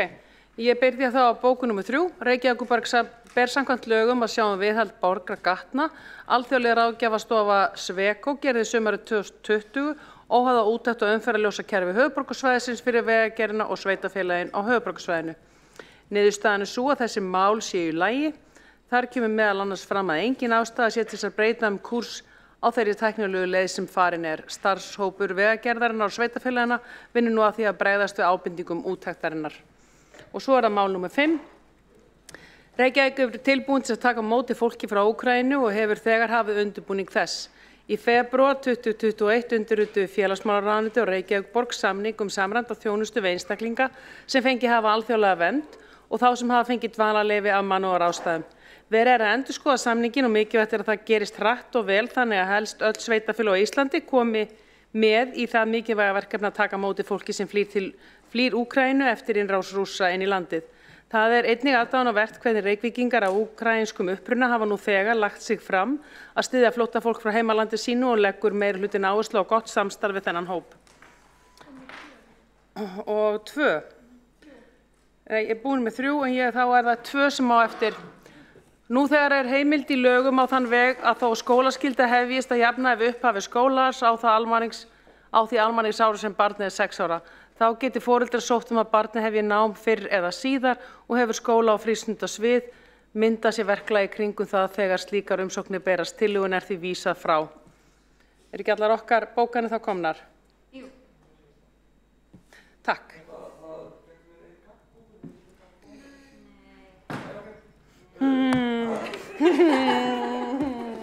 Þá hefur óskað eftir að klára að lesa bókanir fyrir Sósíalistaflokks Íslands, Sanna Magdalena Mörðudóttir. Ég held ég man ekki hvort ég var búin að lesa 1. Ég skal bara lesa hana snöggvast. Við lið 1, umræðum tillögu stýrihóps um uppbyggingu leikskóla. Uppbygging leikskóla þarf að eiga sér stað og mikilvægt er að sú uppbygging fari fram á góðum grunni, bæta þarf starfsaðstæður leikskóla starfsfólks og kjör þeirra. Einnig þarf að tryggja að leikskólabyggingar og rými innan þeirra henti starfsemi leikskólana og fjölbreyttum þörfum barna. Takk fyrir það. Hverjir eiga eftir að lesa bókanir þá? 2 frá Sjálfstæðisflokknum. Þá les bókanir Sjálfstæðisflokksins borgarfulltrúi Örn Þórðarson. Nei, ég ætla að byrja á Óla. Þá les bókun fyrir Sjálfstæðisflokkin Ólafur K.R. Guðmundsson. Ok, þetta er við númer 3. Fulltrúar Sjálfstæðisflokksins í borgarstjórn Reykjavíkur fagna framkominni tillögu borgarfulltrúa Miðflokksins ljósastýringamál og þykir miður og hún hef ekki fengið stuðnings meirihlutans. Löngu er tímabært að endurskoða fyrirkomulag og umsjón á ljósastýringu höfuðborgarsvæðisins í heild, eins og samþykkt var með undirritun samgöngusáttmála höfuðborgarsvæðisins og ríkisins í september 2019 þar sem þessi málaflokkur var settur í forgang. Fyrirtæki Betri samgöngur OHF var stofnað til að hafa yfirumsjón með framkvæmd samgönguframkvæmda á höfuðborgarsvæðinu næstu árin. Snjallvæðing umferðarljósa átti að framkvæma strax en því miður hefur ekkert áunnist í þeim efnum. Mikilvægt er að taka upp sömu vinnubrögð í þessu efni og viðhöfðaðir eru í löndunum í kringum okkur þar sem ljósastýringar eru boðnar út á 4-5 ára fresti í opnum útboðum. Þannig fást bestu lausnirnar og með mestu ávinningi á sem hagkvæmastan hátt. Síðasta útboð af þessu tagi var 2005 þannig að núverandi kerfi er löngu úrelt og dýrt í rekstri. Með nýjum aðferðum, með besta fáanlega búnaði og tækni má ná fram minnkun á töfum í umferðinni, minni mengun, meira umferðaröryggi og verulegum efnahagslegum ávinningi fyrir alla samgöngumáta. Þannig snjallvæðum við umferðina og komum þessu málaflokki á sama stað og í löndunum í kringum okkur. Þá les bókanir Sjálfstæðisflokksins borgarfulltrúinn Örn Þórðarson. Það er liður númer 5. Borgarfulltrúar Sjálfstæðisflokksins hafa fordæmt innrás Rússlands í Úkraínu enda er hún á engan hátt réttlætanleg. Sjálfstæðisflokkurinn telur að Reykjavíkurborg þurfa að gera sitt til að taka á móti fólki á flótta frá Úkraínu en Sameinuðu þjóðirnar telja nú séu yfir 2,5 milljón Úkraínumanna á flótta undan stríðsátökunum í landinu. Þá leggja borgarfulltrúar Sjálfstæðisflokks áherslu á að fólki á flótta frá Úkraínu verði veitt atvinnuleyfi á sama tíma og þeim er veitt dvalarleyfi hérlendis. Og síðan við lið númer 7. Fundargerð borgarráðs frá 3. mars, 13. liður og bókunin, það er fundargerð borgarráðs frá 10. mars. Og það er svohljóðandi bókun. Það er forkastanlegt að borgarfulltrúar fái ekki bréf frá eftirlitsnefnd með fjármálum sveitarfélaga fyrir en 3 mánuðum eftir að það er sent. Býtu.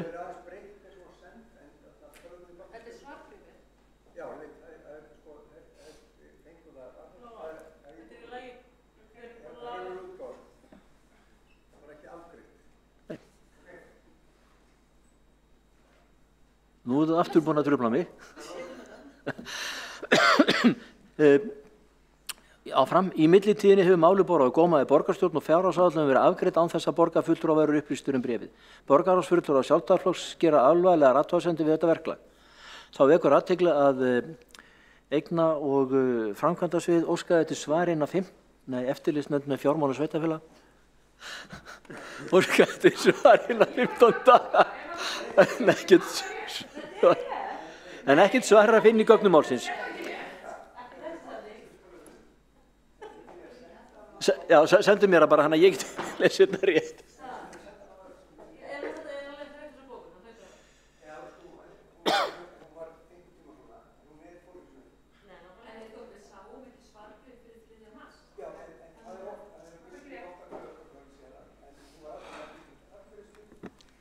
Reynum endilega að hafa bókanir réttar, en... Heyrðu. Það má senda þessa Úkraínubókun. Ert þú búin að senda mér hana? Nei, ég þarf að fá hana, við viljum fá hana inn í fötugir. Þá eftir að senda Úkraínubókunina á ritara. Ég með allar þessar bókanir nema hana. Úkraínu? Já. Við erum með hina? Nei, þetta er hin bókunin. Þetta er bókunin eftirlitsnefnd með fjármálum sveitarfélaga. Já. Ég er búin að senda honum hana, en mig vantar bókunin sem hann las á undan þessari. Ok, þá skil ég. Það var Úkraínubókunin eftir að... Það var það Úkraínubókunin. Og hún var að koma. Já. Hún er svohljóðandi. Með Guðsblessun. Það er óboðlegt að bréf frá eftirlitsnefnd með fjármálum sveitarfélaga sé ekki tekið til afgreiðslu fyrr en 3 mánuðum eftir það er sent. Í millitíðinni hefur málið borið á góma í borgarstjórn og fjárhagsáætlun afgreidd. Borgarfulltrúar Sjálfstæðisflokks gera alvarlegar athugasemdir við þetta verklag, enda er bréfið stílað á borgarstjórn. EFS tekur undir sjónarmið borgarfulltrúar Sjálfstæðisflokksins að efnahagsreikningur borgaranna sé byggður á röngum reikningsskilaðaferðum og þar af leiðandi gefur reikningurinn ekki rétt að mynda fjárhagsstöðu borgarinnar.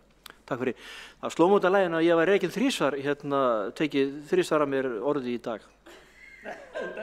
Ég skil það alveg sko, þið hafið mína saman. Er þetta ekki bara að vera fínt? Já, eftir að slata. Er ég næst? Já, eru einhverjir sem að telja sig eiga eftir að lesa bókanir? Já, Kolbrún Baldursdóttir, gjörðu svo vel, lestu bókanir Flokksfólksins. Mér tiltelst 3 bókanir og hér koma þær. Fyrst númer 4 spilakastarnir. Spila fíknveldur samfélagslegum skaða þrátt við það rekna spilakassar í Reykjavík. Umræðum hvort rétt sé að banna rekstur spilakastar hefur skapast fyrir tilstilli samtaka á fólk sem spila fíkn sem hafa staðið fyrir átakinu lokum.is. Fulltrúi Flokks fólksins lagði til 2021 að Reykjavík endurskoði reglur og samþykkti borgarana með að markmiða að minnka rekstur spilakassa. Til að hann var felld. Reykjavík getur takmarkað rekstur spilakassa og hefur ýmsar heimildir til að setja reglur og samþykkt sem getur komið í veg fyrir áframhaldandi rekstur spilakassa í borginni eða í það minnst að dreifja úr slíkri starfsemi. Lögreglusamþykkt Reykjavík kveður meðal annars á um engin megi reka leiktækja stað eða þess háttar starfsemi gegn borgun nema með leyfi lögreglustjóra fenginni umsögn velferðarsviðs Reykjavíkurborgar. Jafnvel þótt engar reglur hafi verið settur í rekstur spilakassa þá eru gildi ýmsar samþykkt sem hægt er að breyta og gera þar með ítarlegri kröfur til rekstraraðila. Ef horft er til skipulagsborgarna verður til góð byrjun gera kröfum að ekki megi selja áfengi eða veitingar í spilasölum eða ekki megi reka spilakassa í rými sem fari fram veitingasala eða áfengisala. Það má að minnsta kosti hefja skoðun á því hvort slík reglusetning myndi rúmast innan heimilda borgarinnar. Svo er það 7, það er liður 13, þessi frægi.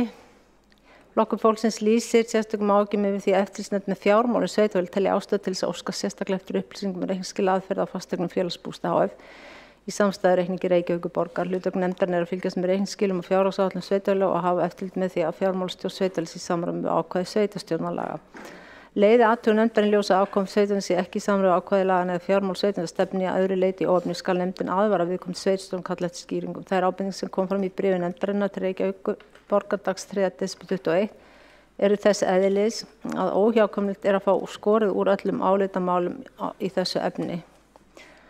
Jafnframt skal bent sérstaklega á að í bréfi nefndarinnar kemur skýrt fram hve mikilvægt eftirlitshlutverk kjörinna fulltrúa er með fjármálum borgarinnar. Hvað þýðingarmikið það er að því sé komið á framfæri í sambandi við undirritun ársreikning ef vafi leikur á einstök atriði við uppsendingu eða útfærslu ársreiknings. Það hvetur fulltrúa minnihlutans til dáða við að vera óhrædda við að gera það sem fært til að fá skorið úr álitamálum varðar reikningsskil Reykjavíkurborg og frágang ársreiknings hennar. Og þá það síðasta í númer 8 og það hérna liður 9 við fundargerð velferðarráðs 2. mars. Fulltrúi Flokks fólksins harmar viðbrögð og afgreiðslu meirihluta velferðarráðs við tillögu ungmennaráðs Árbæjar og Holt á fundi velferðarráðs 2. mars síðastliðinn. Tillaga ungmennaráðsins var að aðgengi unglinga sálfræðiþjónustu í öllum grunnskólum yrði gert betra. Á nokkur samráðs við fulltrúa í minnihluta velferðarráðs var lögð fram breytingatillaga sem með öllu óraunhæf og til þess fallin að slá ryki í augu tillögu flytjanda. Meirihlutin leggur til að velta vinnunni yfir á heilsugæslusálfræðinga og vill ræða við heilsugæslunum að heilsugæslusálfræðinga fara út í skólana og veiti grunnskólanemum sálfræðiþjónustu. Þarna eitt auka að. Þetta fráleitt. Heilsugæslusálfræðingar starfa á heilsugæslunum og sinna fjölbreyttum hópi til þeirra langur biðlisti. Í breytingatillögu meirihlutans gengið svo langt að segja, tilvitnun, að skoða hvort og hvernig sálfræðingar heilsugæslunum fá afnóta skólahúsnæði til að geta veitt nemendum meðferð, líkt og skólahjúkrunarfræðingar hafa haft langa hríð, tilvitnun lýkur. En það eru sálfræðingar skólaþjónustu sem eiga að sinna þessum hópi samkvæmt lögum þegar aðsetur hins vegar á þjónustumiðstöðum en ekki út í skólum. Fulltrúi Flokks fólksins hefur ítrekað lagt til að færa aðsetur skólafræðinga út í skólana en án árangurs. Hins vegar hikar velferðarráð ekki við að leggja það til að finna stað fyrir heilsugæslusálfræðinga í skólum borgarinnar til að sinna vinnu skólasálfræðingana. Og þá var ég búin að lesa allt annað. Já, við erum með eina gaggbókun, það Heiða Björg Hilmisdóttir sem ætlar að lesa gaggbókun meirihlutans. Við hvaða bókun það, segiru? Við þessari bókun sem var verið að lesa, sem bara svo við höfum henni. Já. Kolbrún, við hvaða lið var síðasta bókunin svo last? 9. lið. Já. Það engin liður. Það bara hlusta. Svo tyst. Ég að beina að redda með vasklas. Takk. Ég kom á mjög skrítinn stað þegar setningin það engin liður 9 og lætti mig hlæja svona mikið. Nei, það engin liður. Já, ég veit það, hún sagði. Liður 9 í fundargerð velferðarráðs. Takk. Það er komið. Við reiknast það til, já.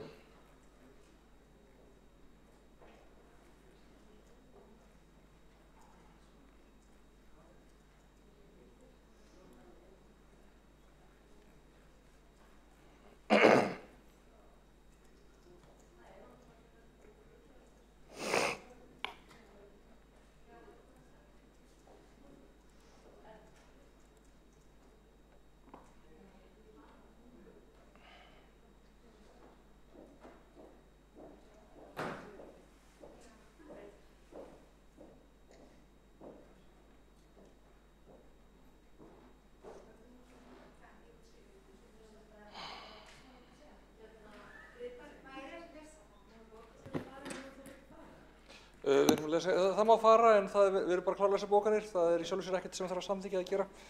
Þá les gaggbókun fyrir meirihlutan undir 8. lið fundargerð velferðarráðs frá 2. og 9. mars. Heiða Björg Hilmisdóttir. Takk þér fyrir, kæri forseti. Hljóðar svo, í samræðu við ungmennaráðs fulltrúa var lögð fram breytingatillaga sem var samþykkt af öllum fulltrúum í velferðarráði nema fulltrúa Flokks fólksins. Ég með gaggbókun hérna.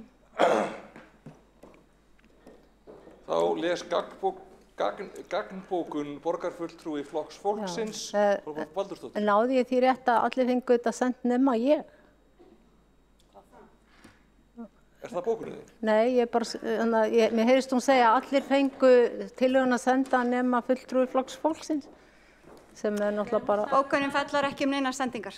Nei, hún sagði það ekki, hún sagði að allir hafi samþykkt. Já, ég myndist að segja send, en hérna kemur gaggbókun. Að því ég hef svo mikið þetta að segja. Fyrsta klúðrið í þessu máli að formaður velferðarráðs á ekkert samstarf við fulltrúa minnihlutans í ráðinu hvernig ráðið vilji mögulega afgreiða tillögu ungmennaráðsins. Formaðurinn ákveður einhliða breytingatillögu sem á sér enga stoð í veruleikanum og skellir henni fram væntanlega í þeirri von að tillöguflytjandinn trúi að hér sé komin lausn. Ekki hægt að ætlast til að ungmenni átti sig á mismunandi hlutverkum og stöðu skólasálfræðinga og heilsugæslusálfræðinga. Hér áttu augsýnilega að finna ódýra leið til að losna þessa óþægilegu tillögu bætt aðgengi að sálfræðiþjónustu grunnskóla. Yfir 1800 börn eru á biðlista eftir fagþjónustu skólana. Þar af yfir 1000 börn eftir sálfræðingi.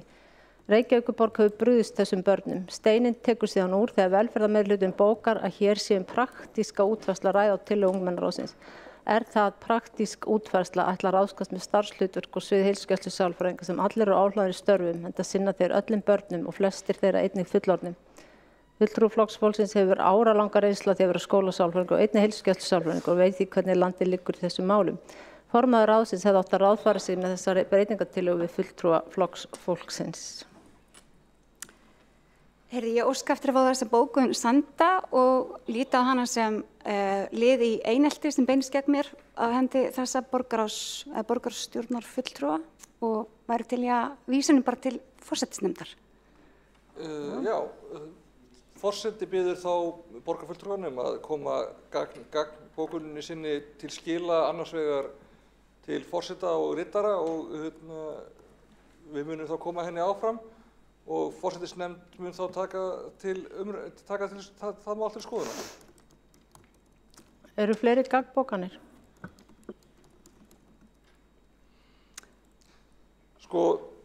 Forseti verður svolítið kannski að árétta það að það virkar eins og viss ofbeldishegðun frá mínum bæjardyrum séð ef að allar bókanir kalla á gagnbókun og allar gagnbókanir kalla á gagnbókanir og þær eru allar mjög langar og ítarlegar. Þannig að í rauninni sé bara eins og verið sér að kenna borgarfulltrúum þá leksíu að vera ekki að gagnbóka við því sem maður segir. Því þá bara haldið áfram endalaust.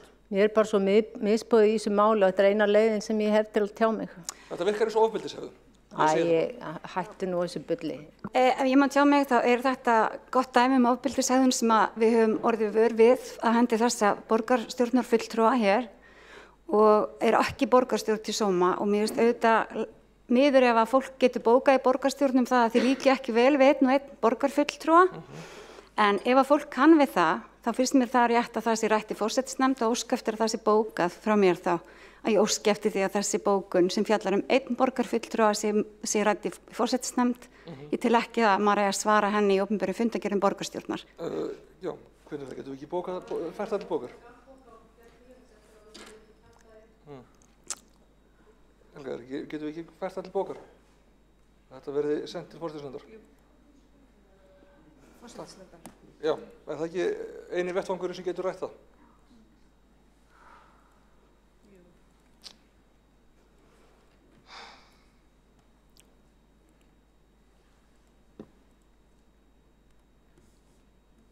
Þá er ekki fleira bókanir.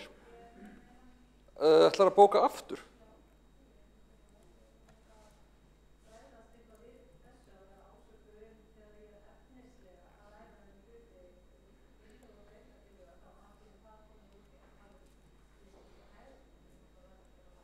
Er mér stætt að neita að taka það til greina?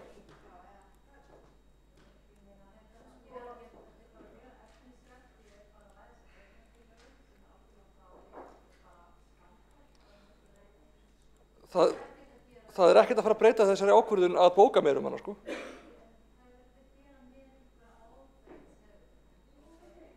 Ég hef ennþá ekki fengið þessi bókun. Værirðu til í að senda bók? Já, ég ætla bara að bregðast við því að fara með fyrir forsætisnefnd og gera úr þessu eitthvað svona mál sem er engan veginn eitt slíkt, þá náttúrulega verð ég að fá að bregðast við því. Getur ekki bara brugðist við þegar við ræðum það þar? Nei, ef á að fara til forsætisnefnd, þá ætla ég til þess að áskilja mér rétt að fá mér lögfræðing, því að mér finnst þetta mjög langt gengið. Ég er hérna bara efnislega að tala breytingatillögu, hefur ekkert að gera við neina persónu. Og ef þetta kom út í eitthvað svona, þá verð ég bara að biðja það að fá að þegar að málið tekið fyrir forsætisnefnd að ég fá að hafa með mér lögfræðing því að þannig komið út fyrir einhver eðlilega mál. Þetta er komið út í vitleysu? Já, algjörlega. Ég er bara að tala um þessar breytingatillögur. Þá verður borgarfulltrúi óska eftir að ræða fundarsköp Líf Magnúðardóttur. Gott og vel. Ágæti forseti, bókanir eru í rauninni stutt athugasemd varðandi afgreiðslu mála eða tiltekna afstöðu til mála sem að borgarfulltrúar hafa.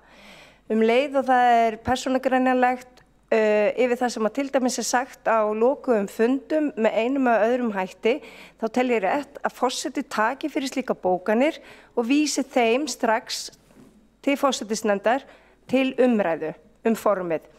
Þannig að stutt gaggbókun við bókun flokksfólksins getur staðið, en allt sem á eftir kemur því bara vísa bara til forsætisnefndar til umræðu. Ég tel rétt að forseti hafi það vald að gera það og slíta þar með fundi. Nei. Nú verður ég að viðurkenna að það fór fram með mér. Var í bókunum flokksfólksins verið að vísa í það sem framfór á fundi velferðarráðs? Nei. Þá verð ég að taka undir það sem Líf segir og neita að taka þessar... Nei, það er ekki rétt. Það er ekki vísað í nein orð. Þetta er ekki samtal fram og tilbaka. Það er líka vitleysa að fara í einhverja 5 bókana keðju. Ég ætla að fá þessum bókunum sem er búið að senda vísað til forsætisnefndar. Það er tekið til greina að borgarfulltrúinn Heiðabjörg Hilmisdóttir er að upplifa þetta sem ofbeldishegðun í sinn garð, en við þurfum ekki að fara í einhverja margra bókana keðju þetta mál. Þessu bókanafarki verður vísað til forsætisnefndar og það verður tekið þar upp einnig hvort sé að ræða ofbeldishegðun eða eineltishegðun. Ég er hérna með bókun.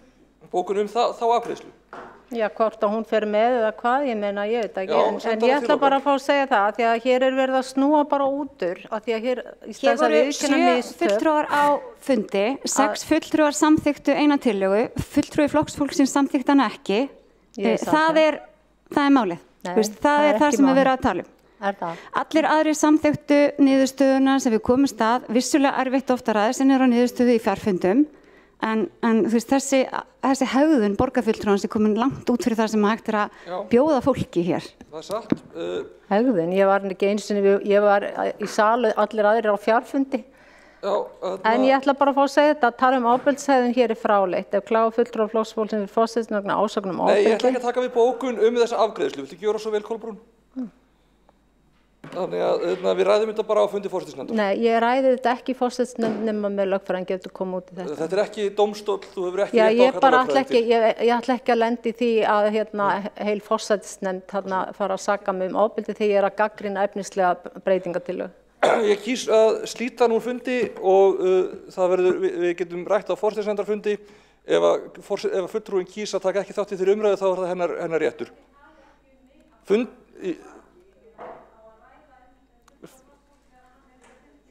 Ef fulltrúi flokksfólksins kýs að taka ekki þátt í umræðunni þá er það eina ráðið sem við höfum.